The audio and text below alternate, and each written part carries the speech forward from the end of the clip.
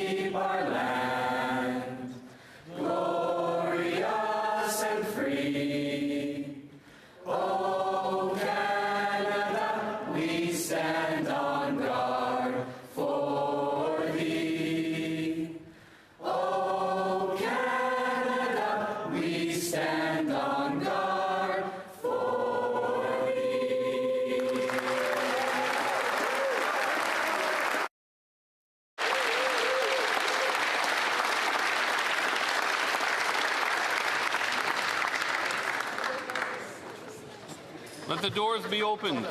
Que l'on ouvre les portes.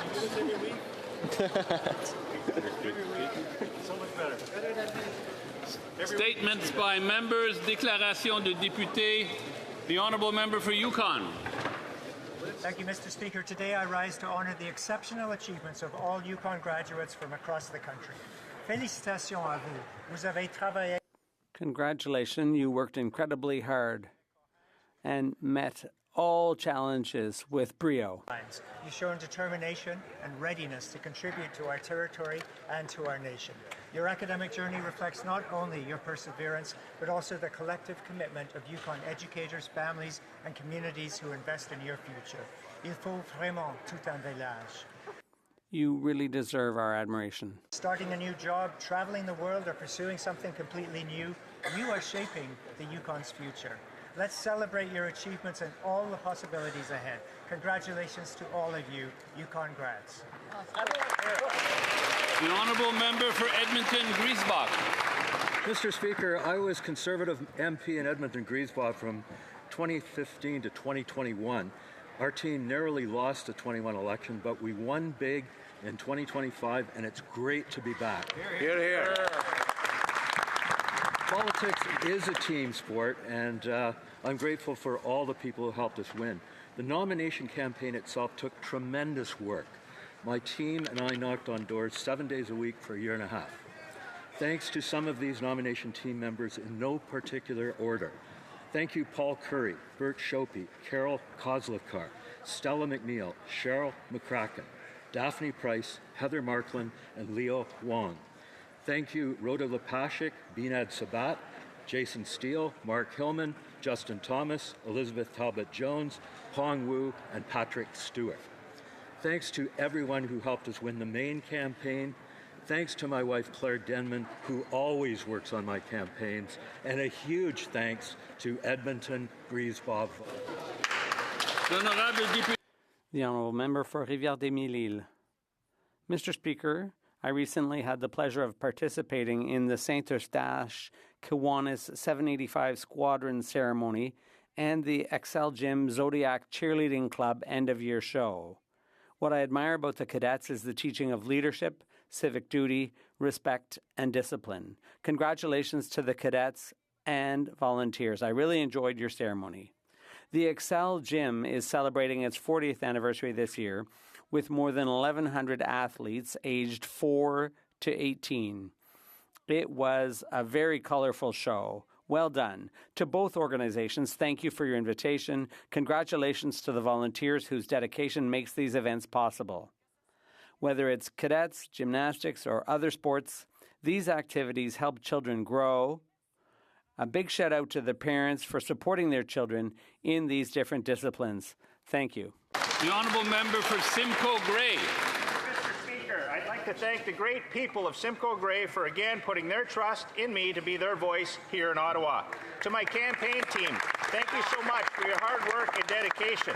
With special thanks to Dwayne McNabb, my campaign manager, and Karen Gregg, my financial agent, who both filled such critical roles. Springtime is a busy time in Simcoe Grey with so many great events taking place. First, congratulations to all the 2025 high school graduates. To the Georgian Triangle Humane Society, I will see you this weekend at your Walk for Pets. On June 21st, I will be celebrating the 75th anniversary of the Everett Legion. And later that night, I will attend a banquet in honor of the 1909 Collingwood Military Police Cadet Corps' 25th anniversary. And on June 28th, I will be part of the Blue Mountain Foundations for the Arts' 50th anniversary celebration. And in July, Mr. Speaker, I will be hosting the grand opening of my new Angus constituency office. Everyone here is welcome, even you, Mr. Speaker. The Honourable Member for Hamilton Centre. Mr. Speaker, I rise today to shine a light on a team that holds a special place in my riding Hamilton Centre, the Hamilton Tiger Cats. Formed in 1869, the Tiger Cats are one of North America's oldest sports teams, bringing home 15 Grey Cup championships and countless memories for Hamiltonians. Born in the shadows of Hamilton's two steel giants, DeFosco and Stelco, the Tiger Cats have battled on the same turf for nearly a century, on a field that echoes with the pride of Hamilton's working class. More than a football team, the Tiger Cats embody the toughness and resilience that define our city. This Saturday, June 14th, the Hamilton Tiger Cats kick off their season against the Saskatchewan Rough Riders. I wish them a fantastic season, and I'm proud to see the legacy of this great team and great city carry on. Go Tigers, go. Thank you, Mr. Speaker. The Honourable Member for Chatham-Kent Leamington. Mr. Speaker, as this is my first substantive time and opportunity to rise in this Parliament, I want to thank the residents of Chatham-Kent Leamington for the honour once again. Hear, hear. By population, it is now the second largest riding in Canada, and summer in CKL is a special experience. Whether camping or boating on Lake St. Clair and Mitchell's Bay, or frequenting the beaches or birdwatching in Point Pelee National Park, or many other locations, Canada's South is truly inspiring. But one thing I heard at the doors during the election was that the beauty of my riding cannot mask the fact that parents are struggling to feed their families. They know that pretty beaches or pretty speeches cannot feed their kids. My constituents know both families and businesses have to manage their budgets, and they expect their government to do the same. They want to know how this government will pay for all of its massive spending promises and how it will affect their bottom line. Will the Liberals commit to transparency, and will they deliver a spring budget? The Honourable Member for St. Catharines. Mr. Speaker, in 1957, the Allenberg Women's Institute asked the Ontario government to establish a university in Niagara, recognizing the immense value that a local university could provide to our youth and community. Our community's conviction was so deep that members of the CAW Local 199 in Niagara made weekly contributions from their hard-earned paychecks to support the founding of what would become Brock University in 1964. They understood then what we continue to recognize today, that post-secondary institutions are cornerstones of building communities, economic growth, and supporting the development of a vibrant arts and cultural sector. With over 100,000 graduates, a commitment to industry-driven research, and economic programs designed to meet the needs of today's and tomorrow's workforce, Brock University continues to fulfill the vision of its early champions. Mr. Speaker, I extend my heartfelt congratulations to Brock University, its students, faculty, staff, and alumni as they celebrate their 60th anniversary. Congratulations. The Honourable Member for Skeena Bulkley Valley.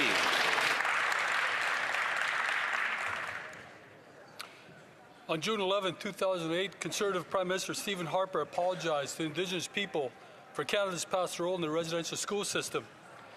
Residential schools were a component of a system that created the issues that we're still trying to resolve today. I spent years reading Heisel archives on how First Nations were treated and excluded conditionally from Canada's society and economy. I fully acknowledge our past. It is one of the biggest reasons why I strive to build a better future for Canada overall. This is what I believe reconciliation should represent. And we're closer than ever before, with First Nations charting their own destinies, and as individuals from all walks of life are presented with opportunities to build their own lives. In short, reconciliation should mean bringing back two groups together. As a newly elected Conservative MP from Skeena-Bulkley Valley, I want to thank the Conservatives for starting this new path of reconciliation 17 years ago. Thank you, Mr. Speaker. The honourable member for Beauharnois-Salaberry-Soulanges-Huntingdon. Quebec has lost a great activist for Quebec independence, the French language, workers' right, and secularism. Henri Laberge passed away on May 2nd. On behalf of the Bloc, I'd like to offer my sincere condolences to his family and loved ones. He was involved in every battle, from the Rally for National Independence to the Bloc Québécois, where he served as chair of the Citizenship Committee. Staunch champion of the French language, he was chief of staff to Camille Lorrain during the drafting of Bill 101.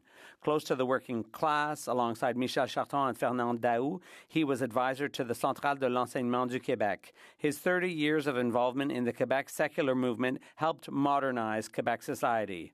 Henri Laberge, thank you so much for giving so much in your quest for an independent Quebec. Proud of its values, but also more humane. On the strength of your legacy, we will keep up the fight. Thank you, Henri. The honourable member for Sydney Glace Bay. Mr. Speaker, today, June 11th, we observe Davis Day, a solemn occasion of remembrance and reflection in Nova Scotia. This year marks the 100th anniversary of Davis Day, making it an especially significant moment to honour the sacrifices of coal miners who lost their lives in the struggle for safer working conditions and fairer treatment. Davis Day commemorates the tragic death of William Davis, a miner who was killed during a 1925 strike while advocating for workers' rights and safety in Cape Breton Island. His courage and that of countless others, Mr. Speaker, laid the foundation for stronger labour protections that continue to support workers throughout Nova Scotia and across this great country. As we mark this important centennial, let us remember the courage and resilience of those who stood up for justice and dignity in the workplace. Their sacrifice is a powerful reminder of the importance of solidarity and our ongoing commitment to safe labour practices across this country. Bravo. The honourable member for Calgary-McKnight. Mr. Speaker, just yesterday the Auditor General confirmed this Liberal government cannot be trusted to deliver on housing. They promised to convert empty federal offices into 4,000 units of affordable housing, but have only managed to complete about 300 units so far. That's a total failure. And it turns out that almost half the units are being built in areas that do not even need them. Now, after 7 years and $300 million spent, the former housing minister got promotions, while housing has become even more unaffordable. Canadians need less broken promises and more homes built. The Conservative housing plan would quickly sell federal properties close to transit stations and jobs to get affordable homes built faster for Canadians in communities that need them. Thank you. Member for Fleetwood, Port Kells. Mr. Speaker, today I rise for the very first time to thank the people of Fleetwood, Port Kells and Canada for placing their trust in me.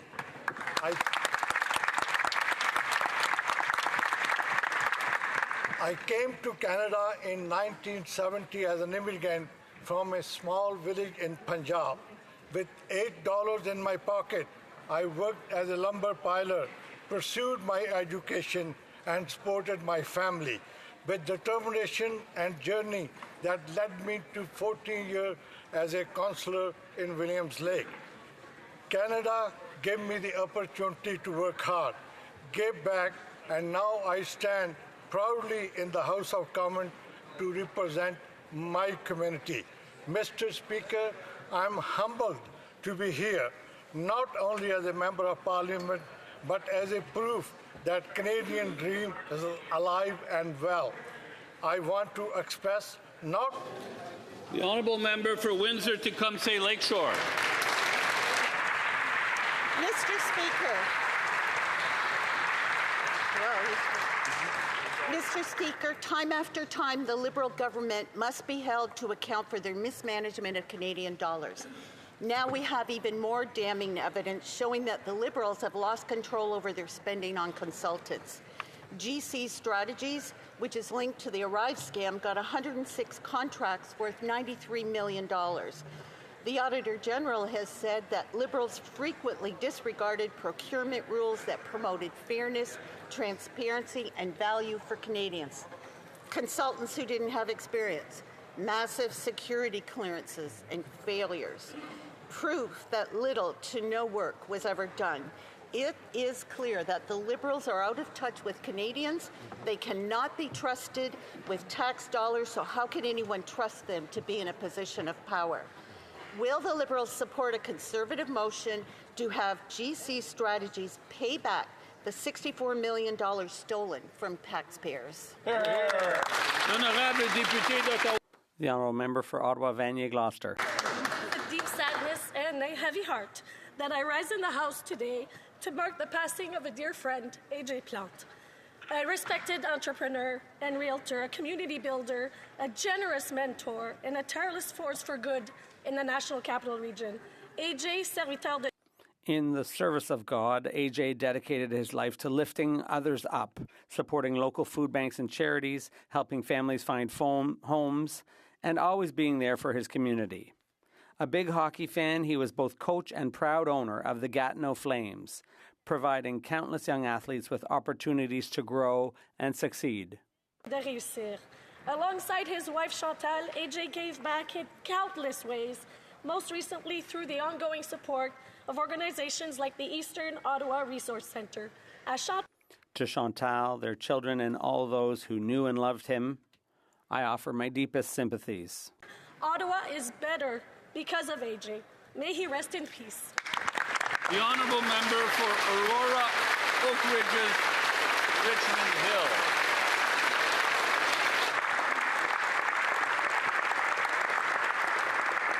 Mr. Speaker, the Auditor General's investigation into the Liberals' purchase of the F-35 fighter jets is deeply concerning. Costs have ballooned by more than 50% and delivery is behind schedule, but it gets worse. The facilities to house the jets will not be completed until 2031. That is 3 years too late, and taxpayers will be left spending even more money on temporary hangars. The investigation also confirmed that we do not have enough pilots.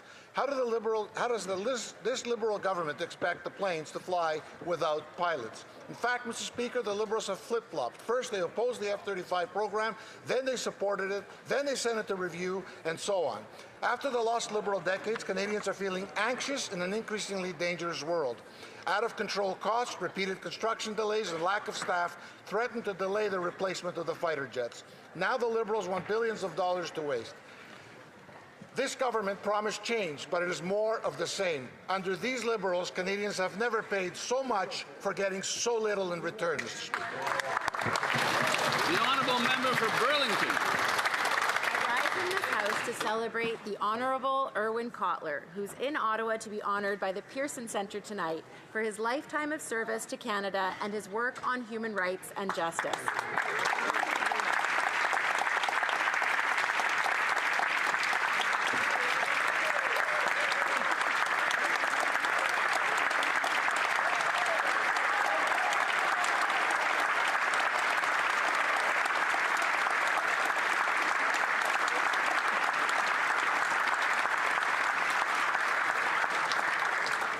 A former Member of Parliament and Cabinet Minister, an emeritus professor of law at McGill, and an international human rights lawyer, and I'm very proud to call him a friend. As Minister of Justice and Attorney General, Irwin enacted same-sex marriage equality laws, appointed 2 women to the Supreme Court, tackled wrongful convictions, and launched anti-racism initiatives.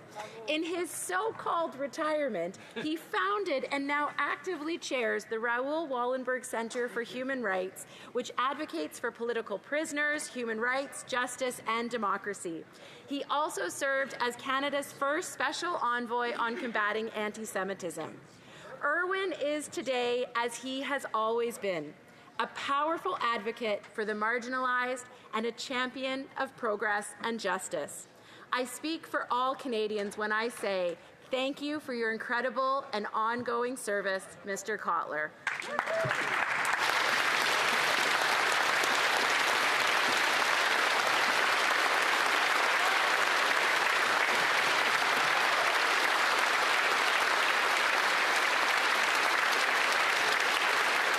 Oral questions, questions orales. The Honourable Leader of the Opposition. Breaking news. Conservatives will force a vote here in the House of Commons to get Canadians their money back for the ArriveCan scandal. The Auditor General slammed the Liberal government for giving GC Strategies, the top Arrive scam contractor, $64 million in contracts since they took office. $64 million to a two-person IT company that did no IT work and is under RCMP investigation. Instead of empty words like, we accept the Auditor General's findings, how about the Prime Minister show some concrete action, vote for our motion, and get Canadians their money back? The Right Honourable Prime Minister. Mr. Speaker. Mr. Speaker, this government is focused on best-in-class procurement. That is why we're put in place a new Department of Government Transformation. That is why we're putting in place a new Department of Defense Procurement to get taxpayer value for money, to build the strongest economy in the G7. That is how we'll get value for Canadians. The Honourable Leader of the Opposition.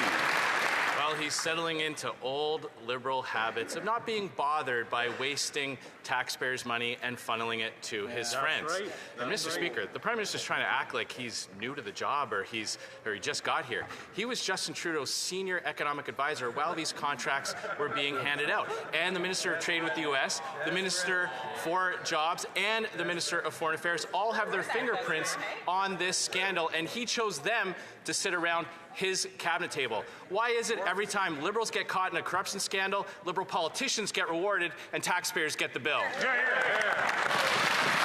Honourable Prime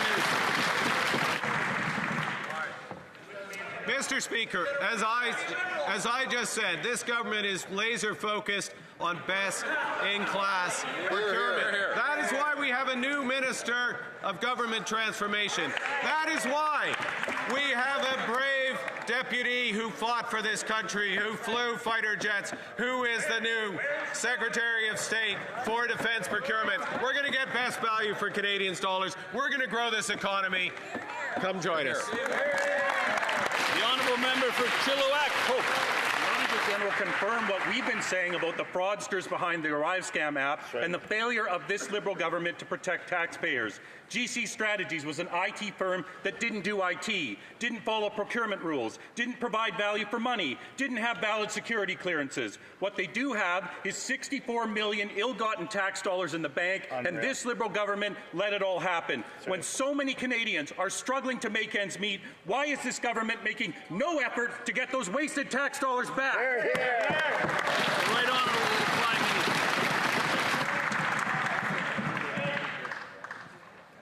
Minister. Mr. Speaker, I think it's important to follow details, including important details such as there was just an election. Canada's new government was elected to focus on getting best value for Canadian taxpayer dollars and building the strongest economy in the G7. That's exactly what we're doing. We're focused on it. The Honourable Member for Chilliwack, Hope. Speaker, they're not holding GC Strategies accountable. They're letting them keep the cash. The Auditor General confirmed that current Liberal ministers failed Canadians in this matter. They failed to protect tax dollars. They failed to check the qualifications of those doing the work. In half the contracts, they failed to even verify that work was done. Unbelievably, the Trudeau ministers responsible for Arrive Scam got promoted and have now been put in charge of critical Canada-US foreign affairs and jobs files. Why did the Prime Minister reward these failed Trudeau Liberals instead of holding them accountable for their incompetence? The Right Honourable Prime Minister. Mr. Speaker, this government, Canada's new government, is focused on best value for taxpayers' dollars. We are running a process to review our program. We are running a process to focus on results for Canadians, not dollars in. We are running a process to integrate technology. We are running a process to get best value for the largest increase in defence spending in precedent, making up for the failures of the members opposite. Well done. The Honourable Member for Mégantic-l'Érable, Lotbinière. Well, thanks to a Conservative motion, the Auditor General has shed some light on the ArriveCan scandal, and what she found is, well, it's not great, Mr. Speaker. GC Strategies, a company, two people in a basement that doesn't know anything about IT, got $64 million for doing nothing. The report doesn't know who did the work, doesn't know what was done, doesn't know if the people who did anything were even qualified to do it. Conservatives are going to go further now. We're tabling a motion calling on Canadians to be reimbursed. Mr. Speaker, will the Prime Minister vote for our motion to reimburse Canadians after the incompetence of his ministers? The Right Honourable Prime Minister. Mr. Speaker, Canada's new government is going to focus on best-in-class procurement. That's why we have a new Minister of Government Transformation, a new department for procurement for defence. And we are seeing the biggest increase in defence spending to defend our country in our history. The Honourable Member for Mégantic-l'Érable, Lotbinière. He says that he's new, and maybe he doesn't know this, but listen, I'll say it quietly between him and me. The ministers who authorized this spending are members of his cabinet. They weren't banned, as the government transformation minister said yesterday. They were promoted. And that's the truth, Mr. Speaker. This House has already called for the reimbursement of the money paid to GC Strategies, but unfortunately, we still haven't seen that money come back. We're talking about $64 million. That comes from taxes paid by Canadians. The Liberal government abused Canadians' trust. Our motion is clear. Will the Prime Minister vote to protect his ministers, or will he vote for Canadians to be paid back? The Right Honourable Prime Minister. Mr. Speaker, I will be focused every day, every hour, on best-in-class procurement for Canadians. The Honourable Member for Belleuil-Chambly. Yesterday, the member for Mirabel asked the Minister of Finance if, and I quote, the carbon tax rebate checks, which were sent in the middle of the election to 8 provinces, were paid out without the tax having been collected. The minister replied, no. Mr. Speaker, my question to the Prime Minister, were the carbon tax rebate checks that were sent out during the election paid out without the tax that would have funded them having been collected? The Right Honourable Prime Minister. Mr. Speaker, the last carbon tax rebate was paid out for a transition period for millions of Canadian families. Okay?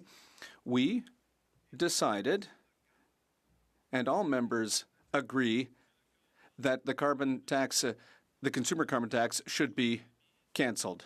There are many families outside of Quebec and outside of British Columbia who needed that for a transition period. That's the reason. The Honourable Member for Belleuil-Chambly. Votes in the House of Commons decide what we agree with or don't, Mr. Speaker. During the election campaign, this was a bit under the radar, but not now, and it's becoming important in Quebec. The truth is that the government, by refusing to pay back Quebecers, is paying back the carbon tax to those who didn't pay it, and it's not paying it back to those who are paying for it. The Prime Minister is better than that in economics and in accounting, so will he pay back Quebecers? The Right Honourable Prime Minister. Mr. Speaker, the provinces and Quebec had the choice to impose their own system for carbon pricing. Mr. Speaker, I and we respect the jurisdiction of Quebec. The member for Belleuil-Chambly. Well, we could make a plaque with that statement there, Mr. Speaker. In summary, the Prime Minister cancelled the carbon tax. He sent $4 billion out to Canadians, but nothing to Quebecers. And that was to pay back a tax that they didn't pay. Those $4 billion are not linked to any revenue, which would justify that money being paid back. So those $4 billion going directly into the deficit, like the $6 billion in tax cuts, without a budget, without an economic update. Will the Prime Minister fix this obvious injustice against the people of Quebec? The Right Honourable Prime Minister. Mr. Speaker, there are different systems. There are different transitions. It's not unjust, it's coherent. The Honourable Member for Airdrie Cochrane. Mr. Speaker, yesterday the Auditor General released a scathing report about the Liberal government's mismanagement of the F-35 contract. They flipped, they flopped, and then they flipped again. And now they're trying to hide the real costs of their incompetence. How can the men and women of the armed forces trust that the Prime Minister will actually deliver on his defence promises when it's clear that his own ministers are willing to mislead Canadians when it comes to defence? The Honourable Minister of National Defence. Thank you, Mr. Speaker. We thank the Auditor General once again for her work. In any procurement project of this size, as this member knows, it's normal for costs to change and vary over time, especially with the challenges encountered during the pandemic, like supply chain disruptions, Mr. Speaker, and inflation. And that's why National Defence is working hand in hand with industry now to make sure we get good value for Canadians. Mr. Speaker, we're making a generational investment in the Air Force, and we're going to get this right. Honourable Member for Airdrie Cochrane. This was anything but normal. This is them trying to hide their own incompetence. They misled Canadians by not factoring in currency exchanges, inflation, and project delays to pretend that they were saving costs, when in fact the F-35s were 50% over budget because of their incompetence. And worse yet, Trudeau's minister responsible for this creative accounting was promoted by the current Prime Minister. Isn't it true that the Liberals' so-called new defence spending is actually just the cost they were hiding from Canadians all along? The Minister of National Defence. Mr. Speaker, once again, I'm going to thank the Auditor General for her work and her recommendations, many of which we're acting upon already. National Defence is committed to being open and transparent, and it will keep Canadians updated every step of the way without compromising operational security. National Defence is keeping a close eye on costs and working hand in hand with industry to make sure we get the best value for Canadians. Mr. Speaker, we're focused here, focused on supporting our top Canadian aviators as they work to keep Canada safe. The Honourable Member for Portage-Lisgar. The Auditor General confirmed what Canadians already knew. The Liberals can't run a lemonade stand, let alone the government. They funneled tens of millions of dollars to their friends at GC Strategies, with nearly half of the contracts delivering little to no results. Their federal lands housing initiative, well, after 7 years, they haven't even delivered 8% of what they promised they would. The F-35 program, it's 50% over budget and plagued with construction delays and staffing shortages. So here's a simple question. Why is it that Liberals can never deliver any project on time or on budget? Hear, hear. The Honourable Minister of Government Transformation. Thank you, Mr. Speaker, and I want to be clear, we will always protect the integrity of our procurement process. We've been elected on a mandate to deliver best value for Canadians as we embark on an ambitious journey for this country. I'm hoping Conservatives will get on board. Thank you, Mr. Speaker. The Honourable Member for Vaughan Woodbridge. Mr. Speaker, yesterday the Auditor General revealed that Canadians are paying more and getting less.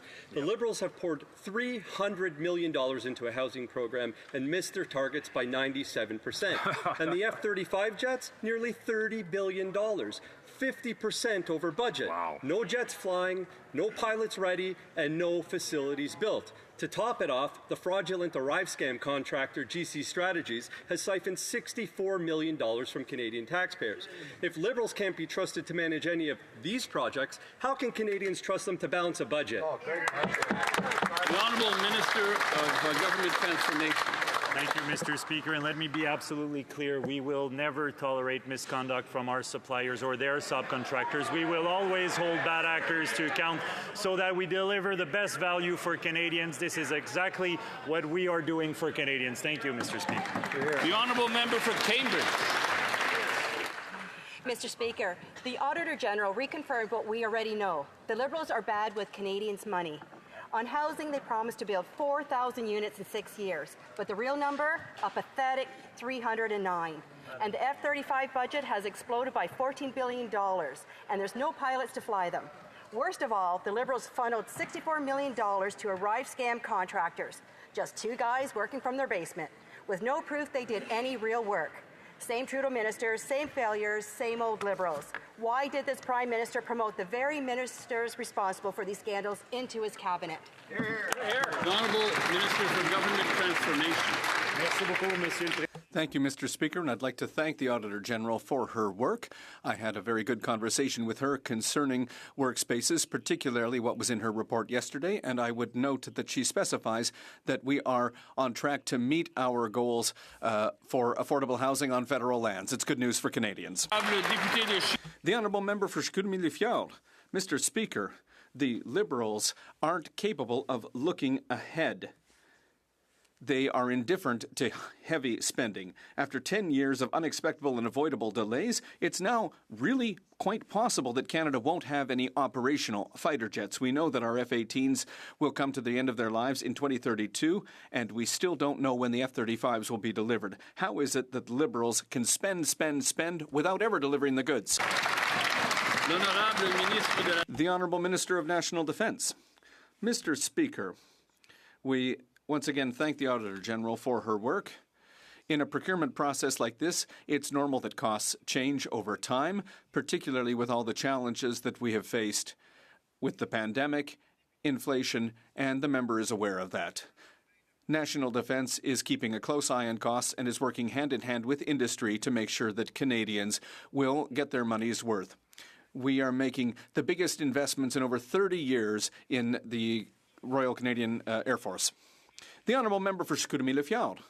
Mr. Speaker, our industry, our businesses, and our workers in Saguenay-Lac-Saint-Jean are suffering from the American tariffs on steel and aluminum, which are now at 50%. Hundreds of jobs in Saguenay are threatened, and yet I'll remind you that the Prime Minister was elected promising Canadians that he would be elbows up to Mr. Trump. He was supposed to bring in $20 billion in counter tariffs. But now we've learned that China has signed an agreement with the Americans. How is it that China has an agreement before Canada? The Honourable Minister of Industry. Thank you, Mr. Speaker, and I'm obviously very aware of the situation, and the Prime Minister and Cabinet are aware of the situation, that there are tariffs that have been imposed. They're illegal, unjustified, and unacceptable, these 50% tariffs against the aluminum workers in my colleague's riding, and against steel workers in the ridings of many colleagues here. And that is why we are putting in place very strong counter-tariffs and countermeasures. We are also in contact with industry, with the unions, and we will continue to fight to get those tariffs taken off. The Honourable Member for Mirabel. Mr. Speaker, 6 days before the election, the Prime Minister handed out checks paid for by Quebecers to almost everyone in Canada except Quebecers. The National Assembly of Quebec is unanimous. The Liberals need to pay us back.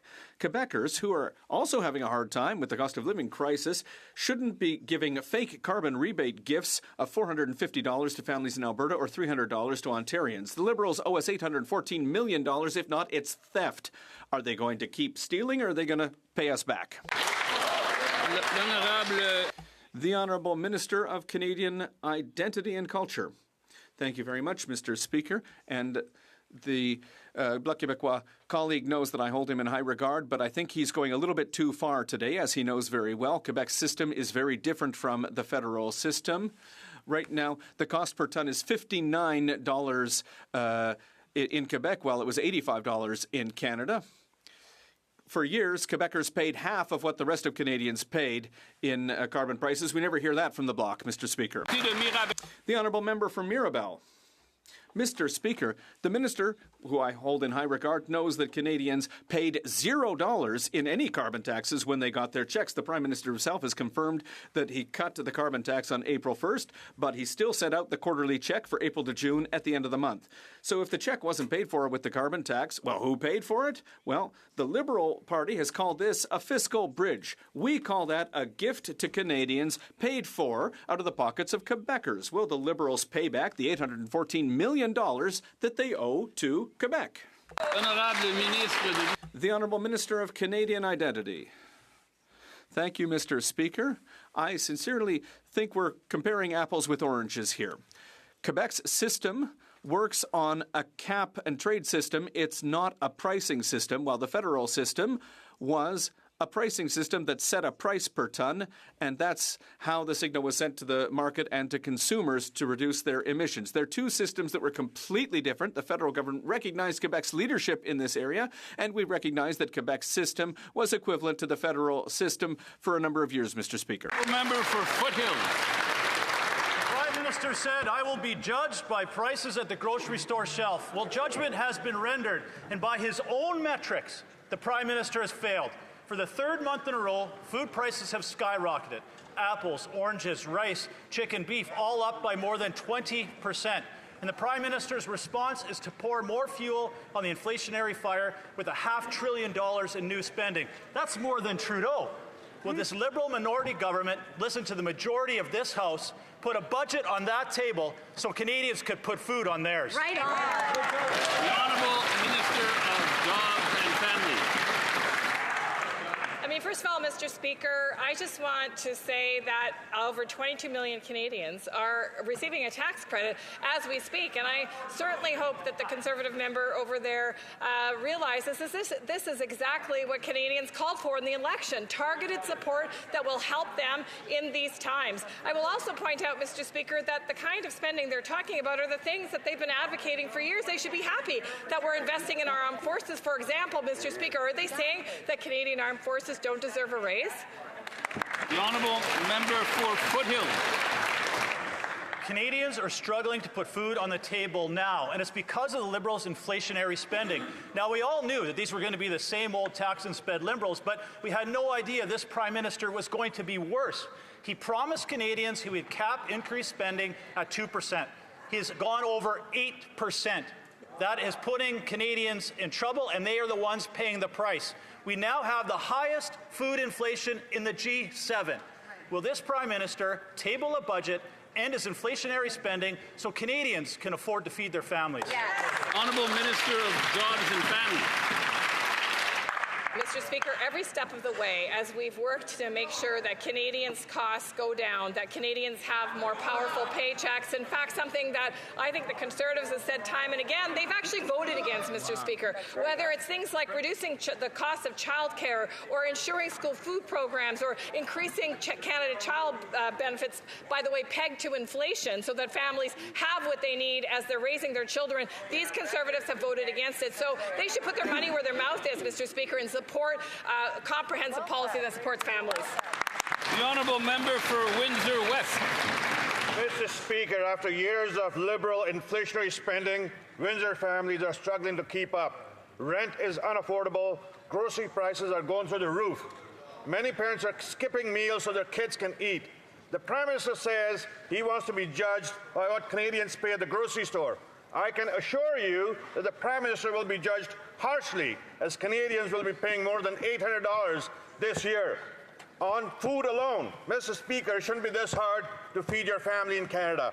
Will the Liberal government table a budget this spring that actually reverses its inflationary policies? Hear, hear. The Honourable Secretary of State for Labour. Mr. Speaker, Canadians elected a new government to build a strong Canada and to protect programs that serve families. Families are strong when kids are healthy. Our National School Meal Program is delivering meals to hundreds of thousands of kids this year. It saves parents up to $800 per year. We are committed to making this permanent. We made this commitment in the campaign, and I call on the member opposite to support us. Honourable Member for Sudbury East, Manitoulin Nickel Belt. Mr. Speaker, the Prime Minister said he wants to be held to account for what Canadians are paying at the grocery store. So let's do just that. Families in Northern Ontario are struggling because of rising prices. Since the start of 2025, grocery prices in Canada have increased rapidly. The Prime Minister promised to cap government spending at 2%. Instead, he's increasing it by 8%. Will the Liberals table a budget that reverses their inflationary policies so Canadians can afford to put food on the table? The Honourable Secretary of State for the Canada Revenue Agency and Financial Institutions. Mr. Speaker, we just met with the owners of Canada in the last election and clearly laid out our plan to cut taxes, to build homes, to build one Canadian economy, and to protect Americans against Canadians against tariffs. Mr. Speaker, elections are job interviews, and Canadians resoundingly hired our Prime Minister. They fired the former member from Carleton. Thank you, Mr. Speaker. The Honourable Member for Sherwood Park, Fort Saskatchewan. Mr. Speaker, Liberals clearly get excited when they're talking about their own jobs, but 500,000 unemployed students this summer are concerned about theirs. CBC is reporting that Canada faces the worst youth unemployment crisis in decades. Students need jobs to pay for their education and gain vital experience and skills. Liberal inflationary spending and immigration failures are creating a generational unemployment crisis, approaching 500,000 unemployed students. How many more young Canadians need to go unemployed before Liberals reverse course?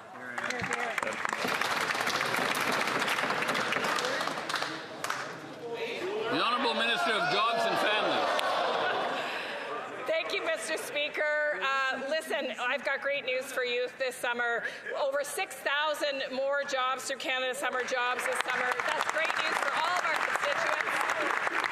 Mr. Speaker, Canada Summer Jobs is an important program to help young people get the skills and the experience they need for the next steps in their career. That's over 76,000 jobs this summer, and we certainly look forward to hearing about the youth's experience all across our country. The Honourable Member for Sault Ste. Marie Algoma. Speaker, members of Canada's buildings trades unions are here in Ottawa this week. They represent thousands and thousands of workers that are building Canada strong. Can the Secretary of State for Labour please update this House what this government is doing to support this very, very important construction workers and unionized labour across this great country? Thank you. The Honourable Secretary of State for Labour. Mr. Speaker, I want to thank the Honourable Member for the Sioux for the question and join him in welcoming some of the most important unions and skilled trades to Ottawa today. These unions represent over 1 million good-paying jobs, and our One Canadian Economy plan will fast-track major projects so that we can build across this country brick by brick with good Canadian steel and aluminum. Mr. Speaker, it's time to build big, build bold, and build now. Canada's building trades will get it done, and this government will always have their backs. The Honourable Member for Cloverdale, Langley City. Yesterday, the AG delivered a damning report that exposed the truth. After 10 years of this Liberal government's housing promises, only 309 homes have been built under the Federal Lands Initiative. They set a target of 4,000, and what Canadians got was smoke and mirrors. Inflated numbers, misleading reporting, and government more focused on press releases than people. Can the minister explain how, after a decade of delays, this scandal has left single moms and young families still without a place to call home? The Honourable Minister of Housing and Infrastructure. Thank you, Mr. Speaker. Those units remain under development. They will be developed. They will be built. Those homes will be delivered as promised. And, Mr. Speaker, we would appreciate the support from the other members of the House for all of these housing initiatives going forward, of which we have many. We have the most robust housing agenda in the history of this House.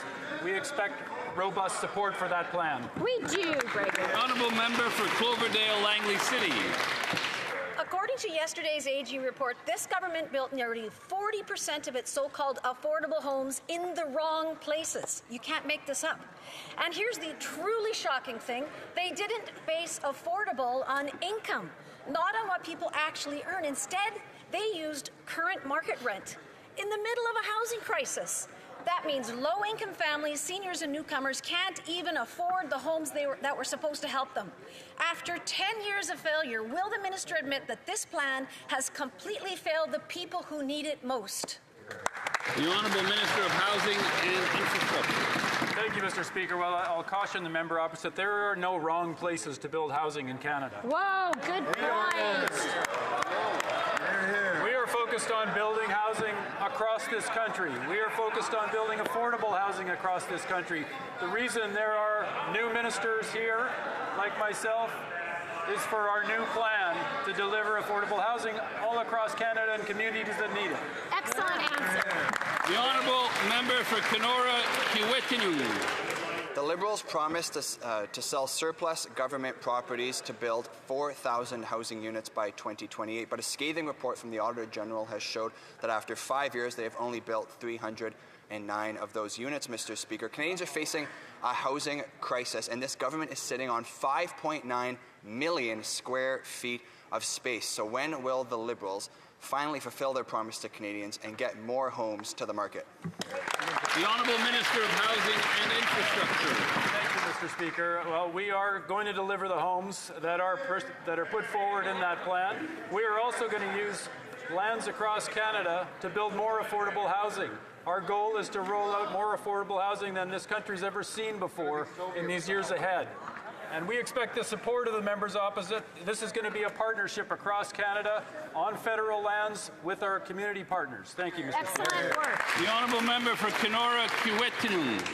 Mr. Speaker, TD Bank has cast doubt on those Liberal goals, saying that housing starts are actually going to decline next year rather than increase, as the minister would have us believe. But the Auditor General report also found that the Liberals are failing to meet targets, failing to collect relevant data, and failing to provide detailed, transparent reports. This is, on all accounts, a complete failure, Mr. Speaker. Even their own Liberal member from Ottawa Centre has said that the government is not doing enough on housing, yet all of the ministers that are responsible for this crisis are still in cabinet. Why? The Honourable Minister of Housing and Infrastructure. Thank you, Mr. Speaker. We are focused now in this new government on delivering housing. That's right. We are going to deliver the housing that Canadians elected us to deliver. We ran on the commitment to have the most aggressive housing plan that the country's ever seen, and we are going to deliver on that plan, Mr. Speaker. We sure are. Good answer. Honourable. The Honourable Member for Montmorency-Charlevoix. Mr. Speaker, in 2018, the government announced that it would build 4,000 affordable housing units by converting federal land and buildings. 309 units have been delivered since. That's less than 50 a year. Our local cooperative has started a new affordable housing project to help companies to attract and house workers. 24 housing units in Charlevoix in 1 year, 50 in Canada as a whole. Is the government better at building a bureaucracy than houses? The Honourable Minister for Government Transformation. Thank you very much, Mr. Speaker. I had a very good discussion with the Auditor General. We accept her recommendations. She clearly says in the report that we are on track to meeting our affordable housing goals. I would like to commend the Honourable Member for his election, but when his leader was Housing Minister, only 6 units were built, and that was after 10 decades upon decades of Conservative disengagement from housing. So we have nothing to learn from the Conservatives when it comes to housing, Mr. Speaker. Honourable Member for Kamloops, Thompson, Nicola. 1,000 pounds. The amount of cocaine that was seized by Peel Police, according to media reports just yesterday. This public safety minister previously said that the bail system was sound, and yet 6 of the 9 of those arrested are already on bail. Given what we see and hear when it comes to bail, does this public safety minister still think that the bail system is sound? The Honourable Minister of Public Safety. Mr. Speaker, let me first of all thank the work of Peel Regional Police and also acknowledge the incredible work of the Chief of Police for the City of Toronto, who's in Ottawa today. Chief Demkew is an incredible leader who has been working in the front lines along with members of Peel and across law enforcement across Canada to ensure that drugs are off our streets. And this is a moment for us to ensure that we support them and we continue to acknowledge the incredible work of our police services. The Honourable Member for Markham, Unionville. Mr. Speaker, Peel Region had the single largest drug bust in their history yesterday, with 1,000 pounds of cocaine worth $47 million. This would be a cause for celebration if 6 out of the 9 that were arrested are not already out on bail. Liberal laws like the Bill C5 and C75 are the root cause of this madness. These liberal laws put repeat criminals back into our communities. Mr. Speaker, will the Liberals reverse their soft on crime policies to keep criminals behind bars? The Minister of Public Safety. Mr. Speaker, once again, I think it's important to recognize the incredible collaboration of the Peel Regional Police, as well as other police services in having one of the greatest drug busts in Canadian history. Their work will continue. It will continue with the support of the federal government, with our agencies who are working in tandem to ensure that drugs are off our streets. The Honourable Member for Brampton West. Mr. Speaker, under this Liberal government, crime is at its peak and cities like Brampton's are being hit hard. The Peel Police had the single largest drug bust in their history, but 6 out of 9 drug dealers are out on bail. Gun crime is up 116%. Gang homicide is up 78%. The only solution to control the crime wave is to repeal soft on crime, Liberal laws C5 and C75 and put repeat violent offenders in jail. Will this Prime Minister reverse Liberal soft on crime laws so drug dealers like this get jail, not bail? Honourable Minister of Public Safety. Once again, Mr. Speaker, I think it's important to acknowledge the work of Peel Regional Police, as well as their colleagues in different police services who work together to ensure that drugs are off our streets. This matter is going through the courts, and I know that our justice system is strong. We will ensure that there will be continued work, collaborative work within police services so that we can actually constructively get drugs off our streets. The Honourable Member for Portneuf-Jacques-Cartier. Mr. Speaker, today, the Journal de Montréal lets us know that there has been an average increase of more than 28% in crimes against persons. Even worse, more than 20% of these crimes are domestic in nature. For the last 10 years, the Liberals have lost control. Mr. Speaker, this Liberal government must act very quickly to protect the lives of Canadians. When will the Liberals take the necessary measures to punish crime and finally protect victims? Secretary of State for Combating Crime. Thank you, Mr. Speaker. This new government is focused on making sure that victims are put first. Previously, bail reform had been brought in to make it harder for perpetrators of domestic violence to be released. We're going to continue doing the important work that's needed to make laws stricter and make sure that bail is tougher to get. Thank you, Mr. Speaker. The Honourable Member for Prescott Russell Cumberland. Thank you, Mr. Speaker. The Canadian Economic Unity Act will remove federal barriers to international trade and labour mobility and advance the completion of projects of national interest that are essential to stimulating our country's productivity growth, developing its energy sector and ensuring its security. Can the Minister responsible for Industry tell us more about the bill that was tabled last week? The Honourable Minister for Industry. Thank you, Mr. Speaker. I would like to thank my colleague for her question and for having been elected. Canadians elected us with a clear mandate to be bold and to be ambitious.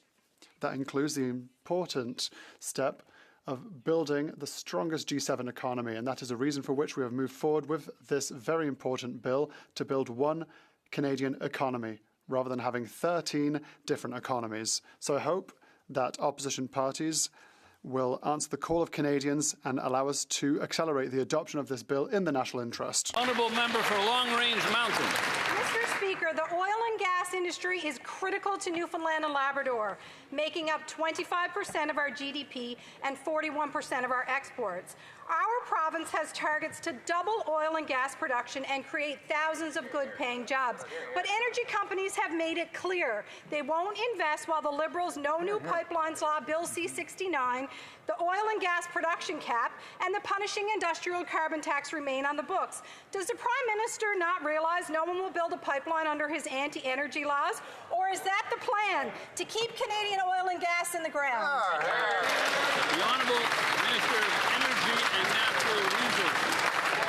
Mr. Speaker, as the honourable member knows, we presented the One Canadian Economy Bill to rapidly advance projects of national interest and build one Canadian economy, not 13. This bill will grow the economy and support our sovereignty to ensure we build the strongest economy in the G7. Canada's new government will work with provinces, territories, and Indigenous partners and get projects built so Canada will be an energy superpower. Well done. The Honourable Member for Edmonton Southeast. 10 years of Liberal anti-energy laws have stopped pipelines of getting built. Energy companies won't build unless those Liberal laws are gone. To build pipelines, the Liberals need to repeal the suite of anti-energy laws. C-69, no new pipeline law. C-48, the shipping ban, the job-killing oil and gas production cap, and the laws like industrial carbon tax. Is that the Prime Minister's plan to keep our oil and gas in the ground? The Honourable Minister of Energy and Natural Resources. Canada's new government will get projects built, create high-paying jobs, and bring prosperity to Canadians. That's why we presented the One Canadian Economy Bill, which will rapidly advance projects of national interest. If my Conservative colleagues want to get projects built, they should support the bill. Yeah. Good answer. The Honourable Member for Cowichan, Mellahut, Langford. Mr. Speaker, BC Ferries just announced that they will purchase 4 new full-sized ferries from a Chinese state-owned company rather than from a proven Canadian shipbuilder such as Seaspan in North Vancouver. Yet the Liberals are set to hand over $30 million to BC Ferries, while BC Ferries hands over critical jobs, investment in industry to China. Will the Liberals attach a common-sense condition of buying Canadian-built ships to BC Ferries in order to receive their $30 million subsidy? Great question. The Honourable Minister of Transport and Internal Trade. Mr. Speaker, I want to thank the member opposite for that important question. I absolutely share his concern when it comes to government procurement at all levels. Now is a time when we need to support Canadian workers and Canadian industries, and we need to work closely with our allies and trade partners. That project, Mr. Speaker, was not a federal government project. Davenport. Mr. Speaker, defending Canadians is one of our government's top priorities. Given the increasingly volatile global landscape, it is vital that our Canadian Armed Forces are properly equipped to meet the challenges we ask them to face. It is urgent that we take immediate action to strengthen our armed forces and support those that are serving our country. Can the Secretary of State for Defence Procurement update us on the government's plans to meet our NATO commitments and ensure we're doing everything possible to protect our country? The Honourable Secretary of State for Defence Procurement. Mr. Speaker, since this is the first time on my feet in the 45th, I'd like to thank the good people of Kelowna, BC for placing their trust and confidence in me and electing me to this House for the second time. Speaker, yesterday the Prime Minister confirmed that Canada will meet its NATO 2% targets this fiscal year, 5 years ahead of schedule, with an additional investment of $9.3 billion. We're accelerating procurement, modernizing capabilities, and ensuring the troops have the tools and equipment they need to protect Canada and Canadians. Thank you, Mr. Speaker. The Honourable Member for Acadie-Annapolis. Mr. Speaker, the economy of Acadie-Annapolis and rural Nova Scotia relies heavily on a strong lobster fishery. Yet this past season went from bad to worse. According to a Global News report on May 2nd, some harvesters in southwest Nova Scotia had to give up on their season because they could not fish profitably. No lobsters and no price. This is unacceptable. Will the Minister of Fisheries finally listen to commercial fishers where her predecessors failed to act, take unregulated and unreported fishing seriously, and implement immediate measures to protect our lobster stocks before it's too late. The Honourable Minister of Fisheries. Thank you, Mr. Speaker. And I'm very pleased to say that I was in Nova Scotia the last couple of weeks. I met with harvesters, I met with lobster fishers, and I want to assure the member opposite that I will continue to do this work. We need to ensure that we have balanced fisheries, and we need to ensure that we support authorized fishing. Thank you. The Honourable Member for Vancouver East. The so-called Stronger Borders Act make Harper's Bill C-51 look like child's play. Bill C-2 is a sweeping attack on Canadian civil liberties. The RCMP and CSIS can make information demands from internet providers, banks, doctors, landlords, even therapists without judicial oversight. This isn't about border security. It's government overreach and Big Brother tactics, plain and simple. It's a violation of our privacy, and it will be challenged in court. Will the Prime Minister do the right thing, respect the Charter, and withdraw this dangerous bill? Honourable Minister of Public Safety.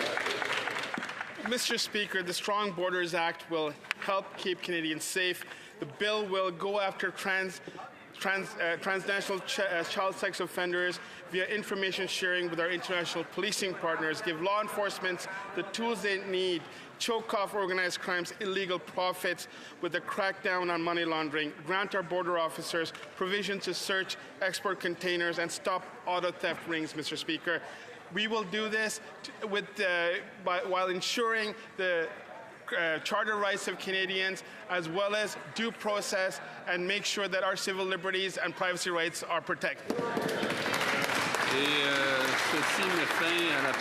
This brings question period to an end. 45 more minutes. 3:07 on It being 3:07, the House will now proceed to the taking of the deferred recorded division on the amendment to the motion of Ms. Normandin relating to the business of supply. Call in the members.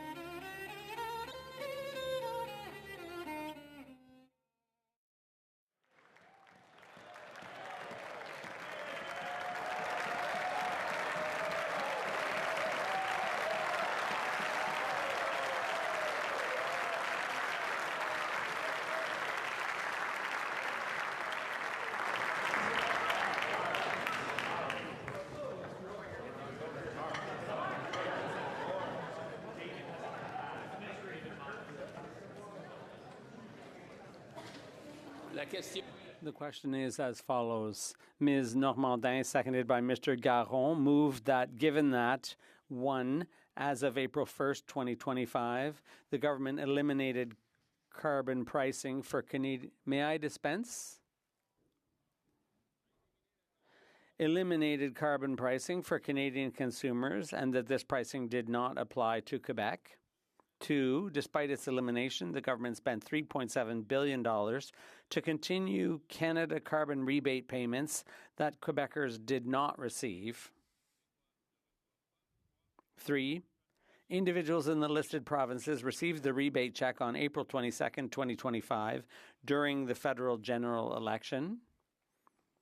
4, the rebate was paid for with government funds and therefore by all taxpayers, including those from Quebec. The House call on the government to pay Quebec without conditions an amount equivalent to its contribution to the $3.7 billion in spending, estimated at $814 million. Mr. Fortin, seconded by Mr. Garon, moved the following amendment, that the motion be amended by adding A, after the words including those from Quebec, the words and from British Columbia. B, after the words to pay Quebec, the words and British Columbia. And C, the following for Quebec and $513 million for British Columbia. La période de 10 minutes. The 10-minute period for members voting electronically has started, and the House will now proceed to the vote for members participating in person. All those in favor of the motion will please rise. Madame Normandin. Madame Normandin. Monsieur Garon. Monsieur Garon. Monsieur Brunel-Duceppe. Monsieur Brunel-Duceppe. Monsieur Simard. Monsieur Simard. Monsieur Fortin. Monsieur Fortin. Monsieur Thériault. Monsieur Thériault. Monsieur Champoux. Monsieur Champoux. Monsieur Perron. Monsieur Perron. Monsieur Deschaines. Monsieur Deschaines. Madame Gill, Côte-Nord, Kawawachikamach, Nitassinan. Madame Gill, Côte-Nord, Kawawachikamach, Nitassine. Monsieur Bonin. Monsieur Bonin. Monsieur Savard-Tremblay. Monsieur Savard-Tremblay. Madame Larouche. Madame Larouche. Madame de Bellefeuille. Madame de Bellefeuille. Madame Gaudreau. Madame Gaudreau. Monsieur Beaulieu. Monsieur Beaulieu. Monsieur Barcelo-Duval. Monsieur Barcelo-Duval. Monsieur Blanchette-Jonca. Monsieur Blanchette-Jonca. Monsieur Lemire. Monsieur Lemire. Que tous ceux qui s'opposent. All those opposed to the motion, to the amendment, will please rise. Mr. Carney. Mr. Carney. Madame Diab. Madame Diab. Mr. MacDonald-Malpeck. Mr. MacDonald-Malpeck. Mr. McGinty. Mr. McGinty. Monsieur Lightbound. Monsieur Lightbound. Mr. Robertson. Mr. Robertson. Ms. Freeland. Ms. Freeland. Madame Joly. Madame Joly. Monsieur McKinnon-Gatineau. Monsieur McKinnon-Gatineau. Ms. de Bruson. Mr. Bruson. Mr. Hodgson. Mr. Hodgson. Ms. Thompson. Miss Thompson. Mr. Ananda Sangari. Mr. Ananda Sangari. Ms. Haidu. Miss Haidu. Madame Michel. Madame Michel. Monsieur Guilbeault. Monsieur Guilbeault. Mr. Fraser. Mr. Fraser. Mr. Sidhu Brampton East. Mr. Cedar Brampton East. Ms. Olszewski. Ms. Olszewski. Valdez. Mrs. Valdez. Mrs. Valdez. Monsieur Duclos. Monsieur Duclos. Mr. Hussein. Mr. Hussein. Ms. Gould. Ms. Gould. Madame Petitpas-Taylor. Madame Petitpas-Taylor. Mr. Blair. Mr. Blair. Ms. Chagger. Ms. Chagger. Mr. Osborne. Mr. Osborne. Mr. Fragascatos. Mr. Fragascatos. Mr. Fuhr. Mr. Fuhr. Mr. Vancouverden. Mr. Vancouverden. Madame Provost. Madame Provost. Ms. Sahota. Ms. Sahota. Mr. Belanger, Desnathay, Mississippi Churchill River. Mr. Belanger, Desnathay, Mississippi Churchill River. Ms. McKnight. Mrs. McKnight. Ms. Chartrand. Ms. Chartrand. Mr. Garrettson. Mr. Garrettson. Ms. Anand. Ms. Anand. Ms. Alty. Ms. Alty. Madame Galmasti. Ms. Galmasti. Mr. Sarai. Mr. Sarai. Ms. McLean, Esquimalt Saanich Suk. Ms. McLean, Esquimalt Saanich Suk. Mr. Long. Mr. Long. Mr. Zericelli. Mr. Zericelli. Madame Latanzio. Ms. Latanzio. Mr. Housefather. Mr. Housefather.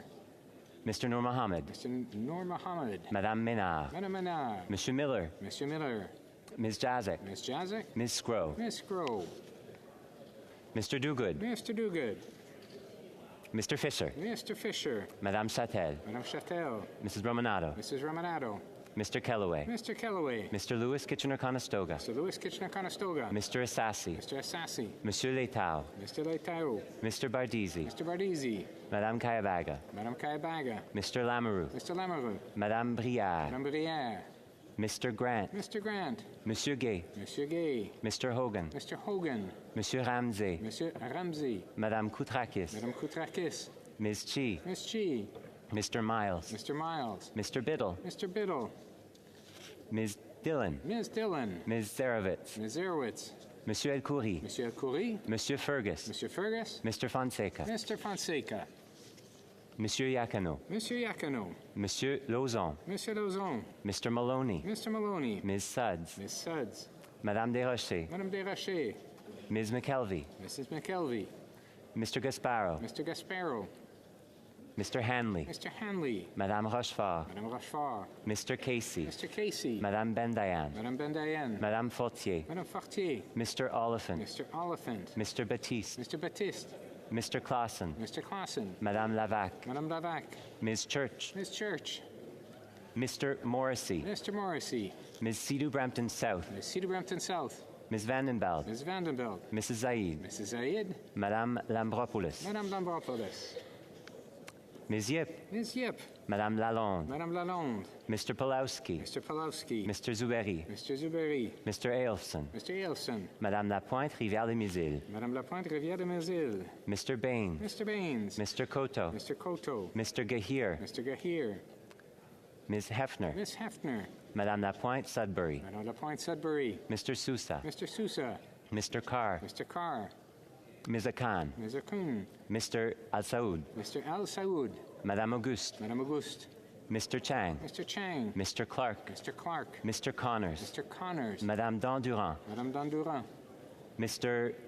Danko, Danko, Mr. Danko, Monsieur Deschênes-Thériault, Monsieur Deschênes-Thériault, Mr. Earl, Mr. Earl, Ms. Fancy, Ms. Fancy, Mr. Fanjoy, Mr. Fanjoy, Mr. Greaves, Mr. Greaves, Ms. Harrison, Ms. Harrison, Ms. Hurdle, Ms. Hurdle, Monsieur Joseph, Monsieur Joseph, Monsieur Lavoie, Monsieur Lavoie, Mr. McDonald Cardigan, Mr. McDonald Cardigan, Mr. Millette Bay of Quinte, Mr. Millette Bay of Quinte, Ms. Miedema, Ms. Miedema, Madame Mingarelli, Madame Mingarelli, Ms. Nathan, Ms. Nabin, Ms. Wien, Ms. Wien, Monsieur Tumba, Monsieur Tumba, Ms. O'Rourke, Ms. O'Rourke, Mr. Rana, Mr. Rana, Ms. Royer, Ms. Royer, Mr. Saini, Mr. Saini, Monsieur Sari, Monsieur Sari, Mr. Sawatsky, Mr. Sawatsky, Ms. Sodi, Ms. Sodi, Monsieur Saint-Pierre, Monsieur Saint-Pierre, Monsieur Villeneuve, Monsieur Villeneuve, Monsieur Watchhorn, Monsieur Watchhorn, Mr. Shear, Mr. Shear, Mr. Strahl, Mr. Strahl, Mr. Doherty, Mr. Doherty, Mr. Schmale, Mr. Schmale, Mr. Brock, Mr. Brock, Mr. Bazan, Mr. Bazan, Mrs. Thomas, Mrs. Thomas, Ms. Dancho, Ms. Dancho, Mr. Chong, Mr. Chong, Mrs. Kuzi, Mrs. Kuzi, Mrs. Stubbs, Mrs. Stubbs, Mr. Barlow, Mr. Barlow, Mr. Seaback, Mr. Seaback, Mr. Barrett, Mr. Barrett, Mr. Albus, Mr. Albus, Monsieur d'Entremont, Monsieur d'Entremont, Mr. Lloyd, Mr. Lloyd, Mr. Small, Mr. Small, Mr. Major, Mr. Major, Mr. Zimmer, Mr. Zimmer, Mr. Jennis, Mr. Jennis, Monsieur Brassard, Monsieur Brassard, Mr. Moore, Mr. Moore, Monsieur Berthold, Monsieur Berthold, Mrs. Cramp-Nyman, Mrs. Cramp-Nyman, Mr. Canna, Mr. Canna, Mrs. Roberts, Mrs. Roberts, Mr. Morin, Mr. Morin, Mr. Ross, Mr. Ross, Madame Vien, Madame Vien, Monsieur Martel, Monsieur Martel, Mr. Cooper, Mr. Cooper, Mr. Caputo,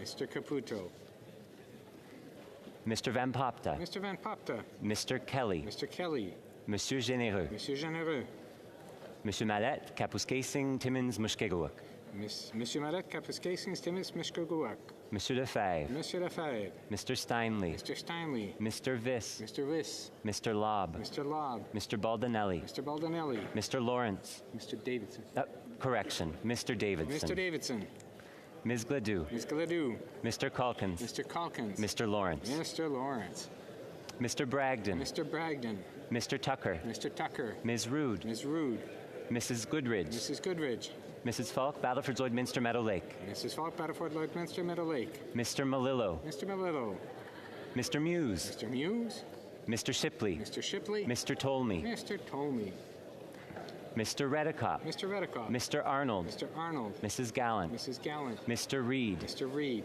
Mr. Hoback, Mr. Hoback, Mr. Menegakis, Mr. Menegakis, Mr. Falk Provencher, Mr. Falk Provencher, Mr. Aboutaïf, Mr. Aboutaïf, Mr. Diot, Mr. Diot, Mr. Macaulay, Mr. Macaulay, Mr. Vierson, Mr. Vierson, Mrs. Wagenthal, Mrs. Wagenthal, Mr. Mott, Mr. Motts, Mr. Dalton, Mr. Dalton, Mr. Dowdle, Mr. Dowdle, Mr. Epp, Mr. Epp, Mrs. Jansen, Mrs. Jansen, Mr. Cram, Mr. Cram, Mr. Lewis Essex, Mr. Lewis Essex, Mr. McLean, Calgary Centre, Mr. McLean, Calgary Centre, Mr. Patzer, Mr. Patzer, Mr. Leslie, Mr. Leslie, Mr. Giovanni, Mr. Giovanni, Mr. Anderson, Mr. Anderson, Mrs. Anstey, Mrs. Anstey, Mr. Owl, Mr. Owl, Mr. Babber, Mr. Babber, Mr. Bailey, Mr. Bailey, Monsieur Bélanger, Sudbury Est, Manitoulin, Nickelbelt, Monsieur Bélanger, Sudbury Est, Manitoulin, Nickelbelt, Mr. Bexty, Mr. Bexty, Mr. Bonk, Mr. Bonk, Mrs. Borelli, Mrs. Borelli, Ms. Cobania, Miss Cobania, Mrs. Cody, Mrs. Cody, Mr. Davies, Niagara South, Mr. Davies, Niagara South, Mrs. DeRitter, Mrs. DeRitter, Mr. Gill, Calgary Skyview, Mr. Gill, Calgary Skyview, Mr. Gill, Brampton West, Mr. Gill, Brampton West, Mr. Gill, Calgary McKnight, Mr. Gill, Calgary McKnight, Mr. Gill, Windsor West, Mr. Gill, Windsor West, Mr. Gill, Abbotsford South Langley, Mr. Gill, Abbotsford South Langley, Monsieur Groslo, Monsieur Groslo, Mr. Kimmich, Mr. Kimmich, Mr. Guglielmin, Mr. Guglielmin, Mr. Gunn, Mr. Gunn, Monsieur Hardy, Mr. Hardy, Mr. Holman, Mr. Holman, Mr. Kibble, Mr. Kibble, Ms. Kirkland, Miss Kirkland, Mrs. Conans, Mrs. Conans, Ms. Cronus, Mrs. Cronus, Mr. Curick, Hamilton East Stony Creek. Mr. Kirk, Hamilton East Stony Creek. Mr. Lawton. Mr. Lawton. Mr. Ma. Mr. Ma. Mr. Mantle. Mr. Mantle. Mr. McKenzie. Mr. McKenzie. Mr. Reynolds. Mr. Reynolds. Mr. Rowe. Mr. Rowe. Mr. Stevenson. Mr. Stevenson. Mr. Strauss. Mr. Strauss.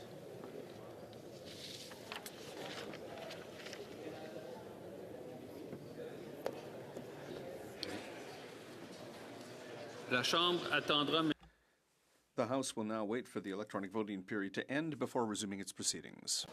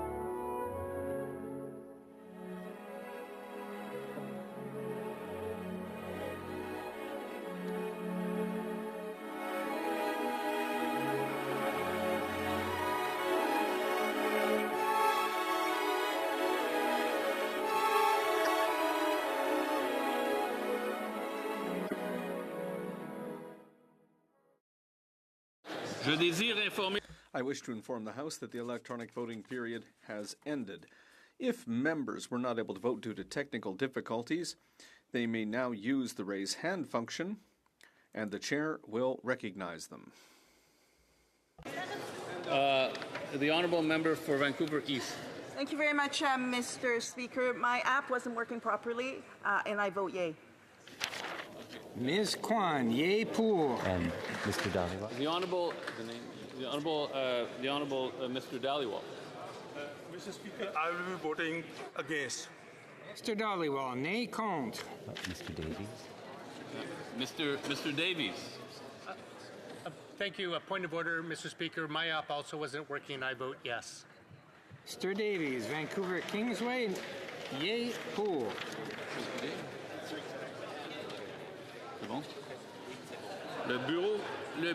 The table will now compile the results of the vote.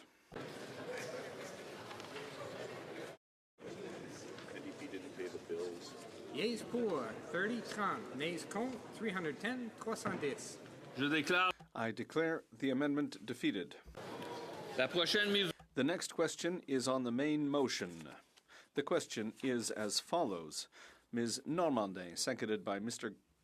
May I dispense? No? All right. Moved that, given that, 1, as of April 1st, 2025, the government eliminated carbon pricing for Canadian consumers, and that this pricing did not apply to Quebec. 2, despite its elimination, the government spent $3.7 billion to continue Canada carbon rebate payments that Quebecers do not receive.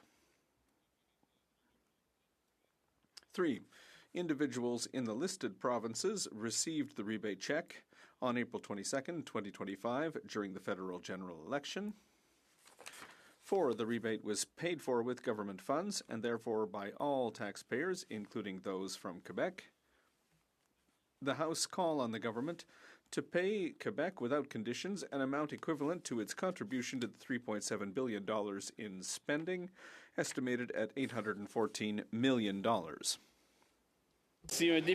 If a member participating in person wishes that the motion be carried or carried on division, or if a member of a recognized party participating in person wishes to request a recorded division, I would invite them to rise and indicate it to the chair. The Honourable Chief Government Whip. Recorded vote, please, Mr. Speaker. Recorded votes. Call in the member? No, okay. Tous ceux qui appuient la motion. All those in favor of the motion will please rise. Normandin. Madame Normandin. Monsieur Garon. Monsieur Garon. Monsieur Brunel-Duceppe. Monsieur Brunel-Duceppe. Monsieur Simard. Monsieur Simard. Monsieur Fortin. Monsieur Fortin. Monsieur Thériault. Monsieur Thériault. Monsieur Champoux. Monsieur Champoux. Monsieur Perron. Monsieur Perron. Madame Gill, Côte-Nord, Kawachikamach, Nitassinan. Madame Gill, Côte-Nord, Kawachikamach, Nitassinan. Monsieur Bonin. Monsieur Bonin. Monsieur Savard-Tremblay. Monsieur Savard-Tremblay. Madame Larouche. Madame Larouche. Madame de Bellefeuille. Madame de Bellefeuille. Madame Gaudreau. Madame Gaudreau. Monsieur Beaulieu. Monsieur Beaulieu. Monsieur Barcelou-Duval. Monsieur Barcelou-Duval. Monsieur Brunel-Duceppe. Monsieur Blanchette-Jonca. Correction. Monsieur Blanchette-Jonca. Monsieur Blanchette-Jonca. Monsieur Lemire. Monsieur Lemire. Mr. Davies. Mr. Davies, Vancouver Kingsway. Monsieur Bouleris. Monsieur Bouleris. Ms. Kwan. Ms. Kwan. All those opposed to the motion will please rise. Mr. Carney. Mr. Carney. Madame Diab. Madame Diab. Mr. McDonald-Malpeck. Mr. McDonald-Malpeck. Mr. McGinty. Mr. McGinty. Monsieur Lightbound. Monsieur Lightbound. Mr. Robertson. Mr. Robertson. Ms. Freeland. Ms. Freeland. Madame Joly. Madame Joly. Monsieur McKinnon-Gatineau. Monsieur McKinnon-Gatineau. Ms. De Bruson. Mr. Bruson. Mr. Hodgson. Mr. Hodgson. Mr. Ananda Sangari. Mr. Ananda Sangari. Ms. Haidu. Ms. Haidu. Madame Michel. Madame Michel. Monsieur Guilbeault. Monsieur Guilbeault. Mr. Fraser. Mr. Fraser. Mr. Cedar Brampton East. Mr. Cedar Brampton East. Ms. Olszewski. Ms. Olszewski. Mrs. Valdez. Mrs. Valdez. Monsieur Duclos. Monsieur Duclos. Mr. Hussein. Mr. Hussein. Ms. Gould. Ms. Gould. Madame Petitpas-Taylor. Madame Petitpas-Taylor. Mr. Blair. Mr. Blair. Ms. Chagger. Ms. Chagger. Mr. Osborne. Mr. Osborne. Mr. Fragascatos. Mr. Fragascatos. Mr. Fuhr. Mr. Fuhr. Mr. Vancouverden. Mr. Vancouverden. Madame Provost. Madame Provost. Ms. Sahota. Ms. Sahota. Mr. Belanger, Desnathamus Inipi Churchill River. Mr. Belanger, Desanissi Churchill River. Ms. McKnight. Mrs. McKnight. Ms. Chartrand. Ms. Chartrand. Mr. Gerritsen. Mr. Gerritsen. Ms. Alty. Ms. Alty. Ms. Galmasti. Ms. Galmasti. Mr. Sarai. Mr. Sarai. Ms. McLean, Esquimalt Saanich Suk. Ms. McLean, Esquimalt Saanich Suk. Mr. Long. Mr. Long. Mr. Zaricelli. Mr. Zaricelli. Ms. Latanzio. Ms. Latanzio. Mr. Housefather. Mr. Housefather. Mr. Nur Mohammed. Mr. Nur Mohammed. Madame Menard. Madame Menard. Monsieur Miller. Monsieur Miller. Ms. Jazek. Ms. Jazek. Ms. Scrow. Ms. Scrow. Mr. Duguid. Mr. Duguid. Mr. Fisher. Mr. Fisher. Mr. Dollywall. Mr. Dollywall. Madame Châtel. Madame Châtel. Mrs. Romanato. Mrs. Romanato. Mr. Kellaway. Mr. Kellaway. Mr. Lewis Kitchener-Conestoga. Mr. Lewis Kitchener-Conestoga. Mr. Assassi. Mr. Assassi. Monsieur Leitao. Monsieur Leitao. Mr. Bardisi. Mr. Bardisi. Madame Kayabaga. Madame Kayabaga. Mr. Lamoureux. Mr. Lamoureux. Madame Brière. Madame Brière. Mr. Grant. Mr. Grant. Monsieur Gay. Monsieur Gay. Mr. Hogan. Mr. Hogan. Monsieur Ramsey. Monsieur Ramsey. Madame Koutrakis. Madame Koutrakis. Ms. Chi. Ms. Chi.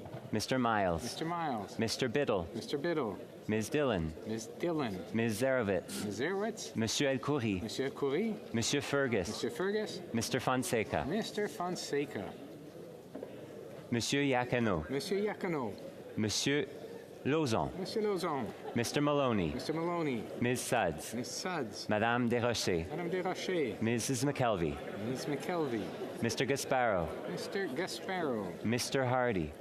Correction, Mr. Hanley. Mr. Hanley. Madame Rochefort. Madame Rochefort. Mr. Casey. Mr. Casey. Madame Bendayan. Madame Bendayan. Madame Fortier. Madame Fortier. Mr. Oliphant. Mr. Oliphant. Mr. Baptiste. Mr. Baptiste. Mr. Clausen. Mr. Clausen. Madame Lavac. Madame Lavac. Ms. Church. Ms. Church. Mr. Morrissey. Mr. Morrissey. Ms. Cedar Brampton South. Ms. Cedar Brampton South. Ms. Vandenbeld. Ms. Vandenbeld. Mrs. Zaid. Mrs. Zaid. Madame Lambropoulos. Madame Lambropoulos. Ms. Yip. Ms. Yip. Madame Lalonde. Madame Lalonde. Mr. Pulowski. Mr. Pulowski. Mr. Zuberi. Monsieur Zuberi. Mr. Ailson. Mr. Ailson. Madame Lapointe, Rivière-des-Mille. Madame Lapointe, Rivière-des-Mille. Mr. Baines. Mr. Baines. Mr. Coteau. Mr. Coteau. Mr. Gahir. Mr. Gahir. Ms. Hefner. Ms. Hefner. Madame Lapointe, Sudbury. Madame Lapointe, Sudbury. Mr. Sousa. Mr. Sousa. Mr. Carr. Mr. Carr.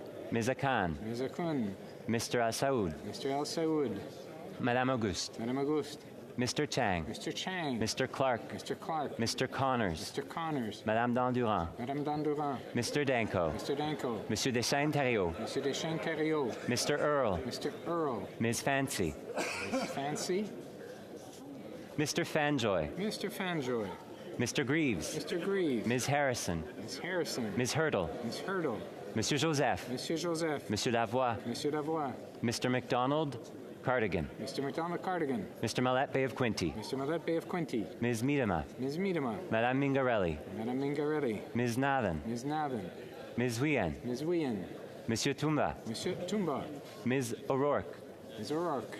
Monsieur Rana. Mr. Rana. Ms. Royer. Ms. Royer. Mr. Saini. Mr. Saini. Monsieur Sari. Monsieur Sari. Mr. Sawatsky. Mr. Sawatsky. Ms. Sodi. Ms. Sodi. Monsieur Saint-Pierre. Monsieur Saint-Pierre. Monsieur Villeneuve. Monsieur Villeneuve. Monsieur Watchhorn. Monsieur Watchhorn. Mr. Strahl. Mr. Strahl. Mr. Schmale. Mr. Schmale. Mr. Brock. Mr. Brock. Mr. Bazan. Mr. Bazan. Mrs. Thomas. Mrs. Thomas. Ms. Dancho. Ms. Dancho. Mr. Chong. Mr. Chong. Mrs. Kuzi. Mrs. Kuzi. Mrs. Stubbs. Mrs. Stubbs. Mr. Barlow. Mr. Barlow. Mr. Seaback. Mr. Seaback. Mr. Barrett. Mr. Barrett. Mr. Albus. Mr. Albus. Monsieur d'Entremont. Monsieur d'Entremont. Mr. Small. Mr. Small. Mr. Major. Mr. Major. Mr. Jennis. Mr. Jennis. Monsieur Brassard. Monsieur Brassard. Mr. Moore. Mr. Moore. Monsieur Berthold. Monsieur Berthold. Mrs. Roberts. Mrs. Roberts. Mr. Morin. Mr. Morin. Mr. Ross. Mr. Ross. Madame Vien. Madame Vien. Monsieur Martel. Monsieur Martel. Mr. Cooper. Mr. Cooper.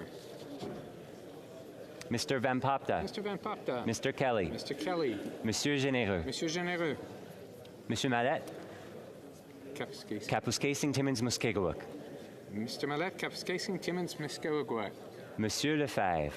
Monsieur Lefebvre. Mr. Viss. Mr. Viss. Mr. Lobb. Mr. Lobb. Mr. Baldinelli. Mr. Baldinelli. Mr. Calkins. Mr. Calkins. Mr. Lawrence. Mr. Lawrence. Mr. Bragdon. Mr. Bragdon.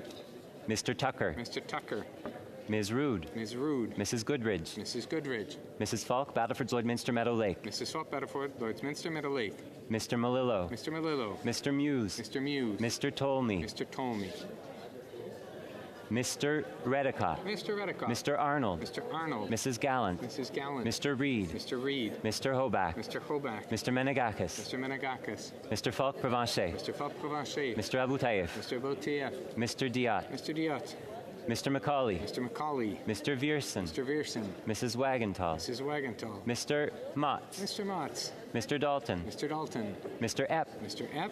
Mrs. Jansen. Mrs. Jansen. Mr. Cram. Mr. Cram. Mr. Lewis Essex. Mr. Lewis Essex. Mr. McLean, Calgary Centre. Mr. McLean, Calgary Centre. Mr. Patzer. Mr. Patzer. Mr. Giovanni. Mr. Giovanni. Mr. Anderson. Mr. Anderson. Mrs. Anstey. Mrs. Anstey. Mr. Au. Mr. Owl. Mr. Babber. Mr. Babber. Mr. Bailey. Mr. Bailey. Monsieur Bélanger, Sudbury Est, Manitoulin, Nickelbelt. Monsieur Bélanger, Sudbury Est, Manitoulin, Nickelbelt. Mr. Bexty. Mr. Bexty. Mr. Bonk. Mr. Bonk. Mrs. Borelli. Mrs. Borelli. Ms. Cobania. Ms. Cobania. Mrs. Cody. Mrs. Cody. Mr. Davies, Niagara South. Mr. Davis, Niagara South. Mr. Gill, Calgary Skyview. Mr. Gill, Calgary Skyview. Mr. Gill, Brampton West. Mr. Gill, Brampton West. Mr. Gill, Calgary McKnight. Mr. Gill, Calgary McKnight. Mr. Gill, Windsor West. Mr. Gill, Windsor West. Mr. Gill, Abbotsford South Langley. Mr. Gill, Abbotsford South Langley.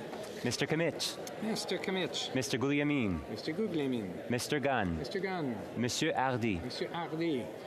Mr. Holman. Mr. Holman. Mr. Kibble. Mr. Kibble. Ms. Kirkland. Ms. Kirkland. Mrs. Conans. Mrs. Conan. Ms. Cronus. Ms. Cronus. Mr. Currick, Hamilton East Stony Creek. Mr. Kirk, Hamilton East Stony Creek. Mr. Lawton. Mr. Lawton. Mr. Ma. Mr. Ma. Mr. Mahal. Mr. Mahal. Mr. Mantle. Mr. Mantle. Mr. Mackenzie. Mr. Mackenzie. Mr. Reynolds. Mr. Reynolds. Mr. Rowe. Mr. Rowe. Mr. Stevenson. Mr. Stevenson. Mr. Strauss. Mr. Strauss. On the on a point of just call it Ms. Anand. Ms. Anand. We had gone there. La Chambre attendra maintenant. The House will now wait for the electronic voting period to end before resuming its proceedings.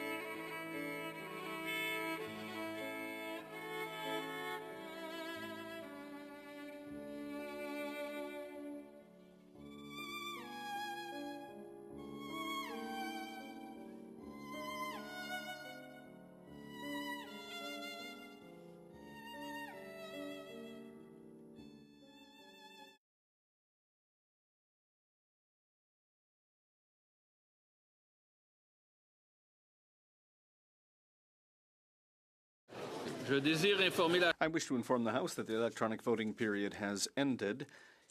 If any members were not able to vote due to technical difficulties, they may now use the raise hand function, and the chair will recognize them. Personne.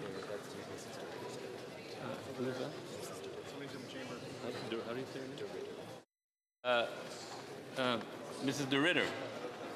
My app wasn't working. I vote nay. Mrs. De Ritter, nay contre. Le bureau va The table will now compile the results of the vote. Yeas 4, 30. Nays contre, 308, 308. I declare the motion defeated.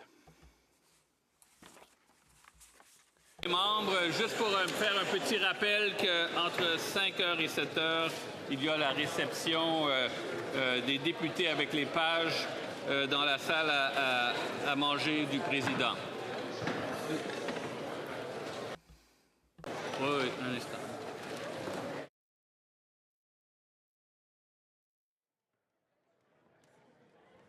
Députés peuvent quitter. If honorable members could please leave quietly, we will continue with the work of the House. Tranquillement et rapidement. Quietly and quickly, please. You want me to take L'honorable député de Mirabel. The honorable member from Mirabel. Thank you, Mr. Speaker. I rise today on a point of privilege. Yesterday, during the Committee of the Whole study of the main estimates, the Minister of Finance deliberately misled this House in response to one of my questions. I asked him several times whether he acknowledged that the Canadian carbon rebate checks, which were issued by the federal government during the election campaign, were sent to citizens before the tax was collected. The minister finally replied, no. I invite you to consult the Hansard on this subject. However, it appears that the minister did not see fit to admit the truth. If we refer to the history surrounding the Prime Minister's decision during the election campaign, carbon pricing had been suspended and the program was cancelled by executive order as soon as the new government was elected. However, you will note that Ottawa had decided to pay $3.7 billion to Canadians, with the notable exception of Quebecers, and that amounts ranging from $220 to $456 were paid in 8 Canadian provinces and territories. The April 2025 Canadian carbon rebate checks, which cost $3.7 billion, were not funded by carbon pricing for Canadian consumers, as they never paid the amounts that they nevertheless received. The Minister of Finance wanted to make us believe otherwise by deliberately stating that the carbon tax rebate checks issued during the election campaign in the form of the Canadian carbon rebate were issued even though the tax had not been collected beforehand.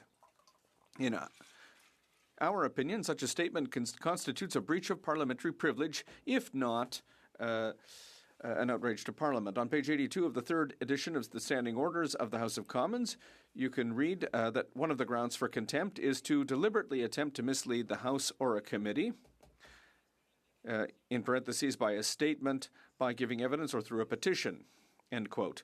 This point is also reiterated on page 112 in French. According to the customs and procedures of the House of Commons, it has been agreed on a number of occasions by successive speakers that 3 criteria must be met to demonstrate that a member, in this case the Minister of Finance, has deliberately misled the House. In a decision handed down by Speaker Regan on May 22nd, 2016, on pages 2200 to 2601 of the debates, it's recalled that the criteria are as follows, and I quote, first, the statement must be... Second, the member who made the statement must have known at the time he made it that it was inaccurate. Finally, it must be proven that the member intended to mislead the House. With respect, Mr. Speaker, I submit that the Minister's response meets the criteria required by custom and procedure, namely that the House was misled by statements made in its chamber by one of its members, whether a member of Parliament, a minister, or even the Prime Minister. First, the Minister's response is misleading because it suggests that the rebates were paid through the carbon pricing mechanism when in fact the money came from public funds including taxes paid by Canadians. The Minister seems to want to hide the fact that these sums paid to Canadians do not come in part from the pocket of Quebecers, which is not the case. Secondly, there is no doubt in our minds that the Minister knew that his response was likely to mislead the House. It is quite obvious that a minister with such experience could not have thought that the Canadian carbon rebates issued on April 22nd following the suspension of levies were part of the carbon pricing regime put in place by the previous government, of which he was also a minister.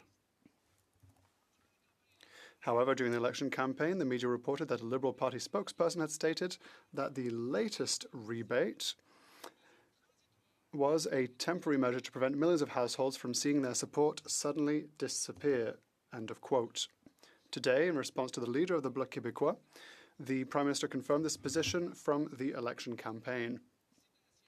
Quote, the last Canadian carbon tax rebate was granted for a transition period for millions and millions of Canadian families.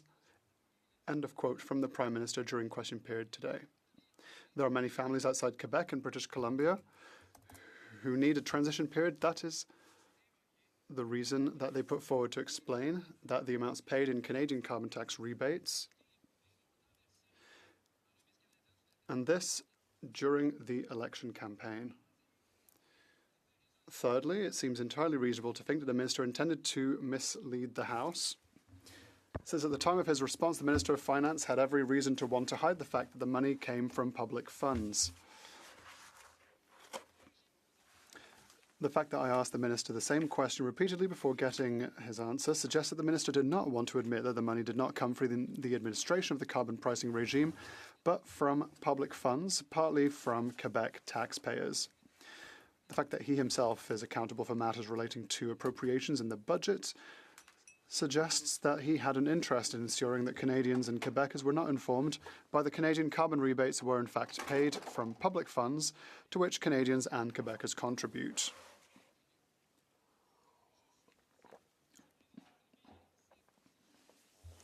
I'm aware that vigilance is required in this type of situation, that questions of this nature should not be taken lightly before being considered at first glance as a breach of parliamentary privilege. I do, however, believe that this question of privilege should nevertheless be given serious consideration. In my opinion, this is in no way a matter of controversy over facts, opinions and conclusions to be drawn from the facts, which would normally be open to debate. The question I asked the Minister was very clear, and it was as follows. I said, Mr. Speaker, were these carbon tax rebate checks, which were paid out in the middle of an election, paid without the tax that financed them being collected? And the Minister said no. It was a clear and succinct question. So to conclude, Mr. Speaker, the Bloc Québécois believes that there is a prima facie case of privilege, and that should be sent to the Proc Committee for study. I will take this point and question of privilege in consideration. Moving on to routine proceedings. The Honourable Member for Mégantic, l'Érable-Lobinière. Thank you very much, Mr. Speaker.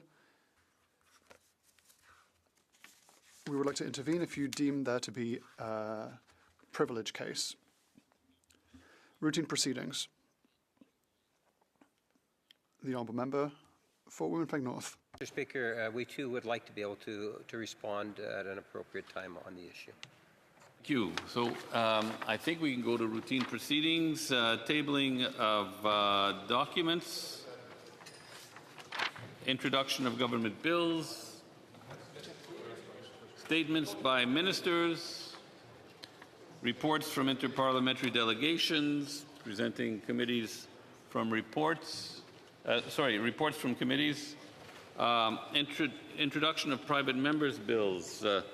Mr. Bonk, seconded by Mr. Chong, moves for leave to introduce a bill entitled An Act to Recognize a National Livestock Brand as a Symbol of Canada and of Western and Frontier Heritage. The motion is deemed adopted. Mr. Bonk, the Honourable Member for Souris Moose Mountain. Thank you, Mr. Speaker. It's with a profound sense of honor and deep personal connection that I rise in the House to table a private member's motion on behalf of my friend and colleague, the Honourable Member from Battle River Crowfoot. Not only do we share a strong personal friendship, but also a deep-rooted belief in the importance of honouring the people, values, and traditions that help shape this country, especially those born of the land. Mr. Speaker, I'm proud to represent the good people of Souris Moose Mountain, home to generations of ranchers, farmers, oil and gas workers, miners, and manufacturers. These are the people whose livelihoods not only support our communities, but power this country. They are builders of Canada in every sense of the word. As a fifth-generation Canadian rancher, this motion could not be more personal. For those of us who've lived the ranching life, a livestock brand is more than a practical tool. It's a legacy. It tells a story. It represents families who rose before dawn, worked through storms, and endured hardships of the land with quiet determination and unwavering faith. This motion seeks to formally recognize the livestock brand by adding it to the official inventory of Canadian national symbols, where it rightfully belongs alongside the maple leaf, the beaver, and the mountie. In doing so, we honor the immense contributions of ranchers, farmers, and Indigenous peoples, and we affirm the enduring significance of our Western and frontier heritage in shaping the Canadian identity. This symbol is a quiet but powerful reminder of who we are, resilient, rooted, and proud. I want to sincerely thank the Honourable Member from Wellington Halton Hills for seconding this motion, and I thank all members of this House for their thoughtful consideration. Recognizing this symbol is not just a matter of history, it's a matter of national pride. The Honourable Member for Souris Moose Mountain, of course, has spoken. Mr. Bonk, seconded by Mr. Chang, moves that the bill be now read a first time and be printed. The motion is deemed adopted. First reading of this bill, première lecture de ce projet de loi. When shall the bill be read a second time? At the next sitting of the House. First reading of Senate public bills, motions, presenting petitions. The Honourable Member for, Mission Matsky, Abbotsford. Thank you, Mr. Speaker. I rise today to present a petition on behalf of British Columbians who are facing repeated closures of hospital emergency rooms. In my riding, some of those closures took place during the Chilcotin landslides and on the hottest day in 2024 and many days since. While hospital closures are regularly blamed on staffing shortages, delays in recognition of foreign-trained healthcare workers and a critical lack of housing supply are exasperating the issue. The petitioners call on the Government of Canada to work with provincial counterparts to ensure that foreign-trained healthcare workers are notified within 60 days of their eligibility to practice and to address the severe lack of available housing for such workers. Thank you, Mr. Speaker. Presenting petitions, the Honourable Member for Sherwood Park, Fort Saskatchewan. Thank you, Mr. Speaker. I have one petition to table today. This petition relates to recommendations in the Finance Committee's pre-budget consultation report, recommendations 429 and 430, which would aim to remove the advancement of religion as a recognized charitable purpose, and also to revoke charitable status from organizations with pro-life convictions. This would have the effect of stripping charitable status from vital faith-based organizations such as food banks, seniors care facilities, those offering newcomer support, mental health outreach, youth programs, employment programs, etc. These communities promote hope, belonging, social cohesion, and compassion, benefiting both their members and the broader public. Further, petitioners note the importance of freedom of religion in the Charter, and that singling out or excluding faith-based charities from the charitable sector based on religious belief undermines the diversity and pluralism foundational to our country. They call on the government to reject recommendations 429 and 430, to refrain from including these recommendations in the federal budget or related legislation, and to affirm the charitable status of faith-based organizations whose work flows from sincerely held beliefs and whose contributions serve the common good of Canada. Thank you, Mr. Speaker. Presenting petitions. Yes, the Honourable Member for, I've got it here. Okay, Kamloops, Shuswap, Central Rockies. Thank you, Mr. Speaker. I rise today to present this petition on behalf of Canadians and residents of Kamloops, Shuswap, Central Rockies. They state that religious charities play a significant role in the charitable sector and the life of our country. More than 30,000 charities fall under the advancement of religion category, roughly 42% of the charitable sector. The petition calls on the Government of Canada to reject the Finance Committee recommendations that would remove the advancement of advancement of religion as a charitable purpose. Thank you. Presenting petitions. Yes, the honourable member for Vaughan Woodbridge. Thank you, Mr. Speaker. I rise today to present this petition on behalf of my constituents. It's a petition that asks for recommendation 430 and 429 to be removed and scrapped, which aims to revoke charitable status for religious organizations. These organizations in our community provide benefit for seniors, including food bank. They support newcomers, youth programs, mental health outreach, and this petition calls to reject both those recommendations, 429 and 430, refrain from including these recommendations in the federal budget or any related legislation, and affirm charitable status of faith-based organization whose work sincerely helps the advancement of society. Thank you. Presenting petitions. Questions on the order paper? The honourable member, the honourable parliamentary secretary to the leader of the government in the House. Mr. Speaker, I would ask that all questions be allowed to stand at this time, please. Notice of motions for the production of papers. Pardon? Okay. Yes, the honourable parliamentary secretary. Mr. Speaker, I would ask that all notices of motions for the production of papers also be allowed to stand at this time, please. Agreed. Orders of the day. Orders of the day. Ordre du jour. Resuming consideration at second reading of Bill C4, Making Life More Affordable for Canadians Act. I wish before I move on, I wish to inform the House that the volume of earpieces will not be reset, and I also wish to inform the House that because of the deferred recorded divisions, the time provided for government orders will be extended by 28 minutes. We now move on to the honourable member for Winnipeg West. Thank you, Mr. Speaker. I will be splitting my time with the member for Burnaby Central.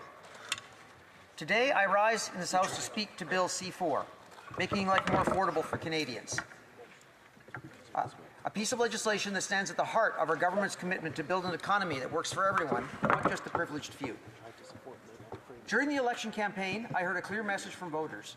They want a government that delivers real results, not three-word slogans.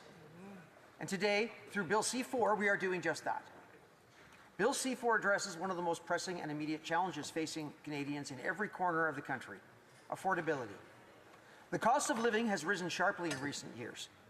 Whether it's groceries, gas, or rent, these are not abstract issues. They are the everyday realities faced by families, seniors, students, and workers alike. These are the conversations unfolding in homes across every province and territory. Madam Speaker, our government was elected on a promise to build the strongest economy in the G7, strengthen the middle class, and support those working hard to join it. Bill C4 is a crucial step in fulfilling that promise. It delivers on three key priorities announced in the speech from the throne: a middle-class tax cut that will provide relief for nearly 22 million Canadians, the elimination of the goods and services tax for first-time home buyers purchasing new homes valued up to $1 million, and the removal of the consumer carbon price. While each of these initiatives stands on its own merit, together they form a cohesive strategy aimed at reducing the everyday financial burden on Canadians, restoring a stronger sense of economic security. Let me begin with the middle-class tax cut.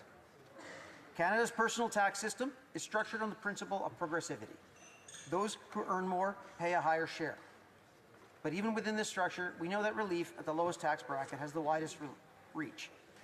That's why we are reducing the lowest federal personal income tax rate from 15% to 14%, a change that will directly benefit nearly 22 million Canadians.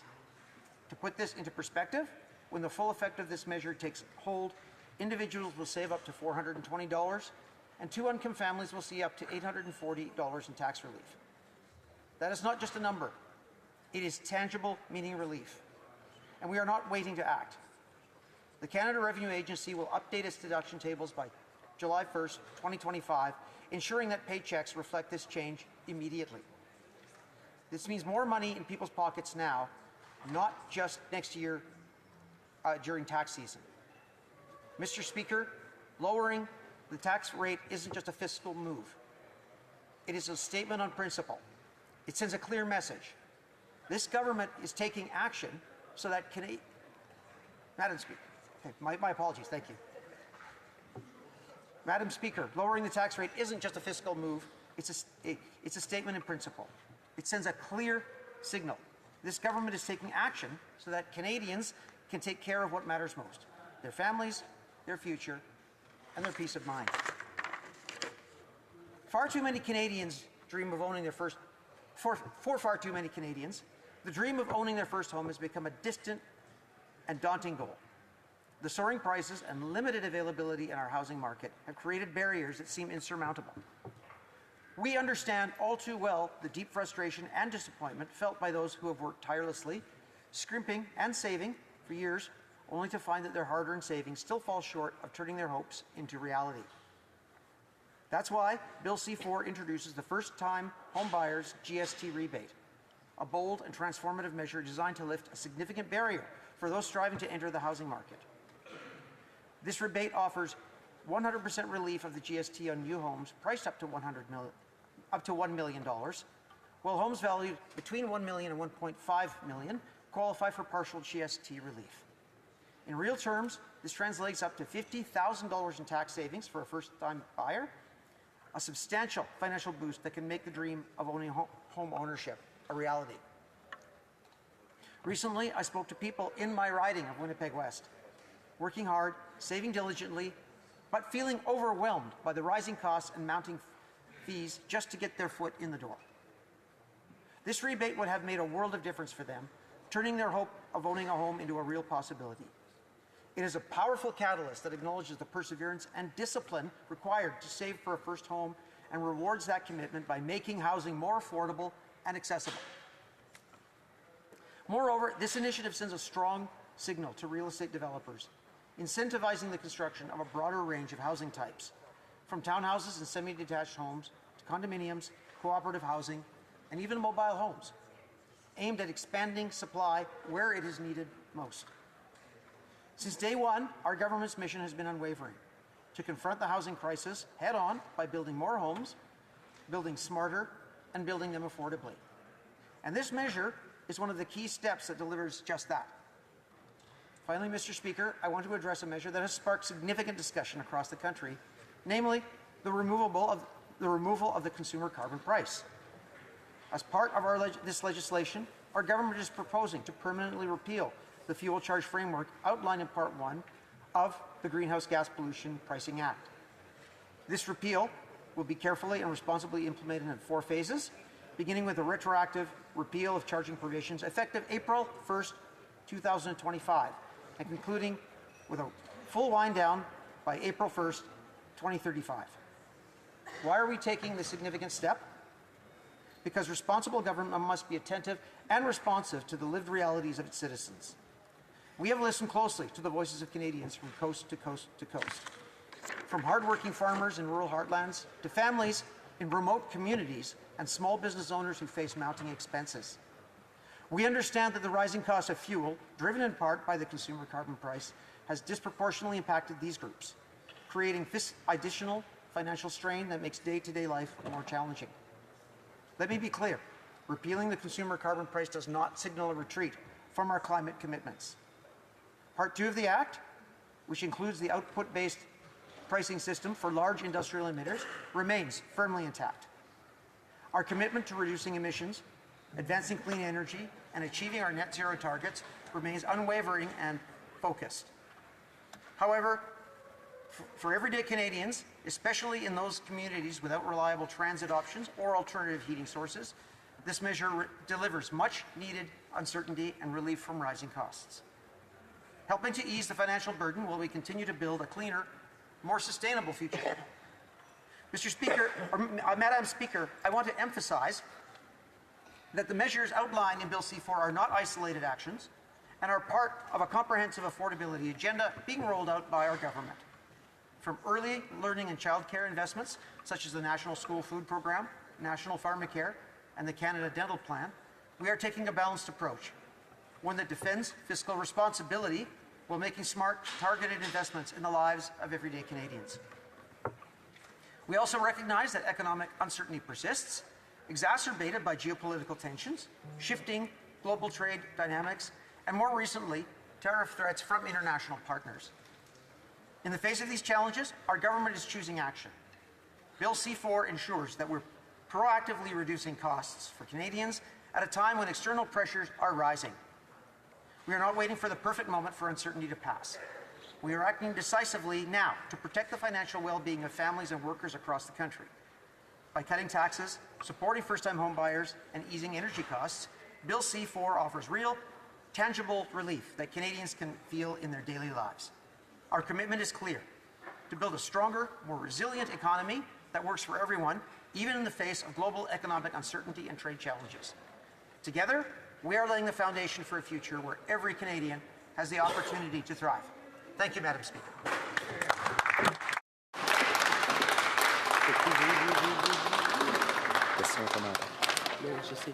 Questions and comments? The Honourable Member for Markham Unionville. No, I'm sorry. Elgin, yes. Okay, Elgin, St. Thomas, London South. Thank you. Thank you, Madam Speaker, and I thank the honourable member for finally acknowledging what Conservatives have been talking about for years, which was how harmful the consumer carbon tax is on a great many Canadians. I appreciated very much his willingness to explain exactly how this increase to the price of fuel has been hurting people, but I'm a little confused, Madam Speaker, because I brought this up to that very same member last week, and he said that he defended and supported the consumer carbon tax and that it was a, quote, victim of misinformation. So when Conservatives said what this member just said, it was misinformation, but when he says it, it's supposed to be a reflection of this government's commitment to affordability. So which is it? Was the consumer carbon tax making things less affordable for Canadians, or is that all just a conspiracy theory? Member for Winnipeg West. Thank you, Madam Speaker. Interesting to hear from a member of the party across talking about conspiracy theories, but I will say that it was a product of its time, and at the time, it was doing what it was supposed to do. We have a changing economy, and we heard Canadians how they want to change in this. Thank you, Madam Speaker. Questions et commentaires. Questions and comments. The Honourable Member for Repentigny. Madam Speaker, it's nice to see how the Liberals have decided to abandon the fight against climate change. They've scrapped the consumer carbon tax and replaced it with nothing. Since they took office, they've slowly but surely been dismantling the climate change plans of the previous government. So my question is a simple one. What is the price on pollution going to be replaced with? Can the Liberals and the member explain to me how is it that his government is backing down on the fight against climate change at a time when Western Canada is on fire? Are they abandoning Canadians and Quebecers? The Honourable Member for Winnipeg West. Thank you, Madam Speaker. I appreciate the Honourable Member's questions. I live in Winnipeg. I've been inhaling the remains of much of northern Manitoba for the last 2 weeks, and I do appreciate the catastrophic fires we are dealing with. We are not backing down on our climate commitments. We have made one change to our carbon pricing system. We are still keeping large industrial polluters held responsible and paying a carbon price. and we are going to be investing heavily in non-polluting forms of energy. Thank you, Madam Speaker. Questions and comments? The honourable member, l'honorable député des Pays d'en Haut. The honourable member for Les Pays d'en Haut. Thank you, Madam Speaker. When I was going door to door in my riding, people were talking about affordability. I'd like my colleague to explain how this tax cut to 14.5% is going to help Canadians with their the cost of living on a daily basis. The honourable member. Thank you, Madam Speaker. Thank you, the honourable member, for the question. We know that those in the lower tax brackets with the lowest incomes are the ones most disproportionately affected by affordability problems. This will give meaningful financial relief to people in the lowest income brackets to help them make ends meet. And this is how we are going to continue to improve the lives of Canadians, particularly those who are struggling most. Questions and comments? Questions et commentaires? My apologies, the honourable member for Oshawa. Yes, I should know that. Thank you, Madam Speaker. The member across said that he felt the carbon tax did what it needed to do for the time that we had it. Can he tell me exactly how much the emissions were lowered as a result of the carbon tax? The honourable member for Winnipeg West. Yes. Thank you, Madam Speaker. In response to some of the heckling, it was not zero. I will admit I do not know the number. Resuming debate, reprise du débat, l'honorable député de Burnaby Central. The honourable member for Burnaby Central. Thank you, Madam Speaker. I rise today in the House of Commons to deliver my very first speech, deeply humbled and honoured. I want to begin by thanking the people of Burnaby Central for giving me this extraordinary privilege. I am grateful for their trust, confidence, and belief in me. The seat I occupy in this chamber belongs to them. I would like to take a moment to thank Jagmeet Singh for his years of service to our community and to Canada. His passion for justice, compassion for working families, and commitment to equality have left a meaningful legacy. While we come from different political paths, I deeply respect his contribution, so thank you. I also would like to extend my heartfelt thanks to my amazing volunteers and campaign team who work tirelessly to ensure that Burnaby Central has a strong Liberal voice in Ottawa. Most of all, I would like to thank my dear husband, Van, and our beloved fur baby, Marshmallow, for their unwavering support, understanding, and sacrifices as I take this responsibility to serve. As the first gay Asian member of this House, I stand on the shoulder of those who came before me. I carry with me the hopes and dreams of countless immigrant families who came to Canada with so little, yet gave everything to build a better life. When I knock on doors in Burnaby Central, I heard the same message.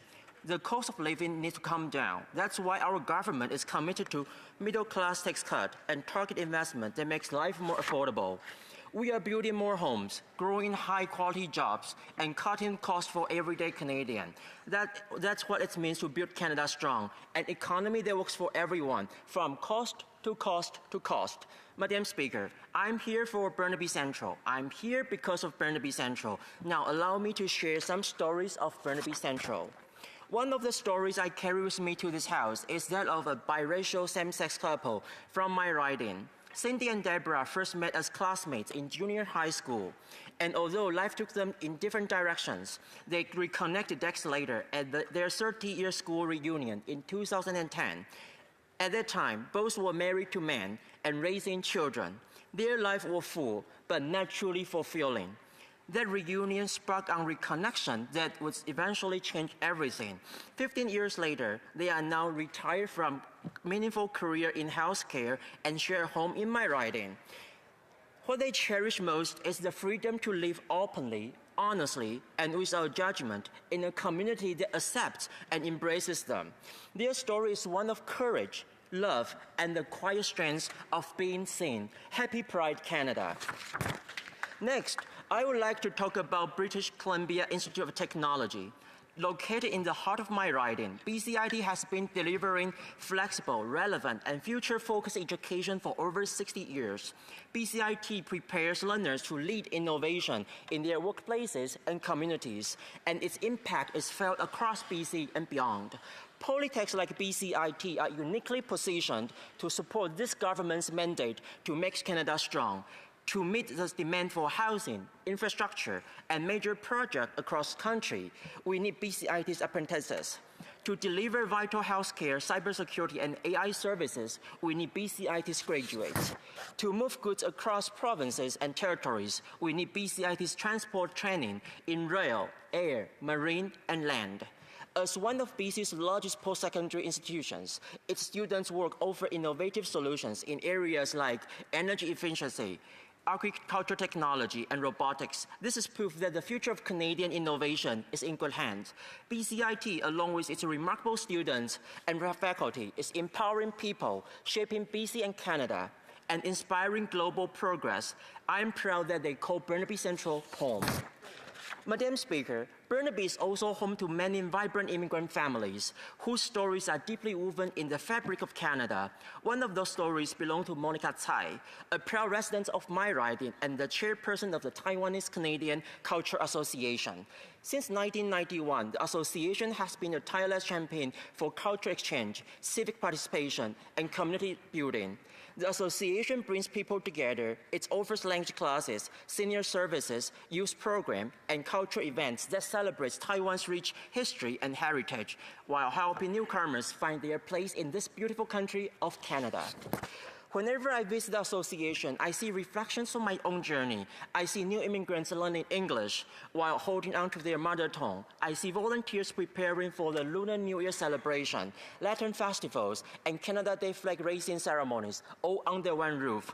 Madam Speaker, that is what Canada looks like. I also want to extend my heartfelt thanks to Christine Cunningham for her thoughtful support during my campaign and for her deep passion for protecting Burnaby's natural environment. Christine has been a tireless advocate for biodiversity. Her leadership has inspired so many of us in the community, including myself. She reminds us that loving wildfire also means protecting the ecosystem they and we rely on.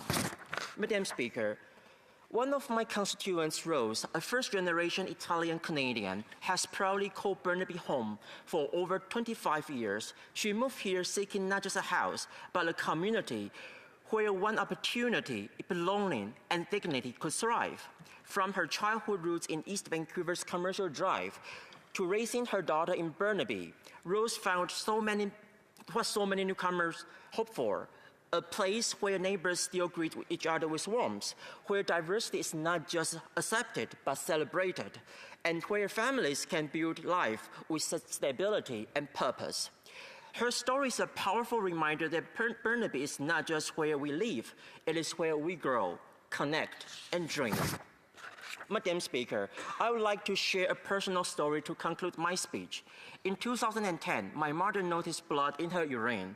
The doctors thought this could be a bladder cancer. What followed was a long series of delays and tests, delays in referrals, delays in diagnosis, delays in getting answers. Then came the MRI. It's changed everything.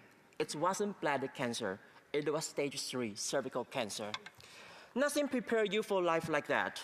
My family watched my mom fight through rounds of chemotherapy and radiation. We prayed. We hoped. Less than 2 years later, she was gone.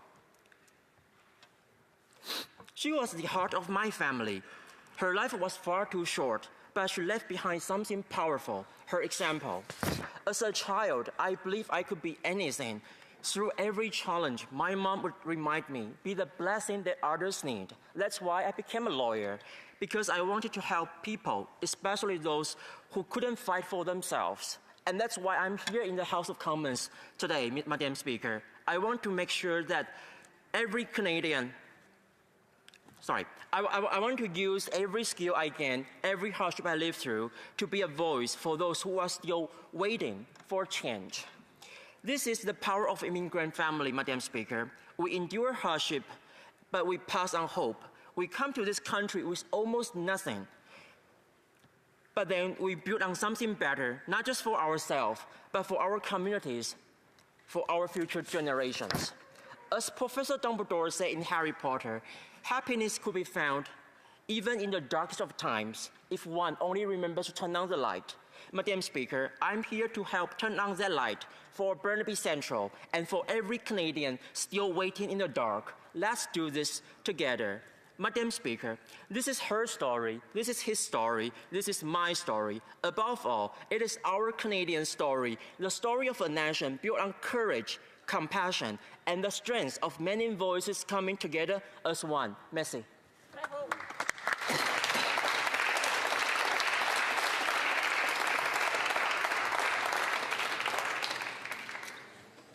Questions and comments? Questions et commentaires? The Honourable Member for Vaughan Woodbridge. I want to recognize and thank the member for his touching speech and congratulate him on his election to the House of Commons. Just wonder if he could share some thoughts on his late mother and how she would think of him operating in this chamber and serving his country. The Honourable Member for Burnaby South. Burnaby. Thank you, Madam Speaker. I thank the Honourable Member for his question. Canadians are working harder than ever, but so many feel like they are falling behind. In Burnaby Central, I have spoken to families struggling with rising rent, students worrying about groceries, and seniors stretching every dollar. That's why our government is focusing on real, measurable relief, lowering taxes for middle class, investing in housing and childcare, and helping people hold on more of what they earn. Because of strong economy isn't just measured in number alone, it's measured in whether people can build a good life for them and for their families. Questions et commentaires? L'honorable député de la Pointe. The Honourable Member for La Pointe-de-l'Île. Thank you, Madam Speaker. I congratulate my colleague on his speech. And along the lines of what my colleague from Repentigny was saying, the Liberals have scrapped the carbon tax. They've abandoned the fight against climate change. It started during the campaign, but it's been ratcheted up. But they still have the carbon tax on major industrial polluters, but there's still nothing. We've seen nothing concrete about this. And in a context where the European Union has passed legislation that will impose a carbon tax on countries that don't have one of their own, in places where it's less expensive to pollute, what does the member have to say about that? Government is attracting investment, growing our resource sector, and protecting our environment at the same time, using Canadian innovation, Canadian technology to create more Canadian jobs. In my riding of Burnaby Central, there are many companies focused on carbon capture technology, renewable energy, and solar power. These companies are hiring hundreds of Canadian workers in Burnaby. The choice between environment and economy is a false one. We are focused on growing growing Canada into energy superpower while protecting our environment at the same time. And that's what Canadians expect us to do. Thank you. The Honourable Member for Don Valley North. Thank you, Madam Speaker. I want to first congratulate my colleague and friend on his election, on his first speech in the House. So as we all know, as we, in this chamber, we all know, and also as the member alluded in his speech, multiculturalism isn't just something we value, it's part of, who we are as Canadians. So I want to ask if the member could speak to how our diversity continues to be one of our country's greatest strengths, not just socially, but also economically. Thank you. The Honourable Member for Burnaby Central. Thank you, Madam Speaker. I thank the Honourable Member for her question. As a gay Asian Canadian, I know that what it means to live in a country where inclusion isn't just principle, but a lived promise. In Burnaby Central, I see promise every day in churches, temples, mosques, and pride parades, in senior homes and newcomer classes, in small business run by people whose first language isn't English or French. Multiculturalism isn't a side project of Canadian government. It is essential to who we are and how we grow. Our government will continue to support programs, protections, and partnerships that ensure everyone can live safely, speak freely, and participate fully in Canadian life. That's how we build a country where no one is asked to choose between who they are and where they belong. Thank you. Time for a very brief last question, Honourable Parliamentary Secretary to the Government House Leader. Yes, so thank you, Madam Speaker. And I compliment the member on his speech. Really enjoyed his comments. He's no doubt going to be a very strong advocate for not only Burnaby, but no doubt for the province of British Columbia. His quick thoughts in regards to why it was important that that the Prime Minister actually had his first legislation dealing with the issue of a tax break for Canadians. I think it's Bill C4. A very brief answer from the Honourable Member for Burnaby Thank you, Madam Central. Speaker. I thank the Honourable Member for his question. I share the member's concerns.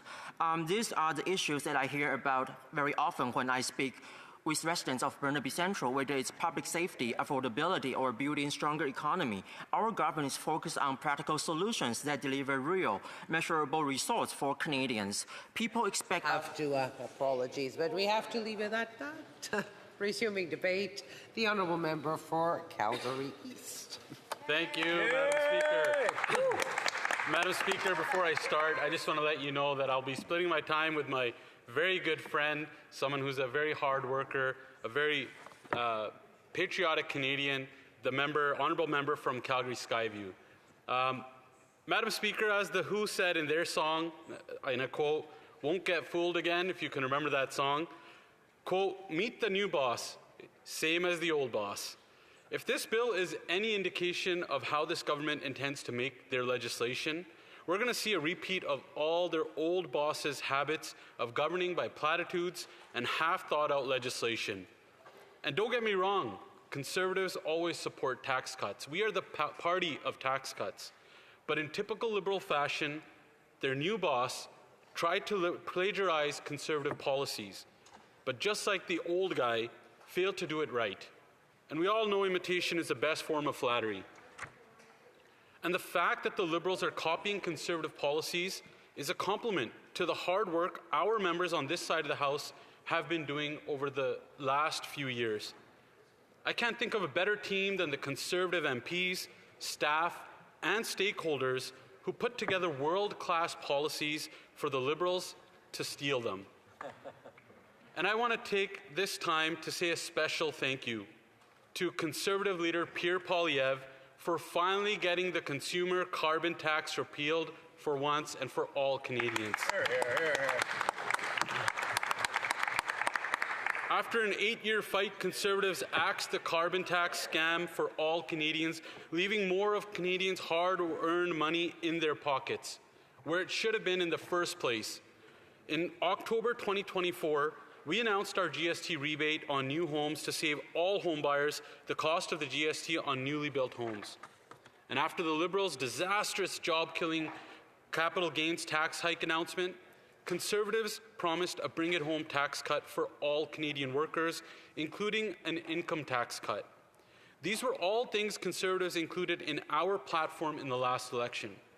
Now, we see in this bill that we're debating today that these Liberals have taken a lot of our ideas, but once again have not implemented them properly.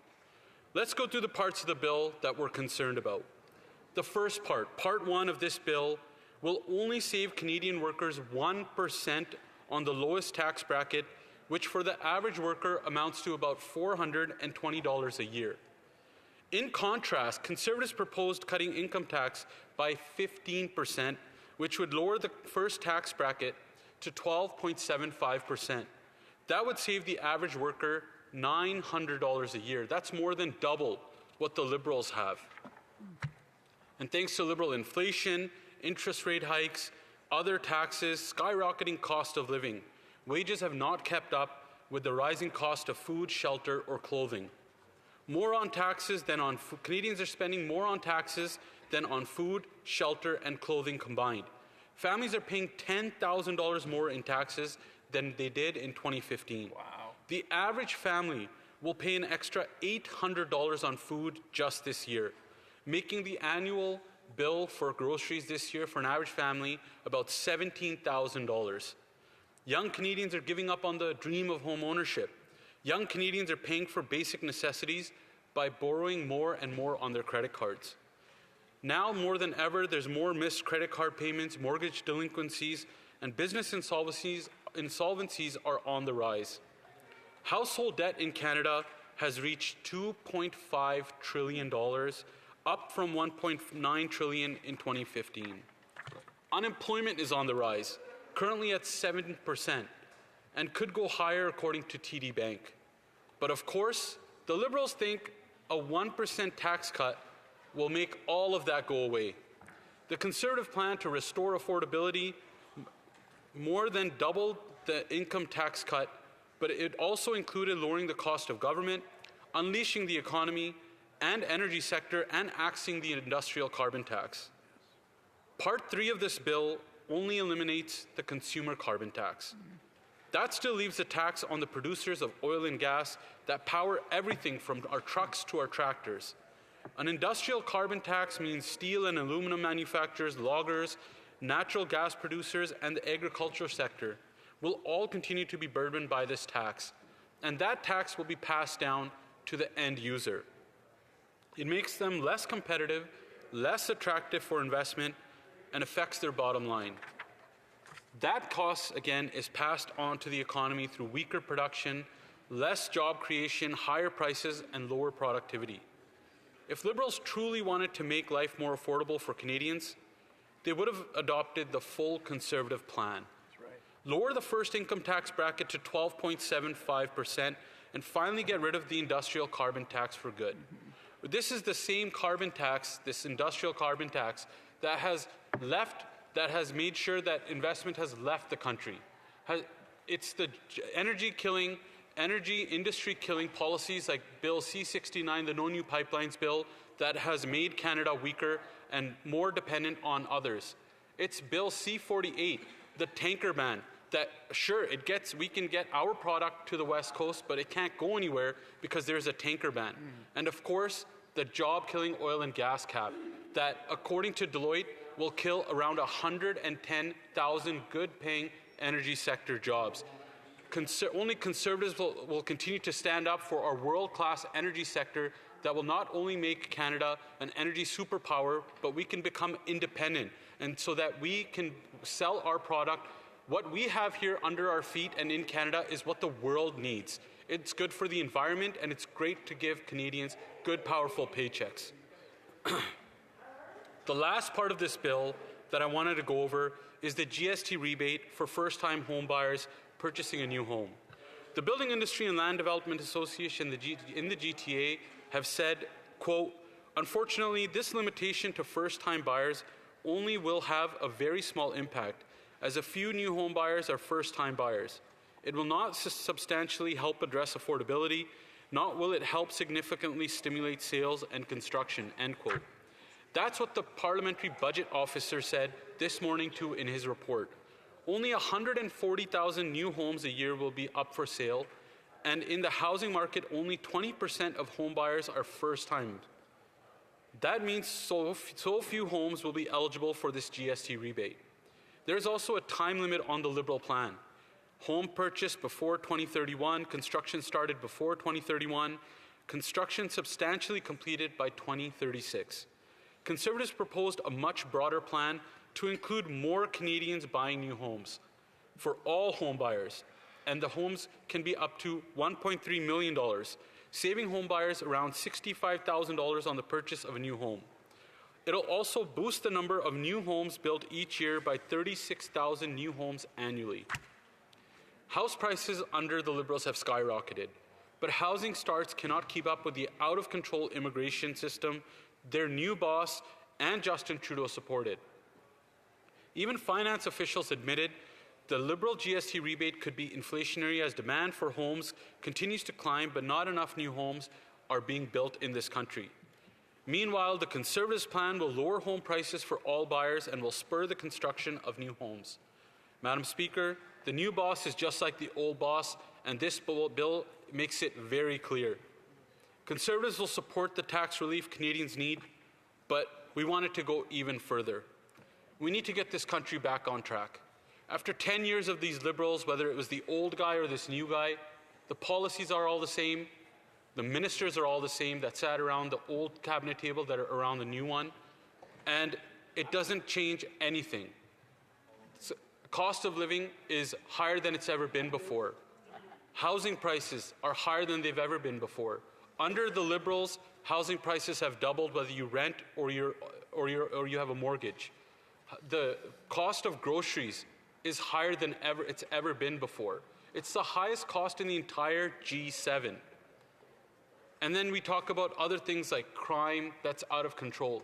All these failed Liberal policies have caused all this devastation on Canadians and changed the look of what Canada has become. We will, when it comes to Bill C-4, Madam Speaker, we will propose common sense amendments to make sure this bill actually provides Canadians with the relief they desperately need. Thank you, Madam Speaker. Questions and comments. The Honourable Parliamentary Secretary to the Government House Leader. Yeah, thank you. Madam Speaker, I think the Conservatives need to realize that it is a new government. There is a new Prime Minister. And that Prime Minister has made it very clear. We are going to build a Canada strong to make it the strongest nation in the G7. And that is good for all of us. We've already seen significant signs, whether it's bringing First Ministers together in Saskatchewan or bringing legislation such as Bill C-4 before the House. That's going to give a tax break to 22 million people in Canada, Madam Speaker. It is going to repeal the consumer carbon tax. It is going to provide tax relief for first-time home buyers, Mr. Speaker, in terms of eliminating the GST, which causes more homes to be built. We have a new Prime Minister, a new government. Will this old Conservative opposition agree to support Bill C-4? The Honourable Member for Calgary East. Well, Madam Speaker, just because they have a new leader doesn't mean that there's a new government. It's the same ministers sitting around the table that caused the last 10 years of pain and misery on Canadians, that doubled the cost of housing, that made food prices go up, that made crime out of control in this country. The policies haven't changed, the cabinet table hasn't changed, and neither will these Liberals. They're going to continue to make these promises that they can never deliver on, and that's why Canadians need a change now. We need to get this country back on track, and if they keep following their failed, broken record, Canadians will never have it any better. The Honourable Member for Saint-Hyacinthe, Bagot-Acton. Mr. Speaker, Madam Speaker, I tend to agree that, yes, it's a new Prime Minister, but it's the same old government. And I'm sure that we will see very quickly just how old this government is as the honeymoon period ends and the varnish comes off. That having been said, what I don't understand is there's a point in what our colleague from across the way said, which I think makes some sense. Until not too long ago, we heard the Conservative opposition push for things like this and reproach the Liberals, who, hand on heart, refused these ideas from the Conservatives. We heard the Liberals, hand on heart, refuse ideas like this from the Conservatives. So I'm not sure why the Conservatives are angry to see the Liberals stealing their program. Madam Speaker, we're not angry at all. In fact, we told the Liberals if they're going to steal some of our ideas, why not just take all of them? Yeah. Yes. That's what would have got this country back on track. And when it comes to the income tax cut, Conservatives proposed a bigger income tax cut that would have given families to let them keep more than double the amount that what the Liberals have in their plan. In fact, it would have been a 12.75% total, which means that there would have been $900 on average for a Canadian to be able to keep in their pocket at the end of the year. Their housing plan, according to the industry, it doesn't go far enough. And of course, instead of taking our idea of getting rid of the consumer carbon tax, they should get rid of the industrial carbon tax as well. So may we make Canada once again competitive on the world stage. The Honourable Member for Vaughan Woodbridge. Madam Speaker, it seems the only thing new about this government are the new and creative ways that they avoid answering questions and accountability. So question for my honourable colleague, given the tariff threats and the threats to our economy, if the Liberal government is going to steal half of the Conservative policy and removing the consumer portion of the carbon tax, shouldn't they go the entire way and remove the entire carbon tax for good? The Honourable Member for Calgary East. I want to thank my newly elected member from Vaughan Woodbridge, and I would disagree that. Well, I wouldn't disagree. I would add to that that I think the biggest threat to the Canadian economy is the Liberal government, because they put in place bills that are continuing to kill our energy industry, like Bill C-69, the No New Pipelines Bill, Bill C-48, the tanker ban, the oil and gas cap, which according to Deloitte will kill around 110,000 jobs here in Canada. And this industrial carbon tax, we need to get rid of that too. So I fully agree with the member that if they wanted to steal some of our ideas, why not just take all of them and let's get this country back on track and make it an energy superpower like it once was. Well done. Resuming debate to the honourable member for Calgary Skyview. Madam Speaker, it is with deep humility and great honour that I rise in this chamber today to deliver my first speech as the Member of Parliament for Calgary Skyview. First and foremost, I would like to thank my wonderful wife, Jasprit Kaur Gill, my son, Dayal Singh Gill, and lovely daughter, Ekam Kaur Gill, for their unwavering love and support. It is their strength that carries me through every challenge. I also want to express my deepest gratitude to the voters and supporters who place their trust in me. And I promise I will not let you down. I would also especially like to remember my late father, Sardar Amritpal Singh Gill, whose memories continue to inspire me each and every day. And thank my mother, Gurcharan Kaur Gill, for her endless love and encouragement. To tireless volunteers who knocked on doors in rain and shine, and dedicated sign team who made sure our message was seen across the riding, and the community leaders who guided and inspired us every step of the way, your hard work, passion, and belief in our vision made this victory possible. Together, we will work to build a strong and fair community where everyone has a chance to succeed. Madam Speaker, I came to Canada as a teenager with my family, carrying a dream like many newcomers who still arrive in this country today. I worked nights, went to school during the day, and through hard work and sacrifices, I achieved my goals. I punched above my weight class every step of the way, becoming a small business owner, raising my children on safe streets, and teaching them the values of discipline, responsibility, and respect. But today, I stand here deeply concerned that Canada that once gave immigrants like me a fair shot at success now feels out of reach even for those born and raised here. Madam Speaker, young Canadians can't afford to buy homes. Wages aren't keeping up with inflation, and good-paying jobs are harder to come by. The Liberal government increased immigration level with no plan on housing, infrastructure, and no job strategy. This isn't just an immigration issue. It's a national failure of leadership. Madam Speaker, it's unfair to Canadians who are watching their dreams pushed further out of reach in their own country. It's unfair to newcomers who arrived with hope but find only struggle. We need a responsible, balanced approach to immigration, one that puts jobs, housing, and economic security first. There were 1.6 million unemployed Canadians in May. It's an increase of 13.8% from this time last year. Things are projected to even get worse. TD forecasts that there will be 100,000 job losses by third quarter of this year. It's clear that same Liberal ministers with same Liberal policies are delivering even worse results. Right. Canadians need a real plan that will unleash Canada's economic potential and deliver powerful paycheck for our people. Madam Speaker, I come from Alberta, a province built on grit, resilience, and determination. For over a decade, Albertans have been overlooked by Liberal governments that fail to understand who we are, what we contribute, and what we stand for. They attacked our energy sector with bills C-48, blocked our pipelines with Bill C-69, and cost hardworking families their livelihood. But let me be clear. We do not back down, we roll up our sleeves, and we get the job done no matter the odds. Hear, hear. In Calgary Skyview, we may have dirty hands, but our money is clean. It's earned through early mornings, long days, and honest sweat. We believe in hard work, not handouts. We believe that the people who build, drive, and power this country deserves respect, not a red tape. Hear, hear.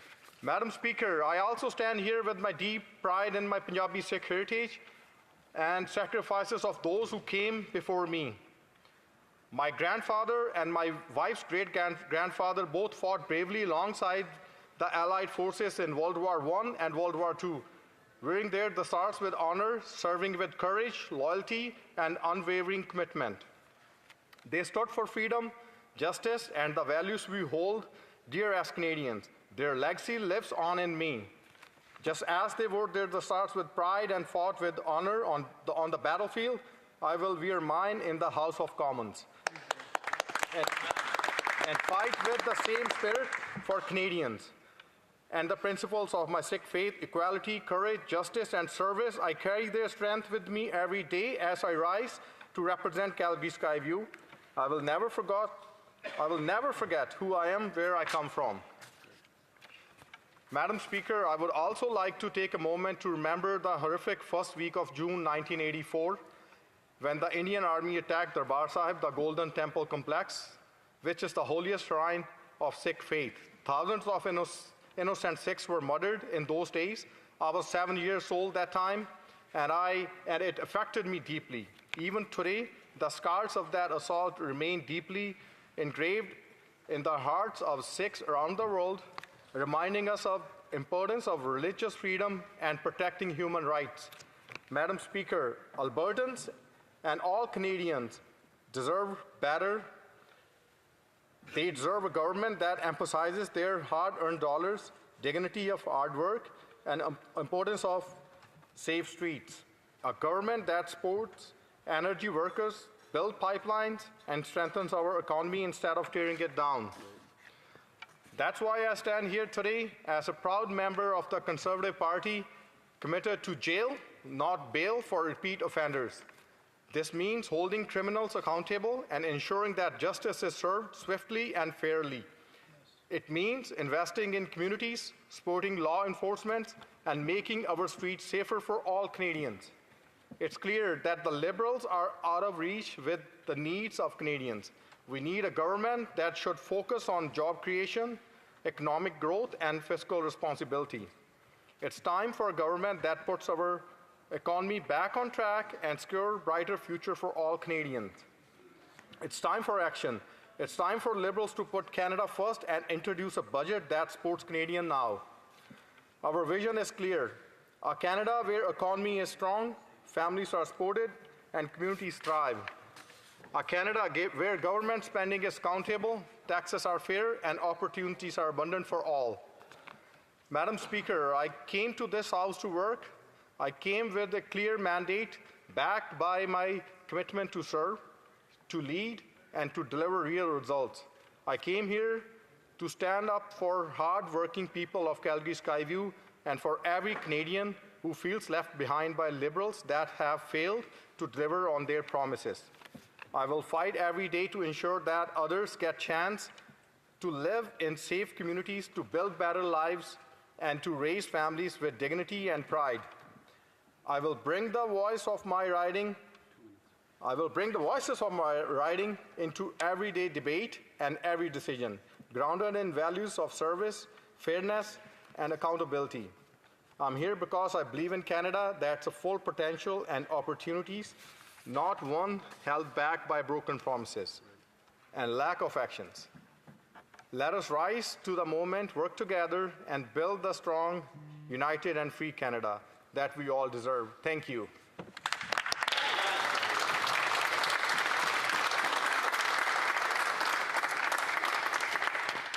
Questions and comments. The Honourable Member for Victoria.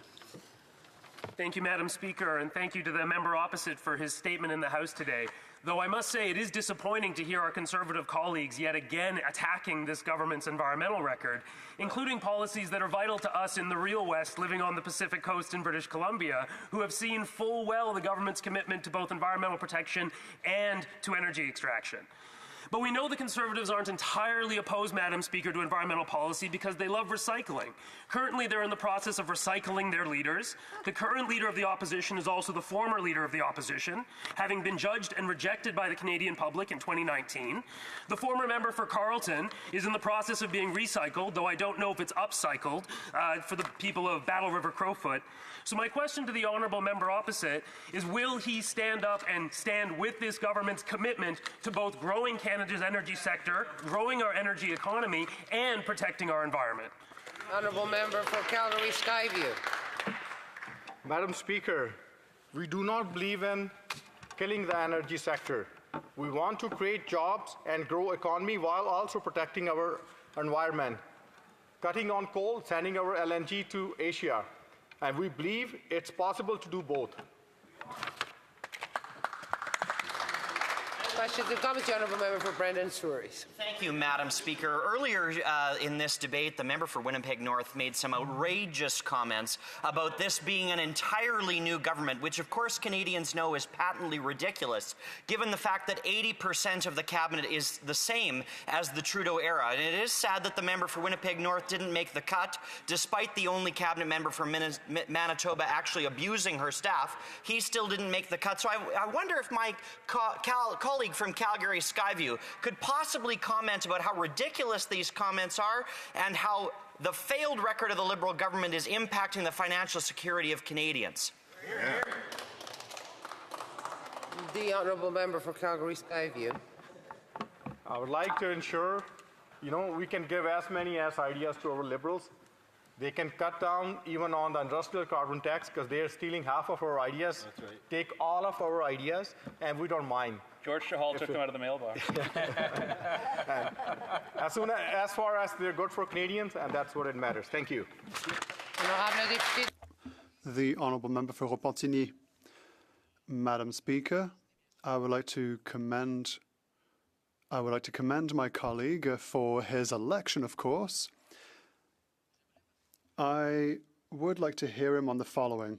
We don't agree on our vision on what to do with regards to society's transformation and how much we have to respect science in the fight against climate change and the fight against forest fires. I would like to hear him about the following. The idea that a pipeline could be imposed on Quebec.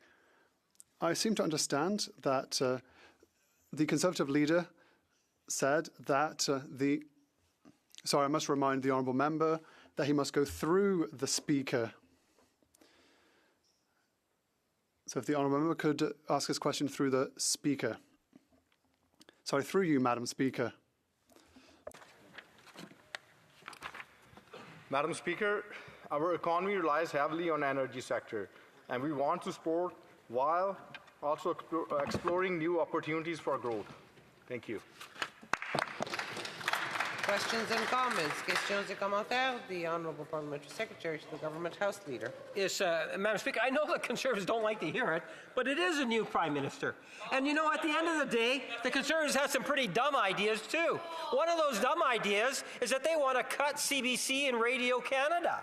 These are the types of ideas that I think that the Conservatives need to reflect on, not to mention the industrial price on pollution, Madam Speaker. Do they not realize in the world economy, when we're looking at expanding trade to the world, take a look at Europe. If you don't have an industrial carbon pricing, what will end up happening is you'll get additional tariffs on exports going into those countries. Does the Conservative Party not realize that they don't fully understand how it is that you build a strong and healthy economy? Canadians did, and that's why 8.5 million people voted for the Liberal Party.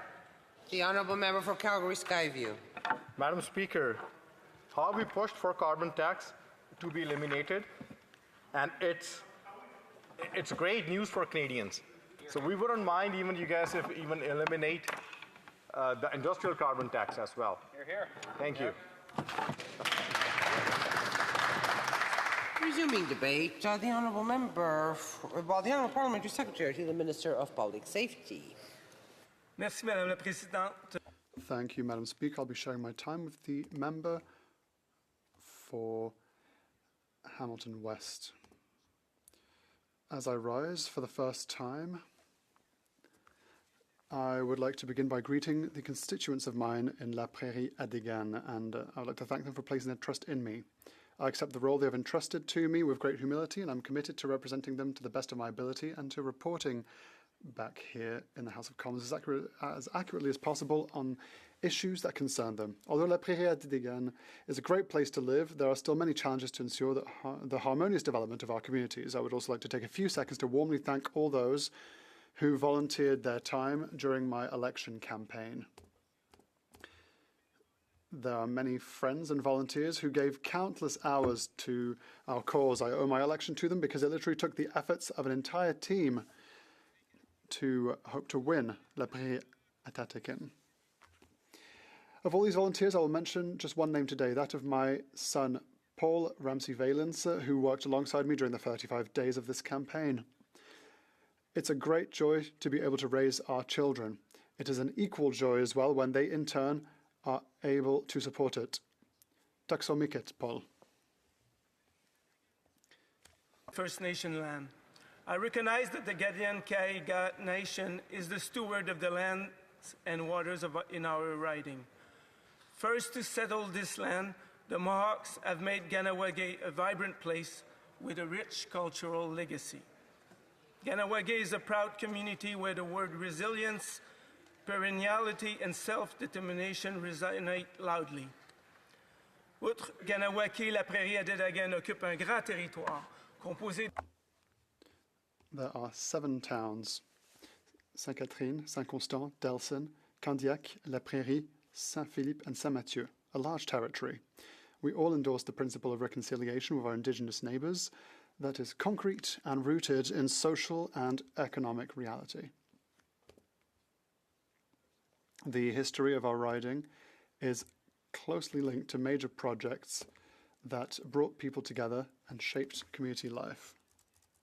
In the 19th century, the construction of the Lachine Canal, coupled with the use of steamboats between Montreal and the South Shore, as well as the launch of Canada's first train between La Prairie and Saint-Jean-sur-Richelieu, made La Prairie an essential transit point for trade between Montreal and New England, with whom, by the way, we would forge close ties over the years due to our proximity.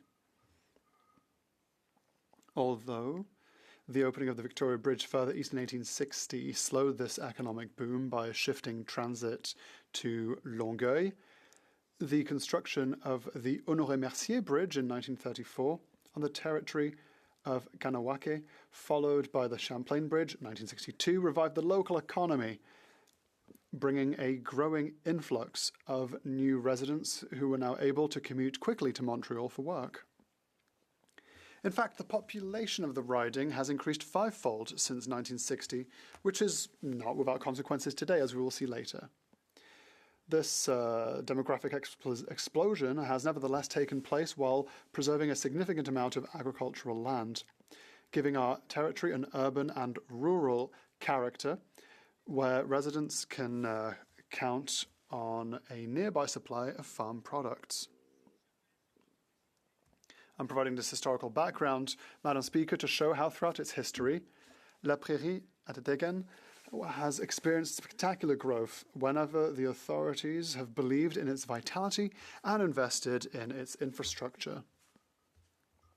Today, with cooperation with the United States threatened, what comes to mind is another, even older piece of infrastructure. In the 16th century, when the Jesuits were granted the Seigneurie de la Prairie and came to settle in the county, farmers quickly joined them. They did so because a mill allowed them to grind their grain, but above all because, very early on, a large palisade made of ash, cedar, and pine stakes served to protect them from enemies. In this case, an army of mercenaries from New England. Madam Speaker, with the instauration of recent tariffs, our country is once again facing attacks from our American neighbors in the form of an economic war. And, once again, as in the rest of the country, The people of La Prairie-Attidagan will resist and protect our sovereignty. We will protect our economic interests. We will protect our agriculture. We will protect our language, our culture, our schools, and our healthcare system. Above all, we will protect our institutions, the rule of law, and our democratic values, which are at the heart of our identity. Madam Speaker, the time has come once again to take decisive action. At a time when American tariffs are posing a serious threat to our economy, we must of course take action on several fronts. Among these, I would like to mention in particular a major project that must be initiated quickly to revive our economy, namely the construction of 500,000 homes per year, including several thousand in my constituency. During my election campaign, I heard time and time again how difficult it was to find housing, especially affordable housing. The scarcity of housing is driving up prices, and our youth are struggling to buy their first home. Our government recognizes this problem and wants to take action. We need housing to house Canadians. Madam Speaker, the affordability bill will offer first-time home buyers a GST exemption upon the purchase of a new home, a saving of up to $50,000.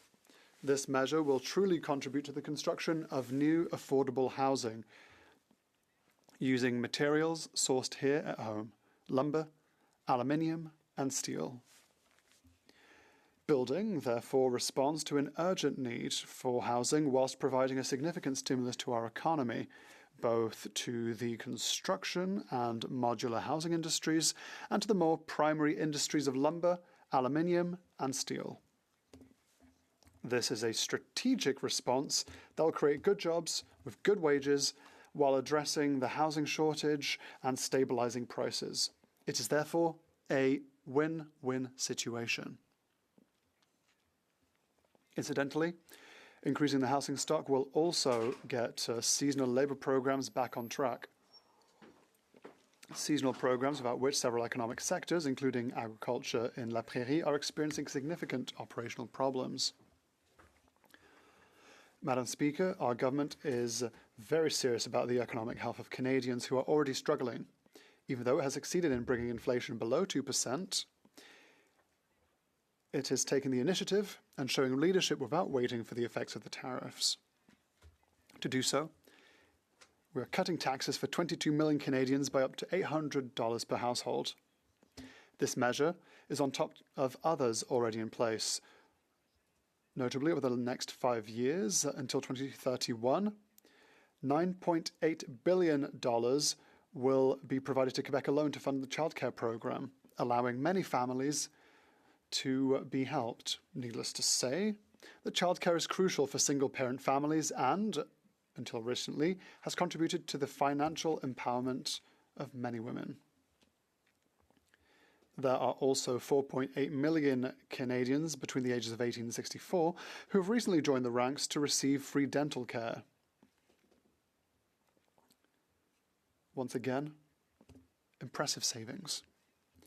In addition, since 2016, our government has been paying the Canada Child Benefit,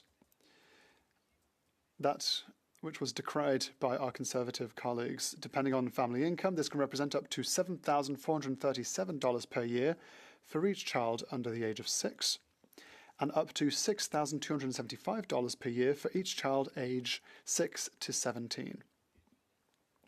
Reducing poverty in amongst children is a Liberal policy. Two prongs. On one hand, this government will foster investment and preserve jobs in spite of the unpredictable climate blowing from the south. To invest in infrastructure is a strategy that will benefit the Canadian workers and families. The electors of La Prairie-Attidagan have no problem as understanding this because this is how the economy was built. On the other hand, this government is making sure nobody is left behind by protecting the buying power of Canadians. Madame la Présidente, si les défis... Madam Speaker, there are many challenges, but the intelligence, skills, and dynamism in my riding give me great hope for the future. Thank you. Questions and comments? The honourable member. Thank you, Madam Speaker. It's always a pleasure to see you in the chair.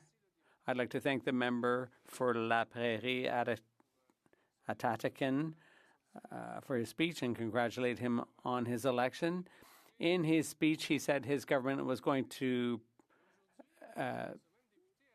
protect our economy, and now he has the chance to walk the talk by protecting Quebec's economic interests and by giving Quebec back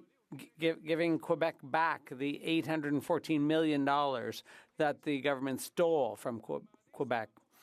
And the National Assembly unanimously called for the return of that money. All the elected officials in Quebec City called for that reimbursement. How is it that an elected official from Quebec is going against the will of the National Assembly of Quebec? The honourable member. Madam Speaker, this was fully explained today. That we're talking about two completely different programs. Quebec's program is excellent, by the way, but there's also the Canadian program. The criteria are different. That's the history of our federation. Madam Speaker, sometimes Quebec benefits and other times it's other provinces that benefit. The honourable member for Nipissing-Temiskaming. Good afternoon, Madam Speaker, and thanks for this opportunity to congratulate my colleague on his election and his recent appointment as parliamentary secretary. If I understand correctly, in his riding of La Prairie Atatakan, I hope I'm pronouncing it correctly, it changed colors. And so what were the strengths of the Liberal plan such that his constituents saw fit to vote for my colleague, the Honourable Parliamentary Secretary? Thank you, Madam Speaker, and I'd like to thank my colleague for her question. Look, the people of La Prairie, as many other voters in Canada, were concerned about the economy, and they answered the call when the Prime Minister asked them to join him in building the strongest economy in the G7. That's what we're currently doing, and that's what I heard from my constituents. They're very satisfied with how quickly our government is acting. Comments, questions et commentaires? The honourable member. The honourable member for Edmonton Southwest. Madam Speaker, my question is to the Liberal member. He says that Liberals are building one economy and they are working on it. How can they build one economy when they are not taking in consideration the oil and energy sector of Alberta? So that is my question to the member. The Secretary. Well, thanks for the question, Madam Speaker. I don't think he's reading the same news as I am. What I read was that the premiers met with Mr. Carney. I have to remind the honourable member that in the House we don't use other colleagues' names. I meant the Prime Minister. So the premiers met with the Prime Minister and they were all delighted with that meeting, and they drew up a list, and in the coming days and weeks they're going to deal with that list. The Prime Minister was clear. Nothing was excluded. Everything was on the table, and that projects would be judged on their merits, and the investments would flow where possible, that there would have to be social buy-in, and that the results would have to be promising. The honourable member for Lac-Saint-Jean. Madam Speaker, I'd like to know whether among those projects, those energy projects, apparently they want a pipeline across Quebec, and there's the issue of social buy-in, social acceptability. I'd like to know what my colleague thinks about, is there going to be public money invested in building pipelines? The honourable member, just a few seconds left. Well, first of all, thank you for the question, Madam Chair, Madam Speaker. I haven't heard anything about a pipeline going through Quebec. There's no proposed project. And secondly, I have no information to give at this time since there is no project actively being proposed. The Honourable Member for Hamilton West, Ancaster Dundas. Thank you, Madam Speaker. I rise today in full support of Bill C-4, a cornerstone of our government's promise to make life more affordable for hardworking Canadians. As the Member of Parliament for Hamilton West, Ancaster Dundas, I've heard firsthand from families, workers, and small business owners who are feeling the pressure of rising costs. These challenges are compounded by the economic and political uncertainty caused by the Trump government in the United States. As Canadians, it's impossible to ignore the troubling and increasingly chaotic actions of the Trump White House. As we confront the new reality that we can no longer rely on the United States as a stable and reliable trading partner, however, we must take immediate action to control our own future here in Canada. Bill C-4, the Making Life More Affordable for Canadians Act, is our new government's immediate response to the rising cost of living in Canada. It's a comprehensive, targeted, and responsible plan to deliver real relief and make life more affordable for Canadians. We promised immediate action during the campaign, and today we are delivering tax relief. In this House, I previously spoke about the challenges facing people in Hamilton. The cost of housing, gas, groceries, and daily essentials. I also spoke about the pride that we take in our local industries, especially Hamilton's steel sector and the resilience of our workers. The Making Life More Affordable for Canadians Act addresses both realities. It puts money back into the pockets of Canadians while strengthening our economic foundations.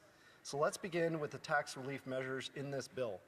We're cutting the lowest personal income tax rate to 14.5% in 2025, then cutting again down to 14% in 2026 and beyond. This is an immediate tax cut for 22 million Canadians. For a typical family, that's up to $840 in annual savings. These savings will help pay for groceries, a child's school supplies, utility bills, and more, while we're also making housing more affordable. The Making More Affordable for Canadians Act introduces a GST rebate for first-time homebuyers purchasing new homes up to $1 million. This tax cut for first-time homebuyers is essential for young families, and it will help to stimulate new construction, enabling jobs and increasing housing supply. In Hamilton, housing affordability is a daily concern, and this policy will make a real difference for young families. We've already repealed the consumer carbon tax, which will save Canadians an average of 18 cents per litre off the cost of gas. However, our government remains committed to climate action. By maintaining the output-based carbon pricing system for large emitters and continuing to invest in green energy like nuclear, hydro, and renewables, and supporting green housing and public transit, we're helping to ensure a smooth transition to an electric future and reduce Canada's dependence on fossil fuels. This is a balanced approach, one that supports both affordability and environmental sustainability. Madam Speaker, I want to speak about the economic resilience and the importance of standing up for Canadian workers. On June 6th, I had the honor of joining the Minister of Industry, the CEO of ArcelorMittal Dofasco, Hamilton members of Parliament, the Mayor of the City of Hamilton, and the Chamber President and CEO for a visit to one of our local Hamilton steel mills. ArcelorMittal Dofasco and Hamilton, our steel producers, are the heart of the steel industry in Canada. The visit by the Minister of Industry was in direct response to the imposition of the Trump administration's 50% tariff on Canadian steel and aluminum. These latest Trump tariffs are illegal, unjustified, harmful, and a threat to the entire North American steel industry. Our government is taking this extremely seriously. The minister's visit was a demonstration that our commitment to defend Canadian jobs and industries and retaliate as needed. The conversations we had at ArcelorMittal Dofasco were powerful. Workers expressed pride in their work and concern about the future and what this means for their families. The CEO emphasized the importance of stable trade relationships. The Chamber of Commerce called for coordinated action. The Mayor of the City of Hamilton underscored the need for federal assistance and federal leadership. The Making Life More Affordable for Canadians Act is a part of that leadership. By supporting Canadian families and industries, we're building resilience against external shocks like these tariffs. The income tax cut is a meaningful first step, especially when combined with the cost-saving programs already in place, like $10 a day childcare, dental care, and the Canada Child Benefit. We repealed the consumer carbon tax because our government is listening to Canadians. We're adapting our policies to meet the needs without abandoning our environmental sustainability goals. Cutting the GST on homes up to $1 million will save the average Hamilton first-time homebuyer more than $40,000. And this is just one piece of a broader housing affordability strategy. Our government is working with provinces, with municipalities, to unlock stalled developments, invest in affordable housing, support renters, and get builders building again. I want to also acknowledge our government's commitment to meet NATO's defense spending target of 2% of GDP years ahead of schedule. This historic investment in our national defense is not only a reaffirmation of our global responsibilities, but also a strategic move to bolster our domestic economy. Defense spending will create thousands of high-quality jobs, stimulate innovation in Canadian industries, and strengthen our supply chains. Hamilton is home to one of the largest shipbuilders in Canada. Shipbuilding that employs thousands of workers in the skilled trades and uses Canadian steel. Increasing defense spending complements the affordability measures in the Making Life More Affordable for Canadians Act by reinforcing economic security and resilience. This announcement sends a clear message. Our government can make bold, forward-looking decisions on both domestic and international fronts.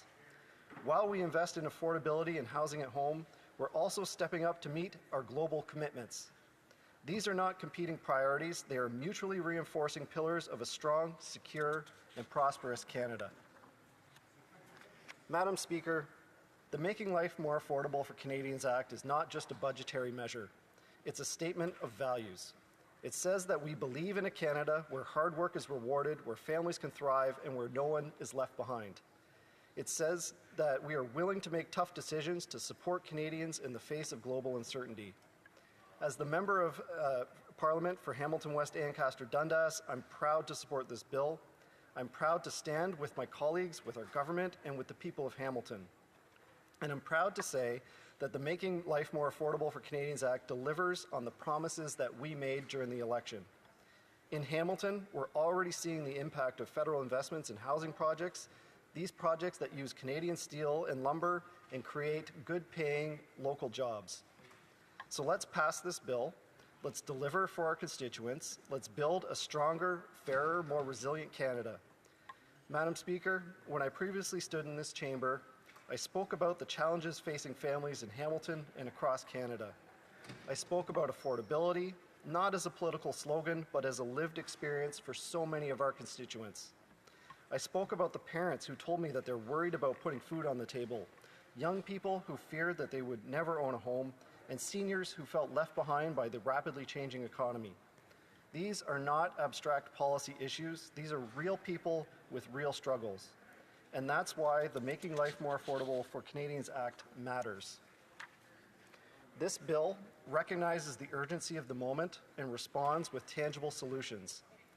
During the campaign, I knocked on thousands of doors. I listened to stories that were both difficult and inspiring. For example, a mother who worked night shifts and still found time to volunteer at her child's school. Recent immigrants working multiple jobs to pay rent while studying post-secondary education. Retired residents on a fixed income who have lived in the same home for 40 years but are now struggling to pay property taxes and heating bills.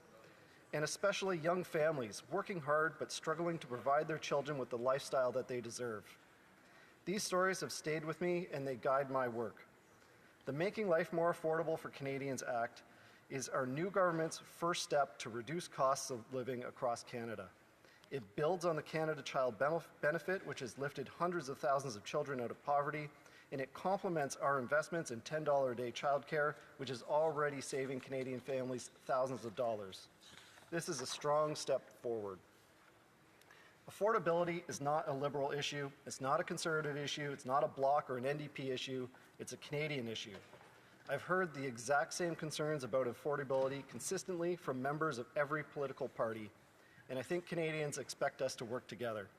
I've had constructive conversations with members from all parties who share a deep concern for their constituents, and I believe that we all share a common goal to make life better for the people we serve. That's why I urge all members of this House to support the Making Life More Affordable for Canadians Act. Thank you, Madam Speaker. Questions and comments? The Honourable Member for Oshawa. Thank you, Madam Speaker. I can appreciate this member opposite talking about affordability. We all heard this from our constituents as we walked the campaign trail. My question is an honest question. He mentioned the large emitters should be still paying an industrial carbon tax, and I'm wondering if he can tell me what he thinks. Does he believe that the large emitters will pay that carbon tax, or does he think that that carbon tax will be passed down to consumers? Honourable Member for Hamilton West, Ancaster Dundas. Thank you, Madam Speaker. Steelmaking in Hamilton is one of the largest industries in Hamilton. It is also one of the largest emitters. Our government is making significant investments in the steel industry in Hamilton, hundreds of millions of dollars being invested in an electric arc furnace to convert steelmaking from polluting, fossil fuel dependent, coal dependent industry, reducing emissions, and not only reducing emissions, but reducing the carbon footprint and, most importantly, reducing cancer-causing emissions and soot and particulates in the environment. This is a win-win. By investing in a cleaner future, we're investing in a better future for all Canadians. Thank you.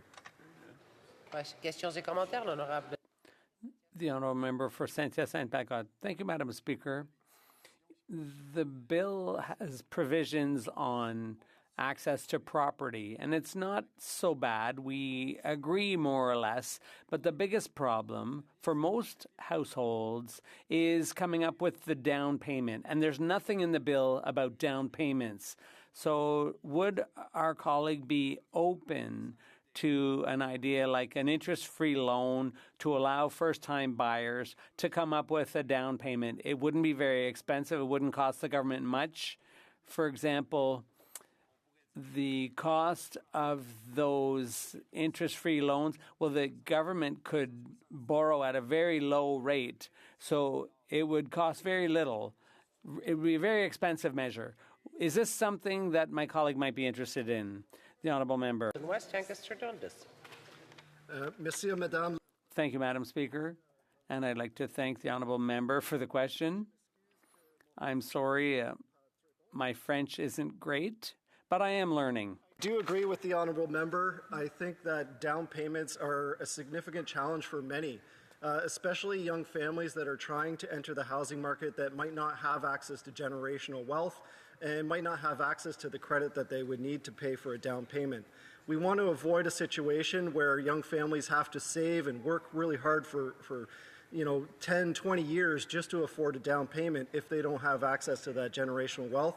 So I'd be very happy to work with our Bloc colleagues on suggestions for options to help young families with down payments. Absolutely. Thank you. L'honorable député de Nipissing-Témiscamingue. The Honourable Member for Abitibi-Témiscamingue. La Présidente. I was very interested in what our colleague had to describe in terms of the meetings that were held with the Minister of Industry, and I would be interested in better understanding how the business community in Hamilton reacted to the outcomes of those meetings. Here. Great question. The Honourable Member for Hamilton West, Ancaster Dundas. Thank you, Madam Speaker. You know, everyone in Hamilton knows somebody that works in the steel industry. It directly employs over 10,000 workers, another 40,000 in indirect jobs. And, these tariffs are an existential threat to steelmaking in Canada, and Hamilton is the heart of steelmaking. I know, speaking with workers, there's generational workers that they're second, third generation steel workers, proud of what they do, proud of the jobs that they hold, and literally building the foundation of Canada. So having the Minister of Industry there to show them that we care and to stand up for Canadian jobs in the steel industry, in aluminum, that all measures are on the table, and we as the federal government are showing leadership to support Canadians, to support workers, and do everything that is necessary. Thank you. The Honourable Member for Kapuskasing-Témiscamingue. Merci, Madame la Présidente. The question was asked to the Honourable Member. These producers of steel in the Hamilton region, the question was asked, will the carbon tax be removed? And I didn't understand the answer. Will it be removed? Yes or no? The Honourable Member for Hamilton West, Ancaster Dundas. Thank you, Madam Speaker. The industrial carbon tax is a part of a global carbon pricing system. Steel producers in Hamilton and across Canada do pay the industrial carbon tax. It is traded, and it is an important incentive to reduce emissions. As I spoke about, switching over to electric steel production to reduce the reliance on coal, reduce emissions. We have to resume debate. The Honourable Member for Edmonton Northwest. The Honourable Member for London West. Sorry.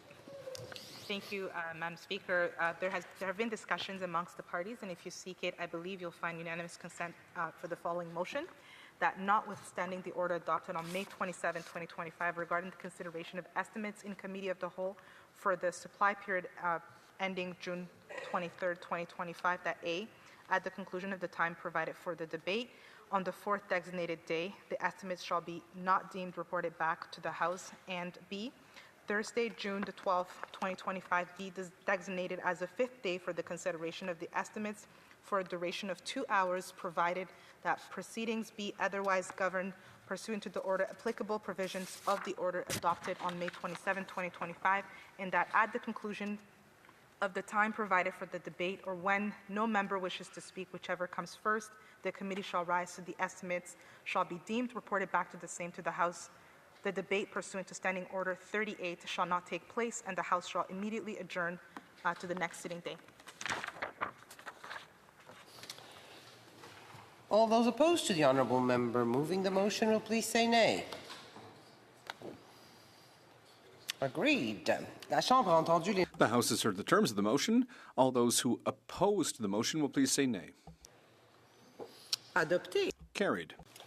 Resuming debate, the Honourable Member for Edmonton Northwest. Thank you, Madam Speaker. Nigan nanaskomal notawinan anoskagisaga tanse nuwaku maganak maskexi ochi natoki topinatsiga sun maskexi ochi. Representative of Miskachi Waskaigan Kiwait Nok Baksimotok. For the translators, first I acknowledge our Creator and bring greetings to all my relations. My name is Sacred Rider Chief Billy Morin from the Enoch Cree Nation and now the MP for Edmonton Northwest. I've risen in this House before in short moments, so in this extended time allocation, please allow me to acknowledge those who helped me get here. My family, Nikawi, Charlene, Notawi, Pan, William, all my extended family and community from the Enoch Cree Nation, my roots in Blackfoot Territory, Kainai, Treaty 7, Southern Alberta, and my Métis family, my wife Felicia, our children William, Wilton, Walker, and Astrid, and my many grandparents, Nimosamak, Nokamak. And of course, the good people of Edmonton Northwest, notably our grassroots campaign team. Edmonton Northwest is a place where people come to. Since time immemorial, First Peoples have gathered in Edmonton Northwest to live in Miskwachi, Waskaigan, Beaver Hills House, the Cree name for the region. It was a place of peace, conflict and conflict resolution through treaty making, traditional ceremony, sustenance, community, a place where the North Saskatchewan River flowed mightily, the buffalo and the game were plentiful. Right down the middle of my riding is the Anthony Henday Highway. Anthony Henday is acknowledged as one of the first explorers to come to Edmonton. Over the next centuries, since Anthony Henday, they still came. Many came from Europe to start, and in those early days, our collective ancestors made treaties nation to nation, which are upheld by the Canadian Constitution. These agreements are the basis for all peoples and Canadians to live in harmony for as long as the sun shines, the grass grows, and the rivers flow, as written in treaty. In those early days, many came driven by hunger and hope. Those fleeing from persecution came. Those looking for a place they can build came. Those looking for a place where hard work pays off and looking for a place to build an income and a family and a living, they came. They came from all continents. Today we have a huge population from the Middle East, the Philippines, Eastern Asia, India, Eastern Europe, Hispanic America, Africa, South America, and more. Still, people come today in droves, 60,000 per year alone in the last 3 years on average. So why do they come? Why have they been coming for 100 years? And why do they stay? Simply put, Madam Speaker, affordability, opportunity, jobs, energy, safety. Edmonton's identity is built around this. All the big Canadian cities have their identities. And I have been in conversations where some struggle to identify what Edmonton means and what Edmonton's identity is. Well, to me, the most Edmonton thing that you can do is work hard, buy a home, raise a family, and become a part of the community. Small town roots in the big city is still a thing in Edmonton. But this is under attack. And the root cause of this attack, a root cause, is the federal government negligence. Homes are becoming increasingly more unaffordable, and this is not just a campaign talking point. I ran into many young people who took the time out of their day to have humility and tell me they could not afford a home, and they had no path, no way to get to have a family and to grow their family. The amount of young Canadians who see home ownership and starting a family as unaffordable and unattainable is growing in my riding. Grocery prices are rising, lineups at food banks are getting longer, energy to move your family around is becoming more expensive. High taxes for seniors is pricing them out of their own homes, those spaces that are intended for them to spend time with their grandkids. Despite powering this country for decades, our energy sector is villainized. The industrial heartland of Alberta and Canada is in my hometown of Edmonton, Alberta. Healthcare equality is systematically getting worse. Crime is out of control. People struggle with addiction, and mental health is worsening. Jobs for young people are getting scarce.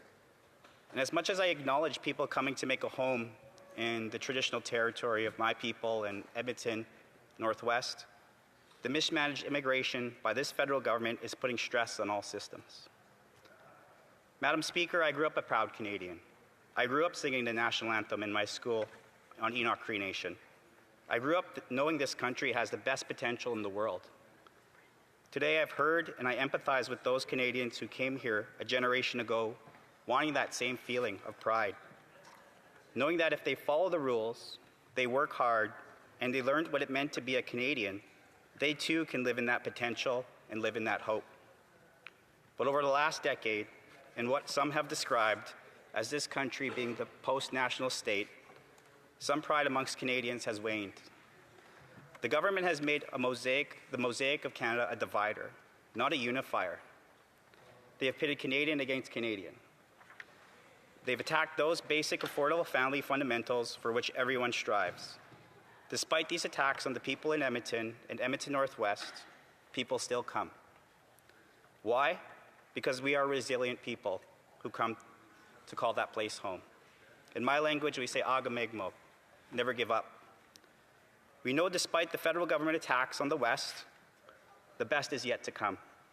We will always fight for the entrepreneurship of our home, the energy culture of the industrial heartland of Alberta and Canada and Edmonton. We will build upon the education institutions. Newcomers quickly learn, with the help of their fellow Edmontonians, how to handle the tough times in the cold and having felt being left out. Edmonton still has the best potential for any city in this country. It can still be the freest city in the world. It can be that small town community with unity. Edmonton is still the city of champions, which is not just about sports success, but about how Edmontonians know how to work hard, know how to give back, know that they will always fight for safe communities and affordable homes. My ancestors knew there was something special about the land for thousands of years. They knew there was something special about the water. They knew about the air and about the home that is Edmonton and Edmonton Northwest.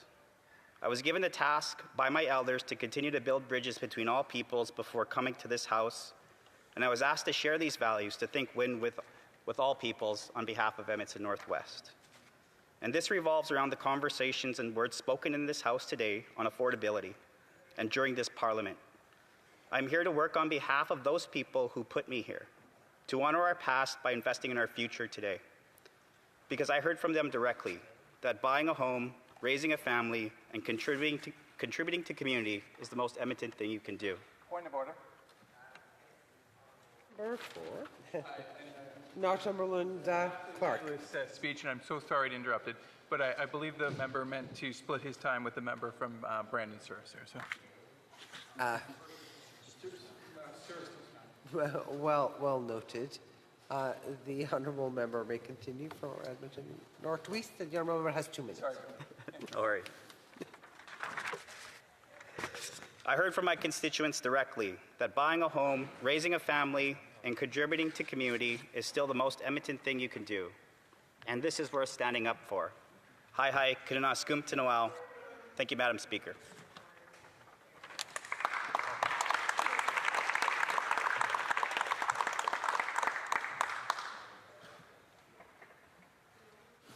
Questions and comments? The honourable member for Bay Quinte. Thank you, Mr. Speaker. I want to congratulate the member opposite for his election and his eloquent speech here in the House today. The member mentioned specifically basic family fundamentals in his address, Mr. Speaker, and I would like to ask the member,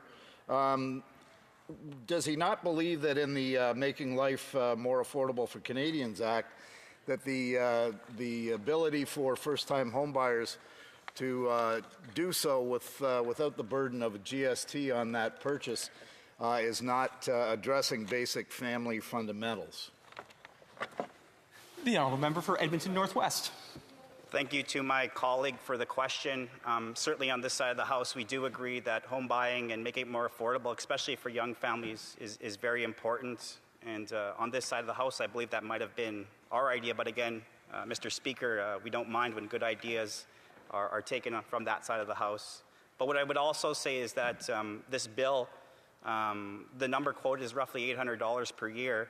And if you go talk to the average family and really do the math, is a stop at Timmy's or Starbucks weekly going to make a difference in their lives? I think most Canadian families, especially in my riding, are going to say no. So would like to see more breaks for families and more affordability taken seriously. Question et commentaire. L'honorable député. The honourable member for Repentigny. Thank you, Mr. Speaker. I'd like to know what the honourable member has to say about the fact that his colleagues and himself have just voted against a motion that reflected the unanimous will of the National Assembly of Quebec, which is to pay back $814 million stolen from the people of Quebec by the federal government. And what does he think about his leader's idea to require that a province not have the right to veto or the right to say no to a pipeline, for example, that would be imposed by the federal government? Member for Edmonton Northwest. Well, thank you to my colleague for the question. And, as a First Nations person, it's always come into question about sovereignty and where we stand in confederation. So I do empathize with the notion of nationhood and finding that balance in Canada. For the vote that happened today, I would say that has been explained in this House a number of times. And Quebec does enjoy a level of nationhood, and sometimes those distinctions come at differences in how things are voted on in this House. When it comes to consensus on building things in this country, I do believe in things getting done and built. This economy has suffered for quite some time now, and I think the members opposite, as much as they put forward some initiatives lately, have to prove that it's not just rhetoric and that it's going to be action for Canadians. Great answer. Questions and comments. Question et commentaire. The honourable member for Winnipeg North. Thank you, Mr. Speaker. Bill C-4 is a critical piece of legislation. Our new Prime Minister has made it very clear in terms of how it takes aspects of election platform and ultimately delivers on the issue of affordability. What's really important for all of us to note is that the tax break that's being proposed is going to take effect on July 1. And Mr. Speaker, in order for us to be able to have that tax break, we need to see the legislation passed. Does the member agree that we should pass this legislation before the House rises? The honourable member for Edmonton Northwest. Well, as mentioned, on this side of the House, we're always for tax breaks. But again, Mr. Speaker, I mean, Canadians, is this really a serious tax break? Can we go farther with this? Because again, the amount that's been quoted by the Liberals and some other studies, which is a lower amount, is, in my opinion, not enough. If I go talk to my constituents, and again, they have less of a coffee run, or they can only fill up their tank to a quarter, that's not enough for Canadians to do. So I would look to that side of the House to do more than just a small tax break. The honourable member for Northumberland Clark. Thank you very much, and I welcome this new member to the House, and just wanted to have him reflect, if he could, about the importance of this House and being able to spell Parliament. The honourable member for Edmonton Northwest. Well, I take great pride in being here, and as mentioned, how much family and friends have contributed to my success, and especially the constituents as well. Sitting in this House as an Indigenous leader is something to behold and be proud of, and it's not always the story in Canada where First Nations feel included. So from that particular point of view, I am very happy to stand here, uphold the best definition of treaty, which is it's a higher calling, not a division in Canadian law, but a higher calling that Canadians work hard together in partnership, and that's what I reflect upon for the member's question. Resuming debate, please du débat, the honourable member for Souris, Moose Mountain. Thank you, Mr. Speaker. It's a great honour to rise in this House today for my first speech as an elected member of Parliament for Souris Moose Mountain. I want to share a few reflections of where I came from, who I serve, and the responsibilities we all carry as members of this chamber. I'm deeply humbled to represent a region that's rooted in hard work, resilience, and unshakable community spirit. First and foremost, I want to thank the people of my riding. I'm here because of you. You've entrusted me to be your voice in this chamber, and I will work every day to be worthy of that trust. I also want to acknowledge those who came before me. Ed Komarnicki and Robert Kitchen served this region with integrity, thoughtfulness, and strength of conviction. Their example has set a high bar. Mr. Speaker, I would not be here today without the support of my family. My wife Candace is my greatest partner and source of strength. Through every challenge, every sacrifice, and every long stretch of road, she remained unwavering in her support and grace. Her belief in me never faltered, and I'm endlessly grateful for her love, insight, and patience. My daughter Emma reminds me daily of what truly matters. She is thoughtful, courageous, and wise beyond years. Her quiet encouragement has been one of the most steadying forces in my journey thus far. I'm also grateful to my parents, who taught me not only to work hard, but to work with purpose. They instilled in me the importance of character, integrity, and perseverance. The examples they set are my guiding light. I'm also thankful to the many volunteers whose dedication and sacrifice helped make this journey possible. Their belief in our cause and their tireless efforts are a humbling reminder that public service is never done alone. I was humbled to receive the highest percentage of the vote of any candidate in Canada during this election. But let me be clear. Well done. But let me be clear, this is not about me. It's a testament to the people of Souris Moose Mountain and their belief in our message that's rooted in principle, a respect for hard work, for resource development, for freedom, and for limited but accountable government. I grew up on a farm in Saskatchewan where you learned early that complaining doesn't get you very far. If something's broken, you fix it. If something matters, you stand up and you speak out. Life on the land teaches you patience, persistence, and humility. It also teaches you that when you make a promise, you keep it, because your word is often the only thing you have. Those lessons have never left me. I remember as a teenager, when a federal issue was affecting cattle prices, my father said to me, if it matters enough to talk about, it matters enough to do something about. So I wrote a letter to our MP. That simple act of engagement was the first step in me realizing that democracy only works when people participate. It taught me that government, at its best, should be accessible and responsive, not distant and dismissive. Years later, I had the opportunity to live and work in post-Soviet Eastern Europe, nearly a decade immersed in countries still navigating the aftermath of authoritarian rule. I was involved in international trade and economic development, working with businesses and governments as they sought to rebuild their economies and reestablish democratic norms after generations of state control. What I witnessed was both inspiring and sobering. In many of these countries, privacy had once been non-existent. Information was power, and that power had too often been abused. Surveillance was used to silence dissent. Trust in public institutions had been deeply damaged, and though democracy had arrived, scars of its absence lingered. In some places, people were still afraid to speak freely, still hesitant to believe that change was permanent. It was there, in conversations with small business owners, young reformers, and cautious civil servants, that I saw the true cost of lost public trust. Once trust is broken, it takes generations to rebuild. When I returned to Canada, I brought those lessons home with me, into my business, my community, and eventually into public service. I later had the honor of serving as a cabinet minister in Saskatchewan's provincial government, where I was responsible for portfolios on economy, trade, and innovation. That experience deepened my belief that when government works well, it creates opportunity, not barriers, for people to grow, contribute, and succeed. That's right. Mr. Speaker, I reflect on all of this when I consider Part 4 of Bill C4, which addresses the question of how privacy laws apply to federal political parties. At face value, this provision seems narrowly focused. It retroactively asserts the provincial privacy laws do not apply to federal political parties, reinforcing exclusive federal jurisdiction. But beneath this technical language lies a more profound question about the relationship between citizens and their democratic institutions. When Canadians provide their personal information to political parties, whether signing up for a newsletter, attending a town hall, or simply expressing support, they are placing trust in us. They expect that information to be treated with care, confidentiality, and respect. And when that expectation is not met, the harm isn't just legal or administrative, it's democratic. This bill may clarify federal jurisdiction, but it also takes provincial privacy commissioners out of the picture. These offices have built strong, effective systems to address complaints and hold organizations accountable. By removing that layer of oversight, we risk weakening the transparency and trust that Canadians expect and deserve. There's also the risk of reinforcing cynicism. When people see legislation rush through Parliament, particularly as part of a broader omnibus bill, they may feel that their concerns are being managed, not addressed. And when they discover that their personal data, collected for political purposes, exists outside the scrutiny applied to most other private entities in Canada, it raises a troubling double standard.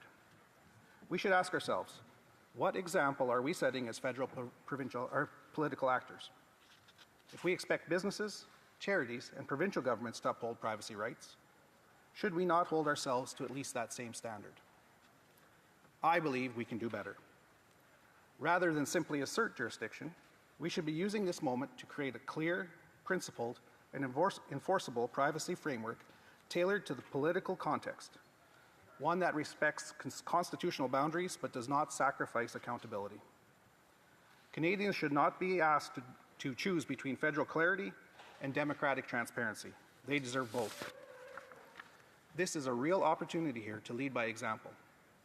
We as federal lawmakers can take a proactive approach. We can establish minimum privacy standards for political parties, standards that ensure Canadians know exactly how their data is collected, stored, and used, so that the publication of a privacy policy becomes more than a symbolic checkbox. We must restore trust, credibility, and strengthen our democracy from within. And while this legislation does address the jurisdictional gap, it should not be mistaken for a comprehensive solution. The real solution lies in demonstrating that political parties are willing to play by the same rules as everyone else, that we are not seeking exemption, but embracing transparency. This is our chance to get it right. Not just for today, but for the next generation of voters, many of whom are already deeply skeptical of political institutions. Let's give them a reason to believe that we are listening, and that we're willing to hold ourselves to the same standards we expect of others, one that respects constitutional boundaries but does not sacrifice accountability. Canadians should not be forced to choose between federal clarity and democratic transparency. They deserve it both. This is why, as we debate legislation like this, we must ask not just whether it meets constitutional muster, but whether it strengthens public trust, whether it improves how we serve, whether it brings citizens closer to the institutions that represent them. Mr. Speaker, I saw in Eastern Europe what happens when governments stop listening, when citizens lose faith in the institutions that are meant to serve them. And I can say without hesitation, rebuilding trust is far harder than maintaining it.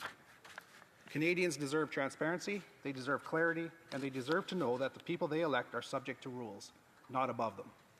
I did not come to Ottawa seeking applause. I came here to do the work, to advocate for those who feel unheard, to push for common sense in public policy, and to serve with humility.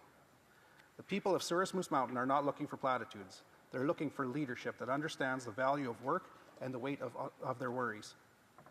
They deserve to know that their privacy, their voices, and their values matter. So as I rise for my first speech in this House, I do so not as a politician, but as a proud Canadian, shaped by my prairie roots, informed by global experience, and guided by the belief that government exists to serve, not to control. And I'll return again to that image of myself as a teenager, writing that first letter, guided by my father's words. If something matters enough to complain about, it matters enough to do something about it. Mr. Speaker, I intend to do something about it, not just today, but every day that I have the honor to serve in this House. Well done. Questions and comments? Questions et commentaires? L'honorable député de Sudbury. The honourable member for Sudbury. Thank you, Mr. Speaker, and I'd like to congratulate the MP on their first address in the House. I have to tell you that both my parents and grandparents grew up on farms, proud farmers, and I too have similar values that you stated, and my father repeated to me often that your word is everything. As it relates to C4, we are offering a tax break for young families trying to buy their first homes, and I'm wondering if that member supports that move in helping those young families attain their first home. The honourable member for Souris Moose Mountain. Thank you, Mr. Speaker. As Conservatives, we always support every tax cut. But in typical Liberal fashion, it's too little, and they say one thing, they do another. Mr. Speaker, the Conservatives wanted to give a tax break to all people buying their home, not just first home buyers. But if the members opposite want to steal Conservative ideas when it comes to affordability, please, by all means, take our ideas. Well done. Questions et commentaires? L'honorable député. The honourable member for Repentigny. Mr. Speaker, I hear the Conservatives talk about abolishing the carbon tax. I hear them speak about pipelines, about increasing oil and gas production, removing emissions caps. I want to know the following.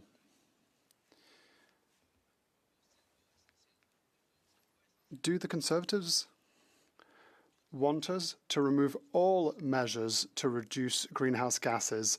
Do they want to eliminate all of the fight against climate change? For Souris Moose Mountain. Oh, I'm very happy for that question, Mr. Speaker. I've had the privilege of traveling and working on 4 continents, and I can tell you, I've been to other places that produce energy across the world. One thing I know, that if other jurisdictions in the world adopted the same environmental policies that we have in Saskatchewan, for example, there would be a reduction of 25% in the greenhouse gases globally. Canada is a world leader. We should be proud of what we're doing. Our industry should be praised, not vilified. That's right. Questions and comments? The honourable member for Brandon Souris. Well, thank you, Mr. Speaker, and what a pleasure it is to stand up and hear this speech from my colleague for Souris Moose Mountain. Of course, both of our constituencies are named after the proud Souris River that flows from his constituency in the west into mine in the east, and it's a pleasure to have him as a neighbor. As a neighbor, we both have the same economies in our region, and I would like the member for Souris Moose Mountain to highlight just a little bit more how terrible the Liberal government's policies over the last 10 years have been for affordability in our region, how they've suppressed our fertilizer industry, our natural resources industry, and the ag sector with their disastrous policies that have resulted in tariffs on canola and the pulse crops from India, and what a disaster that has been for affordability measures in Souris Moose Mountain and Brandon Souris. The honourable member for Souris Moose Mountain. I'd like to thank my colleague for that question because it highlights the fact that in our regions, agriculture makes up a large part of our GDP. And as we know, most agriculture commodities are priced globally on the global market. And just south of both of our constituencies is the United States. They also share the same region as us. They produce the same crops, they have the same industries, but they're not paying a carbon tax. We have about a 40% higher rate or cost of production than my neighbors do in the States. This is a self-imposed harm that the Liberal government has put on the people in my constituency for the past 10 years. It was a carbon tax that we never asked for, didn't want, and didn't work. And I'm so happy that they've removed it. The next thing they should do is take it off the industrial carbon tax, because that affects all of our inputs, all of our crop supplies, and it's something that really hurts our industries. Well done. Questions and comments? I see the member for Sandwich Gulf Islands for a brief question. Thank you, and I really want to congratulate the honourable member for Souris Moose Mountain, and he's raised something that I've been concerned about, which is what the heck does Part 4 of this bill have to do with affordability, changes to the Elections Act, and I just wanted to know if he has any comment on another section that he may, I'm sure he'd noticed it, but section 49, which we can call the time machine section, that says this bill comes into force in terms of the sections around the privacy of election information, comes into force 25 years ago. So does he have any comment on that? Member for Souris Moose Mountain, a brief answer.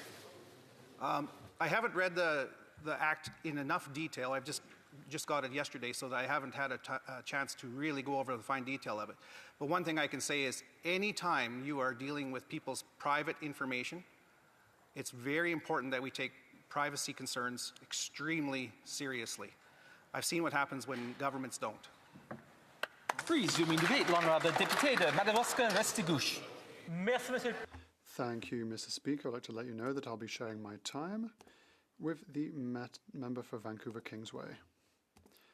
Mr. Speaker, on the 28th of April, Canadians united to grant a strong mandate, an historical mandate to our new government. We've committed to build a strong economy for the good of everyone. Over the last few weeks, our government has undertaken tangible measures to implement our plan to make life more affordable for Canadian families.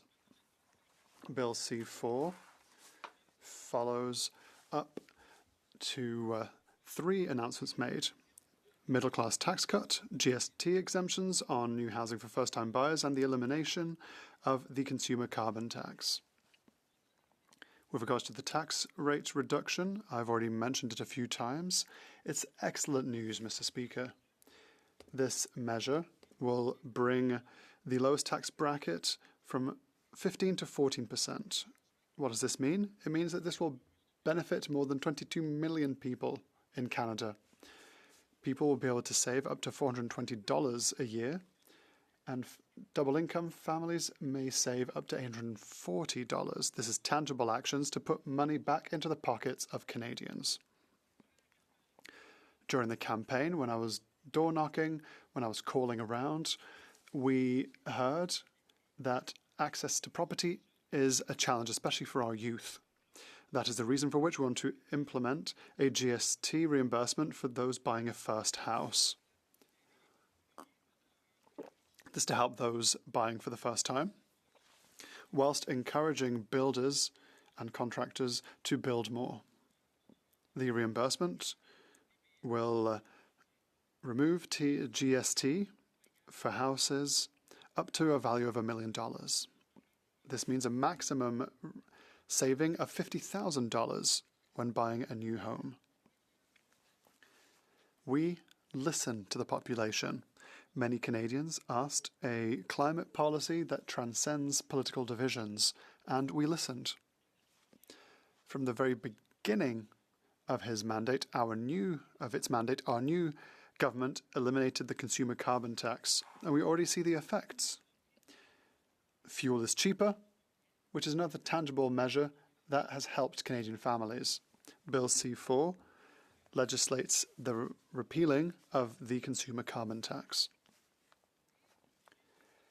The 3 measures proposed in C4 are in a bigger framework, that is, the work that we are doing to help families fight against the increase in the cost of living. The best way to make life more affordable for Canadians is to work to build a strong economy. And it's perfect timing because our government has a plan to build the G7's strongest economy by investing in innovation and productivity, by better integrating Canadians into the workforce, and by eliminating interprovincial trade barriers. A strong economy will allow us to ensure the sustainability of programs that make life more affordable and that allow families to save thousands of dollars every single year. In the next few minutes, I'll give you a few examples of measures and programs.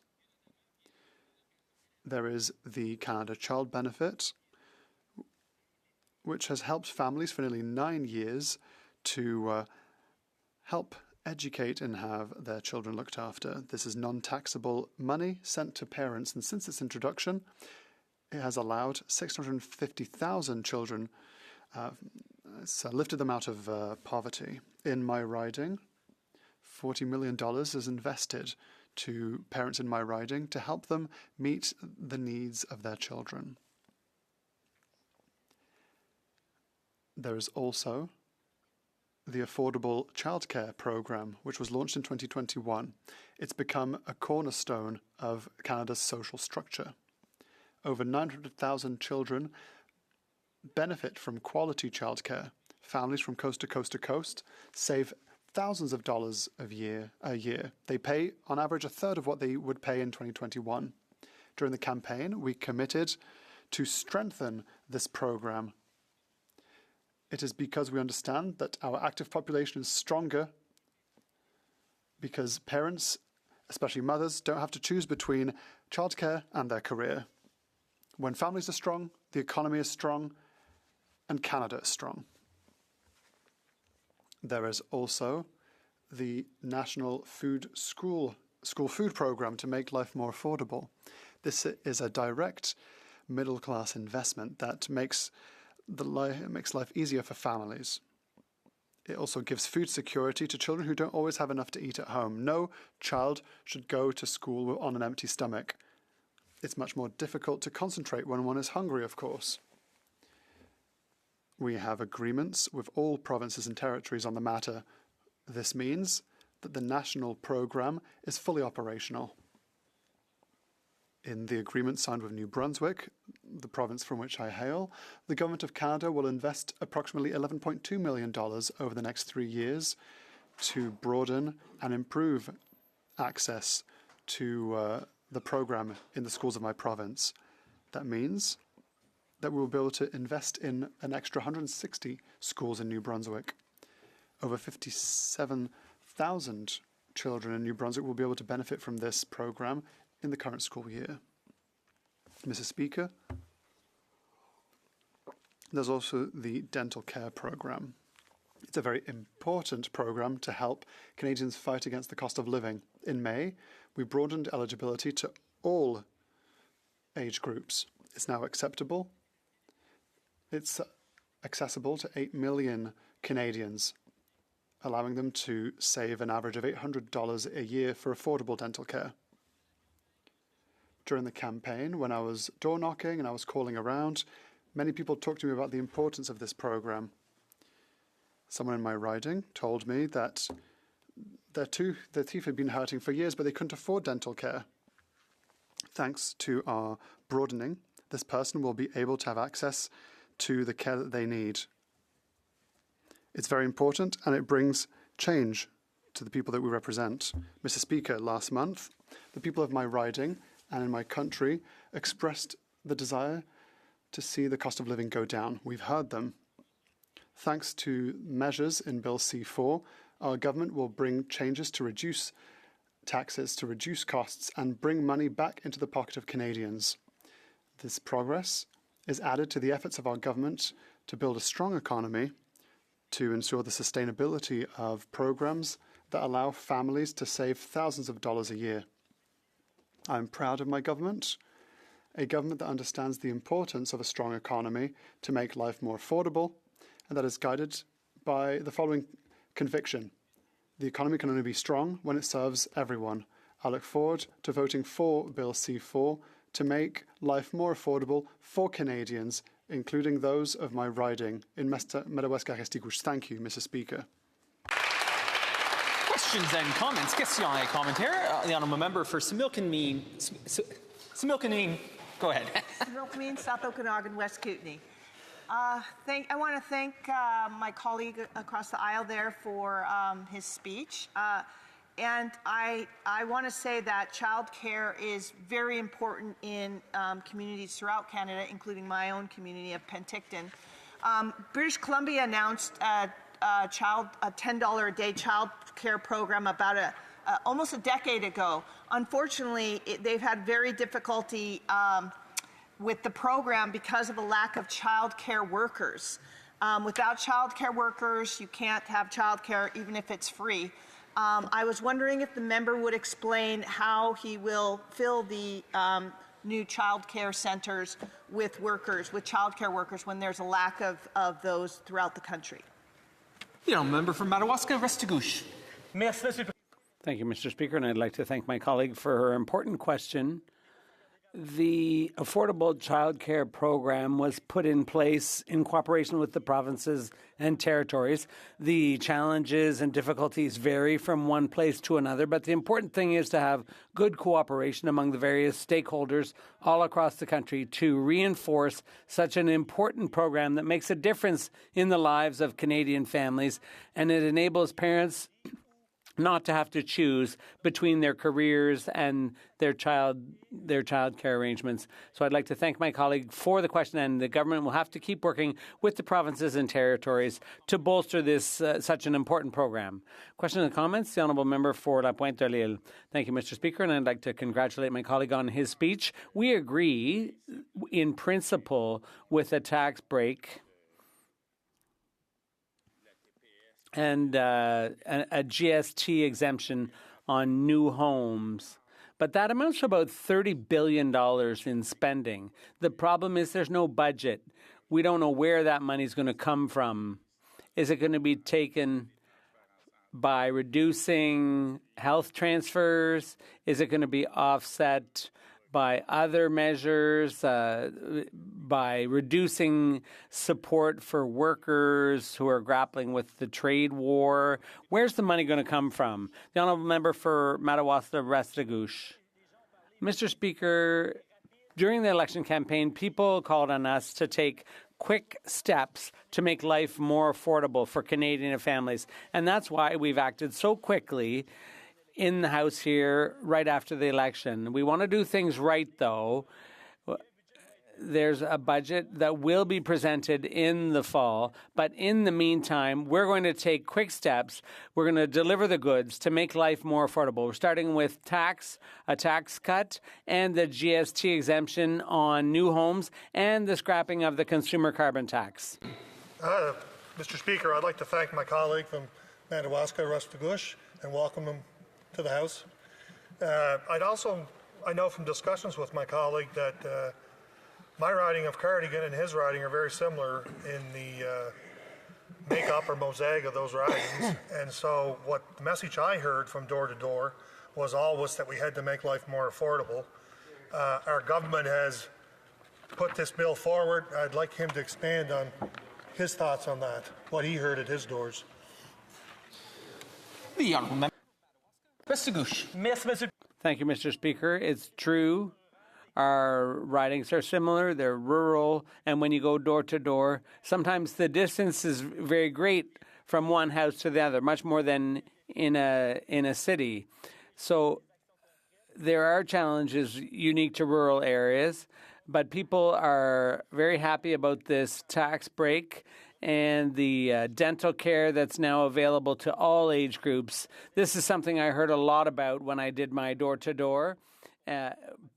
People want concrete steps. They also want concrete steps around housing, and by eliminating the GST on a first-time purchase of a new home. This is unprecedented action around housing in this country, and we're trying to meet the public's expectations, and hopefully we'll see some results within a few short weeks, and that will address the concerns of Canadians. Resuming debate. Please to debate the Honourable Member for Vancouver Kingsway.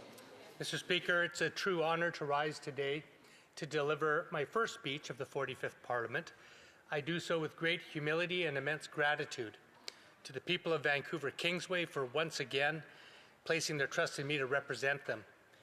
I want to recognize all those who stepped forward as candidates in the last election. Their commitment to public service and to our democratic process is vital to the strength and resilience of our country. Being re-elected to serve in Parliament is an incredible privilege, one that would not have been possible without the unwavering support of my campaign team. Your hard work, passion, and steadfast belief in our shared vision helped us overcome every challenge. From the bottom of my heart, thank you. To the people of Vancouver Kingsway, thank you for allowing me to carry your voices, ideas, dreams and aspirations to Ottawa once again. I will work tirelessly each and every day to honour that trust and help build a brighter future for our community and for all Canadians. I also want to express my sincere thanks to my colleagues in the New Democratic Party for the great honour of serving as our party's leader for an interim period. It is a responsibility I take on with a deep sense of duty to our country, our values, and the people we serve. Finally, to my family. As we all know in this place, none of us could discharge our duties without the love, support, and understanding of those closest to us.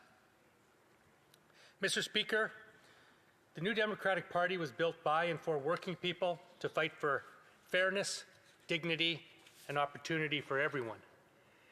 As leader, I will work hard to ensure the NDP remains the party that puts workers and their families at the heart of everything we do.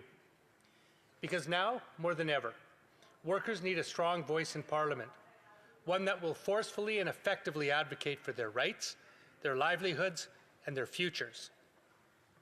It's clear that Canada is at a crossroads. Many Canadians are struggling and uncertain about their and their families' futures. We are facing multiple overlapping crises that require immediate and decisive action. Fully half of all Canadians are living paycheck to paycheck, and 1 in 4 parents have cut back on their own food consumption to ensure their children have enough to eat. 80% of Canadians now believe that owning a home is only for the rich. Among those who do not own a home, 70% have given up ever owning one. Rent prices have more than doubled since 2015. In major cities across Canada, tenants are regularly paying over 50% of their incomes on shelter, which is a crushing and unsustainable burden. Canada's healthcare system is under serious strain, with long wait times, inadequate access to essential services, and high levels of burnout among healthcare workers. Millions of Canadians do not have a family doctor, which is critical to accessing our healthcare system. Across Canada, working families are under pressure.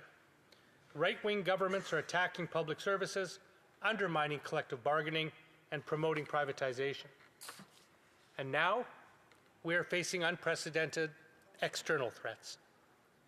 The Trump administration has launched a reckless trade war against Canada, imposing sweeping tariffs on our exports and targeting key sectors of the Canadian economy. Even more disturbing are the inflammatory and deeply disrespectful remarks suggesting Canada should be annexed as the 51st state, an affront to our sovereignty and our identity as a proud, independent nation. At a time when Canadians are already grappling with economic uncertainty, these threats only deepen our resolve. We will not be intimidated. We will stand united as Canadians in defense of our democracy, our values, and our future. That brings me, Mr. Speaker, to Bill C-4, the Making Life More Affordable for Canadians Act. While not perfect, New Democrats will support this bill at second reading because it contains measures that provide immediate relief to Canadians who are struggling.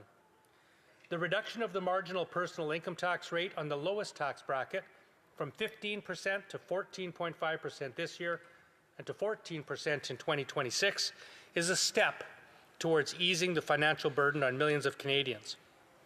The new GST rebate for first-time home buyers, which offers a full rebate on homes up to $1 million and a partial rebate up to $1.5 million, is a welcome measure for many families trying to enter an increasingly inaccessible housing market.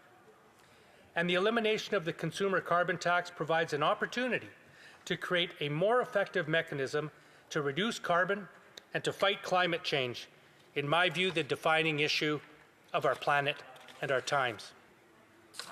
But let's be clear, this bill, while helpful, can and should be improved. The biggest benefits of the tax cut go to higher income earners. According to David MacDonald, senior economist with the Canadian Centre for Policy Alternatives, 98% of those making over $129,000 will benefit, while only 14% of those living in poverty will see any gain at all. In fact, the average benefit for someone living in poverty is just $11 a year. For the middle 30% of Canadians, the average benefit is $151 a year.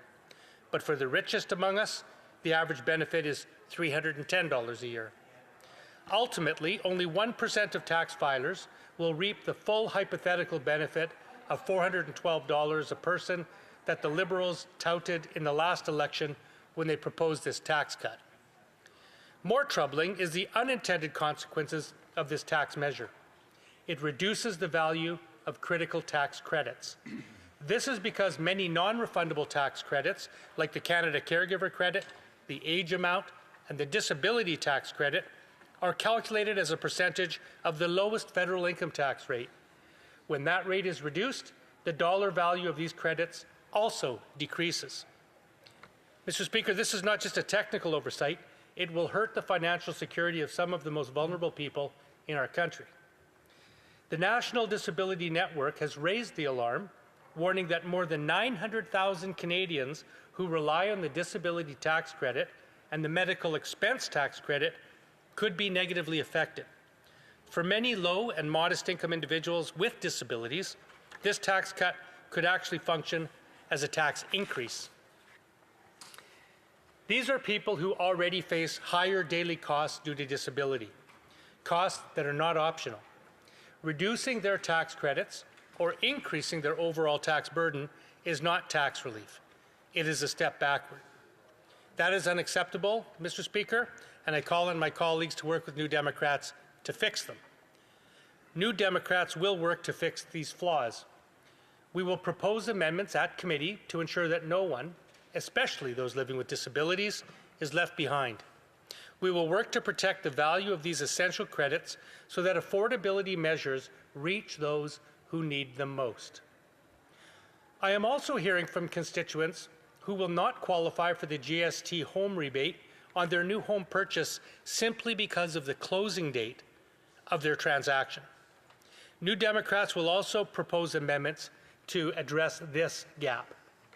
I hope that my colleagues on all sides of the House will examine these flaws of the bill, and if satisfied that they exist, join me and my New Democrat colleagues to pass these constructive amendments to improve this bill and, I think, address the real objective of it, which is to give all Canadians a break at this time that is so difficult for so many of them. Mr. Speaker, Canadians are looking to this Parliament for leadership. They are looking for unity.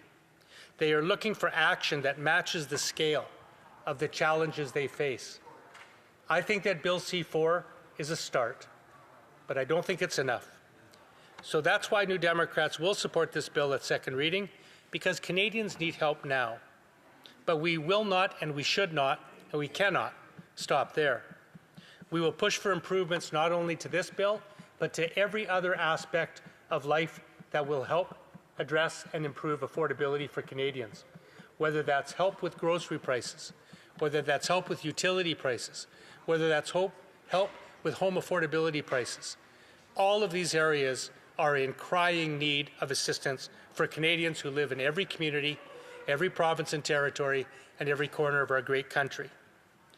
So, Mr. Speaker, let's work together to fight for fairness and to help raise the living standard of every Canadian in our country. And we will continue as New Democrats to work together with our colleagues and stand up for working people in every corner of this country to realize their dreams. Thank you. Questions and comments? The honourable member for Cardigan. Thank you, Mr. Speaker.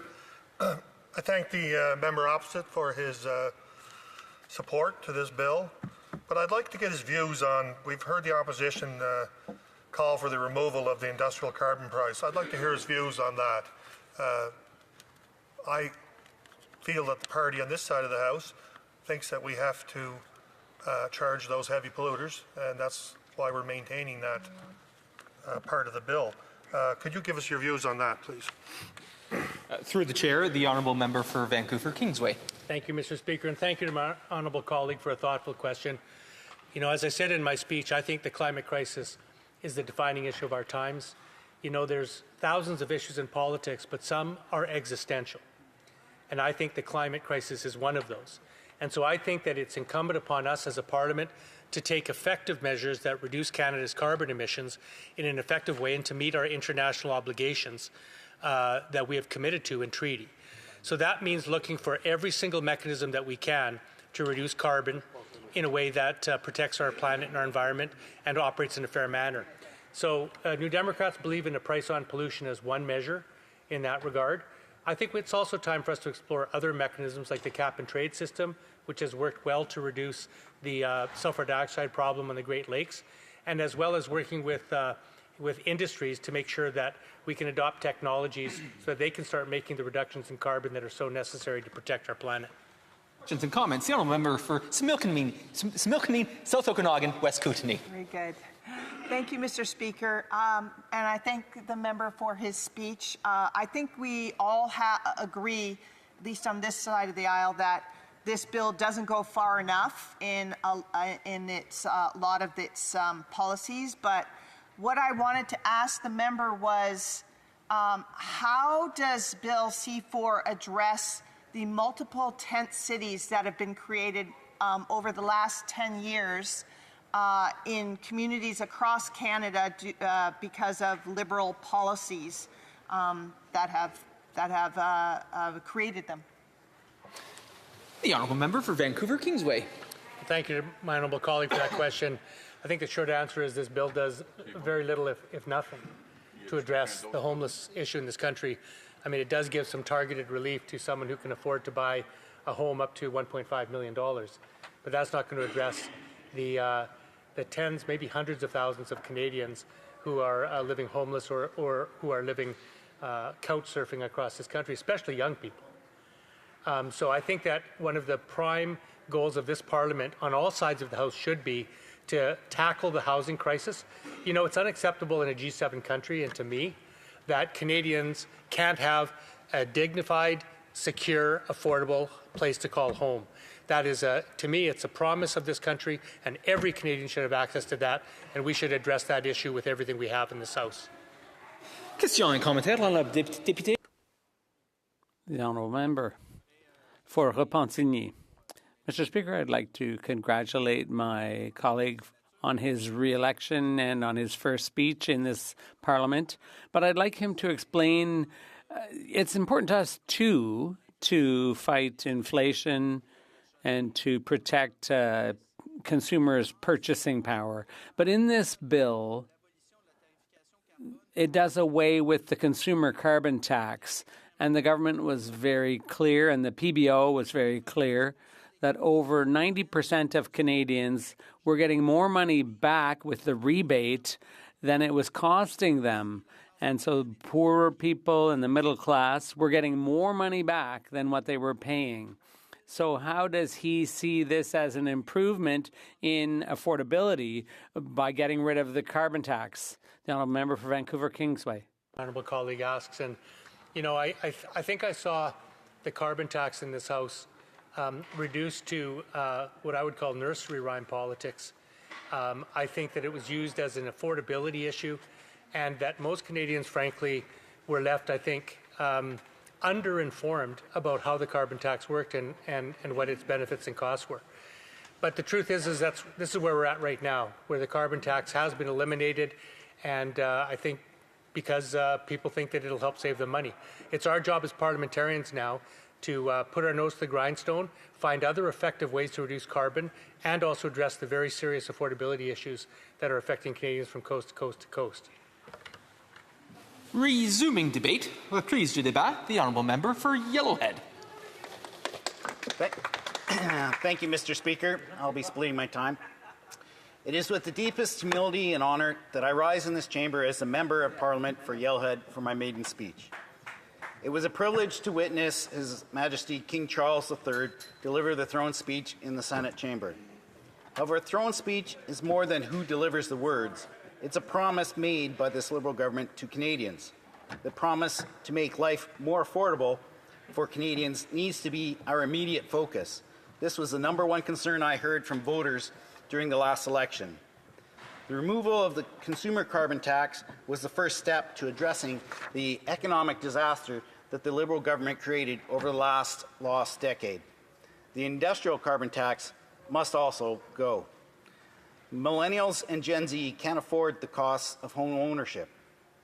The meager attempt made in Bill C4 to gaslight Canadians by saying they are eliminating GST on first-time home buyers on new homes would impact such a small segment of the market. And that proposal changes won't create any real change at all. The proposal included in this bill would help fewer Canadians than what our party would have campaigned on during the last election, and they actually want to cap this in 6 years' time, whereas we would have made it permanent. This Liberal government copied our Conservative policies, but only in half measures. The reduction in personal income taxes was less, their proposed GST rebate on new homes is less, and the impacts of this bill do not go far enough when addressing affordability needs of Canadians today. Now, it's an honor to represent the thousands of people who call Yellowhead home, and I'm committed to doing everything I can to help make life affordable for my constituents. As a father, I want to ensure that the future generations can continue to call Yellowhead the best place to live, work, and raise a family. I can confidently say that we live in the most beautiful riding in the entire country. At more than 83,600 square kilometers, Yellowhead is bigger than the province of New Brunswick and the entire country of Ireland. It stretches from the Rocky Mountains, following the Cowboy Trail, from the Wilmore Wilderness Area and Grand Cache in the north to Kananaskis country in the south, and everything in between, including Canada's crown jewels, Banff and Jasper National Parks. My riding consists of many communities made up of hard-working Albertans, including Springbank and Rocky View County, Banff, Canmore, Exshaw, Dead Man's Flats in the Bow Valley, and going north on the Cowboy Trail, there's Wyprus, Cremona, Sundre. We have the hidden gem of the David Thompson country that includes Clearwater County, the MD of Bighorn, Caroline, Rocky Mountain House, and Nordegg. Even further north, there is the Yellowhead County, for my namesake, for my riding, Edson, Hinton, Jasper, Grand Cache, and the parts of the MD of Greenview. Last but not least, we have Mountain View County and Rocky View County, where Carstairs and Crossfield, where I've raised my two incredible daughters along with my loving wife, Bev, on our farm near the hamlet of Madden. Now, Madden is home to my local Lions Club, where I have been a member for more than 20 years, and I want to congratulate them on the great work that they do there. I have a long history in this area since my family homesteaded near Crossfield in the 1880s. And Yellowhead is also located on Treaty 6, 7, and 8 lands, and include the Indigenous peoples of the First Nations of Bearspaw, Chiniki, Goodstoney, Ochis, Sunchild First Nations, as well as the people of the Métis Nation of Alberta.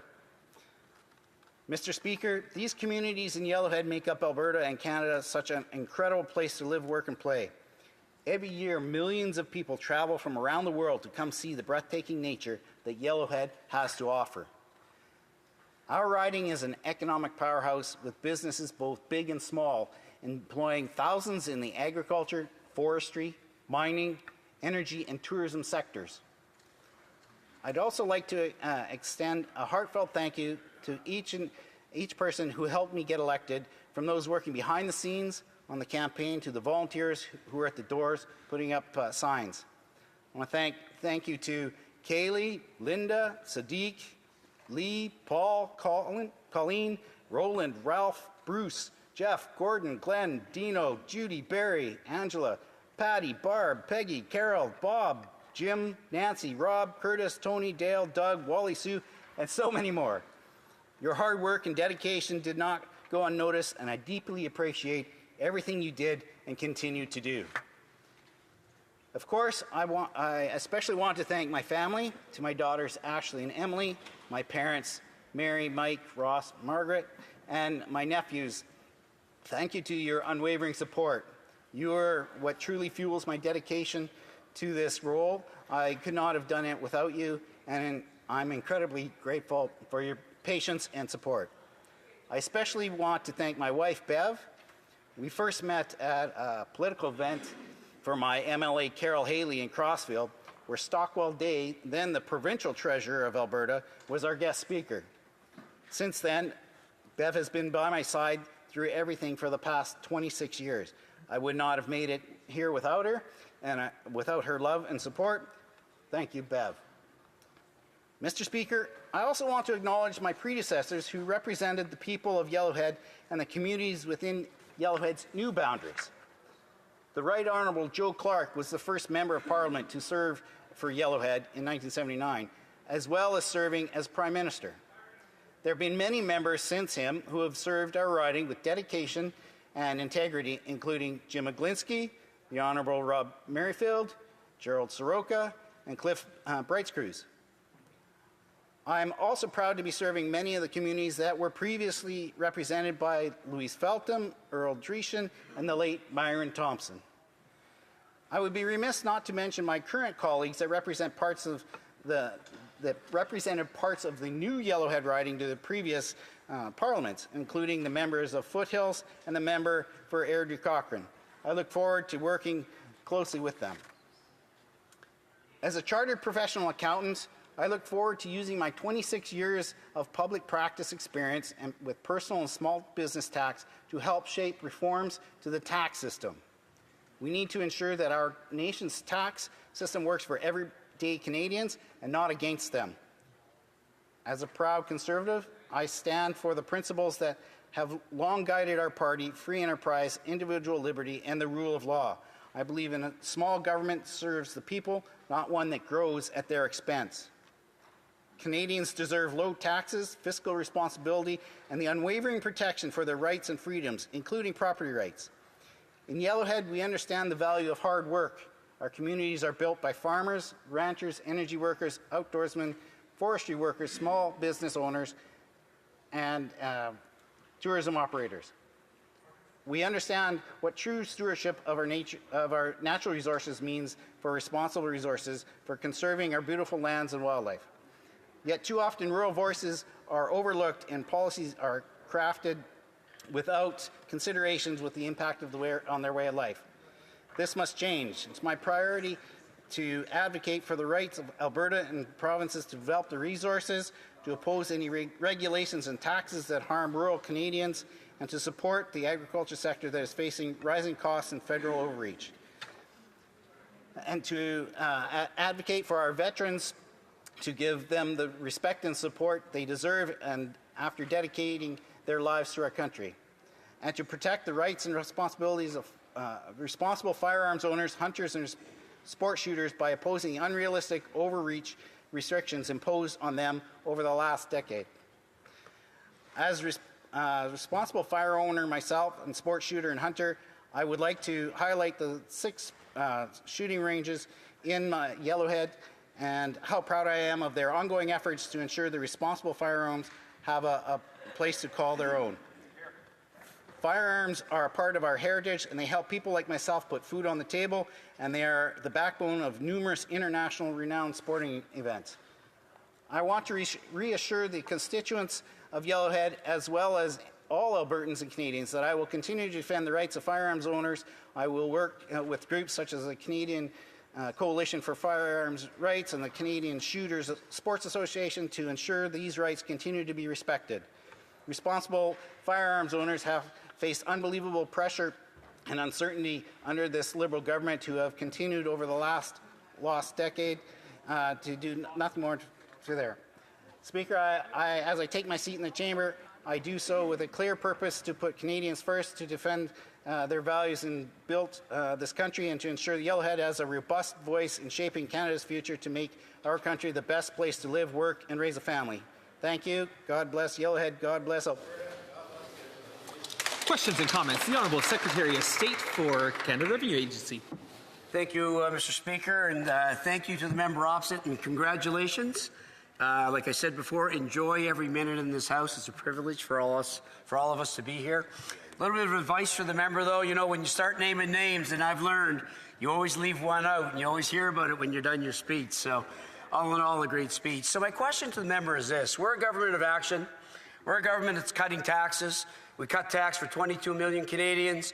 We have permanently cut the carbon tax, and we've also cut tax for first-home buyers. So I would like to know what the member thinks about those bold moves we've made as a government, and I thank him in advance for his support. Thank you.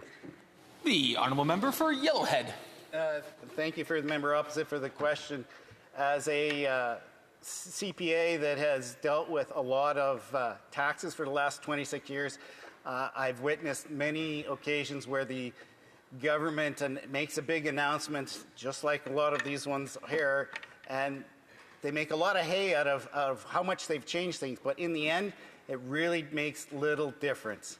The GST, if they actually had some stats on how many people that are new home buyers that are actually buying a brand new home, I'm sure that they would find that it's very little, and the effect that they're touting is going to be not very effective. Thank you. In comments, questions et commentaires. The honourable member for Elgin, St. Thomas, London South. Thank you, Mr. Speaker, and my heartfelt congratulations to my colleague in the House here. My riding doesn't have the Rockies that his does, but we do have a significant agricultural base, as I know his does. And he mentioned farmers in his riding, in his remarks. And I was wondering if he could speak to the connection that he has to that and what he brings to this chamber now as he takes a role as MP. The honourable member for Yellowhead. Thank you for my honourable colleague. I think I stated in my speech that my family actually homesteaded in Alberta in the 1880s, and after I finished my university degree, I actually moved to the family farm and raised cattle for 10 years. So at a certain point, I moved to just being an accountant, but I knew and appreciated the hard work that the farmers that live off the land and that actually are take all of their income from the land, how hard it is for them. And so I can have that appreciation, as well as over the last 26 years, I've been doing taxes for a lot of my local farmers. So I can appreciate everything that they have to offer our communities. Thank you.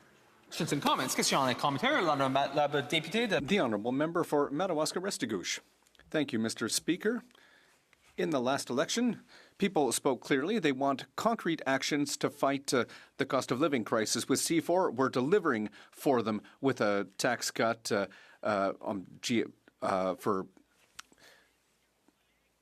Canadians. Will my colleague work with us to help us rapidly deliver these measures for Canadians? Will he commit to working with our government so that these measures can be put in place by the start of the summer? Thank you, Mr. Speaker. I'm a member for Yellowhead, and we'll just remind that members, when one member is speaking, the other one resumes their seat. The member for Yellowhead. Thank you for the question from my honourable colleague.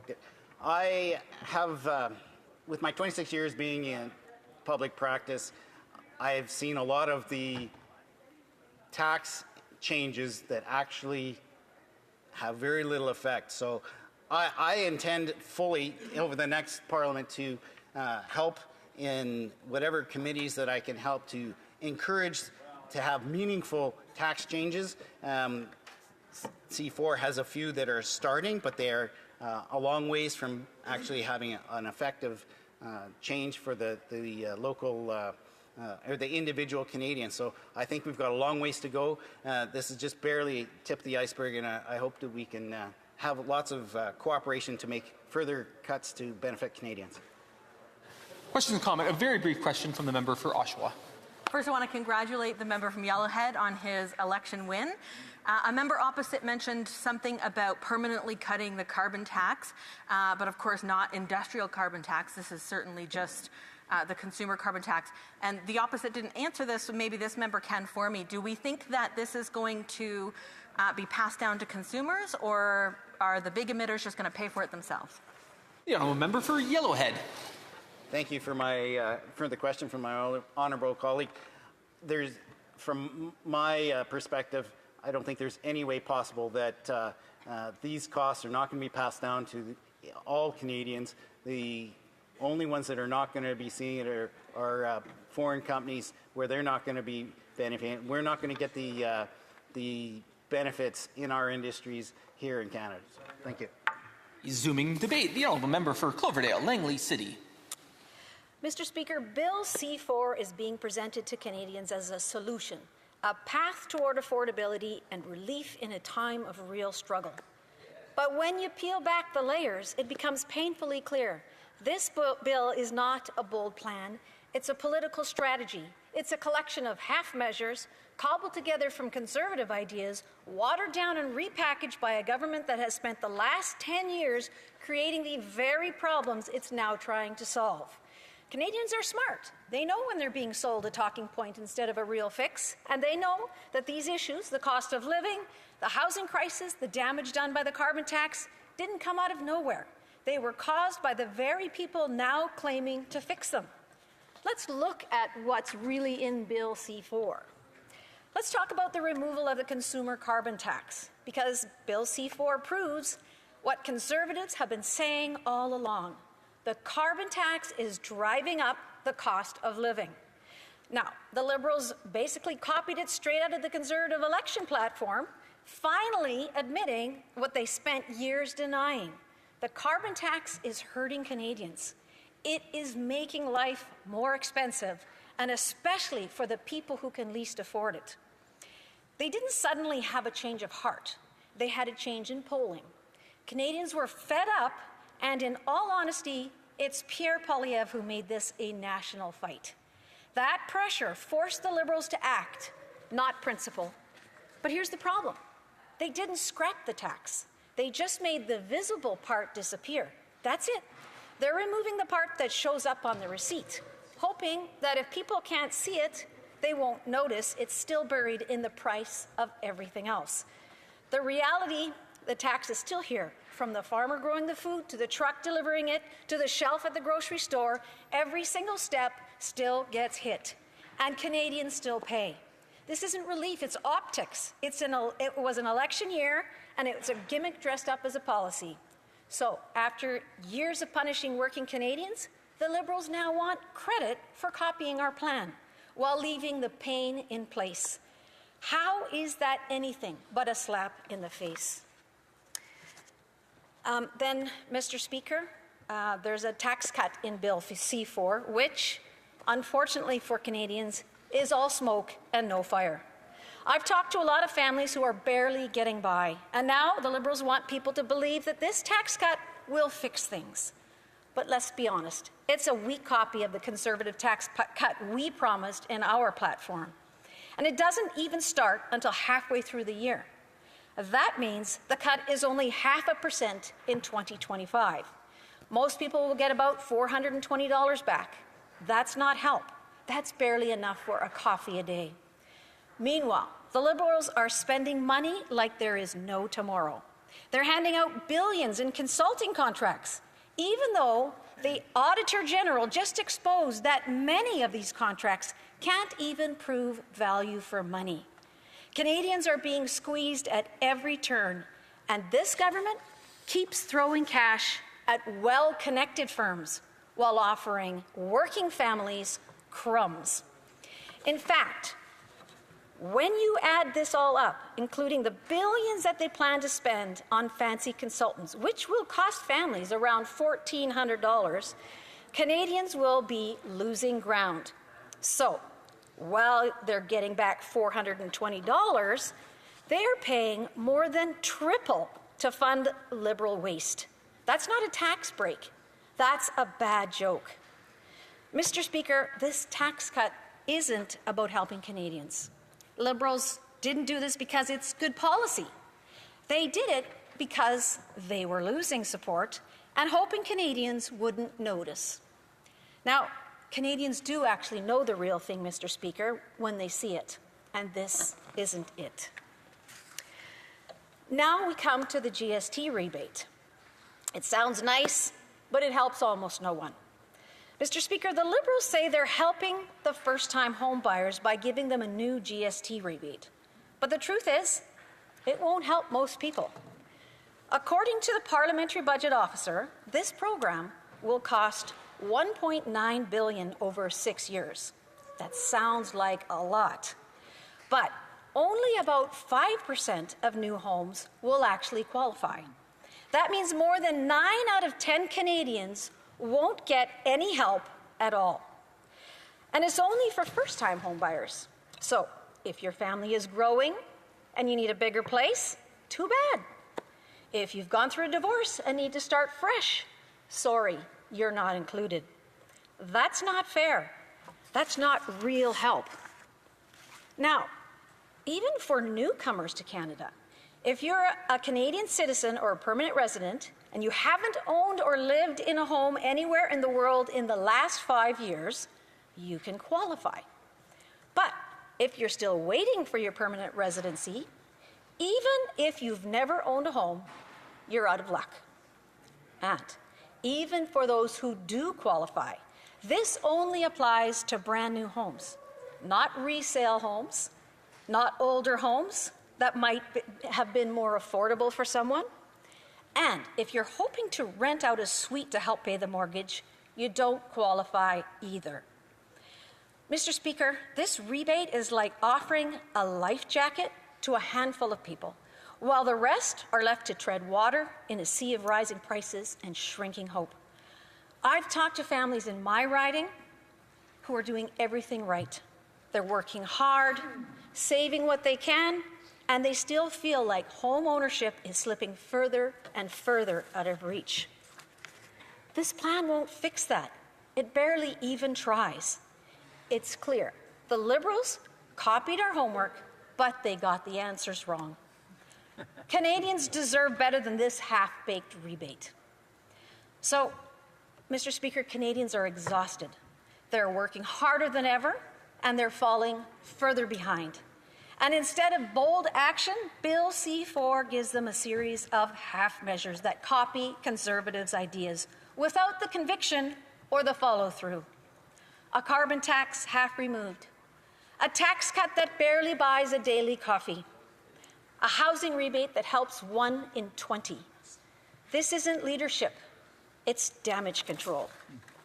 The government has spent 10 years creating a cost of living crisis, and now they want credit for tossing out a few Band-Aids.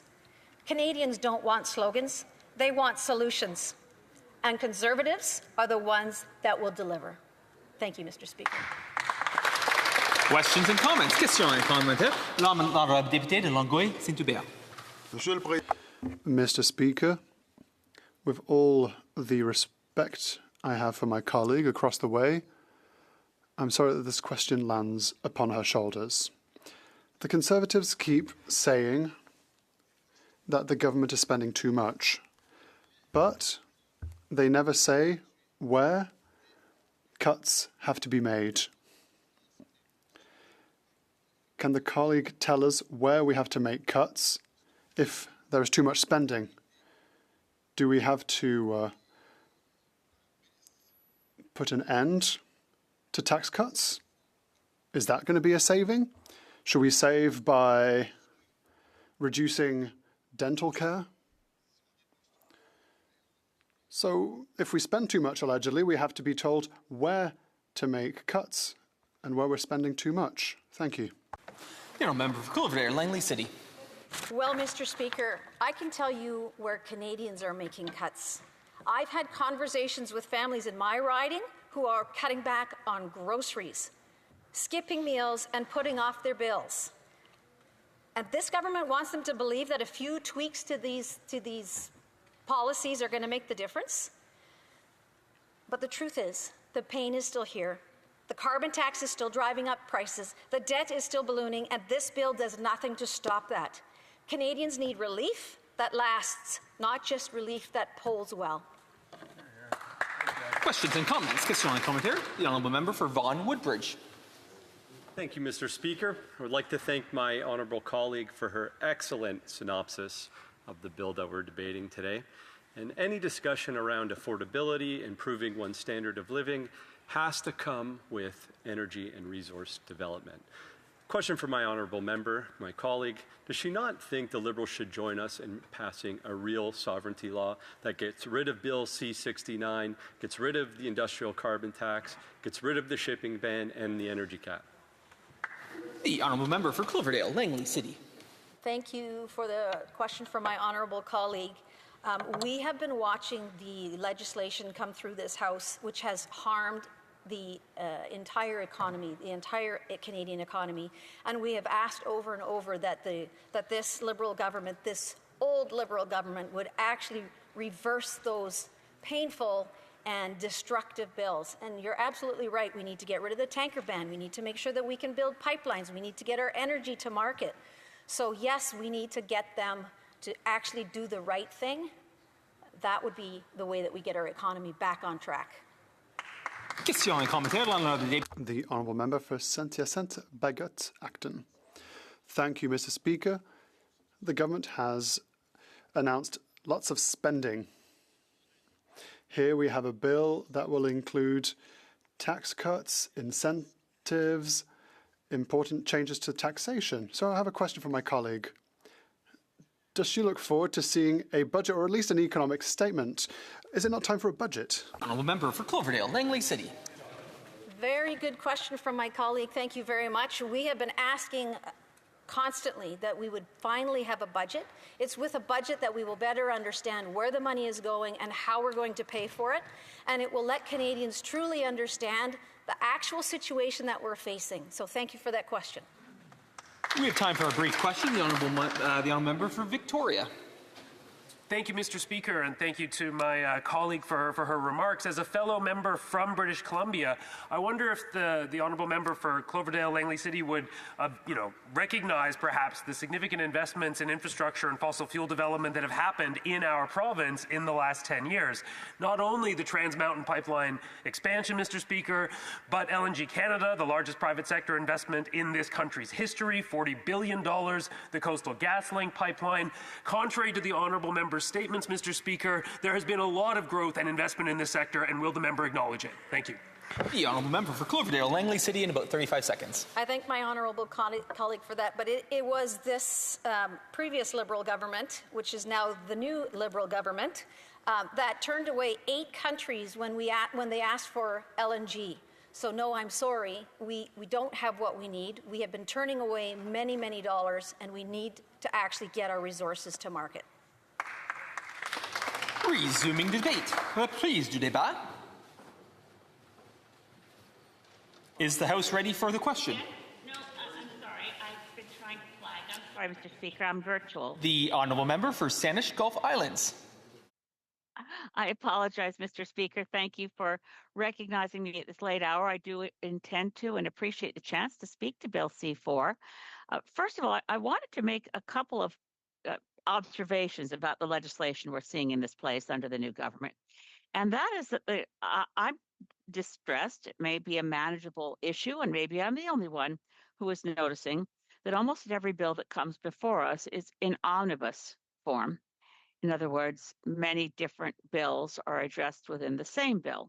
Some of these issues are connected one to the other, which makes it a legitimate omnibus bill, and some seem to be for the purpose of convenience, to save the government time. So, for instance, in Bill C-2, the strong borders measures, we have some aspects that don't really have to do with borders at all. And there's significant concern from those who are in the refugee law community, Amnesty International. I mean, looking at Bill C-4 tonight, I'll give it more detail, but briefly, C-5 is entirely should have been 2 different pieces of legislation. Part 1 deals with interprovincial and barriers between labor mobility and recognizing different kinds of restrictions to moving goods. And Part 2 is the Building Canada Act, which is entirely different. Part 1 has drawn attention of the Canadian Cancer Society. They're concerned that it may lead to a weakening of standards across the country. Meanwhile, Part 2 needs massive study and appears, at least to me, to give unprecedented levels of unfettered political discretion to Cabinet and is unprecedented in its scope. This Bill C-4 for affordability, just as an example, let me just point at, before I go to the affordability sections, to the anomalous inclusion of changes to the Canada Elections Act. The Canada Elections Act and privacy concerns for Canadian citizens under the Elections Act have no connection whatsoever to affordability. And yet, here we have it.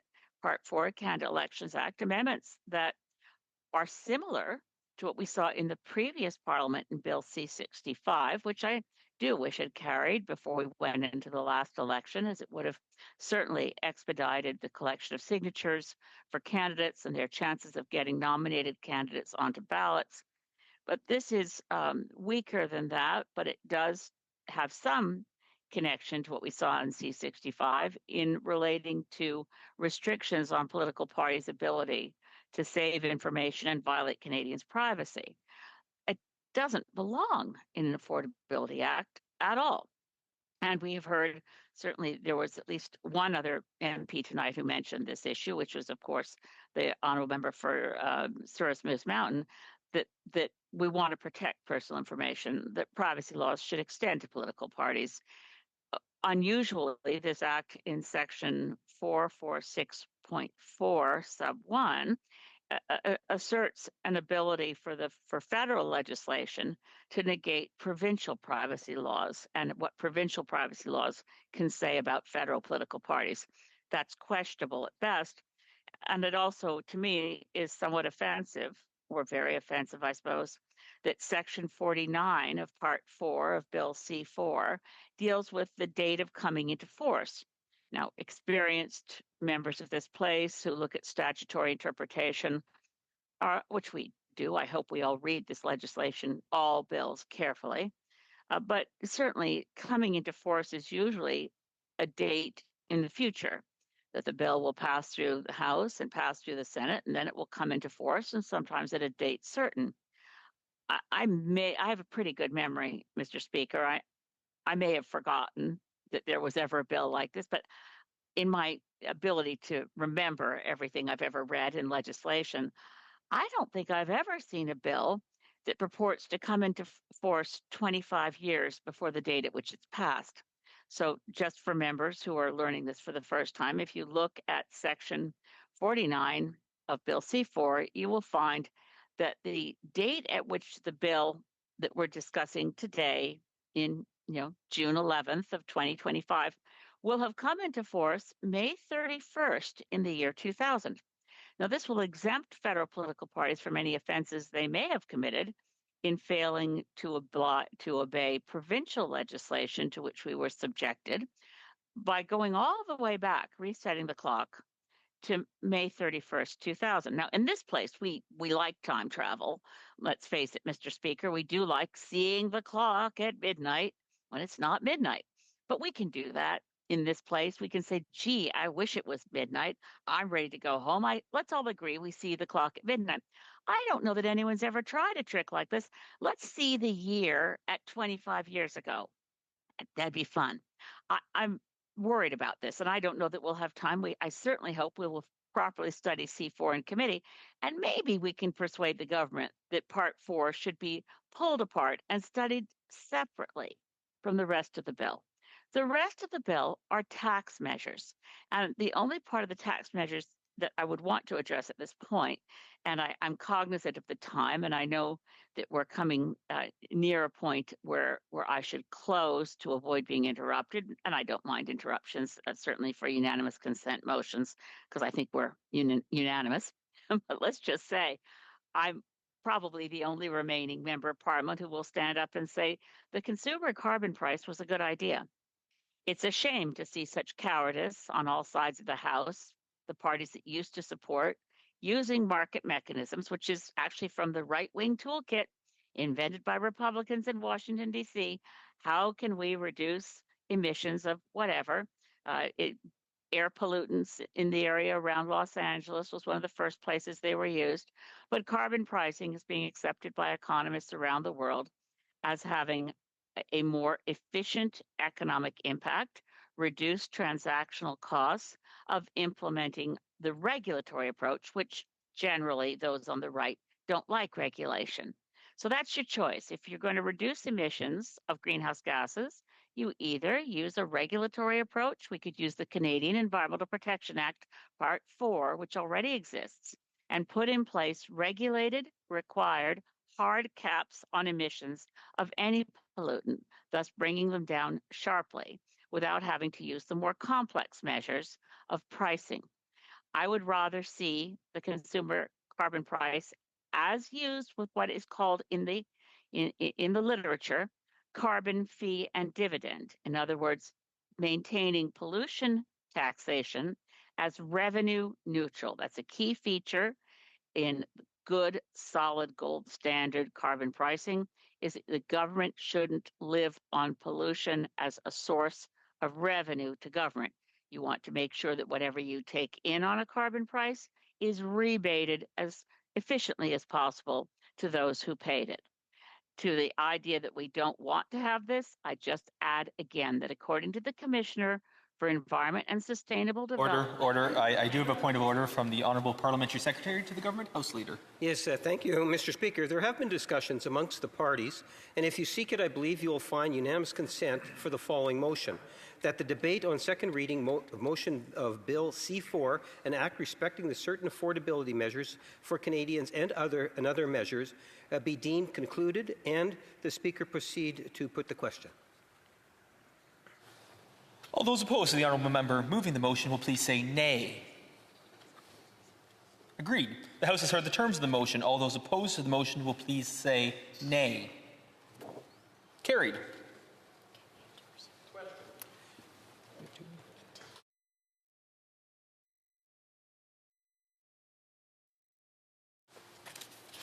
Accordingly, pursuant to order made earlier today, it is my duty to put forthwith every question necessary to dispose of the second reading stage of the bill now before the House. The question is as follows. Monsieur Champagne. Mr. Champagne, seconded by Ms. Anasandagri, moves that Bill C4, an act respecting certain affordability measures for Canadians and another measure, be now read a second time and referred to the Standing Committee on Finance. If a member participating in person wishes that the motion be carried or carried on division, or if a member of a recognized party participating in person wishes to request a recorded division, I would invite them to rise and indicate to the chair. The Honourable Member for Winnipeg North. Yes, Mr. Speaker, we would request a recorded vote, please. Accordingly, pursuant to Standing Order 45, the division stands deferred until Thursday, June 12, 2025, at the expiry of the time provided for oral questions.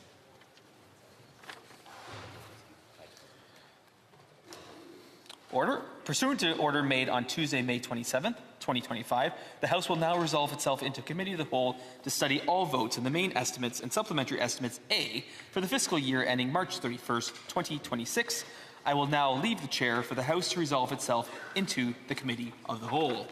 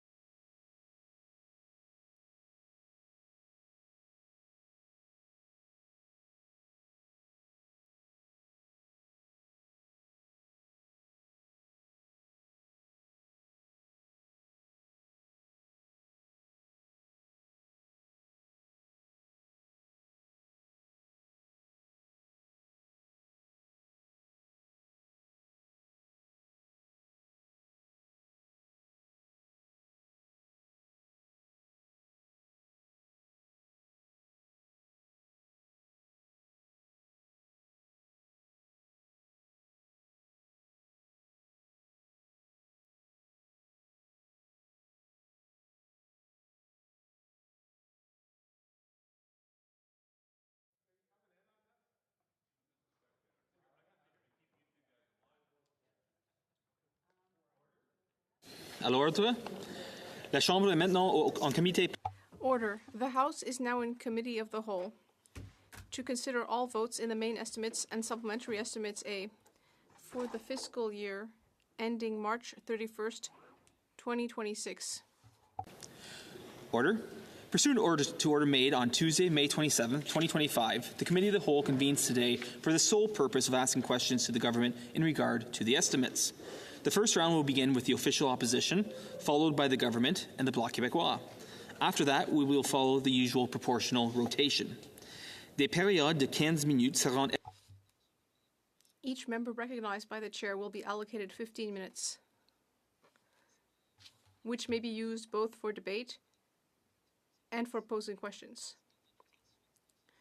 Should members wish to use this time to make a speech, it can last a maximum of 10 minutes, leaving at least 5 minutes for questions to the minister or the parliamentary secretary acting on behalf of the minister. When members are recognized, they should indicate to the chair how the 15-minute period will be used. In other words, what portion will be used for speeches and what portion for questions and answers. Furthermore, members who wish to split their time with one or more other members shall indicate it to the chair. When time is to be used for questions, the chair will expect that the minister's or parliamentary secretary's response will reflect approximately the time taken by the question, since this time will be counted in the time originally allotted to the members. Time for the consideration of the estimates in Committee of the Whole this evening shall not exceed 4 hours. I also wish to indicate that in Committee of the Whole, questions should be addressed through the chair. I ask for everyone's cooperation in upholding all established standards of decorum, parliamentary language, and behaviour. In addition, pursuant to order made on Tuesday, May 27, 2025, no quorum calls, dilatory motions, or requests for unanimous consent shall be received by the chair. Nous pouvons maintenant commencer la séance de ce. We can now start tonight's debate. The Honourable Member for Parry Sound, Muskoka. Thank you, Mr. Chair, and I'd like to inform the Chair that I will be splitting my time 3 ways. Mr. Chair, does the Minister believe that Canada is in a housing crisis? The Honourable Minister for Housing and Infrastructure. Mr. Chair, honoured to be here today, and thanks to the member opposite. Canada is definitely in a housing crisis and has been building over decades. The Honourable Member. Thank you, Mr. Chair. Would the Minister agree that Canada's housing crisis is about supply and therefore also about affordability of homes? That it's an affordability? The Honourable Minister. Thank you, Chair. Canada's housing crisis is definitely related to a lack of supply over many decades, and also the lack of the Government of Canada directly being involved in building affordable supply. The Honourable Member. Mr. Chair, on May 14th, the Minister said that he did not think that prices of homes should come down. Then on June 9th, the Minister said in this House that he believes the cost of homes need to come down. I'd like to ask the Minister which of those statements is correct. Which one do you believe? Honourable Minister. Mr. Chair, the overall price of housing needs to come down across Canada. We need to have more affordable housing in this country.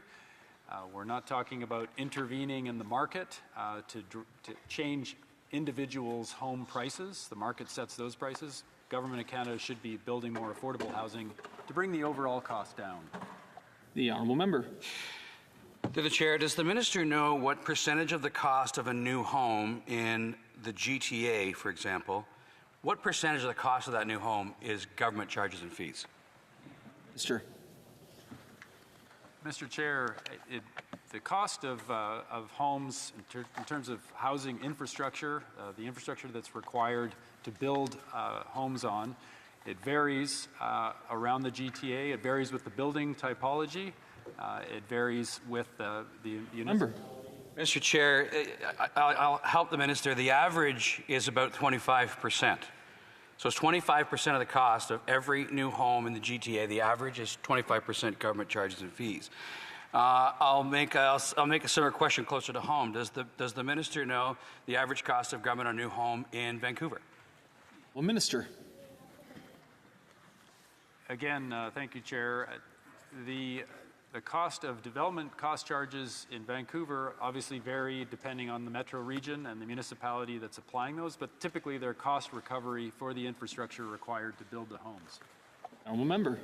Through the Chair, The cost of government charges and fees in Vancouver is about 20% as well. Would the minister agree, though, that if the cost of homes have to come down, the cost of government needs to come down on those homes? The Honourable Minister.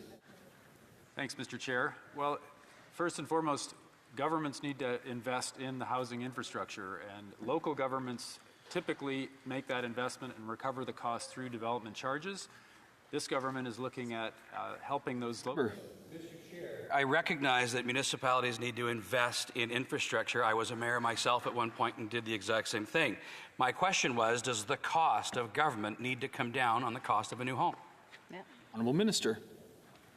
Thank you, Mr. Chair. The cost of government, I'm not sure the phrase what that indicates, but development cost charges need to be covered for the housing infrastructure, and how that's split between governments. The Honourable Member. Mr. Chair, when the minister was mayor of Vancouver, over his tenure, the city increased development charges 141% over that time period. Does the minister agree that that made housing more expensive in Vancouver? The Honourable Minister. Thank you, Mr. Chair. Well, the price of housing is set by the market.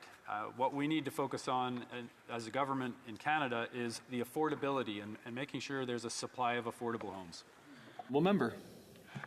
Does the minister recognize that the cost of development charges a city charges to a developer is passed on to the purchaser and therefore becomes part of the purchase price?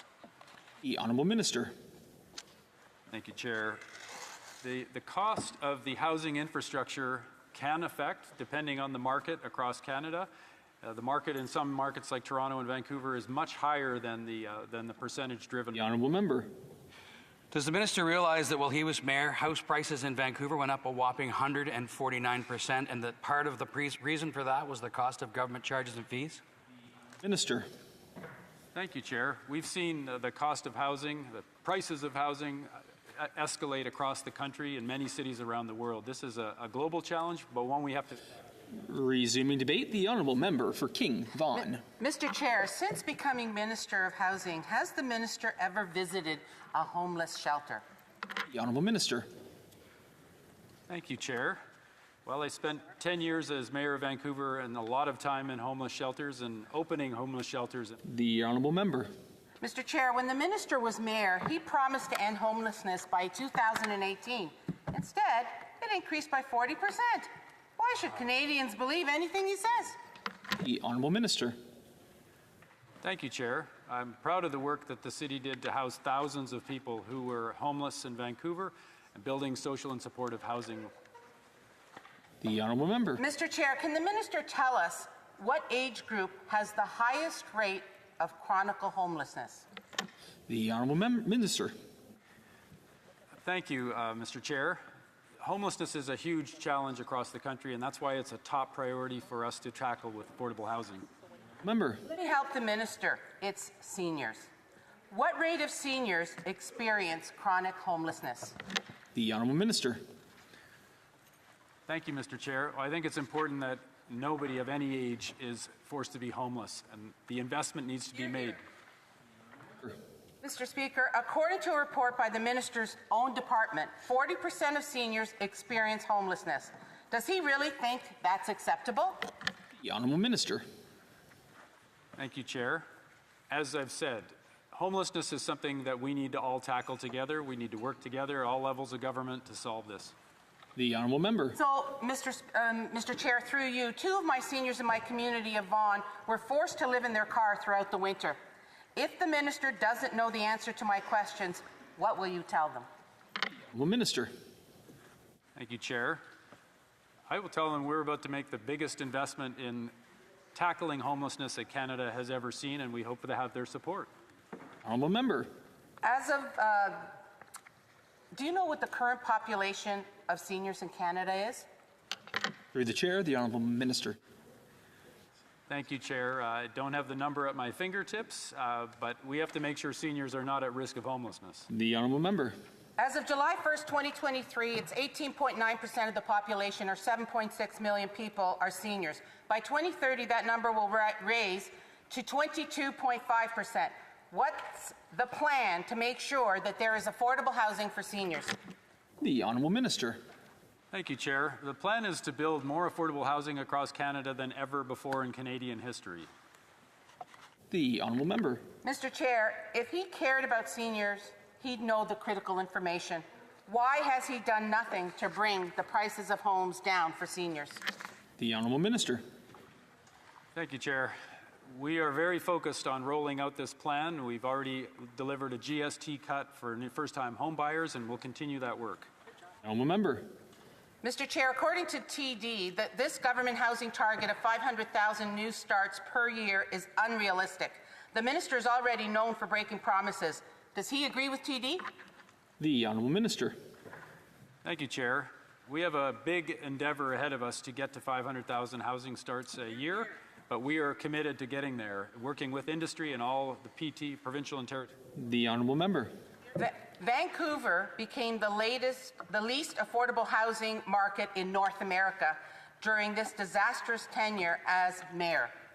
Why should Canadians trust him to be in charge of the housing industry nationally? The honourable minister.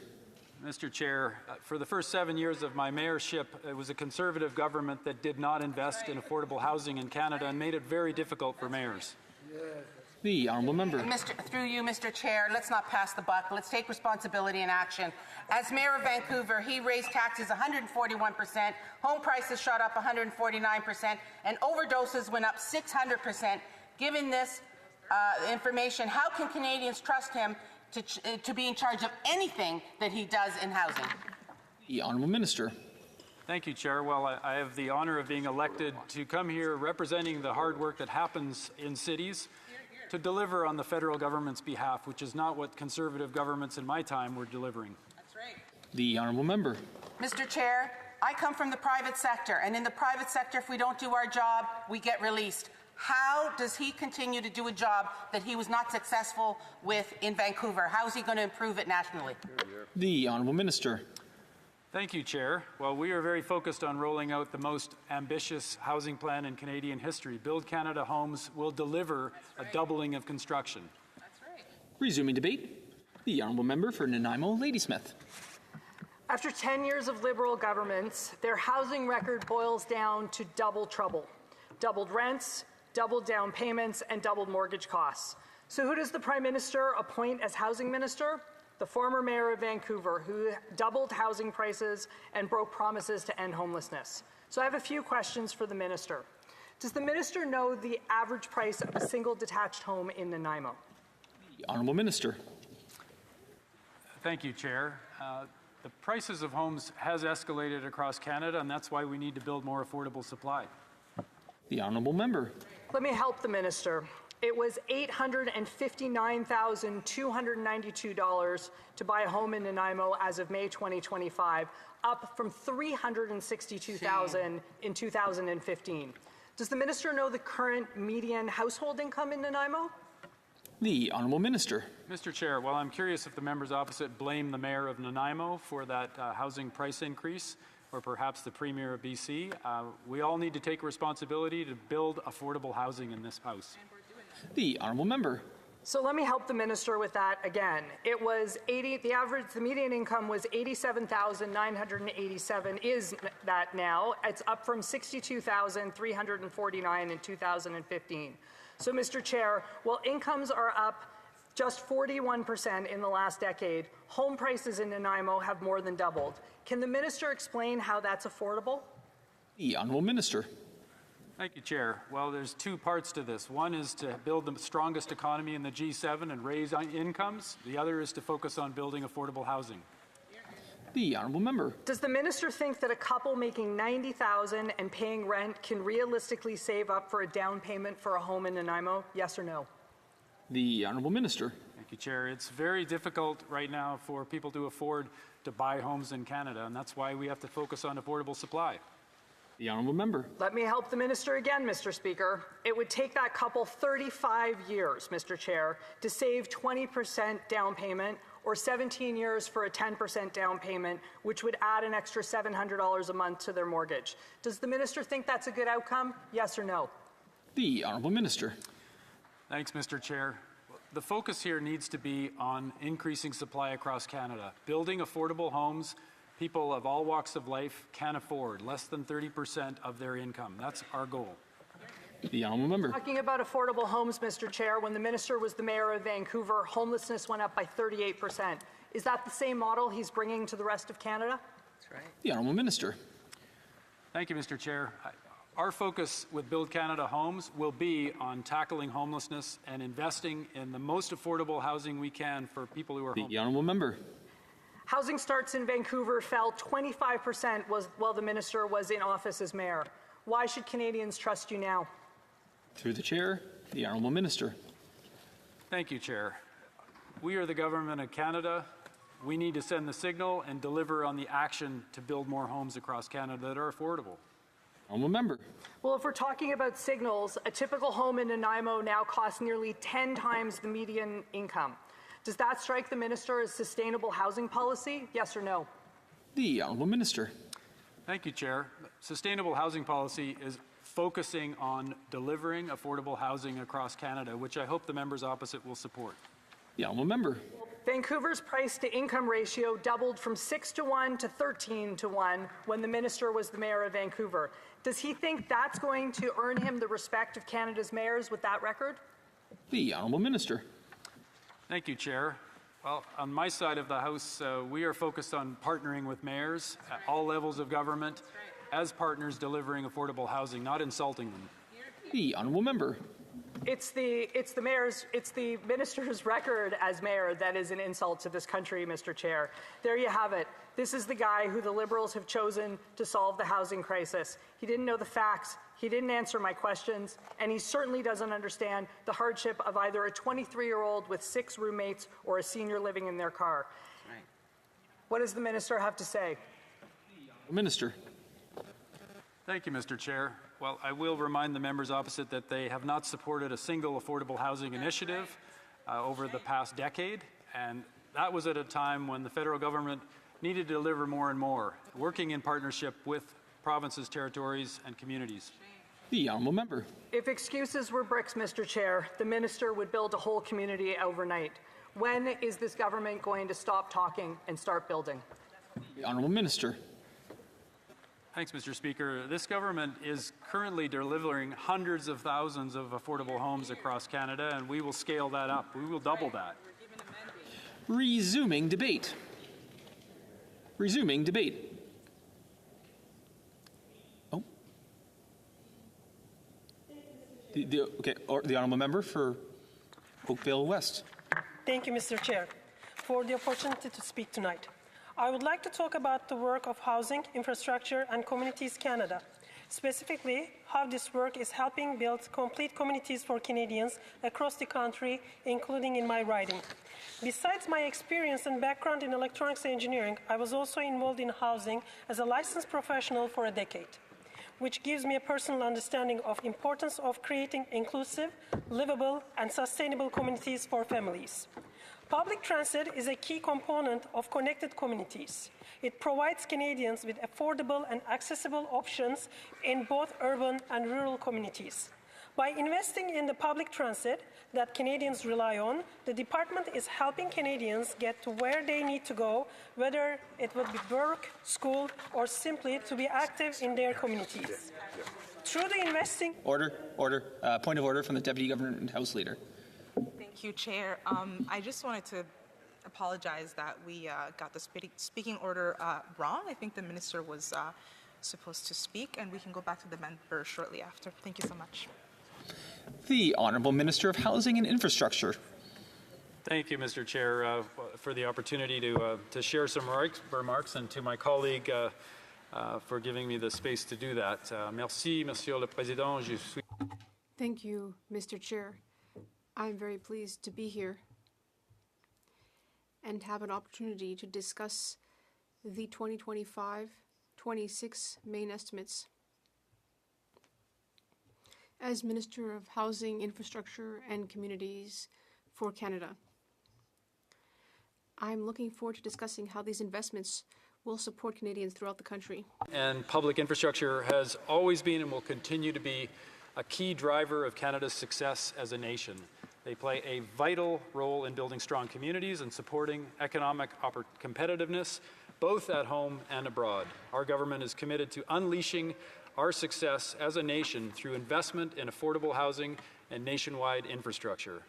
Communities are the foundation of our country. And when we look around our neighborhoods, there are homes, apartments, and all of the different sorts of housing. But also, this includes a complex network of transit systems, active transportation, roads, water, wastewater, infrastructure, cultural facilities, so much more. Our government helps build our communities and the critical infrastructure that goes with it, and I am honored to be the minister partnering with governments at all levels to ensure that this important work gets done. Our work reaches into every community and touches every Canadian. It enables our businesses to thrive locally and globally, makes life more affordable for Canadians, and it helps protect our environment. Canadians know that members on this side of the House will always support infrastructure, affordable housing, and building up our great nation. This is something that everyone in this House should be able to get behind. Housing infrastructure, Communities Canada investments support affordable housing, modern climate-resilient infrastructure, better public transit, effective and reliable water and wastewater facilities, and important community spaces. Reinvesting in our country and our economy in the face of an uncertain world means investing in Canadians. And I think of how our programs have prevented almost 150,000 people from becoming unhoused in recent years. We will not stop here. Every person should have a safe and secure home. In the 2025-26 main estimates, the department is seeking just over $16 billion in total portfolio authorities for investments in housing, public transit, northern green and sustainable, rural, and major infrastructure projects across the country. And this is to deliver on a suite of priorities. New investments announced in Budget 2024, including the Canada Housing Infrastructure Fund, funding through programs like Reaching Home, Canada's homelessness strategy, the Green and Inclusive Community Buildings Program, and the Investing in Canada Infrastructure Program, and funding for Canada Mortgage and Housing Corporation programs, notably for the Affordable Housing Fund, the Urban, Rural, and Northern Indigenous Housing Strategy, and the Housing Accelerator Fund.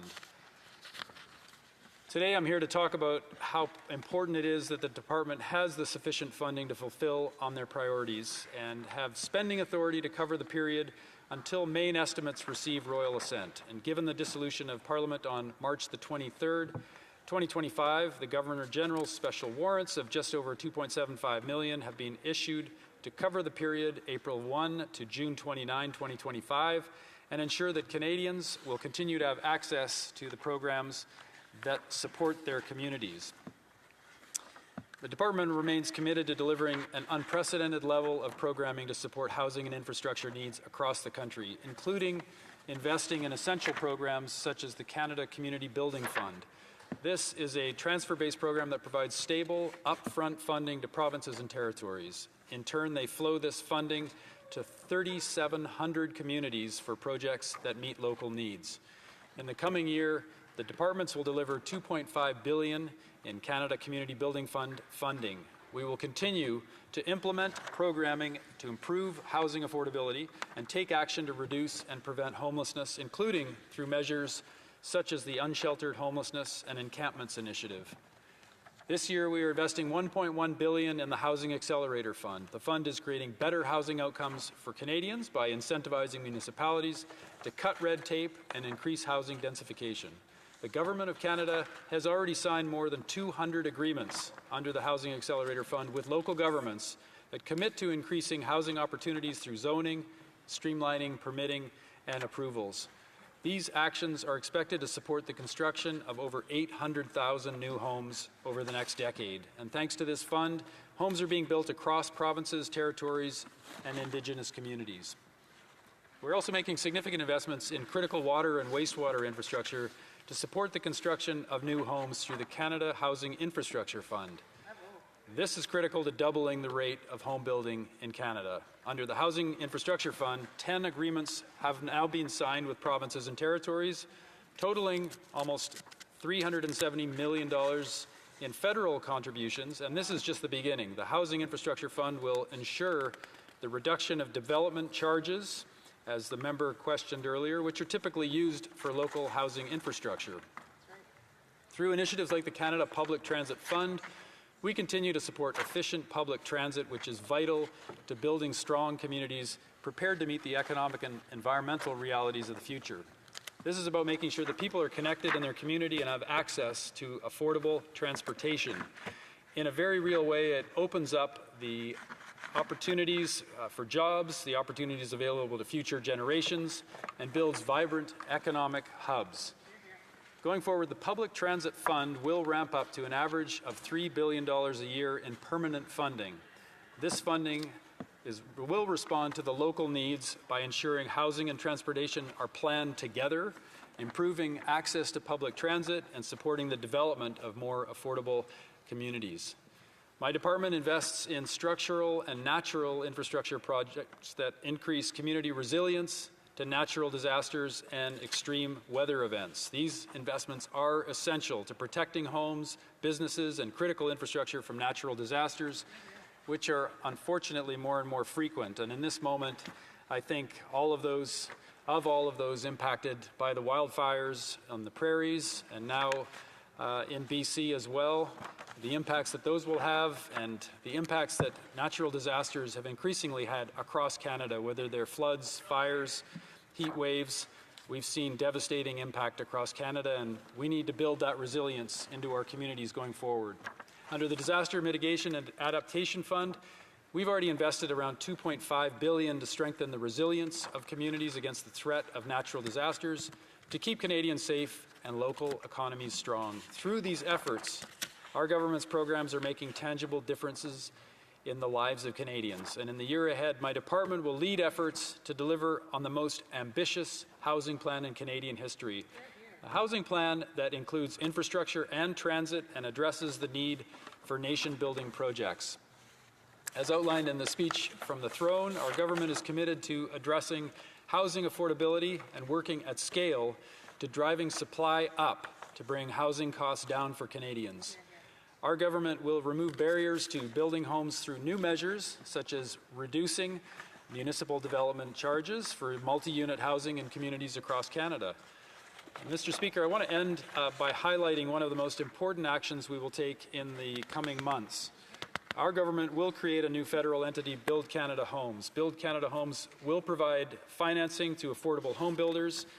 It will also use public lands and leverage public-private partnerships to modernize a new housing industry, to lead the way on housing construction innovation and building technologies that scale up the prefabricated, off-site construction and modular housing market. The response to the challenges that we face begins at home, and we remain committed to building the housing and infrastructure that is the foundation of strong, affordable communities. Providing a healthy supply of homes supported by resilient public infrastructure is essential to securing our future and long-term economic prosperity. And the main estimates presented here today will support the department in delivering on its commitments to Canadians and addressing the housing crisis head-on. Merci, Monsieur le Président, et je sais... Thank you, Mr. Speaker. And I'm now happy to take questions. Questions and comments. The Honourable Member for Les Pays d'en Haut. Thank you, Mr. Speaker. Mr. Speaker, in our riding, we built 30 housing units for seniors over 70 with the support of the Government of Quebec and the Government of Canada. It took 5 years. It took a really long time. We conducted a survey in our riding. The results were very clear. People are unable to house themselves, especially those who are the least well off. Mr. Speaker, can my colleague tell us about how important our agencies are to help people in Canada, in Quebec, and in Les Pays d'en Haut? Monsieur le Président, Thank you, Mr. Speaker. I thank the member for his question. I will answer in English. Important question around making sure young people have opportunity for affordable housing across Canada. Again, I will reference the largest, most ambitious housing plan that Canada has ever seen. We will see this take shape around Build Canada Homes, a new entity that will focus on scaling up our construction and the building of affordable housing across Canada, doubling construction across the whole spectrum of housing, but focusing on affordable housing, focusing on tackling homelessness and the supportive and social housing that's critical for that, but also making sure that we're delivering housing in the missing middle and for the younger generation so they can get into the housing market. We will put all tools on the table and put them to work to deliver more affordable housing for Canadians of all ages. Thank you, Mr. Speaker. Comments, the honourable member for London, London West, about 3 minutes and 15 seconds of questions remaining. Thank you. Thank you so much, Chair. I just want to first of all congratulate the Minister for, first of all, taking his seat in the House and being able to become the Minister of Housing. Housing is something that's really important to a lot of people across the country. We heard at the doors, and I can say the same thing for my riding in London West. This is something that was really important, especially for young people, our people in our generation. I also believe that the Minister was a mayor before he came to this House. I myself was on City Council, and I know how important the work of housing is for people who work at the municipal level, and all the important work that we learn on managing budgets in municipal governments, and the wealth of knowledge that we bring to this House. I like to joke around sometimes and say, Chair, that I believe that people who want to come to this House should actually even start at the municipal level to make sure that they can learn how things work at the city level to bring it to the national level and bring it all together. Maybe the Minister can talk to us about his experience, his time as a mayor of Vancouver, and the importance of managing budgets at the municipal level, and how he's going to bring all that experience to tie into his new role as the Housing and Infrastructure Minister in the House of Commons. The Honourable Minister of Housing and Infrastructure. Thank you to the member, my colleague, for the question. Well, it's been a challenging time across Canada for decades, and certainly in Vancouver, in my time as mayor, we were at the very front end of what has become a housing crisis across Canada. And the lack of affordability has permeated across the country over several decades, and that's why this new government, and this is part of the reason I'm standing here, elected by my constituents, to bring the learnings that I have as a mayor and formerly an MLA as well, understanding how the system works at city and provincial level, and having challenges in my time working with previous federal governments that were not committed to affordable housing at the scale that was required. That was certainly the case with conservative governments that I was dealing with from 2008 to 2015. Very, very difficult to get any support for affordable housing from the federal government. And this new government of Canada is very focused on delivering. The honourable member, about 30 seconds. Hey, well, thank you, Chair. I appreciate the response, and I do appreciate the comment on how difficult it was for him when he was a mayor and working with the federal government at the time. Maybe the Minister can talk about the importance of the One Canadian economy and how important it's going to be in his file to create jobs and to make sure that housing is actually built in a faster way, and anything that he wants to add to the House, Mr. Speaker. Sure, a brief response. Thank you. Well, the One Canadian economy is really essential to meet this moment. Great time of challenge for Canada with the unjust tariffs from the U.S. Housing is critical to our economy, and we need to scale up the housing industry across Canada to create those jobs, use Canadian materials, and create the jobs that will turn our economy, make it stronger. And Order. Reprise du débat. L'honorable député de Jonquière. Merci. Resuming debate, the honourable member for Jonquière. Thank you, Mr. Speaker. Mr. Speaker, I'm wondering whether the Minister can tell us how much money should be for the forestry industry but is currently in the United States.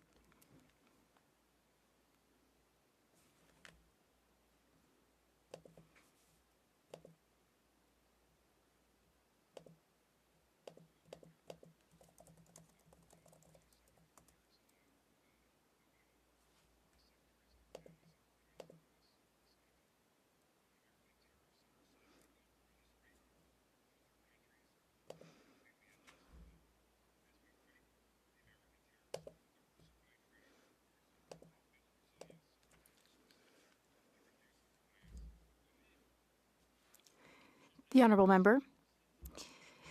10 billion. The answer is 10 billion. Can the Minister tell us how much money from Quebec is currently idle in the United States?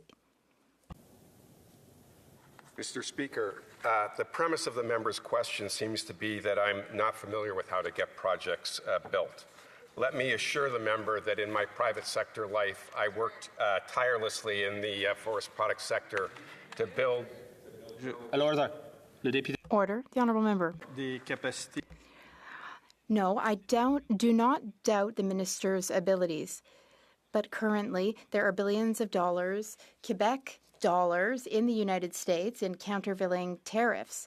That is an economic sector in Canada which is not receiving any support from the federal government.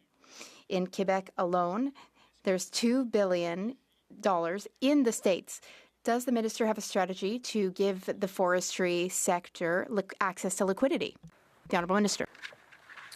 Mr. Speaker, the Minister of Industry has spoken in the House about the ongoing negotiations around the softwood lumber situation. The honourable member will have an opportunity to debate that with the minister.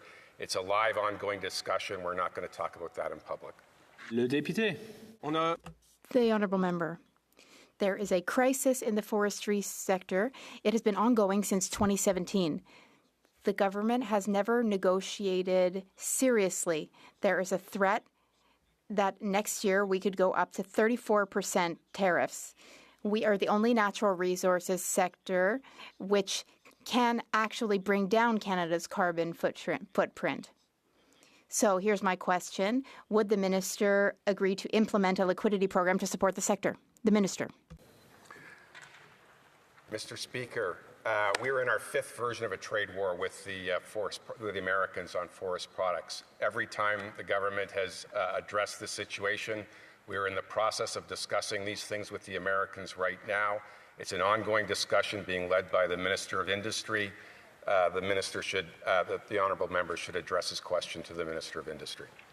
The honourable member. Well, Mr. Speaker, there is unjustified unfairness. Canada seems so afraid of Americans in the forestry sector. This is a major market in Canada and in Quebec, and we can't even get any funding from the ministry, from the department. Does he think that's normal, that an economic sector is not benefiting?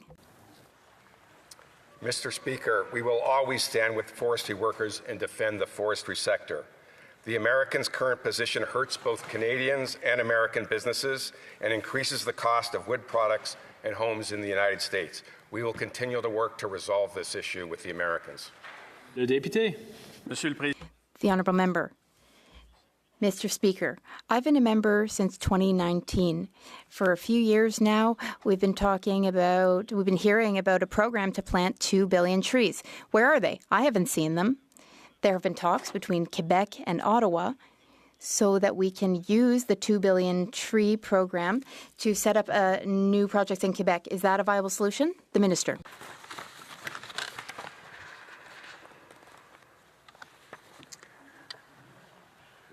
Mr. Speaker, we have been planting trees for quite some time. We are continuing to plant trees. We will plant more trees. The honourable member. Thank you. Mr. Speaker, there was a big fiasco about the woodland caribou. There were threats from the Liberal government to shut down entire towns in my region, in the Saguenay-Lac-Saint-Jean region. Would the minister agree with me that the woodland caribou is under the jurisdiction of the provinces rather than under Ottawa's jurisdiction? The honourable minister.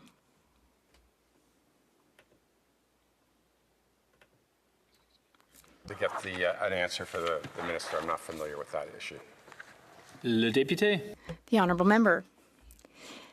Just quickly, Mr. Speaker, many times we've discussed this and we've heard about building homes in Canada. Here's what we are asking the government to do. We want carbon footprint to be included in calls for applications so that our wood can be prioritized, because that would lead to a lower carbon footprint. Would the minister be willing to look into that solution in the context of their Build Homes Canada program? The honourable minister. Mr. Mr. Speaker, my understanding is the Building Canadian Homes program is intended to use Canadian wood and Canadian engineered wood products. The honourable member, are you ready to ensure that wood is the material of choice? Mr. Speaker, I believe the Prime Minister has been quite clear that in the Building Canada Homes program, we will build it with Canadian lumber and Canadian engineered wood products. Le député. The honourable member. Chair, the Liberal government paid $34 billion to expand existing pipeline because they had no promoter. Now we're saying we want to build a new oil and gas infrastructure. And does he know if there are any promoters for this oil and gas infrastructure? The Honourable Minister.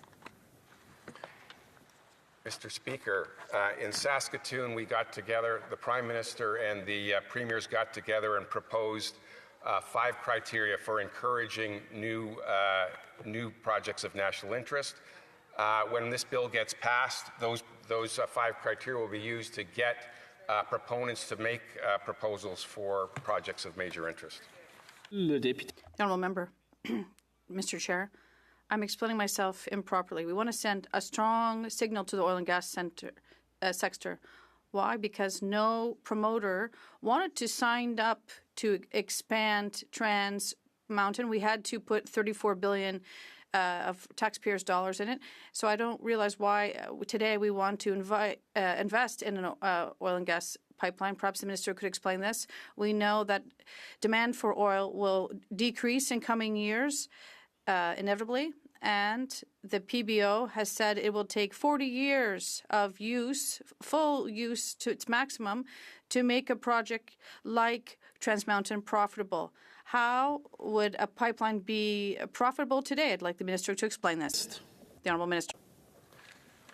Mr. Speaker, the premise of the Building One Canadian Economy Act is that together with the Premiers, Indigenous peoples and proponents, we will have a 2-year window for the approval process. That 2-year window will give the certainty the private sector needs to put money to work to build projects of national interest.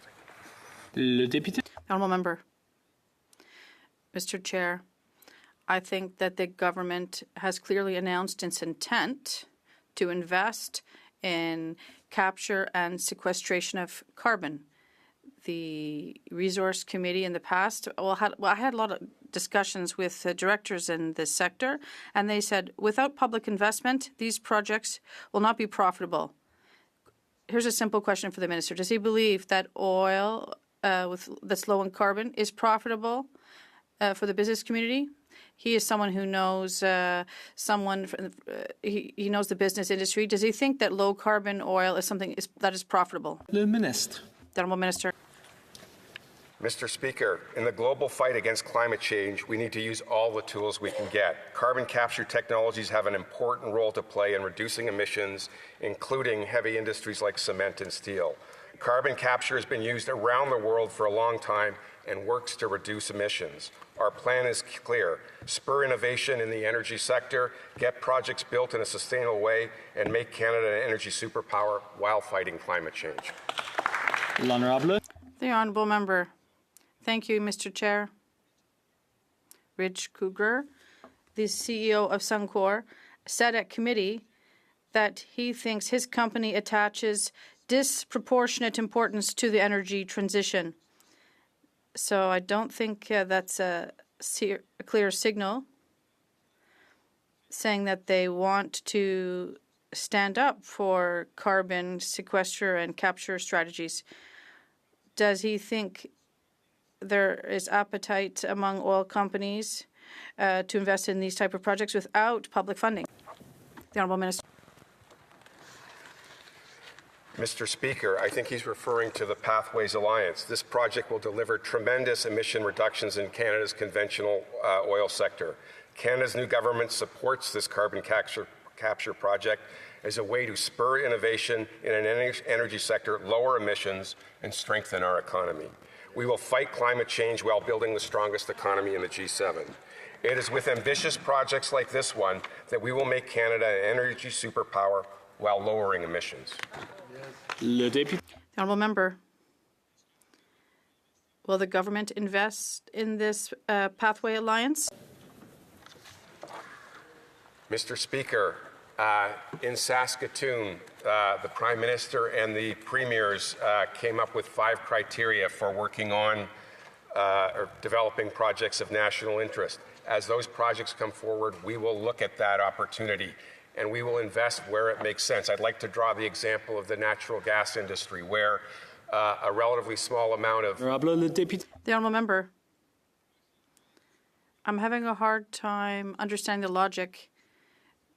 We're ending carbon pricing on one hand, and on the other, we're going to ask economic sectors, such as the gas sector, to reduce its carbon footprint. If they do that in one sector and there's no oil price, is there not some incoherence there?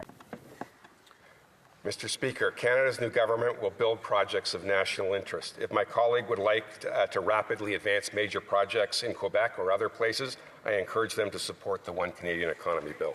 The honourable member.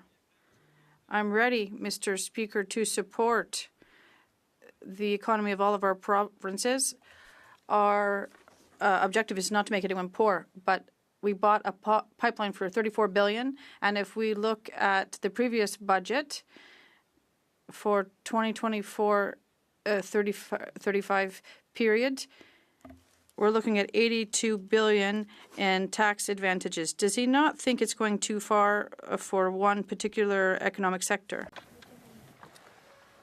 Mr. Speaker, we're not here to look backwards, we're here to look forwards. We have a plan that we've agreed with the premiers about how to get new projects built, new projects of national interest. There are 5 criteria for doing it. I'm happy to lay them out for the honourable member, and we will build the strongest economy in the G7. The honourable member. I agree with the minister. We have to look forward. But if I look forward and what I see is climate change, if I look forward and I see complacency from this government in terms of a sector of activity that in 2022 generated the largest portion of record profit, $200 billion in profit for oil companies in 2022. And from 2024 or 2023, we're saying we're going to give them $82 billion in tax breaks. Can the minister tell us if there's another industry in this area that has so much leeway? Mr. Speaker, this discussion about major projects is about so much more than just one type of project. It's about building the strongest economy in the G7 and protecting Canada's prosperity in the face of the U.S.-launched trade wars. I would encourage the member to get on board with the One Canadian Economy Act. The honourable member, 20 seconds. Thank you, Chair. We've talked a lot during the last Parliament about the Canadian strategy for production of green hydrogen, and this hydrogen usually involves capture and sequestration strategies. And a Siemens specialist told us frankly that it's too risky in terms of the technology to take that direction. Can the minister, but does he believe that there's still potential in green hydrogen? Minister, a brief response. Mr. Speaker, Canada has a number of fantastic technologies to reduce carbon and produce low-carbon fuels. We will continue to support that industry. The minister is still on his feet. He can resume debate. The honourable minister with resuming debate.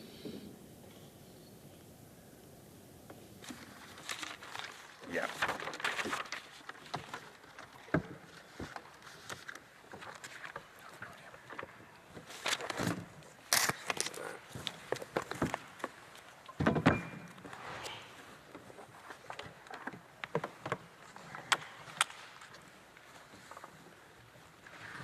Mr. Speaker, honourable colleagues, it's an honour to rise in the House today, located on the unceded territory of the Algonquin Anishinaabe peoples, to discuss the 2025-2026 main estimates for the Department of Natural Resources. Before I begin, I would like to acknowledge the firefighters, first responders, Canadian Armed Forces members and volunteers fighting wildfires and bravely serving Canadians, working tirelessly, often at great personal risk, to protect lives and property. Mr. Speaker, in the estimates we are here today to discuss, Natural Resources Canada is seeking $5.1 billion, which is an 8% decrease from last year. But at this pivotal time in Canadian history, these estimates are more than numbers on a ledger. I would like to zoom out and talk about the moment in which we find ourselves.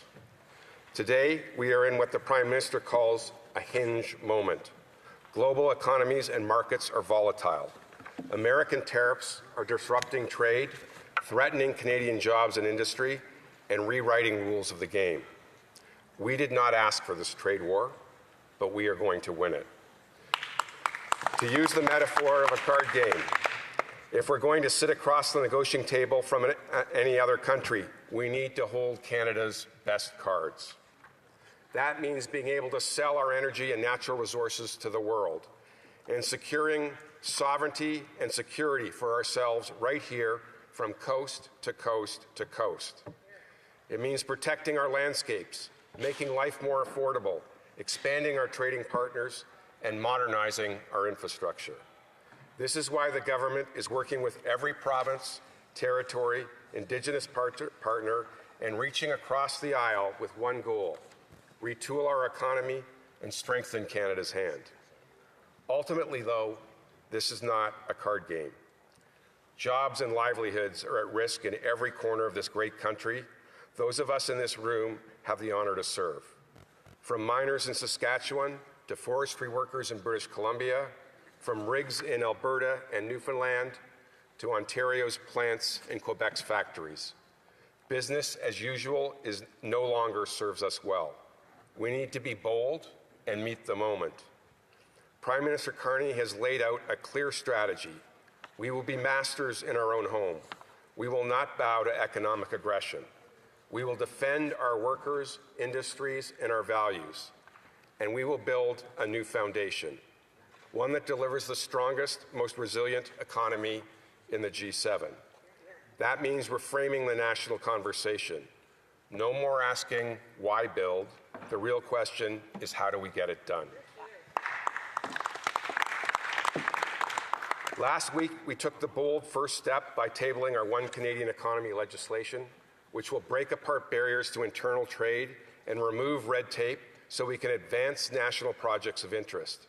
This legislation calls for us to do this responsibly from the very start, meeting our duty to consult and protecting our environment. Which brings me to these estimates. What looks like numbers on a page is really our statement of intent for the coming year. Our plan is to deliver. It is the foundation of the actions we are taking to secure our nation's prosperity, resilience, security, and leadership in the world for decades to come. It is how we will make Canada an energy superpower. At the core of Enercan's vision to make Canada an energy superpower are three intersecting priorities. First, regulatory efficiency, making it quicker and more predictable to get nation-building projects off the ground. Canadians have been clear. We cannot afford 5-year reviews for projects that are critical to our economic, energy, and environmental future. Let me tell you, as someone who used to allocate capital, they are right. The second priority is market diversification. In an era shaped by global competition and protectionism, it is not enough to simply produce world-class energy, minerals, or timber. We must ensure these Canadian products reach global customers to get the best prices for Canadians.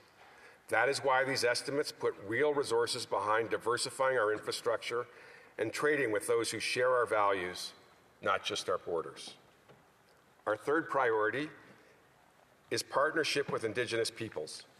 These estimates support Indigenous participation, partnership, and ownership, notably through an expanded Indigenous loan guarantee program, giving communities the ability to finance and benefit from major nation-building projects. But, Mr. Speaker, these estimates are not just about overcoming today's challenges, they're about seizing tomorrow's opportunity. At last week's First Minister's meeting, the Prime Minister and every Premier from coast to coast to coast made it clear the time to build and secure our future is now. That is our mandate from Canadians, and we are united in that mission.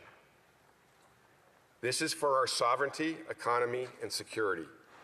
But I also want to repeat something Premier Canoe said last Monday, something that resonated with me deeply. This is a generational opportunity for Canadians, but also for some of the poorest communities in our country. If we can put the roads, transmission, and pipe infrastructure in place to build out those opportunities, this country won't just be better off in terms of GDP growth, we will be better off in making sure every Canadian kid can reach their potential. That is exactly what this session today, what our plan through these estimates is about. It's about building our backbone for not just the next 4 years, but for the next 40 years, and ensuring every Canadian is part of it. We will build new careers in the resource sector, including in the skilled trades. We will continue to work on reconciliation. We will help our allies break their dependence on less reliable suppliers and put Canadian expertise at the center of the world's industrial, economic, and environmental transformation. Mr. Speaker, these estimates back up this vision with real investment. I want to highlight 5 of the bigger grants and contributions representing our commitment to Canadians in every community and sector. First, grants in support of home retrofits. At the top are grants for home retrofits. These go directly to Canadians, empowering them to upgrade their homes, making life more affordable, lowering energy bills, supporting cleaner construction, and creating jobs in the construction sector. Next, we have earmarked more than $222 million for smart renewables and electrification pathway programs. These dollars will build projects that bring more clean, affordable, reliable power to Canadian communities. My experience in the private sector taught me that our grids are the backbone of Canadian energy security and industrial development, and we need to continue to boldly lead in the electricity sector. In the mining space, we know that Canada has the critical minerals the world needs, and we are stepping up to deliver.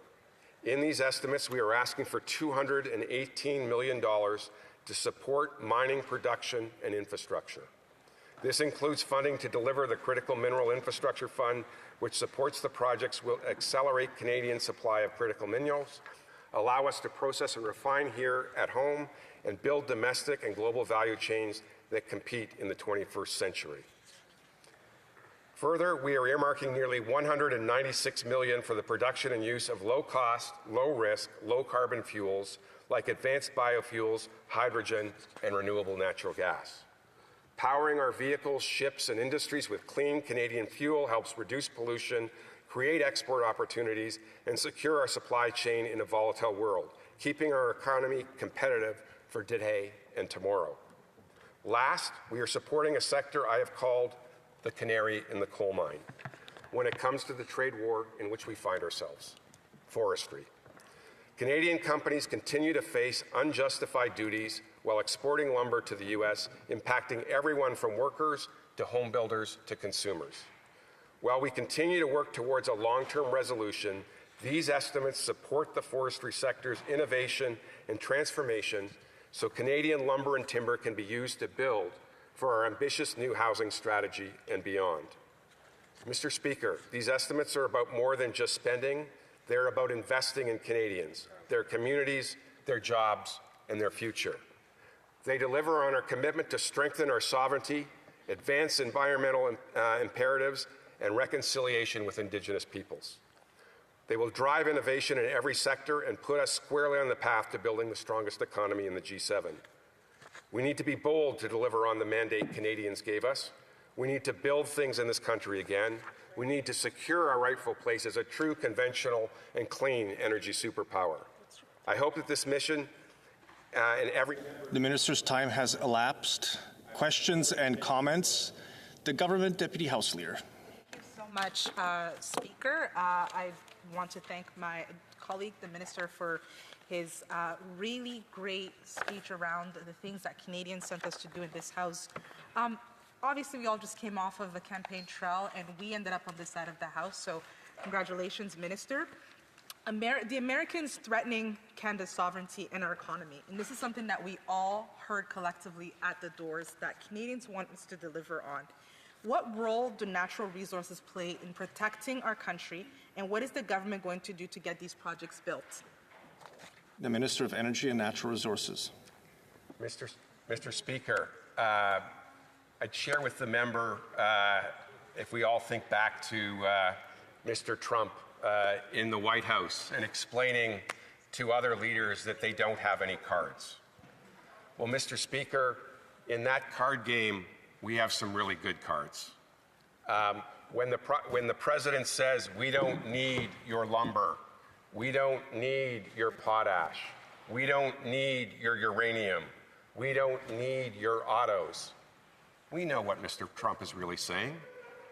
We need your lumber, we need your uranium, we need your potash, and we need your autos. We can make more good cards. This is all about preparing ourselves for a new world order. That's what the One Canadian Economy Act is designed to do. It's designed to identify projects of national interest which will retool our economy, grow our economy, and give us the cards we need, whether we're dealing with Mr. Trump, whether we're dealing with China, whether we're dealing with any other nation that has shifted from a post-Bretton Woods world to a mercantilist world we're in today. Here, here. The Government Deputy House Leader. Thank you, Speaker. One of the things that makes Canada a really great country is our opportunity that we've taken to reconciliation, our path to reconciliation. Many people have really bragged about Canada being a leader in our process in working with the Indigenous communities across Canada.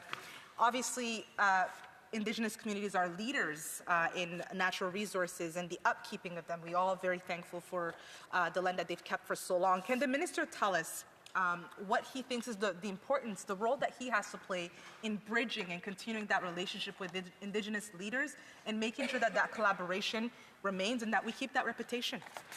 The Honourable Minister of Energy and Natural Resources.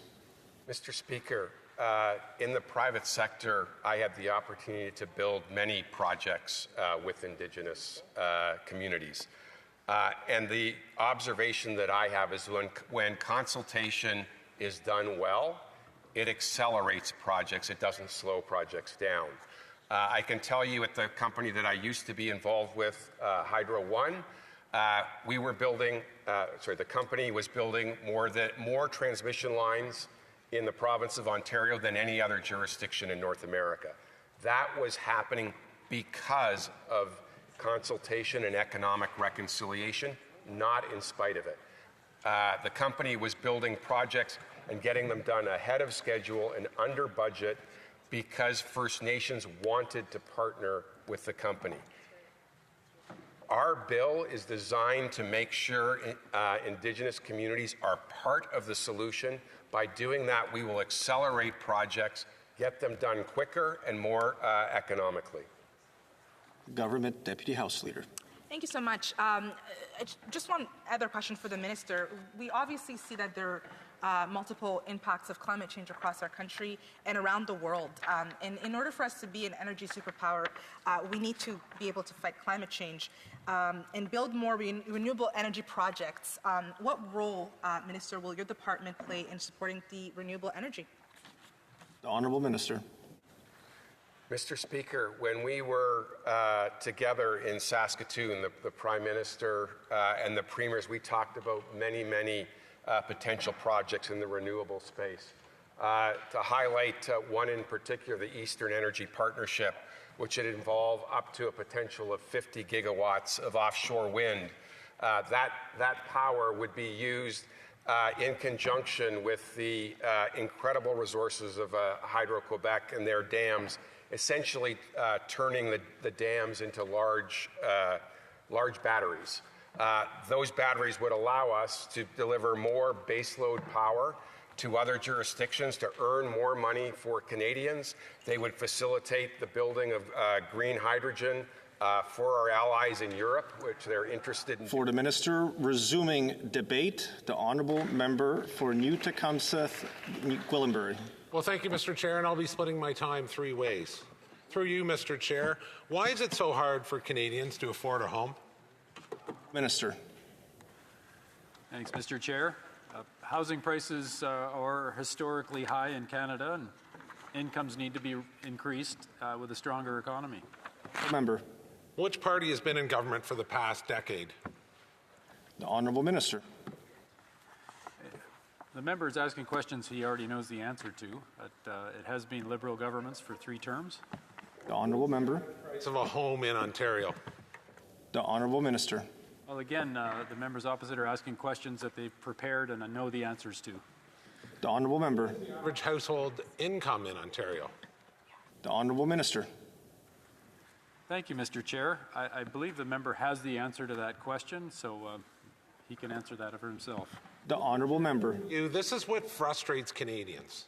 We ask a question, we expect an answer, and I know the minister can answer the question. So we're gonna try again. We're gonna try again. There's 2 clocks in here, Mr. Chair. What time is it, Minister? The Honourable Minister. Thank you, Mr. Chair. It's time to build. The Honourable Member. It certainly is. It certainly is. We do need action, Mr. Chair, through you. And does the minister understand that home prices have skyrocketed far beyond which most Canadians can afford? The Honourable Minister. Thank you, Mr. Chair. Home prices have skyrocketed, and that's why we need to be building affordable housing across Canada. The Honourable Member. Through you, Mr. Chair, the minister said to all Canadians that house prices don't need to go down. Why does preserving high real estate values matter more to him than ensuring people can afford a home? The Honourable Member. Minister. Mr. Chair, what matters to me is building more affordable housing, and members on this side of the House will put all efforts into that. Honourable Member. Through you, Mr. Chair, what percentage of homes in Canada are owned by investors? The Honourable Minister. Thanks, Mr. Chair. Homes need to be for living in, for residents and not for investors. Honourable Member. The number is 30%, up 50% since 2015, since this Liberal government's been in power. How many investment properties does the minister own? The Honourable Minister. Thank you, Mr. Chair. Investment is secondary to people living in homes. We need to build homes that people live in, not invest in. The Honourable Member. For you, Mr. Chair, I was looking for the number. How many investment properties does this Minister of Housing own? The Honourable Minister. Mr. Chair, I think the focus here needs to be on building homes for people to live in, not building homes for investors to own. Honourable Member. How many rental units does this Minister of Housing own? The Honourable Minister. Thank you, Mr. Chair. I'm here to answer questions on behalf of my department for the investment in affordable housing across Canada and infrastructure and housing. The Honourable Member. For you, Mr. Chair, these are important questions that Canadians need answer to. Will the creation of Build Canada Homes just lead to more red tape and government bureaucracy? The Honourable Minister. Thank you, Mr. Chair. Build Canada Homes is going to focus on building affordable housing across Canada at a scale that is unprecedented.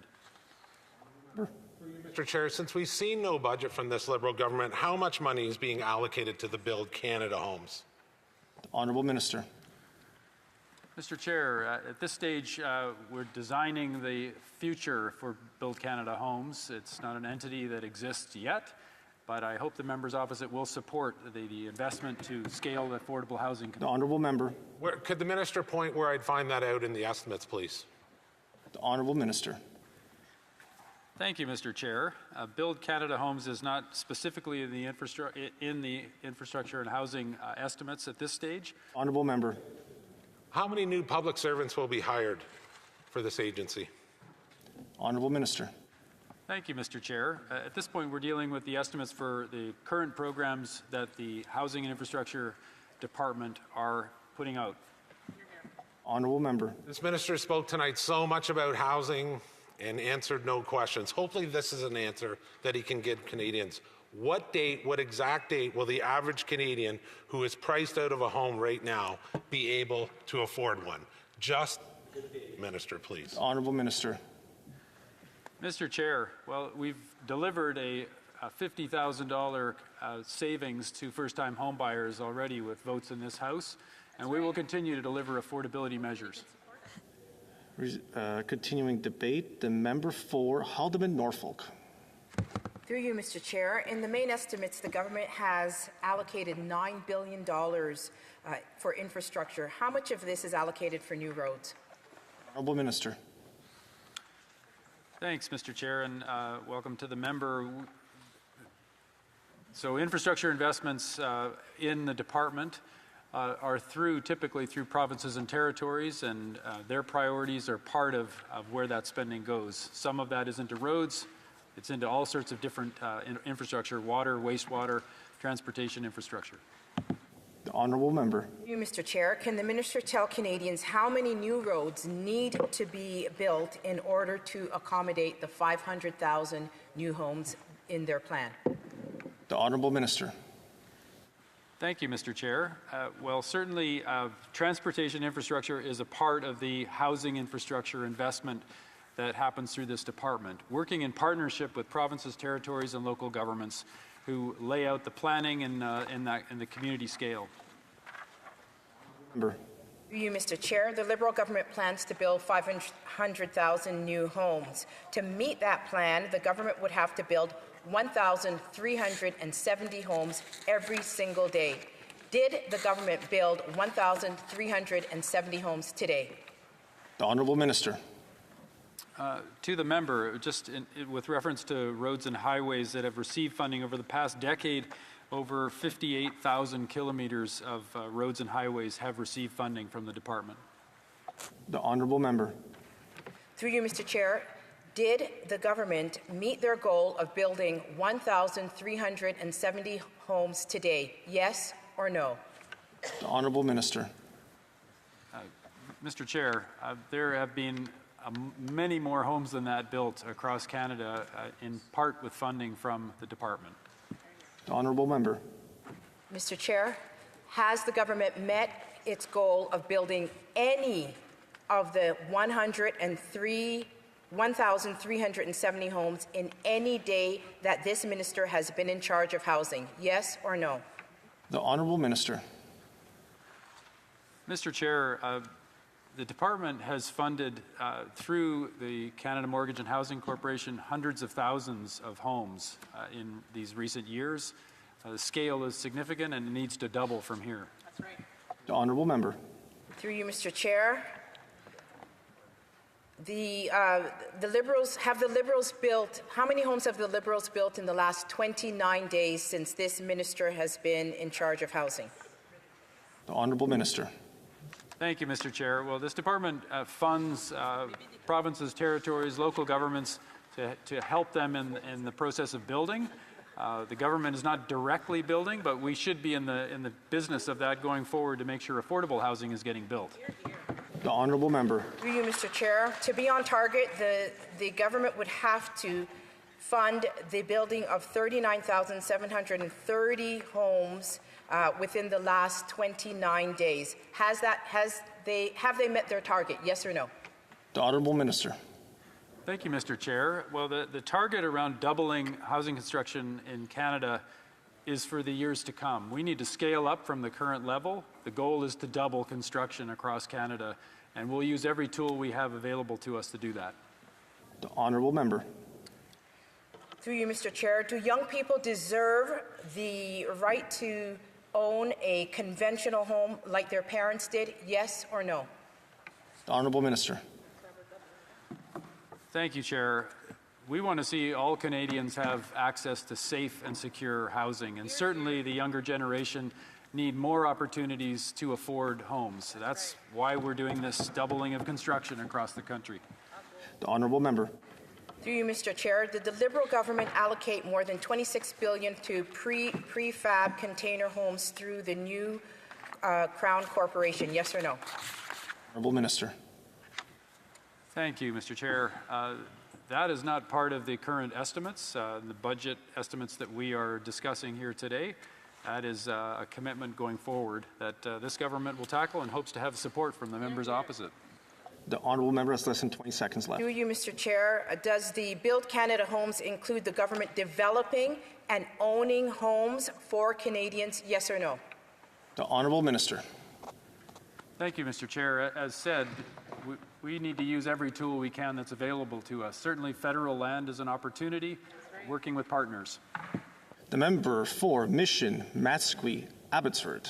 Through you, Mr. Chair, does the Government of Canada condemn BC Ferry's decision to purchase ferries from a state-owned enterprise in Communist China? Honourable Minister. Thank you, Mr. Chair. To the member, I'm not clear how this has anything to do with the Housing and Infrastructure Department. The honourable member. Will the Government of Canada continue its $30 million subsidy of BC Ferries? Through you, Mr. Chair. The honourable minister. Thanks, Mr. Chair. The BC Ferries investment is not part of this ministry's estimates. The honourable member. Through you, Mr. Chair, will the ferries from China be subject to tariffs like Chinese EVs tariffs put in place by this government? The honourable minister. Again, Mr. Chair, the member should direct those questions to the appropriate minister. It's not related to this department. Honourable member. Table 176 of the main estimates outlines $2.4 billion in transfer payments to the Department of Housing, Infrastructure and Communities. What portion will be allotted to British Columbia? The honourable minister. Thanks, Mr. Chair. I can get the member that detailed answer shortly. I don't have it at my fingertips, but I can do that. Member. Table 176, $440 million is allocated to the Disaster Mitigation and Adaptation Fund. How much will British Columbia receive? Honourable Minister. Thank you, Mr. Chair. Well, the Disaster Mitigation and Adaptation Fund has already provided billions, almost $3 billion in support across Canada to 100. The honourable member.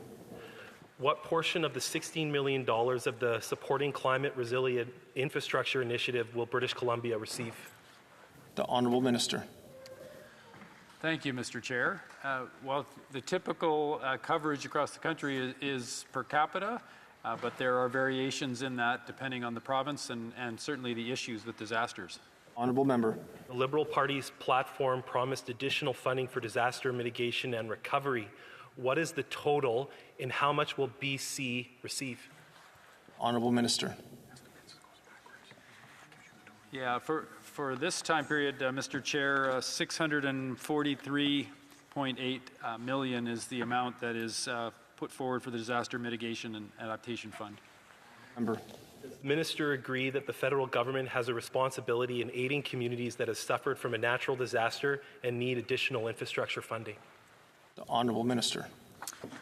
Thanks, Mr. Chair. Well, certainly this government is committed to supporting communities. That's why this fund exists, to be able to make the infrastructure more resilient and support communities. The honourable member. Does the minister agree that Abbotsford plays a critical role in BC's food security?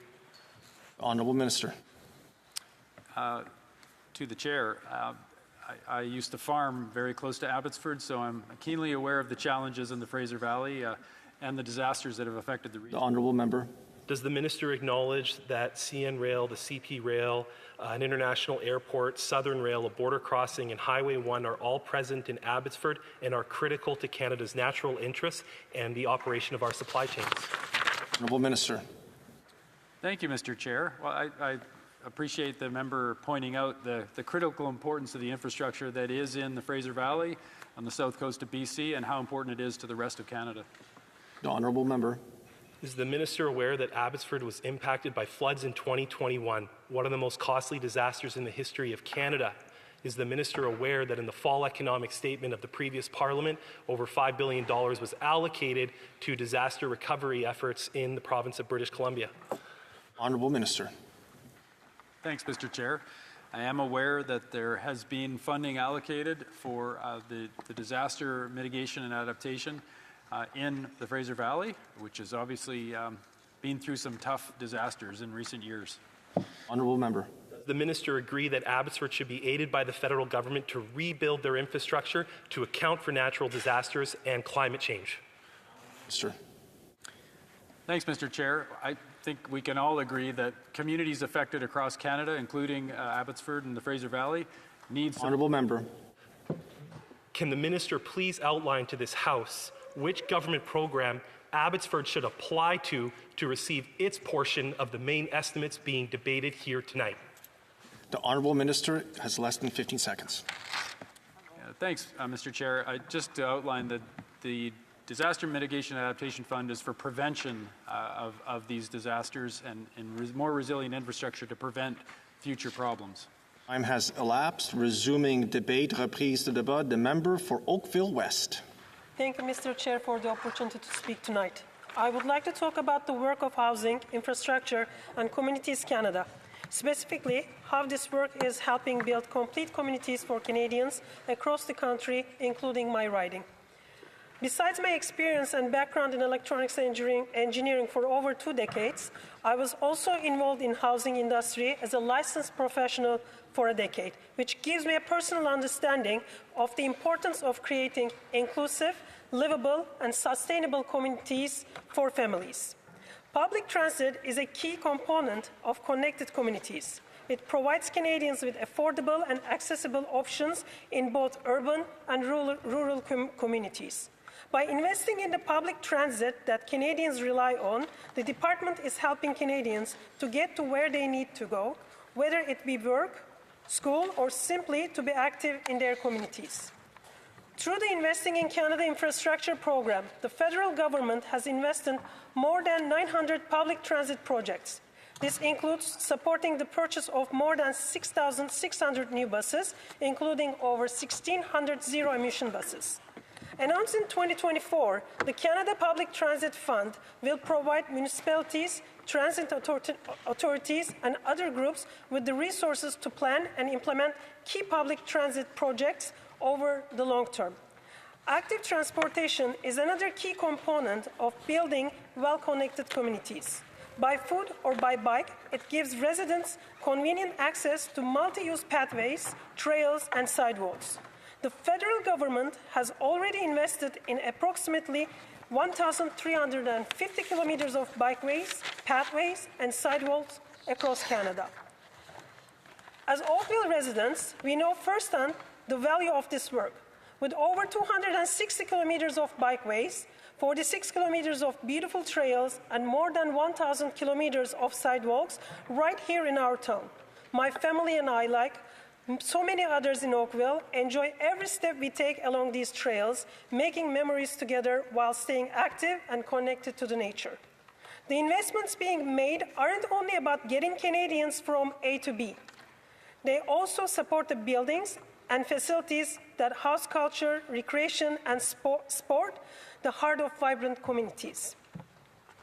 The federal government has invested in more than 2,000 inclusive and accessible cultural and recreational spaces. In Oakville, these investments have helped enhance local cultural and recreational facilities, making them more accessible to people all ages and abilities. Such investments not only enrich the quality of life in communities, such as my beautiful riding Oakville West, but also contribute to local economic growth by attracting visitors and supporting local businesses tied to tourism and recreation. In the face of growing climate events, there is a critical importance in building resilient infrastructure for both safety and because it makes good economic sense. To better protect Canadians in the face of extreme weather events, the government has invested more than $3.78 billion through the Disaster Mitigation and Adaptation Fund and investing in Canada Infrastructure Fund to strengthen the resilience of communities against climate change and keep Canadians and their businesses and their homes safe. Increasing the housing supply in Canada requires building up the essential water and solid waste infrastructure. This is why the government is investing in housing enabling infrastructure through the Canada Housing Infrastructure Fund.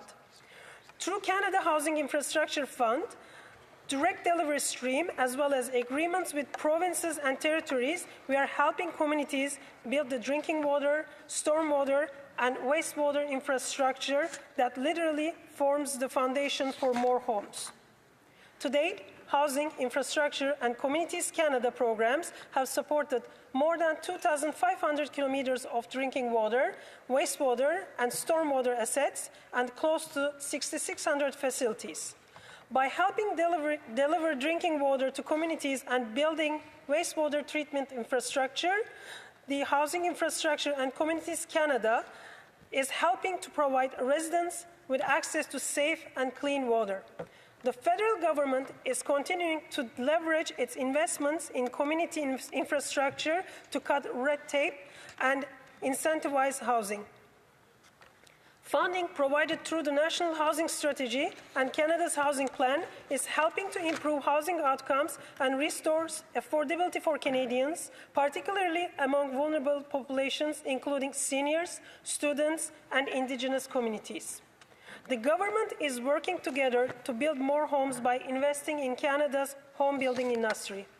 To date, funding through National Housing Strategy programs has reduced or eliminated houses need for more than 660,000 households. Additionally, over 166,000 new housing units have been created or committed, and over 322,000 units are currently under construction or have been repaired or built. While the federal government is investing in housing supply for longer term, it is also working to prevent and reduce homelessness in our communities through Reaching Home, Canada's homelessness strategy.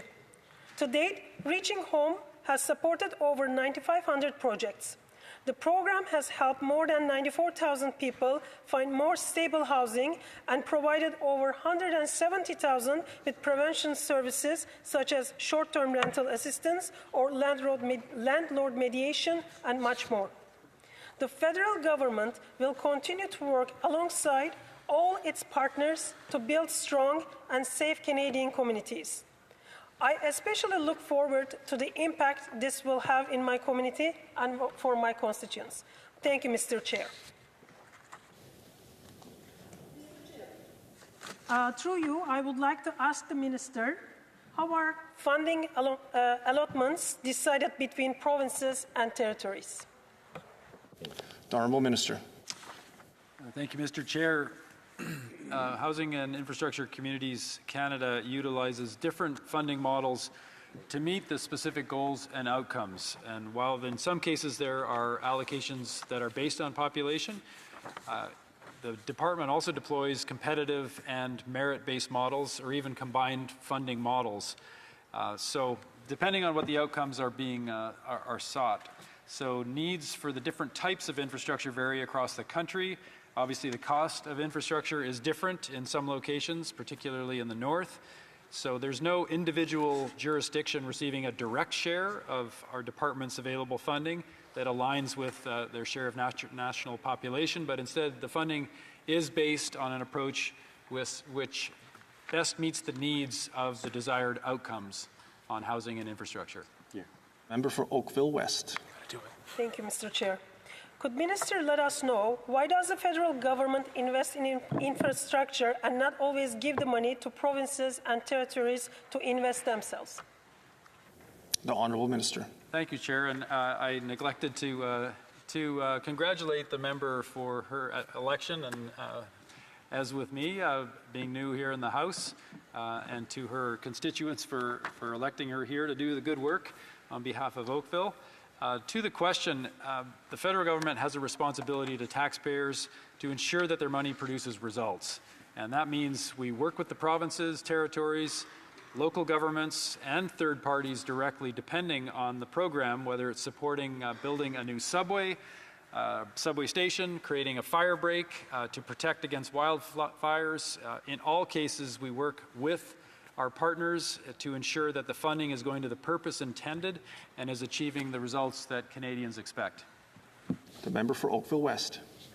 Mr. Chair, could Minister explain why is the government tying infrastructure funding to conditions like housing? Minister of Housing. Thank you, Chair. Canada is grappling with significant housing challenges, and housing needs vary across the country depending on province or territory or neighborhoods, and they're very distinct to those local needs. So a collaborative approach is needed to address the current housing crisis, where all the levels of government are participating. And housing and infrastructure are intertwined. They go hand in hand. The infrastructure needs to be in place in order for people to be housed there. For people to live their lives, the infrastructure needs to be in a state of good repair. We can't build new housing or densify neighborhoods if we don't have that base of water, sewers, transportation infrastructure, roads and transit, community buildings to support the residents in place when they move in. So that's why this government is bringing very direct and concrete links between housing and infrastructure funding. And investments will be aimed at developing complete, livable, and inclusive communities that support jobs, economic productivity, environmental sustainability, and enhance quality of life in a way that that really reflects the strategic long-term objectives, building climate resilience, supporting communities transitioning towards net zero, energy efficient and clean, and helps communities to identify and need their public infrastructure needs. For Oakville West.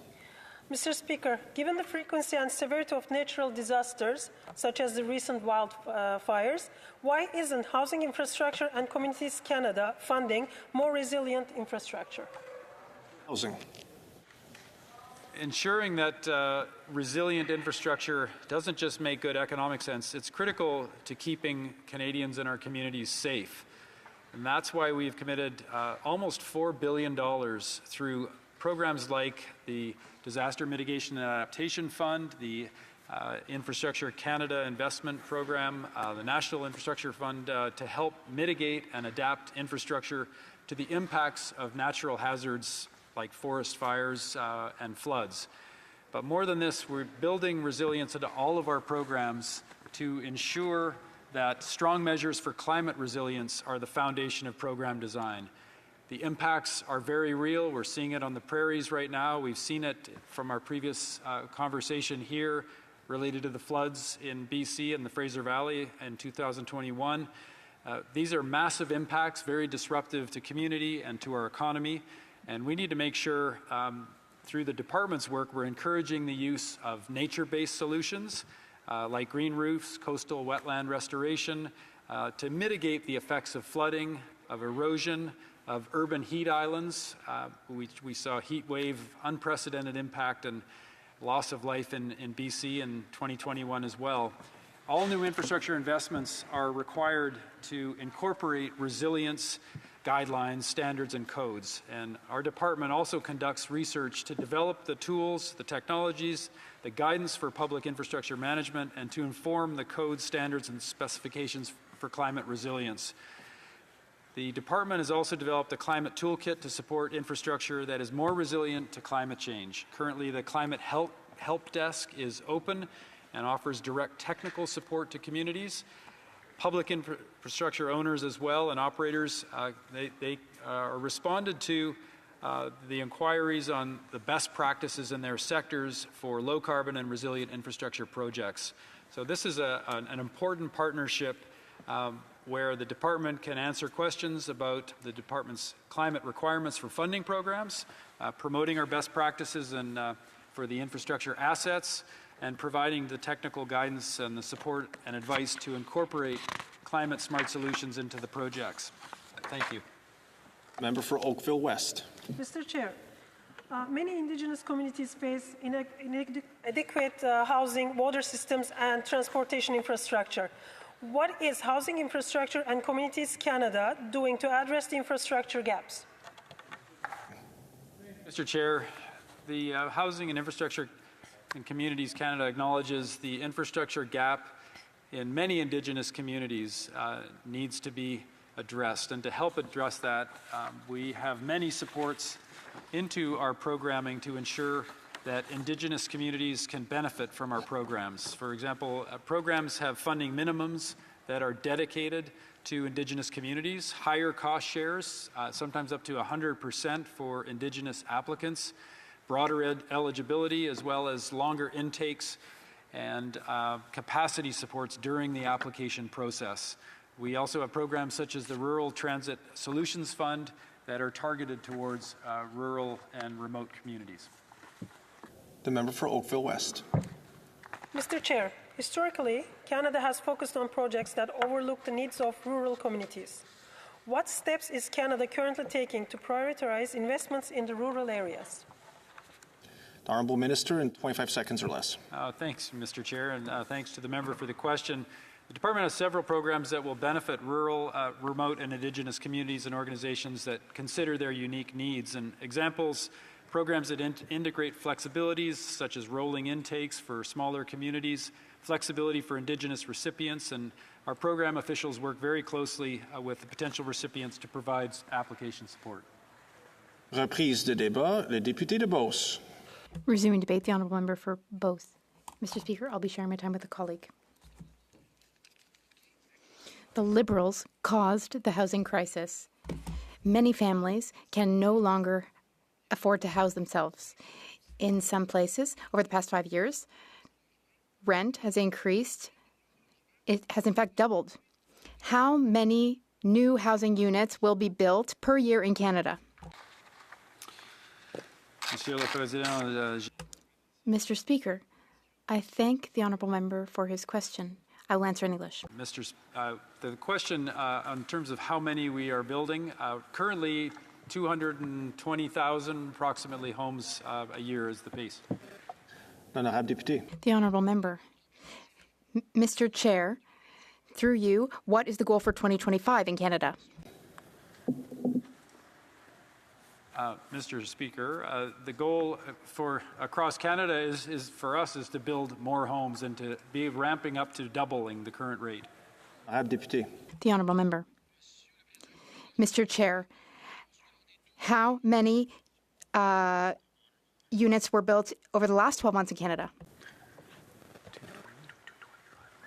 Mr. Chair, approximately 225,000 units were built in the last year.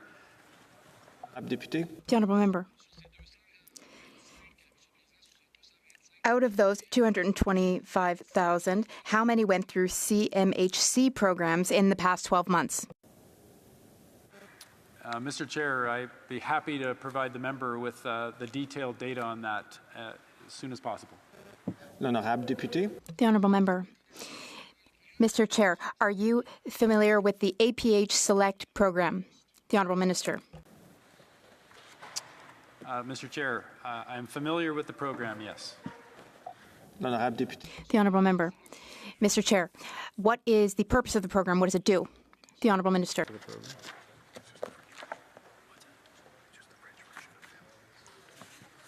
The translation for English is the MLI Select program that is part of CMHC. The honourable member. Mr. Chair, how much time does it take to process a CMHC file? Mr. Chair, it really varies with the application through CMHC. There's quite a range depending on the scale of the project for CMHC. The honourable member. Mr. Chair, the answer is 6 months. That's how long it takes. Now, what are the program's criteria? What's the percentage of funding? And what are the maximum years of amortization through this program? Mr. Chair, with the MLI Select program, I can get the member some detailed information about those questions. I'd be happy to do that. The honourable member. Mr. Chair, does this mean that if you increase the cost of rent, the CMHC gives you more funding? Thank you, Mr. Chair. That question, I'm not clear what the member is asking through that question. If he could clarify. The honourable member. Mr. Chair, the program represents 5% of total building in Quebec, so I'm not surprised that he's unable to answer my question. Here's the question. Is this an inflationary program, yes or no? Mr. Chair, as far as I know, this is not an inflationary program. The honourable member. Mr. Chair, with the CMHC's poor performance, will the minister cut bonuses for execs at the CMHC? Mr. Chair, CMHC has been very successful in rolling out programs, particularly over the past 12 months, with very expedited funding for affordable housing across Canada. The Honourable Member. Mr. Chair, I'll help him answer. It takes 6 months to process. It's up to 95% funding for a maximum of 50 years. And if you charge your renters more rent, then you get more funding from this program. So yes, it is an inflationary program. Thank you, Mr. Chair. Well, our focus is on building affordable housing, and the MLI Select program is working right now. We're going to focus on building more affordable housing. Une courte question. A short question. The Honourable Member. Does the Minister feel that we need to invest more in rural areas because most of these programs are for urban areas? Mr. Chair, the focus, I understood the member's question to be that rural areas are served by this program. That is correct.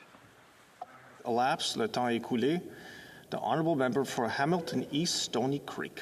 Thank you, Mr. Speaker. To the Honourable Minister, what is his definition of affordable housing?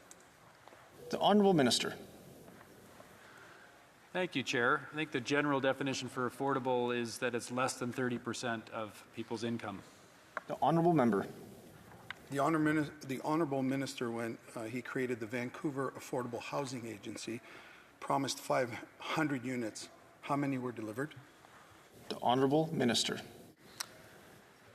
Thank you, Mr. Chair. Well, I'm proud of the work that the Vancouver Affordable Housing Agency did in catalyzing many units, thousands of units across the city. That's why I'm focused here now in the federal government to deliver on behalf of all of Canada. The Honourable Member. 40 were built. Do you consider that a success? Minister, through the Chair, the Honourable Minister. Thanks, Mr. Chair. I think the member opposite has the facts all wrong, and he can check the City of Vancouver website for data on the affordable housing delivered. Honourable Member. Through the Chair, does the Minister, the Honourable Minister, know what the average cost of a home in Hamilton is? Minister. Google it. Well, again, I'm sure the member already has the answer to the question being asked, or he wouldn't be asking it. That's right. The Honourable Member. Through the Chair, I know I'm just a rookie here, a simple guy from Hamilton that made it to Parliament, but I was told that we ask the questions and he answers them. Just want to know if he knows the answer. So again, does he know what the average cost of a home in Hamilton is? The Honourable Minister. Mr. Chair, I would say that whether it's Hamilton or Vancouver, we need to bring the overall cost of housing down and do that by building affordable housing. That's right. Honourable Member. Through the Chair, does the Honourable Minister, well, the answer is 790,000. Does the Honourable Minister consider that affordable? The Honourable Minister. Mr. Chair, well, that's not affordable to many Canadians, and that's why we need to build more affordable housing and look for the support from the members opposite. Hear, hear. Honourable Member. Through the Chair, does the Honourable Minister know what the average one-bedroom rent is in Hamilton? The Honourable Minister. Thank you, Mr. Chair. I think across the country, we need to be able to see rents come down for Canadians, and I'm sure that's the case in Hamilton as it is in many cities across Canada. The Honourable Member. Through the Chair, to the Honourable Minister, it's $1,824. Do you consider that affordable? The Honourable Minister. Thank you, Mr. Chair. I mean, it all depends on people's income, but for most Canadians, that's a challenge, and that's why I hope the member will support us with our new housing plan. The Honourable Member. Through the Chair, to the Honourable Minister, how many homes were built by the Housing Accelerator? Honourable Minister. Mr. Chair, the Housing Accelerator has agreements with over 200 communities across Canada that will unlock over 800,000 homes in the future. Honourable Member. The Chair, to the Honourable Minister, how much money was spent? The Honourable Minister. Thank you, Mr. Chair. The Housing Accelerator Fund has investing $4.4 billion to eliminate the barriers to development and build homes faster. That's right. Honourable Member. Through the Chair, to the Honourable Minister, $4.4 billion will be spent with no account of how many homes will be built. Does he find a problem in that? Honourable Minister. Mr. Chair, on this side of the House, we're very committed to transparency, and we will be tracking and working with the local governments to see how they're progressing on delivering the housing units that they are rezoning for. The honourable member. Through the chair, this is a so-called new government running old, failed Liberal programs. How does this help Hamilton? Honourable Minister. Thank you, Chair. Well, I think I've outlined the scale of investment that is happening through this department. We're talking about $16 billion of hardworking Canadians' money that's being invested in affordable housing and infrastructure, and we hope to have the members' support for that. The honourable member. Through the chair to the honourable member, from what I've heard today, nothing will change, just more Liberal lip service and broken promises. The Liberals and this minister will just add to the housing hell in Hamilton. The honourable minister. Mr. Chair, I'm clear that the members opposite have not supported any of these affordable housing programs in recent years.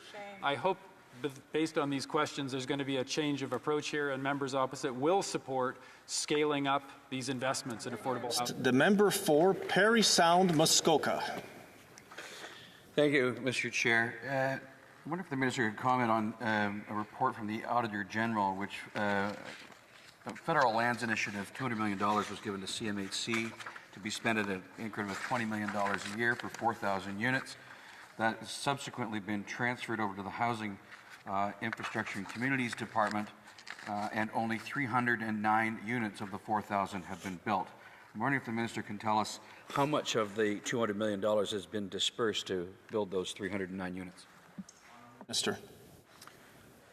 Thank you, Mr. Chair. Well, certainly we are looking forward to leveraging federal lands going forward to get a lot more housing built across Canada. That's part of Build Canada Homes, is using federal lands. In this case, there are still most of those units under development currently that will be delivered in the years ahead. The honourable member. Does the minister realize that it takes currently about 6 years to dispose of federal lands to be developed into housing? What does he plan to do to speed that process up? Honourable Minister. Thank you, Mr. Chair. I'm certainly looking forward to speeding this process up, and the idea with Build Canada Homes is that all of the different departments and agencies of government are working in unison to deliver affordable housing across the country, leveraging federal land. Tell this House how long it will take for his department to create this new agency, federal agency that will be a developer. The honourable minister. Thanks, Mr. Chair. Well, I'm buoyed by this interest in Build Canada Homes, and certainly on this side of the House, we want to make sure this effort is quick and nimble, and we are focused on building these affordable homes as soon as possible, using all the tools of government. Honourable member. Has the minister ever heard of the Canada Lands Company? Honourable Minister. Mr. Chair, yes. Honourable member. Is the minister aware that the Canada Lands Company doesn't just own the CN Tower and the Port of Montreal, but in fact it's a land developer and it's wholly owned by the federal government? The honourable minister. Mr. Chair, yes, I'm aware of Canada Lands and the different functions and the assets that are held for Canadian. Member. Is the minister aware that Canada Land is currently developing a number of residential housing projects in Downsview Park, for example, in Toronto, here in Ottawa? They've got a number of projects on the go. Is the minister aware of those? The honourable minister. Thank you, Mr. Chair. I'm certainly aware of this, and our department works with Canada Lands in some cases to help with the development, and we look forward to doing a lot more of that in the future. The honourable member. I wonder if the minister could tell this House why he sees it fit for the federal government to create a third federal housing agency to become a land developer when they already own one. The honourable minister. Thank you, Mr. Chair. Well, I think there's an opportunity to build affordable housing across the country, and there are many different tools needed to do that. Certainly, Canada Lands Co. manages an inventory of lands and does some building activity there. CMHC does a lot of finance and mortgage work, but there remain gaps in the system to scale up the affordable housing we need to deliver. The honourable member. The minister told this House in one of the earlier questioning rounds that it's time to build. And so I'm wondering if, in fact, if he believes it's time to build, why won't he have the agency that he already owns, that's already building, build more instead of creating more bureaucracy? The Honourable Minister. Thank you, Mr. Chair. Well, we're going to be focused on building, and in partnership with all levels of government and with the public and private sector and nonprofit developers as well. We need a broad set of partnerships here. I'm not talking about more bureaucracy. We're talking about great partnerships and more support for affordable housing. Member.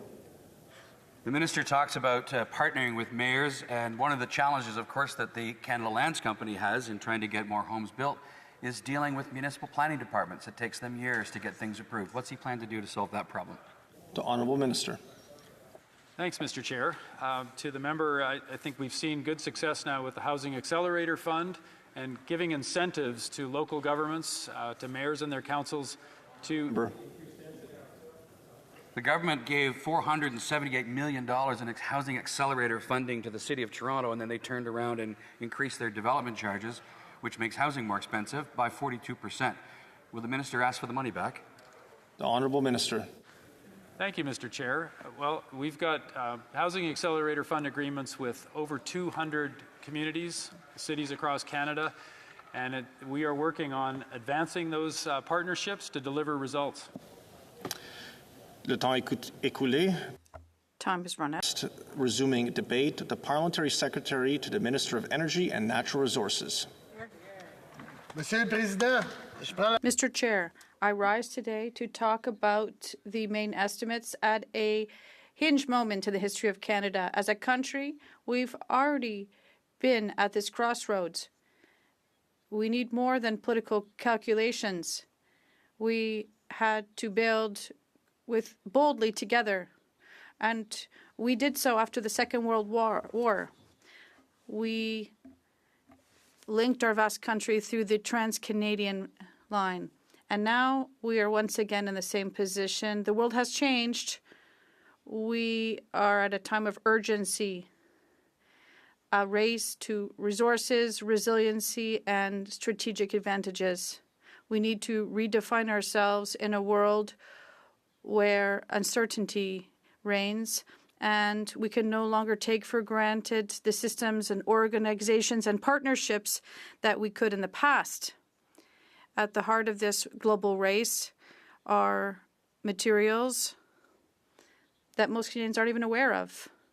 Yet their importance will shape the future of our economy and of our climate and sovereignty.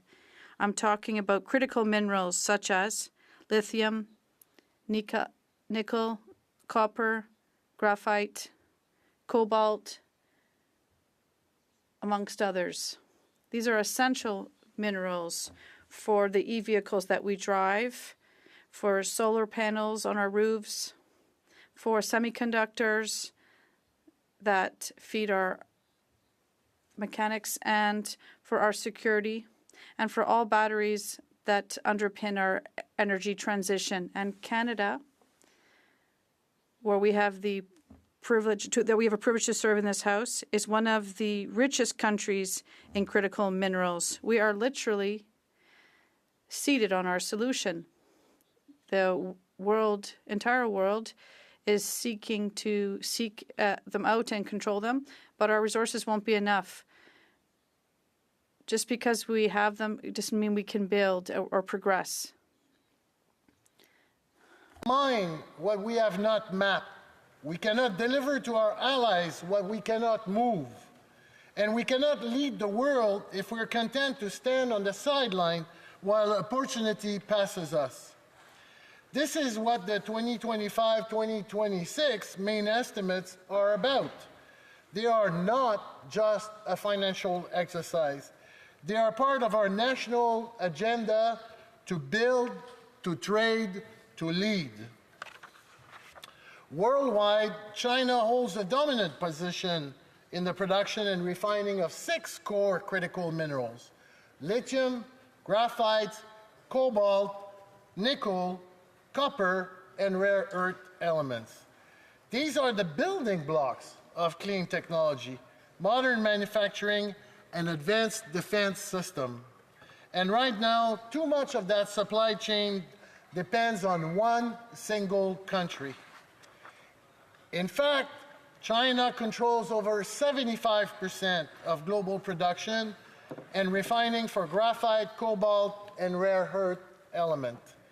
In addition, across all 6 core minerals, China accounts for roughly 2/3 of the world's processing and refining capacity.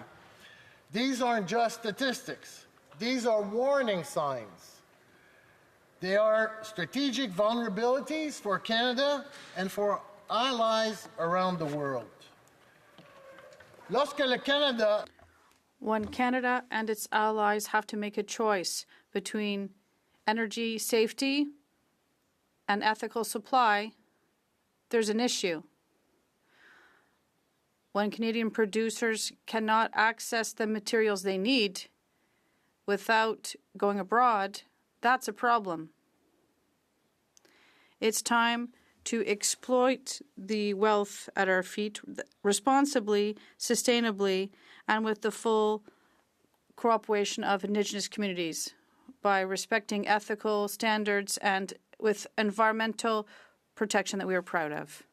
It is time to not only sell to those who share our borders, but also to those who share our values. This is why we are making real, tangible investment, starting with Critical Minerals Infrastructure Fund.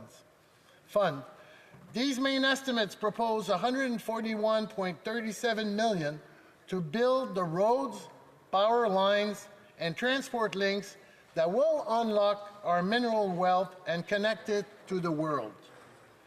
In Labrador, in Sudbury, in the Athabasca Basin, in the Nord du Québec, and across the Northwest Territories, these investments will make the difference between resource potential and becoming an economic powerhouse. We've already announced more than $300 million for 31 countrywide projects, many of which managed by Indigenous communities. This fund is not just for extraction, it's also to link our resources with the right partners so we can generate prosperity for Canadians through infrastructure, good jobs, and community development that is sustainable. Is not enough. We must look ahead and ask how Canada will compete and win in the decades to come. That's why these estimates invest $5.77 million in the Critical Minerals Global Partnership Initiative. Because the world isn't just asking for more minerals, it's asking for better minerals, responsibly sourced, ethically managed, environmentally sound. This initiative will allow Canada to lead and not to follow in elaborating energy standards globally. It would allow us to build supply chains that are resilient, transparent, with our allies in North America, Europe, and in the Indo-Pacific region. It guarantees that Canada will be at the table not just as a producer, but also as a trusted partner in the global economy. This is how we are building trust in Canada. This is how we will attract investors. And this is how we will develop markets where Canadian values and Canadian products can prosper. And, Mr. Chair, the future belongs to those who innovate, and that is why we are proposing $34 million for a technology and innovation strategy for critical minerals, so that Canada can be a leader, not just in terms of extraction, but also on how we extract. Already, Canadian researchers have made breakthroughs for cleaner processing and more top-performing products and recycling that reduces waste and pollution. This will allow us to accelerate our transition and our patents. This will boost Canadian intellectual property, lead to greater innovation and jobs here, not only in extraction, but also in engineering, green technology, and in technological production. This is how we will advance our position in the global value chain, and this is how we will sell finished products. The foundation beneath it all, literally. These estimates include $4.8 million to support geoscience research and data initiatives, from geomapping in the north to exploration support in partnership with provinces and Indigenous governments. This work helps us access the minerals we need to power our future. In just the past few days, more than 70 projects have been supported through this work, fueling discoveries, advancing exploration, and de-risking investment. These are quiet programs, but they're critical elements of our nation-building toolbox, and we are using them. Monsieur le Président, Mr. Chair, this is all part of a broader economic plan, including plans for the unity of the Canadian economy as presented last week. This new legislation will speed up the implementation of broad projects to simplify the process of automating our economy and by eliminating the interprovincial trade barriers that are hurting our economy and workers. It will reduce assessment periods for big projects from 5 to 2 years, while respecting our duty to consult and protecting the environment. This legislation will help us open more minds. C'est tout le temps pour le discours. That's all the time we have left. Le député de demander. But questions can be asked. Alors, j'aimerais demander à Monsieur le Ministre, le développement des... I'd like to ask the Minister. Critical mineral development will be very important for the economy.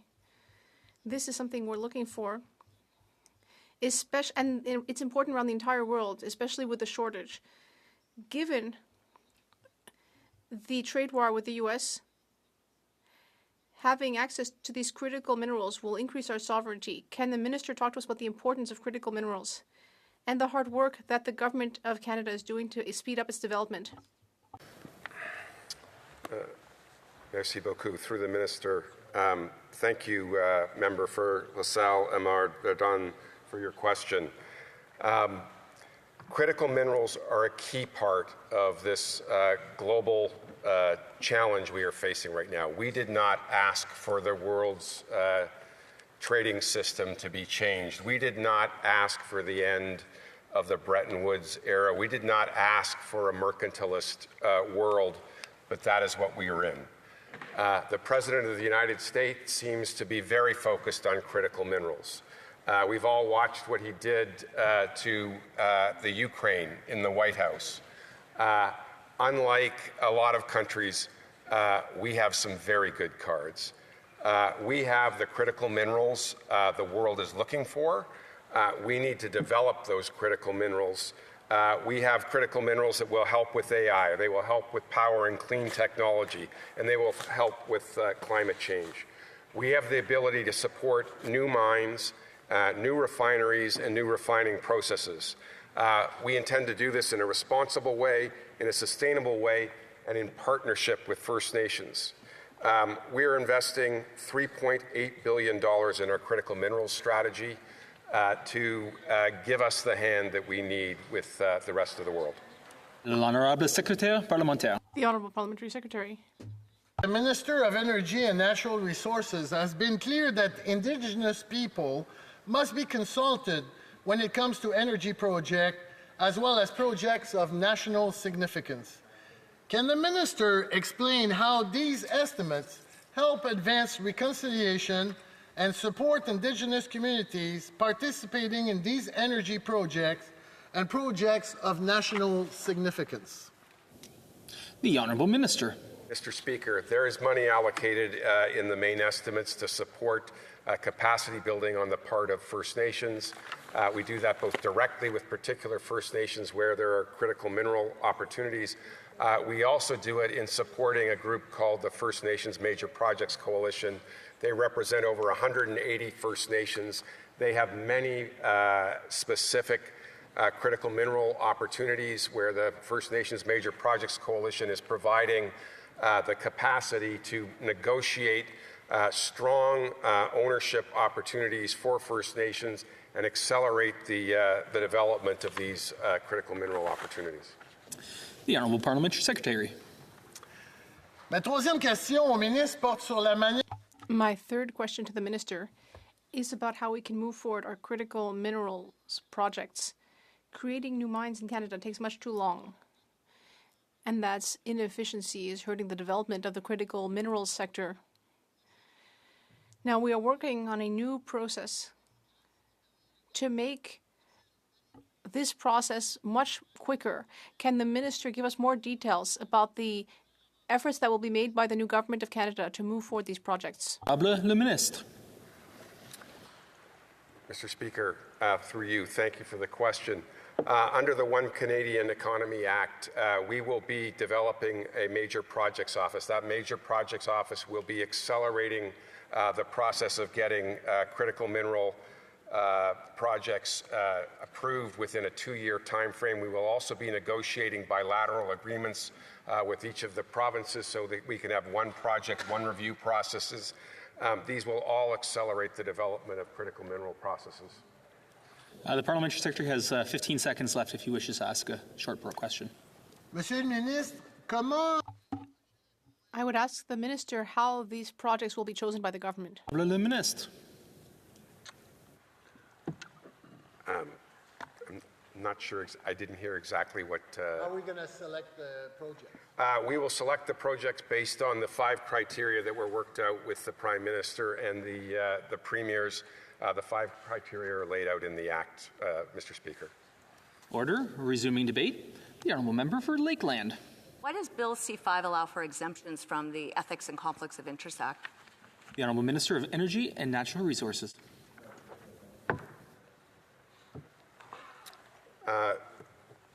Mr. Speaker, we're here today to talk about how the new government will get projects built. Member.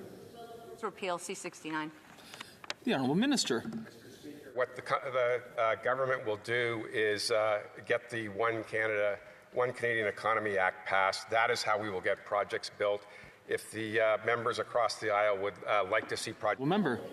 Never build anything, no new pipelines, Bill C-69. The Honourable Minister. Mr. Speaker, that is not what the Prime Minister and the Premiers seem to think. They got together and they thought this was a great idea. They laid out the 5 criteria, which are in the Act. That is how we will get projects built. That is how we will make Canada an energy superpower. The Honourable Member. That's an admission. Bill C-69 blocks projects. They wouldn't need C-5 if it works. So what specific projects will be of the national interest? The Honourable Minister. Mr. Speaker, the Prime Minister and the Premiers got together. They laid out 5 criteria. I can go through the 5 criteria if the member would like. Order. What specific projects will be of national interest? What specific projects will be of national interest? Mr. Speaker, the honourable member seems to be confused. The projects come after the bill is put in place. The bill will provide the certainty to unlock the conversations between... The honourable member. How do political hand-picked projects give investor certainty? The Honourable Minister. Mr. Speaker, the politicians do not pick the projects. The projects come up through a consultation between our government, the provincial governments, Indigenous peoples, and proponents. When those 4 groups come together to put a project together, it gets considered for national interest. The Honourable Member. Well, there are 28 energy and critical mineral projects in federal review stuck right now. Why not fast-track those? Minister. Mr. Speaker, if the honourable member would like to see these projects accelerated, we hope they'll support the One Canadian Economy Bill, and we will get going on those projects. Member. Crawford Nickel Cobalt Mine in the national interest. Honourable Minister. Mr. Speaker, the Prime Minister and the Premiers got together and unanimously agreed on the 5 criteria. We will run... The Honourable Member. Petroleus Gold and Copper Mine. The Honourable Minister. I think, again, the honourable member is proposing some hypothetical. The honourable member. Uranium mine. The honourable minister. Again, the member seems to be confused that we're talking about hypothetical projects. The projects that will come forward are specific projects with the support of... The honourable member. Seems to be confused. What I'm talking about is current real projects being proposed by real proponents stuck in the regulatory mess right now. Is the Denison Mine project in the national interest? The honourable minister. Mr. Speaker, as soon as we get the One Canadian Economy Act passed, we will run it through the process and we will make that determination. We hope the members across the aisle will help us get that done so we can build the strongest economy in the G7. The honourable member. Will the minister release that national interest project list? The honourable minister. Mr. Speaker, what will happen is once the bill is passed, hopefully with the support of our colleagues, projects will be designated and they will be published. The honourable member. Why is there a claim of the 2-year target for project approvals not in Bill C-5? Honourable minister. Mr. Speaker, the Prime Minister has been very clear that the projects will be approved from the federal government's perspective within 2 years or less. He has given those KPIs to all of the ministers. We understand that is what... The honourable member. Uranium and energy projects in the U.S. are approved in as quickly as between 16 and 28 days. How does Canada compete? The honourable minister. Mr. Speaker, through this consultation, we've been speaking with CEOs of mining companies, CEO of energy companies. What they tell us is if we can deliver projects within approvals within 2 years, that would be... The honourable member. Thousands of workers who have lost their jobs after all their anti-development policies. The Liberals say new pipelines only if there's a national consensus. What's national consensus? The honourable minister. Mr. Speaker, at the First Nations meeting 10 days ago, there was consensus to advance projects of national interest. Our government will work with the premiers, work with... Order. Time has expired for that round. I now call on the honourable member for Edmonton Northwest. The Liberal government talks tough about standing up to the United States and sovereignty, defending our sovereignty as a country. Does an oil and gas cap strengthen the Canadian economy, sovereignty, resilience, and security? The honourable minister.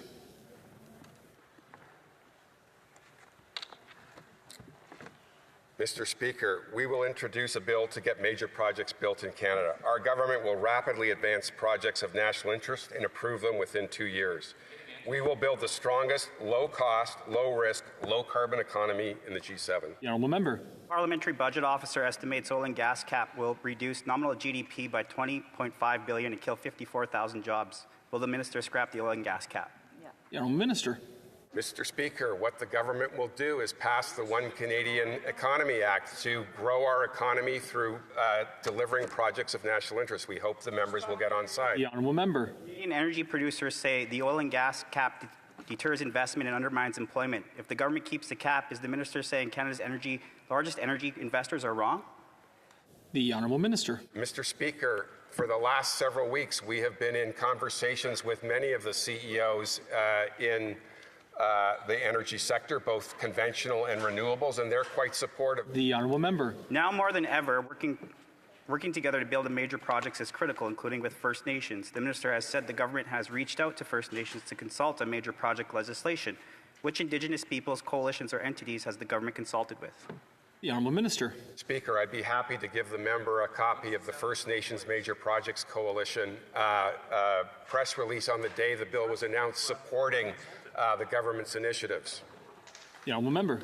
Legislation says rights holders are to be consulted. Is First Nations Major Projects Coalition the rights holder? The honourable minister. Mr. Speaker, we have been speaking with the Assembly of First Nations. I spoke with the Chief of the Assembly of First Nations today.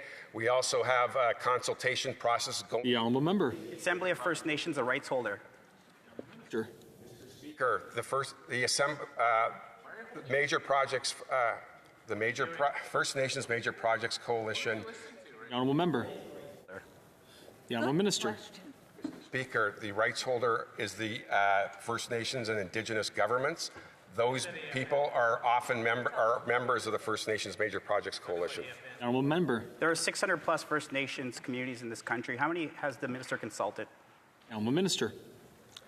Mr. Speaker, over the next several days, we will be increasing the consultation. I have schedules with 180 different First Nations. The honourable member. In half First Nations, I think this Liberal government has continued to show they're all about reconciliation rhetoric and not about actual change and taking First Nations seriously. What does the consensus is on a major project? Honourable Minister. Mr. Speaker, I have worked extensively in my private sector life working with Indigenous groups to get projects built. We have done it very successfully. We will continue to do that. That is the goal. If a consortium of Indigenous nations want to build an oil pipeline via the Northern Gateway, would the minister approve it? Honourable Minister. Mr. Speaker, I'm not going to talk about hypothetical projects. If a project comes forward with a proponent that is supported by First Nations, we will run it through the process, and if it meets the process, it will get designated. Member. Will this government get one new cross-provincial pipeline to Tidewater? Honourable Minister.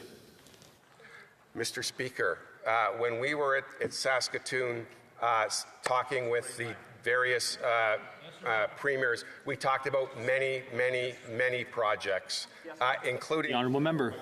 Yes or no? Sure. Speaker, we're not talking about hypothetical situations. We're talking about real projects coming... The honourable member. How many major projects have been killed in the last Liberal decade? The honourable minister. Mr. Speaker, this is a new government. I'm not sure. Well, Mr. Speaker, I happen to be new. Order. The honourable member. Between 2015 and 2020 alone, Canada cancelled 16 major energy projects, resulting in a $176 billion hit to our economy. What is the dollar amount needed to make Canada an energy superpower in the next 2 years? Honourable minister. Speaker, again, the honourable member is looking backwards. If the honourable member wants to see major projects built, we hope they'll support the One Canadian Economy Act and get building. Last question, the honourable member. For the next 2 years in numbers of projects and the dollar amount. That's right. The honourable minister. Mr. Speaker, the list is an ongoing list that's getting developed. As new projects come on, they will be added to the list. Continuing debate, the honourable member for Ponoka-Disbury. Thank you, Mr. Chair. How many crude oil pipelines projects did the Liberal government inherit from the Harper government? Honourable minister. Mr. Speaker, we're here to focus on moving forward, not backwards. We have an opportunity to build Canada strong. We have an opportunity to pass the One Canadian... The honourable member. Mr. Chair, how many non-nationalized projects did the Liberal government complete to date? Sure. Mr. Speaker, again, the honourable member seems to be looking backwards. We're looking forwards. That's what Canadians elected us to do, to look forward and build Canada strong. Same people that were in the cabinet for the last 10 years are in cabinet today. How many crude oil pipelines have been proposed to this government since 2015? Minister. Mr. Speaker, I'm confused. I think I'm new. He keeps looking backwards. We have an opportunity to build new projects. We really hope the members will get on board. Member. I'm not sure where he's been for the last 10 years. Apparently no bankers lost their jobs, Mr. Chair. How many of those crude oil pipeline projects that were applied for since 2015 have been completed to date? Yeah, I'm a minister. Tell the honourable member where I've been. I've been at organizations that have built roads, built ports, built transmission lines, built pipelines. We will do that. We will do that. That is why I am here, Mr. Speaker. The honourable member. If that were the case, then the minister should be able to name them. So can he name them? Minister. Mr. Speaker, at Ontario Teachers, we own roads, we own ports. You said pipeline. What pipeline? What pipeline? What pipeline? You said pipeline. Canadian? One. Order. The honourable member. Pipelines are at construction phase. Order. Order. Order. The honourable member. How many of these oil and gas pipelines are at construction phase? Member or minister. Mr. Speaker, again, the honourable member seems to be looking backwards. We're about looking forwards. This is a new government. We are here to talk about building. We are here. The honourable member. Thank you, Mr. Chair. Canada did not start on April 28th. How many of these pipelines are at final investment decision phase? Well, Minister. Mr. Speaker, the goal of this new government is to get Canada building. The goal of this government is to get the One Canadian Economy Act done. We hope. The honourable member. How many LNG export terminals did this government inherit from the Harper government in 2015? Minister. This government has been Mr. Speaker, this government. Order. The honourable opposition leader on a point of order. Of noise over there from the Liberal benches, and it's kind of hard to listen to the exchange. So I'd ask the Liberals to just settle down a little bit so we can... Order.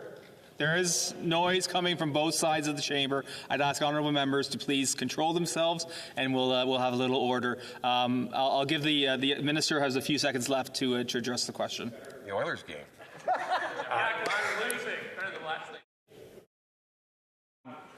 Mr. Speaker, we are looking forward. We're very proud of the work that's been done in the LNG. The honourable member.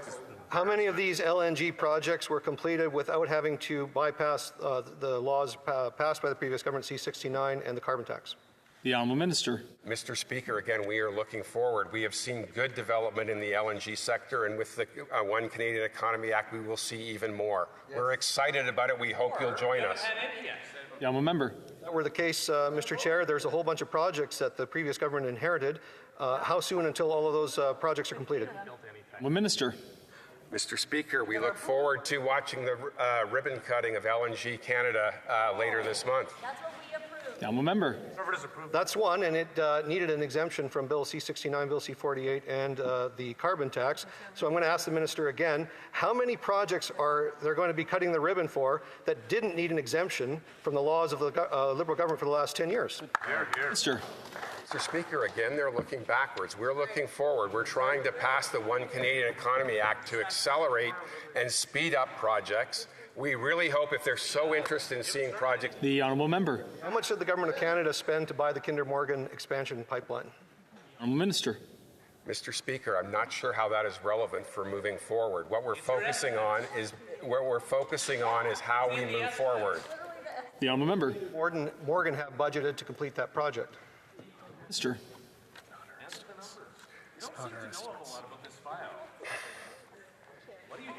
Mr. Speaker, we are focused on moving forward. We are focused on building new projects of national interest. We are focused on ports, roads. The honourable member. Did the Government of Canada spend $34 million to build a pipeline that Kinder Morgan was going to build for $9 billion? The honourable minister. Mr. Speaker, again, we're looking backwards. We're trying to look forward.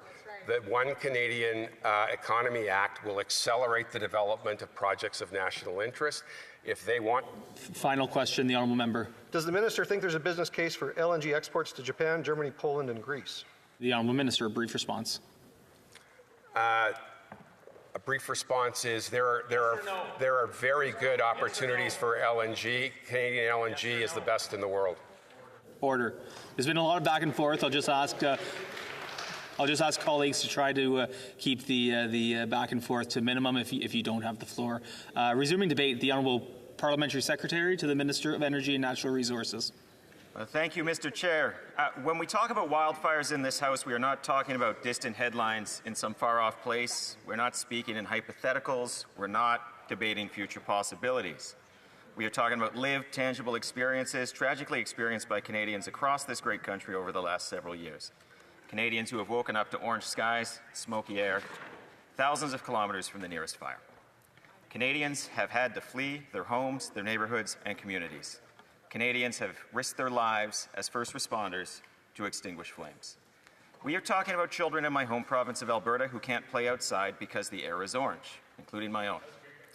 We are talking about entire towns in Northern Ontario, Saskatchewan, and Manitoba who have had to evacuate with just minutes to spare, homes left behind, schools closed, family pets crated in back seats, highways jammed with uncertainty. We are talking about flames sweeping across the forest and grasslands from Jasper to Gaspé, consuming not just trees and brush, but also memories, livelihoods, entire communities. Just 2 years ago, Mr. Chair, wildfires shattered every known Canadian record. 15 million hectares of land burned. It's an area larger than England, roughly the size of Tunisia. Over 230,000 Canadians were forced from their homes. Nearly 11,000 domestic and international firefighters were deployed, and 8 Canadian firefighters tragically lost their lives. Annual national costs for fighting those fires totaled over $1 billion, which represents a 60% increase to the annual average from 1980 to 2009. Just last year, in my home province of Alberta, the Jasper wildfire burned approximately 32,700 hectares, making it the largest blaze in the park in over a century. It devastated about 1/3 of the town's structures, tragically killed 1 firefighter, and forced a mass evacuation of 25,000 residents. And now, in 2025, earlier than expected and in regions we once thought immune, it is beginning again. Mr. Chair, Canada is facing 2 interconnected crises, twin challenges that strike at the heart of our communities and our identity. The first is the climate crisis. A warming planet is no longer just a projection in a report, it is our lived reality. Our fire seasons now start sooner and end later. They burn hotter, move faster, and stretch deeper into once untouched regions. What were once in a century fires are now annual events. What was once predictable is now erratic. The second is a crisis of sovereignty, where global volatility, unjustified trade actions, and fragile supply chains test our ability to remain self-reliant and strong. When wildfires shut down transportation corridors, we all feel it. When pulp and paper mills close because forests are scorched or inaccessible, towns lose both jobs and community. When foreign tariffs hit our resource exports, it weakens not just industry, but our national independence. We cannot afford to treat these as separate problems. We must face both together and head on. That is why the 25-26 main estimates are not just an administrative exercise. They are not just columns on a spreadsheet. They are a blueprint for resilience, a statement of values, and a declaration of action. They represent the government's resolve to protect Canadians, not just from the fires of today, but from the risks of tomorrow. Through these estimates, we are investing where it counts, in people, in preparedness, and in prevention. We are supporting the brave firefighters who suit up when everyone else is running the other way, by funding modern gear and expanding training. We are empowering Indigenous fire stewardship, recognizing that traditional knowledge and land-based practices are not just cultural heritage, but critical science. We're investing in data, in early warning systems, predictive modeling, and real-time mapping, because when seconds count, so does every bite of information. And yes, Mr. Chair, we are supporting communities before fire ever strikes, with education, fire-smart retrofits, and land management strategies to stop sparks from becoming infernos. These are not abstract commitments. They are line items in this year's estimates. $52.53 million for the Wildfire Resilient Futures Initiative, funding proactive strategies to manage risk and build national preparedness. $81.65 million for fighting and managing wildfires in a changing climate, training frontline firefighters and partnerships with provinces and Indigenous governments. $1 million to the Canadian Interagency Forest Fire Centre, coordinating vital information and equipment sharing between jurisdictions. $2 million for wildland fire resilience, focusing on building community and landscape resilience to wildfires with prevention, mitigation, and preparedness efforts. And $10.5 million for the spruce budworm early intervention strategy, addressing pest outbreaks, more likely because of climate change, that turn forests into tinderboxes, particularly in Quebec and the Atlantic. Together, these investments total over $147 million. But their value cannot be measured by dollars alone. They are a recognition that resilience must be built before disaster strikes, and that the price of inaction is far greater than the cost of preparation. Mr. Chair, I want to speak for a moment not just about programs and policy, but about people. About the firefighter in British Columbia who worked 28 straight days, sleeping in a tent and eating from rations packs to keep the fire line from breaching a town. About the Indigenous elder in northern Quebec who taught community members how controlled burns used to protect their land and how they can again. About the Red Cross volunteers who set up cots, sorted blankets, and offered hugs to evacuees. About the business owner in Manitoba who, without being asked, kept their cafe open to feed weary fire crews and displaced neighbours. This is who Canadians are, Mr. Chair, and if they show up time and again, then so can we, as a government, as parliamentarians, as a country. Let us also be honest about the stakes. In 2024, insured losses from extreme weather events in Canada reached an all-time high, $8.5 billion. That is not just infrastructure. That is homes, that's memories, and generational wealth. Natural Resources Canada projects that if we do not adapt, wildfire suppression costs could double by 2040, surpassing $2 billion annually. And while we face fires at home, our global competitiveness is being tested. Canada's forestry sector, a cornerstone of many rural and Indigenous economies, continues to be targeted by unjustified American tariffs. We are not only fighting fires, Mr. Chair, we are fighting for our place in the world, for our workers, for our industry, for our sovereignty. That is why these estimates also support Canada's long-term strength. We are creating new careers in emergency response, fire science, forestry, and clean energy. We are coordinating across provincial and territorial borders so that when one jurisdiction needs help, others can answer. We are centering reconciliation, funding Indigenous-led stewardship and governance that reflects deep-rooted wisdom and shared leadership. And we are investing in infrastructure to rebuild with resilience and modernize how goods, people, and ideas move across this country. This is what 21st century sovereignty looks like. Not just military strength or economic might, but the ability to protect land, people, and our future. Mr. Chair, I do not rise today just as a parliamentary secretary. I rise as someone who represents communities that have seen the sky turn gray at noon. I rise as an Albertan whose province knows intimately the ties between the forest and our future. And I rise as a Canadian who believes deeply in this country's ability to lead. Not in spite of our challenges, but because of them. So I close with this. We cannot change the winds, but we can adjust our sails. And that is what this government is doing. We are steering towards a more resilient Canada, a safer Canada, a stronger Canada. Let us move forward not as individuals or parties, but as one country, united in purpose and ready to meet these twin crises with clarity, compassion, and courage. I urge all members to vote in favor of the 25-26 main estimates so we can fight wildfires, fight climate change, and protect the sovereignty of this great nation we all serve. Thank you. Merci. Order. I'll now invite the member to ask a question to the minister. Thank you. Minister, or Mr. Chair, I'd like to ask the minister about wildfires. This season's wildfires have already been devastating, and it's only June. This is the third year in a row where the severity and intensity of wildfires is clear. There is no doubt the frequency and intensity of these fires are a result of climate change. We need to urgently fight climate change to protect the Canadian way of life, but we must also protect ourselves from the impacts that are already being felt. Will the minister tell this House about what is included in these main estimates that help Canada fight wildfires, and what will the minister do moving forward to protect Canadians? The Honourable Minister. Mr. Speaker, through you, I'd like to thank the my honourable colleague who serves Calgary Confederation. Very much appreciate his comments. The wildfires are really a difficult situation today. We're going to give an update tomorrow. It's a very challenging situation. My thoughts are with all those impacted by wildfires. We will be there for Canadians. We have deployed the armed forces where the provinces have asked for them, and we need to support our fellow Canadians. We have two threats right now to our way of life. We have climate change and we have American tariffs. We have to fight both. We have to fund both. This government is committing $1 billion in these estimates to the purchase of wildfire fighting equipment and the training of wildfire fighters. That's what we're doing in these main estimates. A member.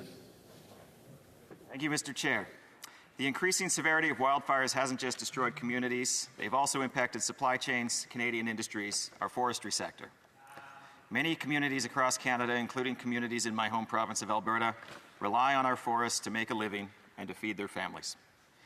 These wildfires have taken away these economic opportunities that generations of Canadians have relied upon. They have put strain on our important forestry sector at the worst time possible. Simultaneously, Canada's softwood lumber industry is under attack from the United States' unjustified and unacceptable tariffs. This industry has been put under siege from American economic policies for years, and it's ramping up significantly under the current President of the United States. Can the minister share with Canadians who are worried about the future of our forest industry what is included in these estimates, and how can we help them move forward? Mr. The situation for our forest products industry is indeed challenging. As I have said in many of my comments, the forest products industry is the canary in the coal mine. The forest products industry is currently on its 5th version of trade wars with the United States. We've gone and we've contested this in adjudication, and we've won 4 times. They just keep coming back. We will support the forest products industry, but this is what Donald Trump is doing systematically across all of the economy today. We will provide in these estimates $1 billion of support for the forest products industry in terms of innovation, data collection, and wildfire fighting and pest control. The Honourable Parliamentary Secretary. Mr. Chair, thank you. Canada has been the closest friend and ally of the United States for over 100 years. This relationship has delivered unmatched prosperity on both sides of the border and strengthened people-to-people ties as much as it has our economies. Unfortunately, this old relationship we once had with the United States is over. They have launched an unjustified and devastating trade war against us, targeting its closest friend first by imposing tariffs on almost all of Canada's economy. Canadians are feeling the impact of these tariffs already, with many of our industries, communities, and livelihoods under threat. We today find ourselves in a more uncertain and dangerous world. We cannot rely on the United States for our defense or our economic security any longer. This requires Canada to build now, to protect our economy and our sovereignty. Can the minister tell this chamber how Canada will build the strongest economy in the G7? The Honourable Minister. Mr. Speaker, by passing the One Canada Economy Act, we will build projects of major significance. We will support industries like the forest products industry. We will help them retool. We will provide them the liquidity support they need to deal with these unjustified tariffs. Mr. Speaker, since 2017, over $10 billion of duties have been collected against the forest products industry in an unjust and inappropriate duty, inconsistent with the current free trade agreement. We will continue to support the forest products industry and help them through this unjust and unfair trade war. The Honourable Parliamentary Secretary, about a 45-second question. Thank you, Mr. Chair. I'm wondering if the minister would be able to inform the House of other ways that the supplementary estimates support the forestry industry and support the people of the West in particular. The Honourable Minister. Mr. Speaker, one of the things that we are doing is we are funding First Nations communities who are interested in increasing their ownership in the forest products industry. We have seen First Nations ownership in the industry increase meaningfully over the last several years, and we will continue to support that opportunity. It's time for a 20-second question, if he wishes. Resuming debate. The Honourable Member for Foothills. Thank you, Mr. Chair. I'll be splitting my time 3 ways. Through you, Chair, does the minister know what Bill C-50 is? Minister. Mr. Speaker, Bill C-50 is the Sustainable Jobs Act. Well, member. How many energy jobs will be lost as a result of the just transition? The Honourable Minister. Mr. Speaker, the Sustainable Jobs Program will create good-paying Canadian jobs, not kill them. Workers, the Honourable Member. How many jobs in agriculture will be lost as a result of the just transition? The Honourable Minister. Mr. Speaker, as I said, the Sustainable Jobs Act will create good-paying Canadian jobs, not kill them. The Honourable Member. How many jobs in the construction industry will be lost as a result of the just transition? The Honourable Minister. Mr. Speaker, the assertion the member is making is incorrect. The Sustainable Jobs Program. The Honourable Member. Well, that's interesting, Chair, because according to a memo from his own department, the minister has said the just transition will cost 200,000 jobs in energy, 290,000 jobs in agriculture, and 1.4 million construction jobs. That is from his own ministry. That's 2.7 million jobs in Canada will be lost to the just transition. Minister, does the minister support a bill that is threatening 13.5% of Canada's workforce? Hear, hear. Honourable Minister. Mr. Speaker, what this government is doing is focusing on getting this economy going again, retooling it, rebuilding it. We are focused on getting the One Canadian Economy Act. When we build these projects of national interest, it will put hundreds of thousands of Canadians to work, do good jobs, good pay. The honourable member.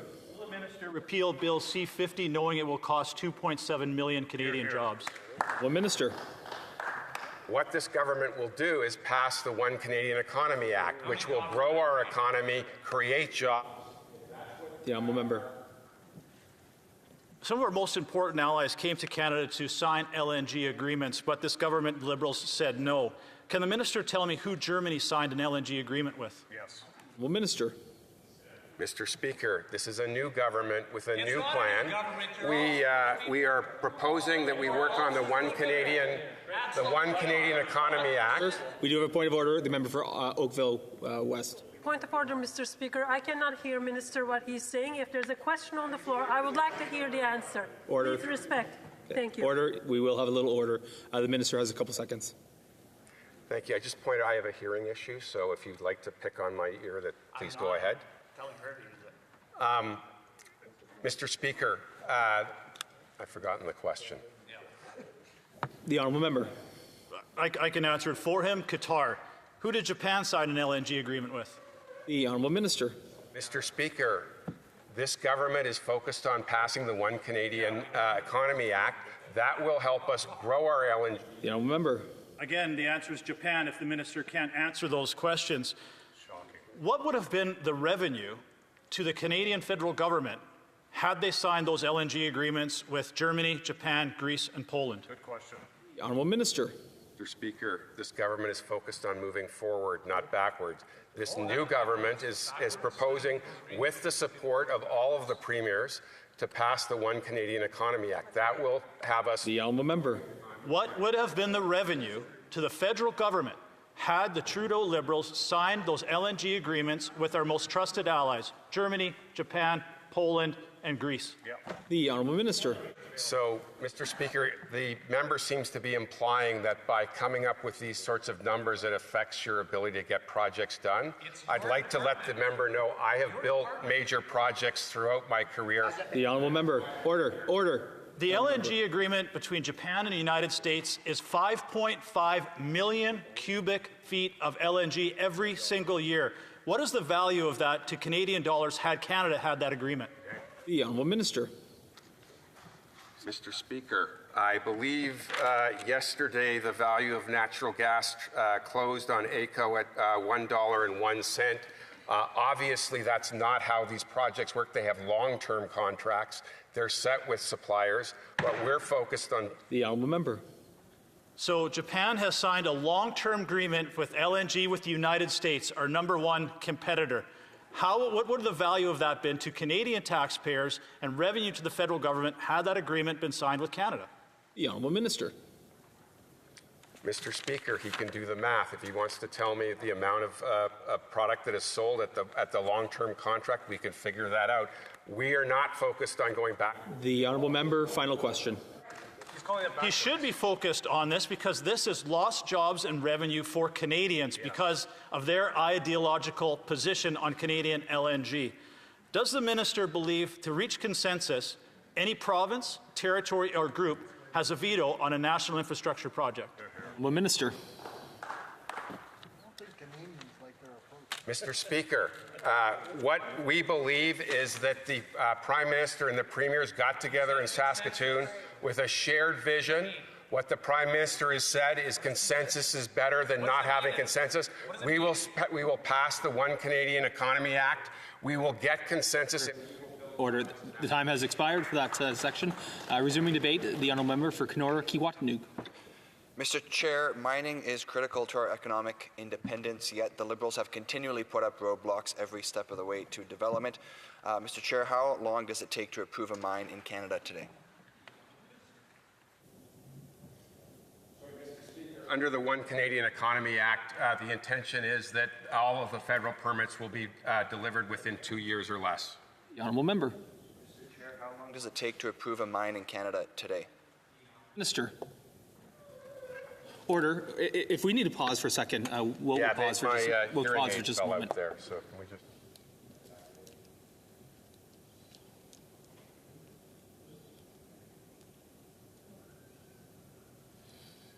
The Honourable Minister. Mr. Speaker, today it takes far too long. I think we've all admitted that. What the One Canada Act will do is speed things up dramatically. If that's what the members want, they should support us in the Honourable Member. Mr. Speaker, the Mining Association of Canada states that it takes up to 15 years for a mine to be approved in Canada today. The Minister says that is too long. I agree. There are 42 projects, Mr. Chair, that are awaiting approval through the current impact assessment process. Why not start with approving those projects? Honourable Minister. Speaker, over the last several weeks, I have been meeting with many of the CEOs of the largest mining companies in Canada. They are very supportive of the One Canadian Economy Act. They think it's how we will move forward. If you would like to see things move forward, please support us in passing the bill. Honourable Member. The Northern Road Link, Mr. Chair, is proposed by Martin Falls and Webequie First Nation. It has been under assessment for 2 years. And as I mentioned, during this lost Liberal decade, projects have been stalled through this impact assessment process. On what date will the Northern Road Link project be approved? The Honourable Minister. Mr. Speaker, if they help us get the One Canadian Economy Act, all projects, we are working with local provincial governments. The goal is to have one project, one review, and all reviews will be done within 2 years or less. The order. The Honourable Member. The Crawford Nickel project is located north of Timmins. It's been under assessment for 3 years. On what date will that project be approved? The Honourable Minister.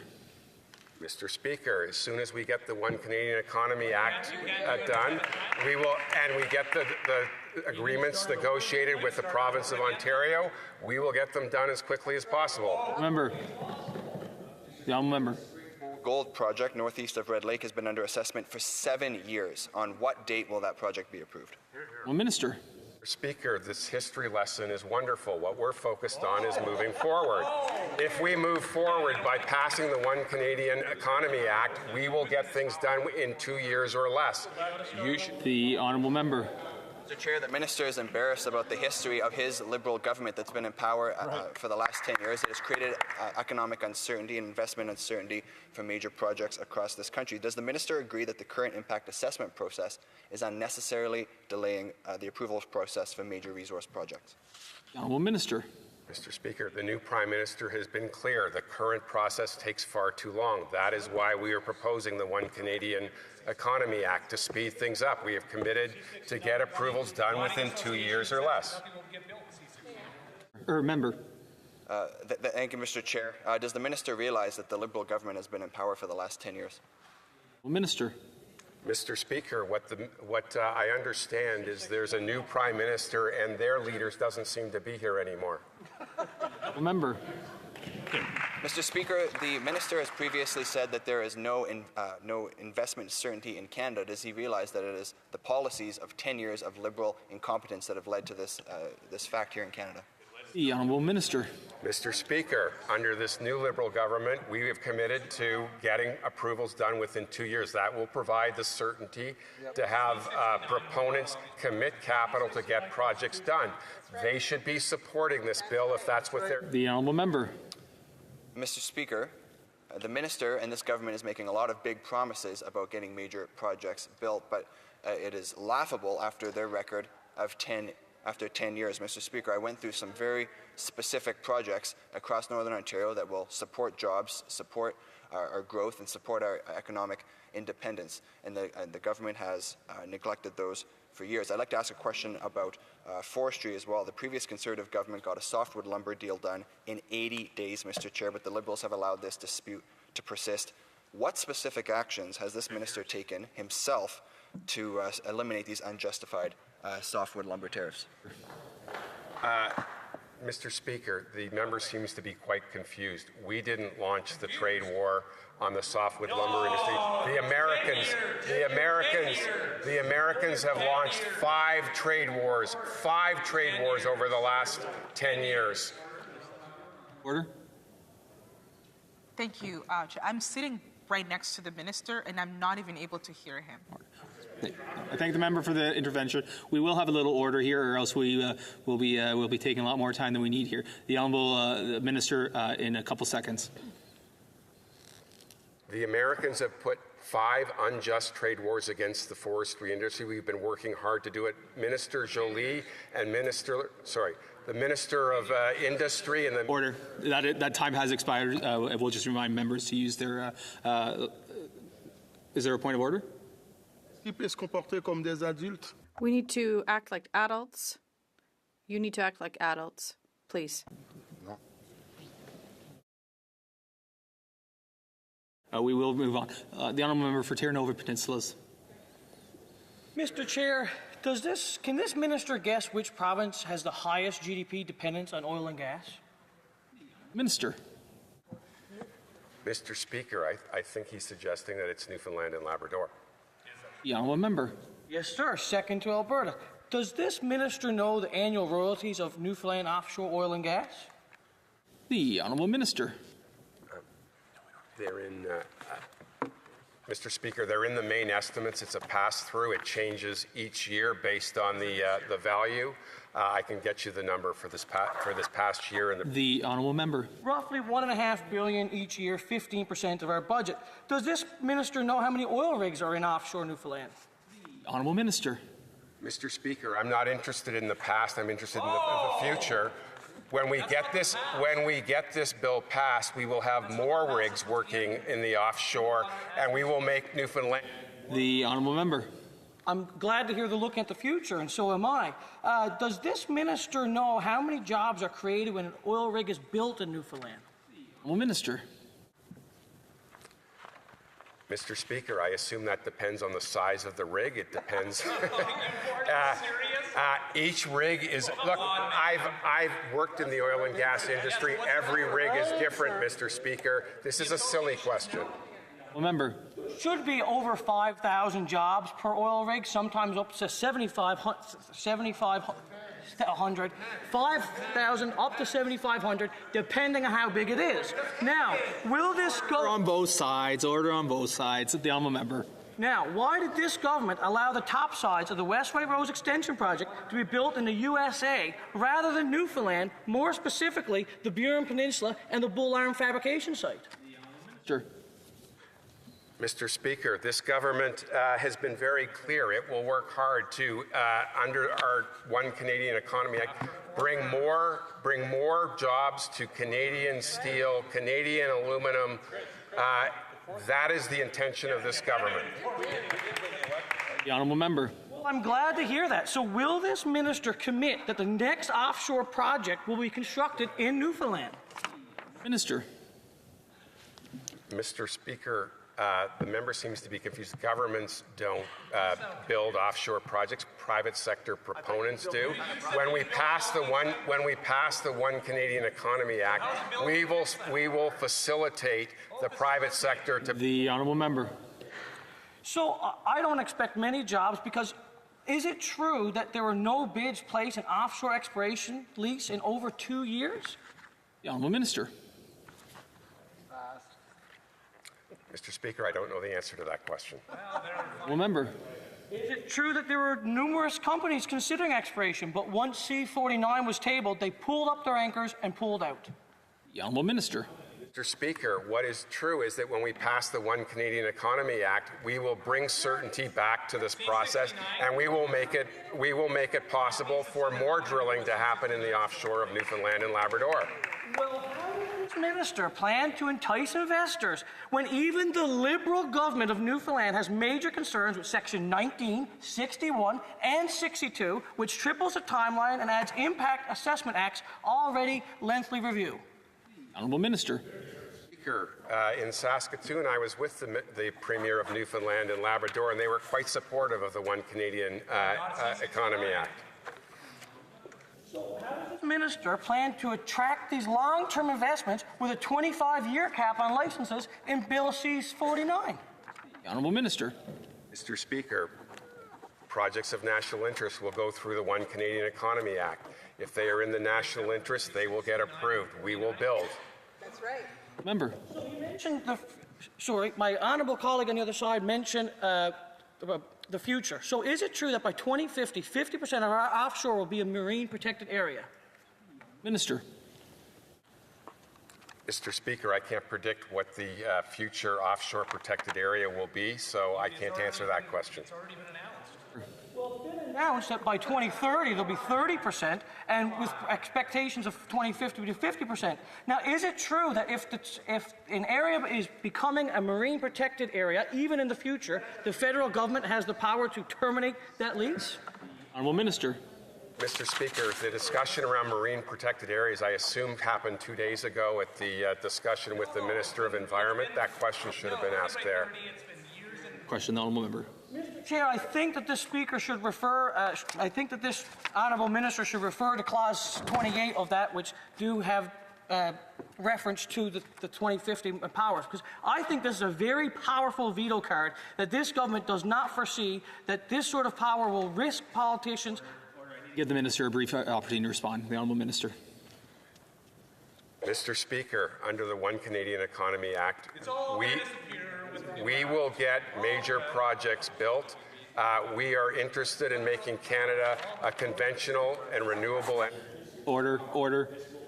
The time's now expired for that section. We will move to resuming debate. Online, the honourable member for Saanich Gulf Islands. Thank you, Mr. Speaker and Mr. Chair, and I will be sharing my time with the honourable member for Winnipeg Centre. I want to start with my questions through you, Mr. Chair, to the Minister of Housing, and welcome him to the House of Commons and a fellow British Columbia Member of Parliament. I want to ask him if he's aware of the work of Dr. Carolyn Weitzman, who found that CMHC has 6 different definitions of affordable housing, and ask him if he wouldn't agree it would be good to confirm and unify one definition of affordable housing. Honourable Minister. Mr. Chair, and my thanks to the honourable member for her question. I think Canadians generally agree on the definition of affordable housing as being less than 30% of one's income. But there are certainly more specific affordability targets that are built into various programs that CMHC and the department have that are very focused on what those programs can deliver. Honourable member. Quickly through you, Chair, to the Minister, we could commit to ensuring that not what Canadians generally agree, but his department and CMHC will stick to a definition that's unified, that affordability and deeply affordable housing is 30% of before-tax household income. Sure. Thanks, Mr. Chair, and thanks to the member. It's really about the relationship between the cost of housing, the household operations relative to household income. So that does change depending on the projects and the programs. That's why there are some different definitions depending on the projects or the programs. The honourable member. Through you, thank you, Mr. Chair. Questions to the Minister of Natural Resources through you. And I don't want to appear rude, but I've been hearing what the minister's been saying. I need to ask him if he's read the One Canadian Economy Act. The honourable minister. Speaker, yes, I have. Honourable member. I'm asking because the minister, I took notes of his saying, politicians do not pick the projects. The honourable minister. Mr. Speaker, for a project to get through, one of the criteria is have a high likelihood of successful execution. To have a high likelihood of successful execution, you need a private sector proponent to put up the money. Those private sector proponents will ultimately be the deciders of. The honourable member. Is the minister aware that none of what he just said has any force in law under Bill C-5? Honourable minister. Mr. Speaker, if there are no proponents for projects, they will not come forward. That is the fundamental basis on which the legislation works. Honourable member. The fundamental basis on which the legislation works, I refer the minister to Section 5 of the Act, that the decision maker is the cabinet, and the cabinet is made up of politicians. Does he not agree? The honourable minister. Speaker, assuming proponents bring projects forward, they will go to the designated minister, as the member says. They will use the criteria that was agreed by the Prime Minister. The minister will pick it.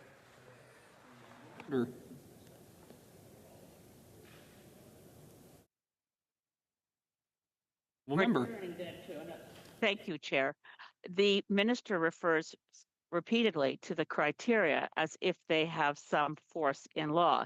Does he not understand his own act that you could have no reference to any of those factors and still follow the law? The Honourable Minister. Mr. Speaker, what I understand is the projects that come forward for consideration will be supported by provinces, Indigenous peoples, and private sector proponents. That's how they will get to consideration of the Major Projects Office. The Honourable Member.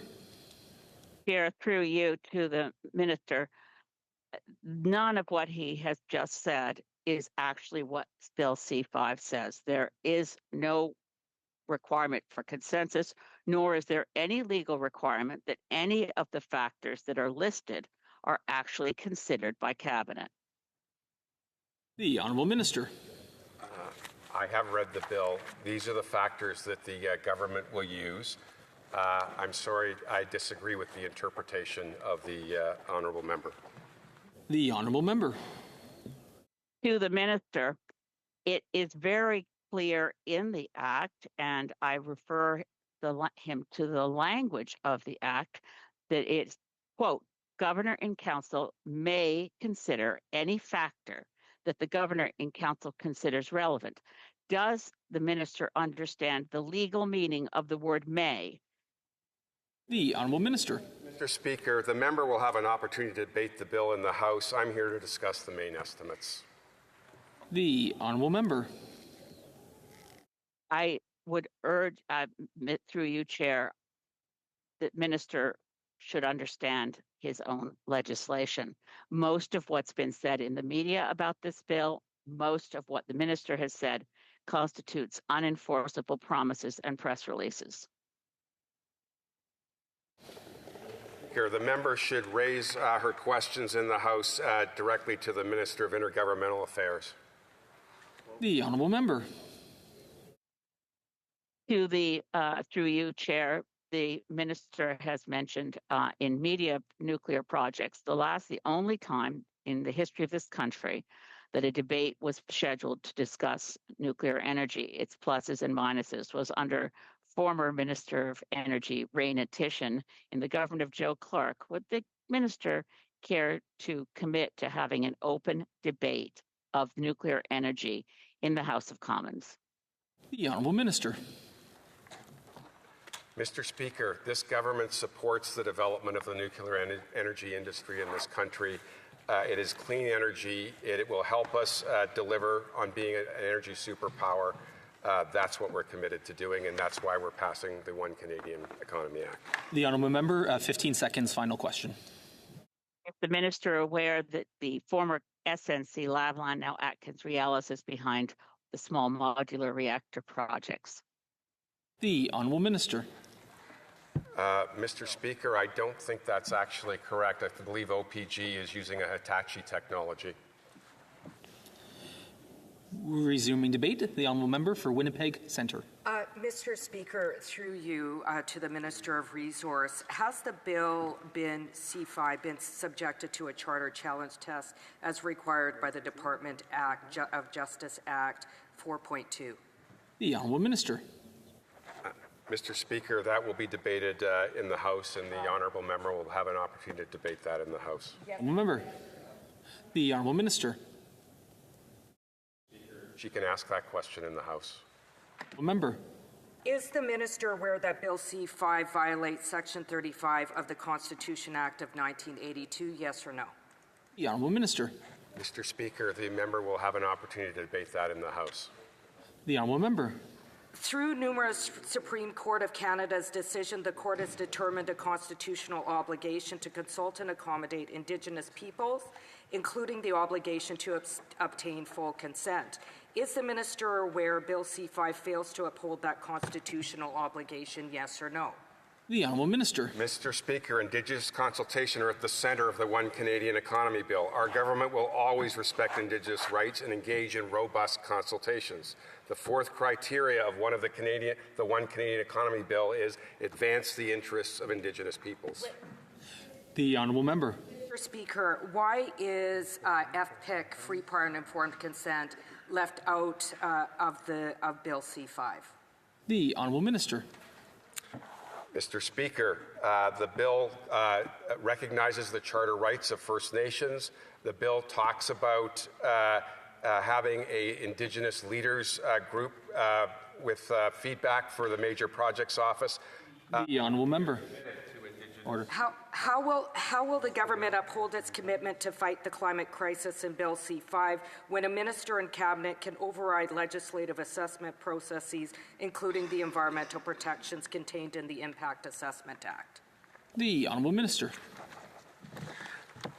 Today, Canada faces two very real threats to our way of life: climate change and the American tariffs. We have to fight both head on. That's why we will continue to reduce emissions across our economy and build energy. The Honourable Member. The minister seems to be having difficulty answering any of my questions, although he seemed to be able to answer questions when he felt like it. Is the Minister of Natural Resources aware of the risk of increased violence against Indigenous women and girls that will result from fast-tracking extraction and oil and gas project without putting in place safety plans for communities hosting companies, something the National Inquiry noted in its calls for justice? The Honourable Minister. Mr. Speaker, we're here to talk about the main estimates. I'm not sure how that is relevant. What I would like to point out is the First Nations Major Projects Coalition put out a press release the day that... Mr. Speaker? The Honourable Member. Is the minister aware of the House of Commons Standing Committee on the Status of Women report titled Responding to the Calls for Justice, Addressing Violence Against Indigenous Women and Girls in the Context of Resource Development Projects? Yes or no? The Honourable Minister. I'm aware that it exists, and I will certainly look at it after this meeting. Member. Mr. Speaker, is the minister aware that this report and the National Inquiry into Murdered and Missing Indigenous Women and Girls called on the government to hold resource extraction companies accountable for violence against Indigenous women and girls occurring around resource extraction projects or in man camps, temporary villages that are set up to house workers, yes or no? The Honourable Minister. Minister, as I said before, Indigenous consultation is at the centre of the One Canadian Economy Bill. We are committed to Indigenous consultation and to working on economic reconciliation with all First Nations. Well, Member. The minister seems to be totally absent and not understand the issue of gender-based violence and hasn't taken any of those factors into account. So moving forward, does Bill C-5 put in place measures to hold resource companies accountable in cases where workers perpetrate violence against Indigenous women and girls, or is that still off his radar, yes or no? The Honourable Minister. Mr. Speaker, that seems like an issue around law enforcement, which is a very important issue, but it's not part of the main estimates. The Honourable Member. Okay, so he's been very clear that safety for communities where resource extraction occurs is a non-issue. Mr. Speaker, is the minister aware that modern land claim agreements provide for environmental assessment and review procedures that require direct Indigenous involvement and participation, yes or no? The Honourable Minister. Mr. Speaker, as I said, Indigenous consultation is at the centre of the One Canadian Economy Act. We will be consulting with First Nations. We take our duties to First Nations extremely seriously. Well, Member. Mr. Speaker, is the minister aware that Bill C-5 usurps the authority of modern land claim agreements and legally transfers that authority to ministers and cabinet without the consent of Indigenous signatories, yes or no? The Honourable Minister. I disagree with that assertion. The member will have an opportunity to debate that in the House of Commons. Member. Mr. Speaker, the James Bay and Northern Quebec Agreement provides for multiple environmental assessments and review processes. Has the minister received consent from the Grand Council of the Crees and Cree Nation government in the creation of the bill, yes or no? The Honourable Minister. Mr. Speaker, the bill creates the framework. Actual projects get consent. Our government is committed to building projects in an environmentally responsible way in consultation with Indigenous peoples. That's the honourable member. Mr. Speaker, any sort of shift within the consultation or the Constitution, which this bill actually does, requires consent. So moving on, does the minister, through you, Mr. Speaker, does he agree that the government must uphold its constitutional obligations set out in treaties then? Yes. Honourable Minister. Mr. Speaker, yes, we do. Honourable member. Mr. Speaker, does the minister agree that infringing upon that constitutional obligation, infringing on constitutional obligations will result in projects ending up in courts rather than resulting in the creation of jobs? Yes or no? Honourable Minister. Mr. Speaker, I disagree with the assertion the member is making. The consultation process that we are laying out will lead to quicker approval of projects that get done on time and on budget. The honourable member. Mr. Speaker, the minister clearly doesn't understand the concept of free, prior, and informed consent, meaning that the consultation has to occur prior to decisions being made, including the development of a bill. So moving forward, Mr. Speaker, does the minister agree that the minister and cabinet's ability to throw out the Impact Assessments Act procedure is overreaching at a time when we're seeing an increase in extreme weather events? Yes or no? The honourable minister for a brief answer. Mr. Speaker, the fifth criteria, I will read it for the honourable member. Contribute to clean growth and to Canada's objectives with respect to climate change. We will honour our obligations with respect to climate change. Resuming debate, the honourable member for Caribou Prince George. Sir, what is consensus? The honourable minister. Mr. Speaker, in Saskatoon, the Prime Minister and the Premiers all agreed that these would be the 5 criteria we used. The honourable member. Premier Eby said there will be no new pipelines through BC. Does the minister agree with this, yes or no? The honourable minister. At the First Nations meeting 10 days ago, there was consensus to advance projects of national interest. Our government will work with the premiers, Indigenous peoples, and private sector to get projects. The honourable member. So can any premier veto any project on a whim? The honourable minister. Mr. Speaker, as I said, we are working with these 5 criteria. The premiers have all agreed these are the criteria that will be used. When actual projects come up, we will... The honourable member. Can any premier veto any project on a whim? The honourable minister. Mr. Speaker, what we're here to do is get Canada building again. What I see over here is an attempt to divide, an attempt to obstruct. If we want to get things... The honourable member. With all due respect, Minister, it's your file. You should know these answers. How many LNG projects were on the books in BC when the Liberals came to power in 2015? Good question. The honourable minister. Mr. Speaker, I am a new minister. I'm here to look forward. This is a new government. It's here to look forward. We're here to pass the One Canadian Economy Act and build new projects of national interest, which will... The honourable member. The answer is 20. How many were completed? Minister. Mr. Speaker, I'm not sure what the assertion is. The assertion here that somehow I'm not familiar with building major projects, because I'd like to tell the member, in my private sector life, we built many projects. The honourable member. Mr. Speaker, I will be splitting my time 3 ways. Mr. Speaker, again, through to the minister said that he has completed a number of projects, then he's backtracked and said he was part of a number of projects. I hope we can get his answers correct. Does the minister consider 5% completion rate successful? Minister. Mr. Speaker, I don't understand the question. 5% of what? The honourable member. There were 20 projects on the book, 20 LNG projects, only 1 was done. Speaker, again, he seems to be looking backwards. This government, the new government, is focused on looking forward. That's why we're focused on the One Canadian Economy Act. The honourable member. Mr. Speaker, through you, when was the last time Canada had a softwood lumber agreement with the U.S.? Minister. Mr. Speaker, Canada has a free trade agreement with the United States, which the United States has consistently violated. We're on our 5th version of that violation now. Every time we have stood up for the forest. The honourable member. It's 2015. It's been 10 years since this government has been in power, and had the opportunity to actually secure a softwood lumber agreement, but they failed each time. How much has the American government collected in tariffs on Canadian softwood since 2015? Honourable Minister. Mr. Speaker, I think I answered that question about 10 questions ago. Since 2017, which is $10 billion. Minister, remember. Tariffs to gut the BC forestry industry for 10 years. Minister. The assertion is absurd. The United States has declared trade wars on us. We did not ask for this trade war. It was declared on us. This government is focused on winning. Part of winning is getting the honourable member. How many mills have closed in BC since this party came to power in 2015?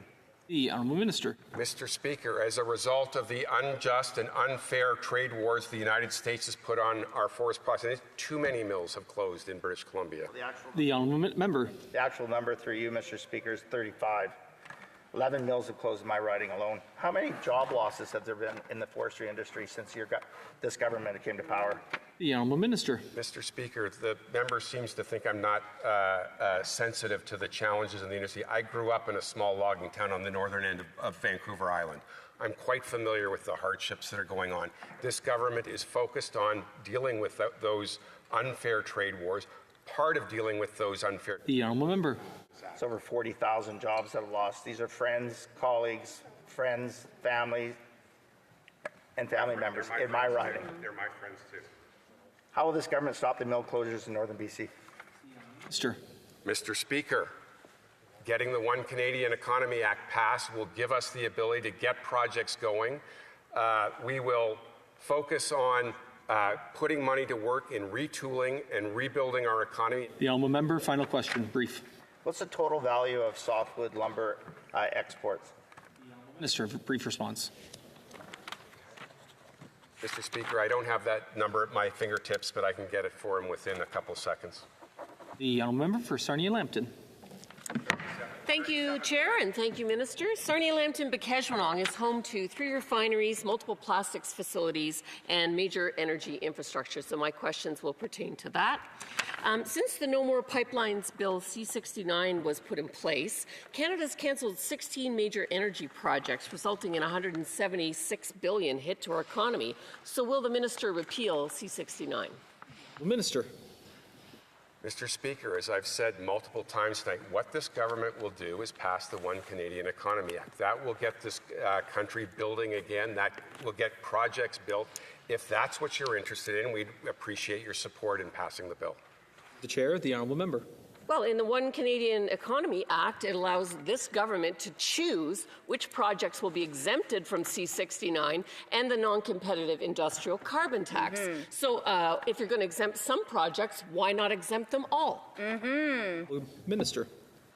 Mr. Speaker, as we've indicated, the way the bill works is there'll be 5 criteria. Any project that meets those 5 criteria will be considered.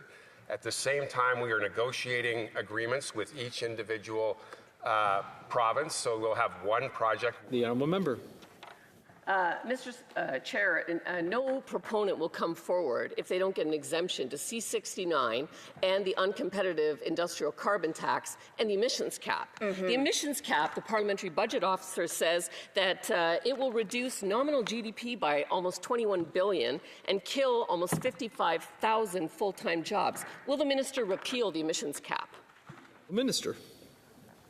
Mr. Speaker, what we've been doing over the last several weeks is meeting with the leaders of the energy proponents all across this country, renewables and conventional.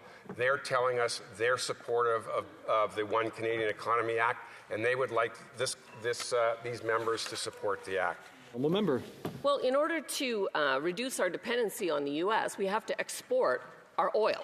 And so in order to do that, we have to increase production, and we can't do that because there's an emissions cap that's really a production cap. Exactly. Will the minister repeal the emissions cap? Honourable minister.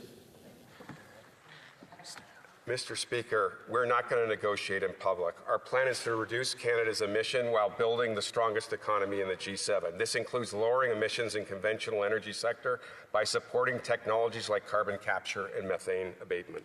Member. Does the minister agree with the projections of the Canadian energy regulator that electricity demand will double by 2050? The honourable minister. Mr. Speaker, I'm very familiar with those estimates, and yes, I agree. Member. Ontario Power has been given a mandate by the province to build electrical capacity in the former Lambton generating station in my riding to address the gap.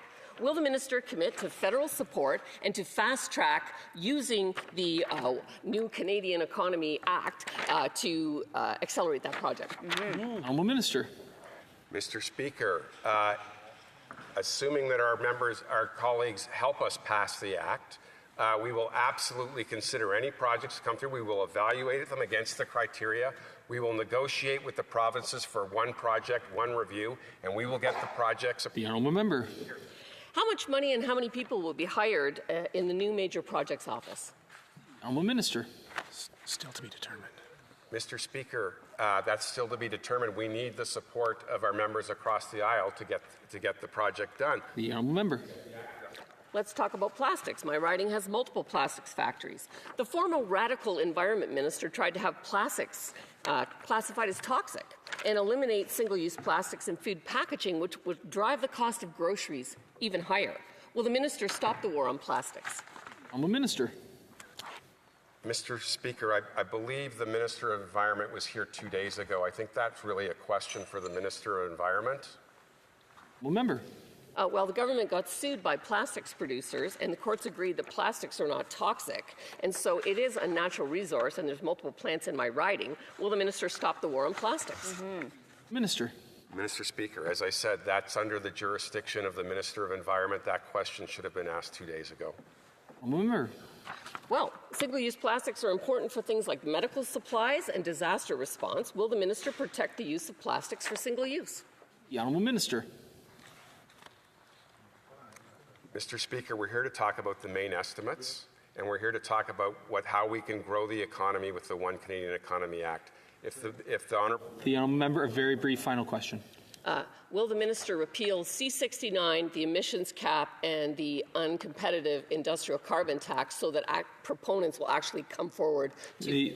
The honourable minister, a very brief response. Mr. Speaker, as I've said many times tonight, what this government will do is pass the One Canadian Economy Act. That is how we will get Canada building again. The honourable member for Lakeland. Will the Liberals repeal the industrial carbon tax? The honourable minister. Mr. Speaker, what we will do is pass the One Canadian Economy Act. The honourable member. How many OPEC countries have a carbon tax? Minister. Mr. Speaker, I'm the Minister of Energy in Canada. I'm focused on how we get Canada building again. Member. None. Does the U.S. have a federal industrial carbon tax? The honourable minister. Mr. Speaker, I'm not sure any of us are excited about the way the U.S. is running their country today. The honourable member. Does the minister agree with the Prime Minister that we're in a crisis with the U.S.? Honourable minister.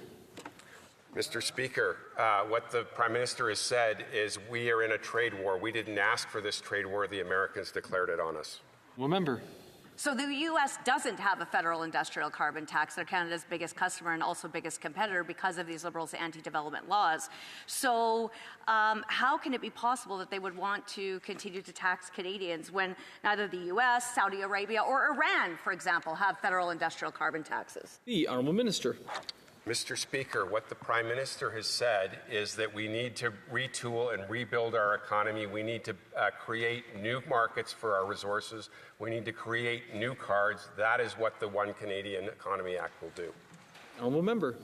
Do the top 5 countries competing with Canada in mining have an industrial carbon tax? The honourable minister. Mr. Speaker, what we're focused on here tonight is talking about the main estimates and talking about how we get our country going again. How we do that is we approve the honourable member. Does China have an industrial carbon tax? The honourable minister. Mr. Speaker, I'm focused on Canada, not on China. We'll let the Chinese decide how they want to. The honourable member. No? Again, I am focused on getting Canada building. I'm focused on the One Canadian Economy Act. The honourable member. Russia. Honourable minister.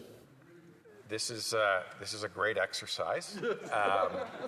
My answer will remain the same. I'm focused on getting Canada going again. Member. How on earth can this minister say that he's focused on getting Canada going again and companies and workers building our country when he wants to maintain an industrial carbon tax that punishes Canadian workers and businesses when none of our competitors in oil and gas or mining have them? Well, Minister.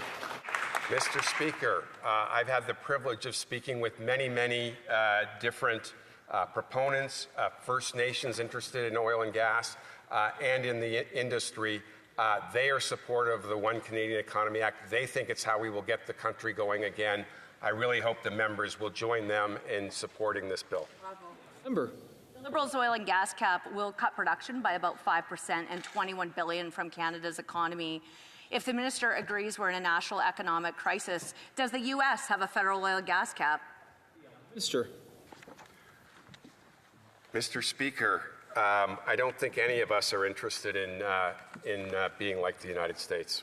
That's right. Well, member. Does Iraq, Saudi Arabia, does Libya, does Iran? Honourable Minister. Mr. Speaker, we've been through half the world at this point.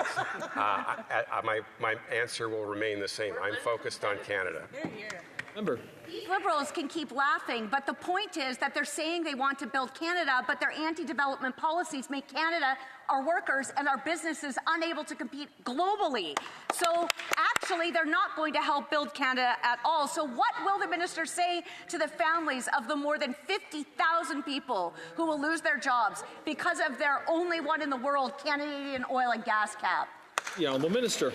Mr. Speaker, if we approve this act, we will build many projects of a national interest. We will build roads, we will build ports, we will build renewable energy, we will build transmission lines, and yes, we will likely build some pipelines. We will build some pipelines with their support. I hope they'll get on board and support this bill. Honourable Member. What does consensus mean? Honourable Minister. Mr. Speaker, as we talked about in Saskatoon, the Prime Minister and the Premiers agreed on a process for approving projects of national interest. The 5 criteria are laid out. As people bring those projects up. The Honourable Member, a very brief final question. The minister said he got lists from the provinces and will receive more. Will he release the list? And does he agree with the consensus of 79% Canadians and 80%? The Honourable Minister, a brief response. When the projects are designated, they will be made public. Please, du débat. Resuming debate, the Honourable Member for Côte-Nord, Karawachikamash, Nitassinan. Thank you, Mr. Chair. My questions are for the Minister of Housing, Infrastructure and Communities. First, I would like to speak well of my colleague, Denis Trudel. He was not re-elected, but he did great work on the housing file. He, in fact, made many interesting suggestions which could be useful to the housing minister, and we made these suggestions during the election campaign with a view to improving things in housing and affordability. First question. The Auditor General's latest report on the conversion of underutilized federal office space into housing reveals that the current criteria used to assess the affordability of housing in general were not designed to maximize access for the least well-off households. This is something we in the Bloc Québécois have been denouncing for years. Does the government's plan include changing its affordability criteria? And will it include a definition of the term affordability? The Honourable Minister. Merci, Monsieur le Président. Thank you, Mr. Chair. I thank the member for her question. I will answer it in English. The member opposite, affordability is defined by less than 30% of income after taxes. So that's the measure of all the shelter affordability, the costs related to housing, utilities, mortgage, rent payments, etc. And that's the general guideline for affordability that gets applied to projects across government. The Honourable Member. What concrete measures does your department intend to put in place? And within what time frame to review the affordability criteria? Because otherwise, things won't change. How will you create truly affordable housing for the least well-off eligible households and optimize, of course, the effectiveness of your initiative? The Honourable Minister. Mr. Chair, to the member, we will stand by the affordability definitions as they have been applied, but the focus with Build Canada Homes going forward is going to be on doubling the amount of affordable housing. And we've heard the Prime Minister speak very clearly about the need to focus that funding on solving homelessness and the most vulnerable in our population that will need that support. I think members on this side of the House. L'honorable député. The Honourable Member. The government prides itself on making federal buildings available to organizations and entrepreneurs to convert them into affordable housing. But will the government change the rule that requires the Canada Lands Company to sell its properties at market value? L'honorable député. Thank you, Mr. Chair. Well, we will certainly be working with Canada Lands Co. to ensure we can maximize the amount of affordable housing that we can build on federal lands. I think there is a big opportunity to increase the affordability and the opportunity for people to get deeper affordability on federal land. The Honourable Member. Housing stakeholders in Quebec have long criticized the complexity of housing programs. The Bloc Québécois insists on the need to simplify and align federal programs with provincial programs in Quebec. Quebec, of course, has jurisdiction over housing. Question. Are discussions underway with the Quebec government to ensure that federal programs do not interfere with the transfer of funds or organizations' applications for programs, at the very least? The Honourable Minister. Mr. Chair, to the member, I think this government has had significant success working in partnership with the Quebec government. I note we have, through the National Housing Strategy, 365 projects in Quebec, over $3 billion. Over 26,000 units, and other programs as well are contributing significantly with the Quebec government in the lead. Député. The Honourable Member. The question was, are discussions underway with the Quebec provincial government? The Honourable Minister. To the member, yes, there are ongoing discussions, certainly on both housing and infrastructure with the government of Quebec. Honourable député.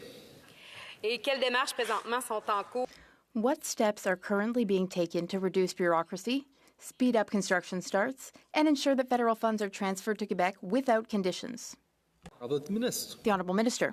Thank you, Mr. Chair. To the member, we're seeing a great uptake with the Housing Accelerator Fund. Quebec has worked with the federal government almost $1 billion, 26,000 units of affordable housing is the target. We'll work to support the Quebec government to deliver on those housing targets.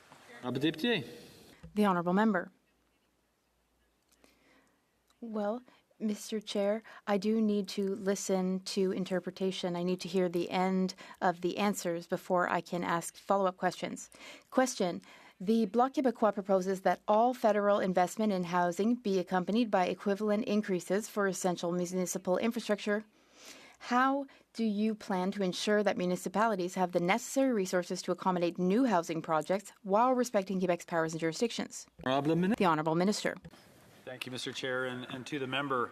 Well, I agree with the member that it's very important that there's a combination of housing funding, which we see with the National Housing Strategy as well as the Housing Accelerator Fund. We're also looking at partnership on housing infrastructure with the Quebec government, and those are active discussions that are in play right now. L'honorable député. The Honourable Member. The Bloc Québécois proposes to curb the financialization of housing, especially by fighting against real estate flips and facilitating the transfer of federal land at reduced prices for social projects. What concrete actions has the department taken to achieve these objectives? Because for the time being, the budget only provides for additional assistance against short-term rentals, but nothing on the other issues I mentioned. The Honourable Minister. Thanks, Mr. Chair, and to the member, certainly agree with the member the importance to put housing first and well ahead of investment. That's certainly been a concern in my community, and measures were taken both by the city and the province to make sure that investment does not skew the housing market any more than it already has, and we look forward to partnerships with Quebec to achieve that same goal. The Honourable Member. Thank you, Mr. Chair. The Bloc Québécois, we talked about it earlier, and the Minister talked about it earlier too, when homelessness was discussed. So, as I was saying, the Bloc Québécois and many community groups are denouncing chronic underfunding of programs to combat homelessness in Quebec. According to the Parliamentary Budget Officer's estimates, nearly $3.5 billion per year is needed to meet the 50% reduction target for homelessness. In addition to the $121 million announced in the appropriations in the budget spending for all of Canada, does the upcoming Liberal budget provide for a substantial and permanent increase in transfers to combat homelessness in Quebec? The Honourable Minister. Thank you, Mr. Chair. To the member, we are looking at very significant doubling housing, and the investment in homelessness in particular is what's envisioned with Build Canada Homes, which I hope the member and her colleagues will support. That is the kind of scale we need to tackle homelessness across Canada and certainly in Quebec. So we'll be looking at doubling the resources that go into homelessness. The Honourable Member. Final question. Can you guarantee that the funds will be indexed and paid without conditions, respecting Quebec's full jurisdiction over homelessness? Honourable Minister. The Honourable Minister. Thank you, Mr. Chair. And to the member, I think the partnership between the federal government and Quebec has been delivering with respect and with speed on the housing front. And my expectation is that we will continue that partnership very strongly to deliver the results on the ground with affordable housing. The Honourable Member. That's all. Thank you. Resuming debate, the Honourable Member for Cariboo Prince George. Thank you, Mr. Speaker. I'll be splitting my time three ways. Minister, when you first became mayor, through you, Mr. Speaker, when the minister first became mayor of Vancouver in 2008, he promised affordable housing, fewer drug overdoses, lower crime, and to end homelessness by 2015. How'd that work out? The Honourable Minister. Thank you, Mr. Chair, and to the member opposite. Well, when I first became mayor, it was a Conservative federal government, and for 7 years, it was all but impossible to get any investment from the federal government on homelessness, affordable housing, and we fought the federal government at the time. The Honourable Member. For the last 10 years, the Liberal government has been in power. Overdose is the leading cause of death for youth aged 10 to 18 in our province. So, Minister's thoughts on that? Honourable Minister. Thank you, Mr. Chair. The overdose crisis is a terrible tragedy across Canada, and certainly we felt that from the very beginning of it a decade ago in Vancouver, and when the emergency was declared. The Honourable Member.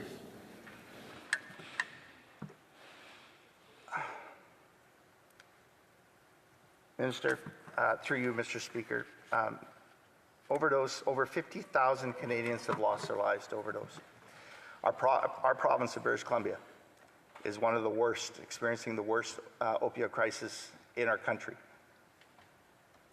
This minister is now a member of the government.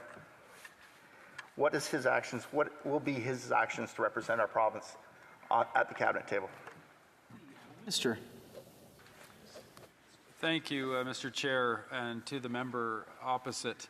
Well, I'm certainly thankful to be elected by my constituents in Vancouver, Fraserview, South Burnaby, here to represent my province as well, and from the knowledge serving at the city and provincial level, I will do all I can to deliver positive change and a lot of affordable housing in our home province. Honourable Member. Sure, still feel the same way about decriminalizing drugs? The Honourable Minister. To the Chair, to the member, I don't know where the drug policy fits within the estimates for Housing and Infrastructure Communities Canada. Honourable Member. Minister's on record as saying decriminalizing illicit drugs would be a life-saving shift. Does he still feel the same? The Honourable Minister. Mr. Chair, again, we're here to focus on budget estimates for the Department of Housing and Infrastructure. What does the Minister have? The Honourable Minister. Thank you, Mr. Chair. We're here to talk about the actions and the budget of the federal government on affordable housing and infrastructure. That's right. Member. Mr. Speaker, to the Minister, it's easy to say, I have none. If he has none, why doesn't he declare it? Thank you, Mr. Chair. Well, I'm here to answer questions about the budget for the federal government on housing and infrastructure, and I welcome questions on that. Member. Through you, Mr. Speaker, to the Minister, I'll ask again, how many rental properties does he have? Minister. Thank you, Mr. Chair. Again, we're here to talk about the budget estimates for the Department on Housing and Infrastructure, and I welcome the members' questions about $16 billion of taxpayer money that's focused on housing and infrastructure. The Honourable Member. Is the Minister comfortable with his record as the Mayor of Vancouver in terms of the cost of housing over the course of his tenure? The Honourable Minister. Thank you, Mr. Chair. Well, I will say that no single elected official is responsible for the prices in the housing market, and this federal government needs to do everything it can to bring the overall cost of housing down across. The Honourable Member. Through you, Mr. Chair, to the Minister. The Minister's on record as saying factors such as the impact of drug injection site on crime rates and expressions of community support or opposition should not be relevant to the federal government's approval process. Do you still feel the same way? No, Minister. Mr. Chair, again to the member opposite, I'm here to talk about the budget estimates for the Ministry for Housing and Infrastructure. So I'd remind the member to keep us focused on the budget estimates. Well, member, final question. Safe injection sites disrupt communities and devalue properties. The Minister's radical policies have contributed to Vancouver's housing hell. Is it the Minister proud of that? The Honourable Minister.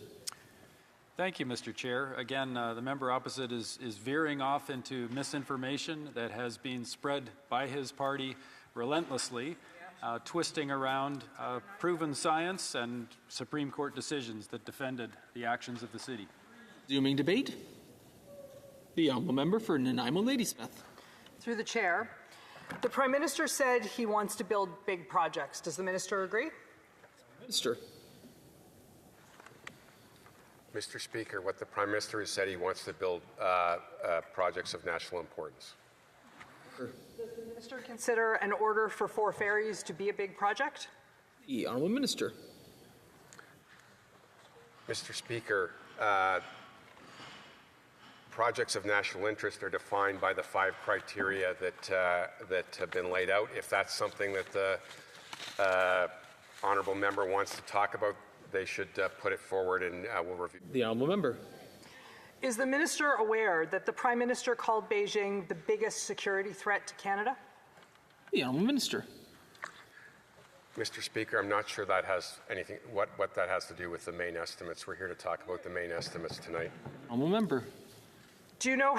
Does the Minister know how much the federal Liberal government has sent to BC Ferries so far this year? The Honourable Member. Mr. Speaker, I'm not sure that's relevant to my main estimates. Honourable Member. Is the Minister aware that BC Ferries intends to purchase 4 new vessels from a Chinese Communist Party state-owned enterprise? Honourable Minister. Mr. Speaker, I'm assuming that's a question for the Premier of British Columbia. It's best I understand, it's not an agency of the federal government. Honourable Member. Through the Chair, the Minister is a senior minister and he grew up in British Columbia. Has he ever taken a ferry? The Honourable Minister. Mr. Speaker, I've taken many ferries across from Tawasin. I've taken them from Horseshoe Bay, and I've taken them up from Port McNeill. The Honourable Member. If this government wants to build big projects, why is this government letting BC give away a major project for unionized Canadian steel and shipbuilding workers? The Honourable Minister. Mr. Speaker, the honourable member seems to be confused.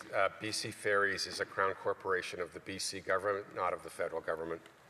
The Honourable Member. If this was resource infrastructure instead of ferries, would the minister accept Beijing state-owned firms undercutting Canadians? The Honourable Minister. Mr. Speaker, we're not going to deal with hypotheticals. That's clearly not the case, so why would we talk about it? The Honourable Member. Does the minister believe that Canadian taxpayer dollars should be supporting Chinese state-owned enterprises at the expense of Canadian workers? The Honourable Minister. Mr. Speaker, I'm not sure what that has to do with the main estimates. The Honourable Member. If the minister is going to keep passing the buck, maybe I should ask the housing minister. The minister is a senior minister from British Columbia. He's the former mayor of Vancouver, and it's astonishing that no minister of this government is capable of denouncing this deal. Honourable Minister. Thanks, Mr. Speaker. As my colleague here just stated, the BC government is responsible for this decision. It's a Crown agency of the BC government. That's right. Honourable Member. The more these ministers dodge, the clearer it is that this government is soft on Beijing. The minister is a former MLA, and when he was a former MLA, he never claimed that BC Ferries was provincial when he was asking the federal government for money. When will this government stop passing the buck? Honourable Minister. Thanks, Mr. Chair. This is an issue of BC jurisdiction, and in Canada we respect jurisdiction between federal, provincial, territorial, and local and Indigenous governments, and we work in partnership, but this is the BC government's jurisdiction. The Honourable Member. Will the minister put conditions on the almost $40 million transferred to BC Ferries? The Honourable Minister. Thank you, Mr. Chair. The member opposite needs to be a little more specific about what transfer she's speaking of. The Honourable Member. Tonight, the Prime Minister committed to creating an industrial strategy that makes Canada more competitive. How does handing over Canadian shipbuilding jobs to Beijing make Canada more competitive? The Honourable Minister. Thank you, Mr. Speaker. Well, Canada will be more competitive when we focus on one Canadian economy, all 13 of our provinces and territories with the federal government working in partnership on major projects and building housing across this country. Honourable Member, final question. How does this minister not believe that this contract should go to Canadian shipbuilders? There is a C-SPAN shipbuilding yard in Vancouver. How can the minister ship the jobs of the people he represents to Beijing? The Honourable Minister. Mr. Speaker, again, the member opposite is talking about a BC government decision, not a federal government decision, and certainly not related to the Ministry of Housing and Infrastructure. Resuming debate, the Honourable Member for Lakeland. The minister spoke earlier about the importance of critical minerals in Canada. Can he confirm that all critical mineral development currently underway or planned will be subject to Canadian regulations, priorities, and benefits not directed by foreign governments or foreign laws? Honourable Minister. Mr. Speaker, we will develop our critical minerals in a way that benefits Canada. We will work with our allies to develop those critical minerals where it's appropriate and in Canada's interest. The Honourable Member. So, to be clear, is there any scenario where a foreign government would be allowed to select, fund, or control Canadian mining or processing projects on Canadian soil without full Canadian oversight and control? The Honourable Minister. Mr. Speaker, the Prime Minister has been clear. We will work with our allies to develop critical minerals in a way that benefits Canada. The Honourable Member. Can we just get real here, though? Like, can the minister explain actually what's different between the 2022 critical minerals strategy and the 2025 critical minerals pathway? That this current government that can't actually develop or produce mines in time or competitive with other countries. What actually is the difference, and why should Canadians believe them now? The Honourable Minister. Mr. Speaker, under the bill, if we designate something as a project of national interest, of which many critical minerals are likely to be, we will make sure those projects are approved within 2 years or less. The honourable member. The minister said earlier and kept trying to claim that he doesn't approve projects, but his own bill says he does. Isn't that true? Honourable Minister. Mr. Speaker, I think what we said is we don't pick the projects. As I explained, projects bubble up from consultations between the federal government, provincial government, Indigenous peoples, and most importantly, of course, the point is exactly by that minister's answer, he will pick the projects. It will be a select list from select leaders, and they will pick the projects of national interest.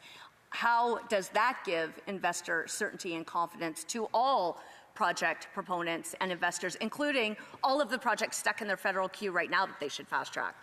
The honourable minister. Mr. Speaker, the members seems to have the assumption that only one project of a kind will get picked. If the whole premise of this is if there are multiple projects, if there are multiple wind projects, if there are multiple transmission lines, if there are multiple... Honourable member. In fact, I've asked the minister a number of questions across all the sectors in natural resources, so he doesn't need to patronize me. Does he know which sectors lost the most jobs since May? Minister. Mr. Speaker, I think that's a question for the Minister of Employment. The honourable member. I'll give him one more chance. Does he know which sectors lost the most jobs since May? The honourable minister.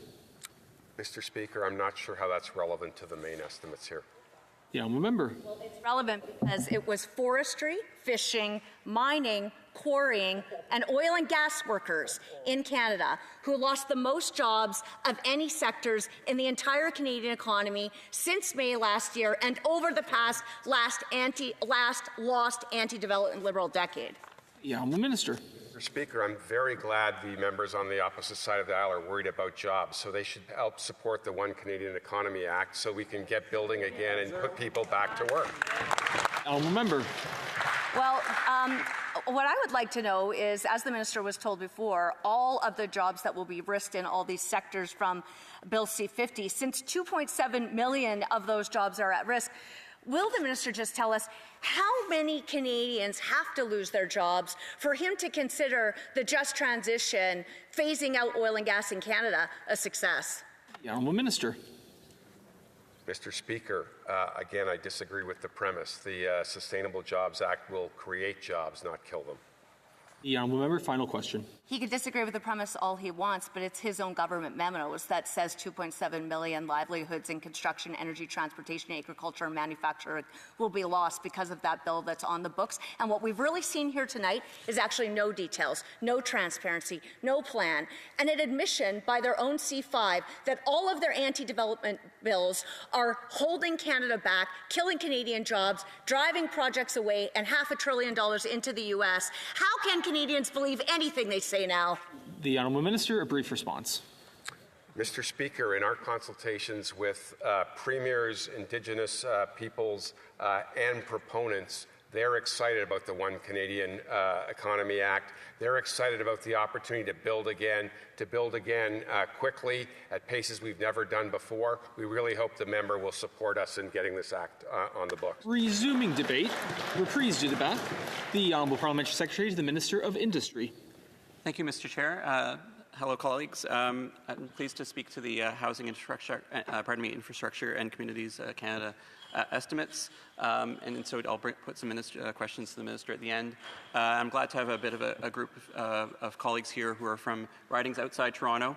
I want to tell you a bit about my riding and the housing experiences and challenges that we have, and engage in a bit of a dialogue and a bit of an exploration around how the items in these estimates and some of the current government actions might be supporting some of those housing challenges and opportunities. And maybe I'll take you to one of the areas of my riding, which is in the name of the riding, Parkdale. And you may know Parkdale. It's just to the east of High Park.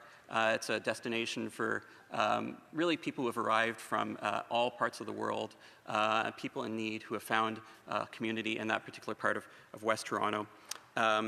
2 weekends ago, I spent some time at 30 Springhurst.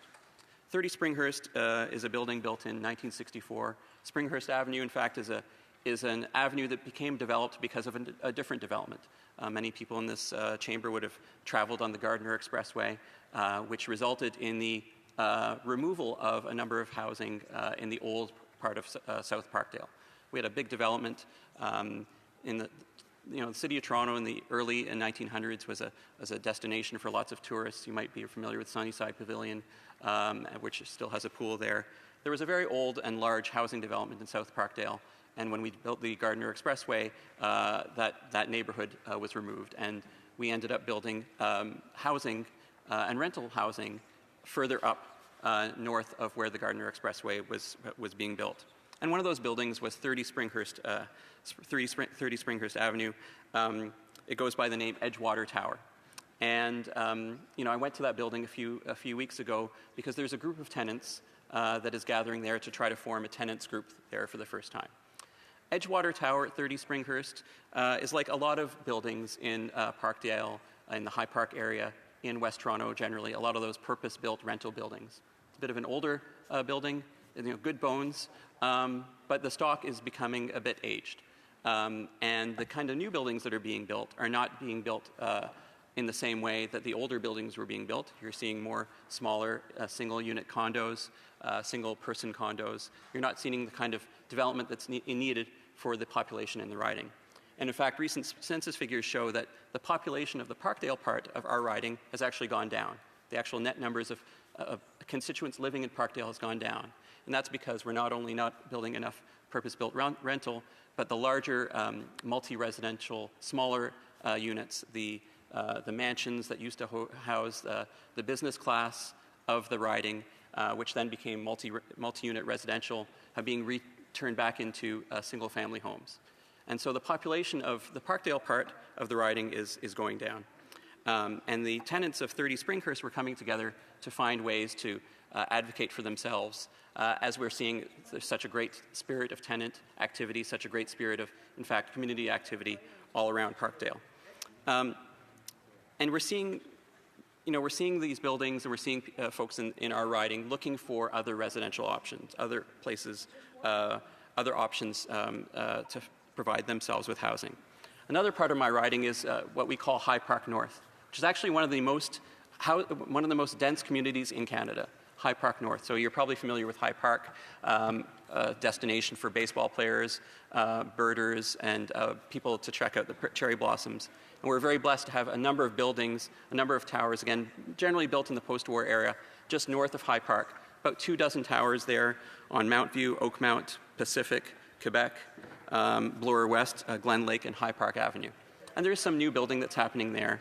But again, and we have a blessing of different kinds of housing. We have tenants who are, we have purpose-built rental. We've got some Toronto community housing, and we've got some different kinds of ownership options there. But again, we have these needs that are developing in the riding, as they are in a lot of places in West Toronto. And we need this renewal of housing stock. This is generally an older housing stock, especially for families, especially for people who need just enough space, a place to stay, a place where they can call home. And we also are seeing, as we're seeing, and I think in lots of different parts of definitely urban Canada, residents, constituents who have a complex set of health needs, complex set of needs that need more attention. And so as I took on the decision to stand for this riding and to stand and to help represent this community, it's to represent that real wide variety of people and the wide range of housing needs and the wide range of healthcare needs that people might have that can be supported through different kinds of housing. And I'm really pleased to report, and Minister, I know you have some awareness of this because of the great work of my predecessor, Arif Virani, of some of the things that are now happening in Tyacon, Parkdale High Park, thanks to federal government investments. So I spoke to the different kinds of needs that my constituents have, and we have some needs. So we have some residents who have some complex health needs, who need not only their housing supports, but a good place to live and other kinds of healthcare supports. And so I want to point out two specific projects in my riding that are being supported by the Rapid Housing Initiative. One is the 90 Dunn Avenue site, which has 51 rent-geared to income supportive housing units, $14 million federal government investment, the first of its kind in Canada, which has a partnership between University Health Network, Fred Victor Centre, United Way of Greater Toronto, and the city. And this is the kind of project, I think, that, these are 51 lives, 51 families that are going to be changed by this project. This project is now built, and we have residents in that site at 90 Dunn. We have the 11 Brock Avenue site, which is going to be under construction, 42 rent-geared to income and supportive housing units, supported by $21.6 million in rapid housing funding. So again, we have this work that is happening, that is being supported by the work that is shown in the estimates, that is making a real difference in Tyacon Park, Dial High Park. But we also have other needs beyond supportive housing. We need that affordable housing, and we need, the promise of home ownership that we need to bring back to more Canadians, to more people, and in particular in West Toronto. And so I'm very pleased to hear about the Build Canada Homes initiative that will support development at the scale Canada needs right now, using public lands, catalyzing a new national housing industry, and providing significant financing to affordable home developers. We have a vote, I believe, tomorrow, and we're looking forward to hearing what's going to happen on the other side of the House. As I know the residents in my riding are very much looking forward to the prospect of, especially those first-time home buyers in my riding, are looking forward to the prospect of a GST cut for a new home that they're buying between up to $1 million. Complete elimination of the GST up to $1 million, and a cut for new homes between $1 and $1.5 million. We did hear on the other side that earlier in the week that one Conservative member thought that should be available to all home buyers, not just for first-time buyers. I think it's the responsible choice to limit it to first-time home buyers. I'm looking forward to seeing how that vote will go tomorrow. And the GST cuts also, again, support that affordable housing industry, ensuring and purpose-built rental with a GST off new rental buildings. So these are some of the initiatives that I think are in these estimates. I know there's also initiatives that are going to bring that have signed agreements with provinces and municipalities under the Housing Accelerator Fund, expected to support the construction of more than 750,000 new homes over the next decade. I know this is a result of what's in the estimates, but I think a lot of people on this side of the aisle, and really Canadians across the country, and people in my riding, are really excited about the prospect of the local jobs that are going to come from this housing construction activity. I heard on the other side of the aisle earlier this week the comparison of modular housing with tents, and I don't think that's what we see.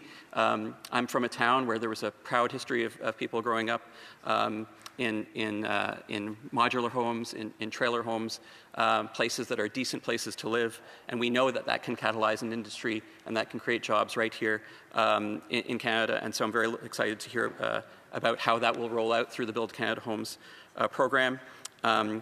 And so I think this set of issues and initiatives that we see in the estimates, that we see in the work that's been done, is having immediate impact in Tyacon Park, Dial High Park, and I look forward to asking the Minister a few more details.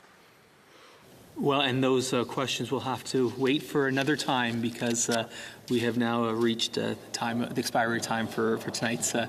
So, it being 11:02 p.m., pursuant to order made earlier today, it is my duty to end the proceedings. The debate in Committee of the Whole will continue on the next designated day. The committee will now rise, and I will now leave the chair.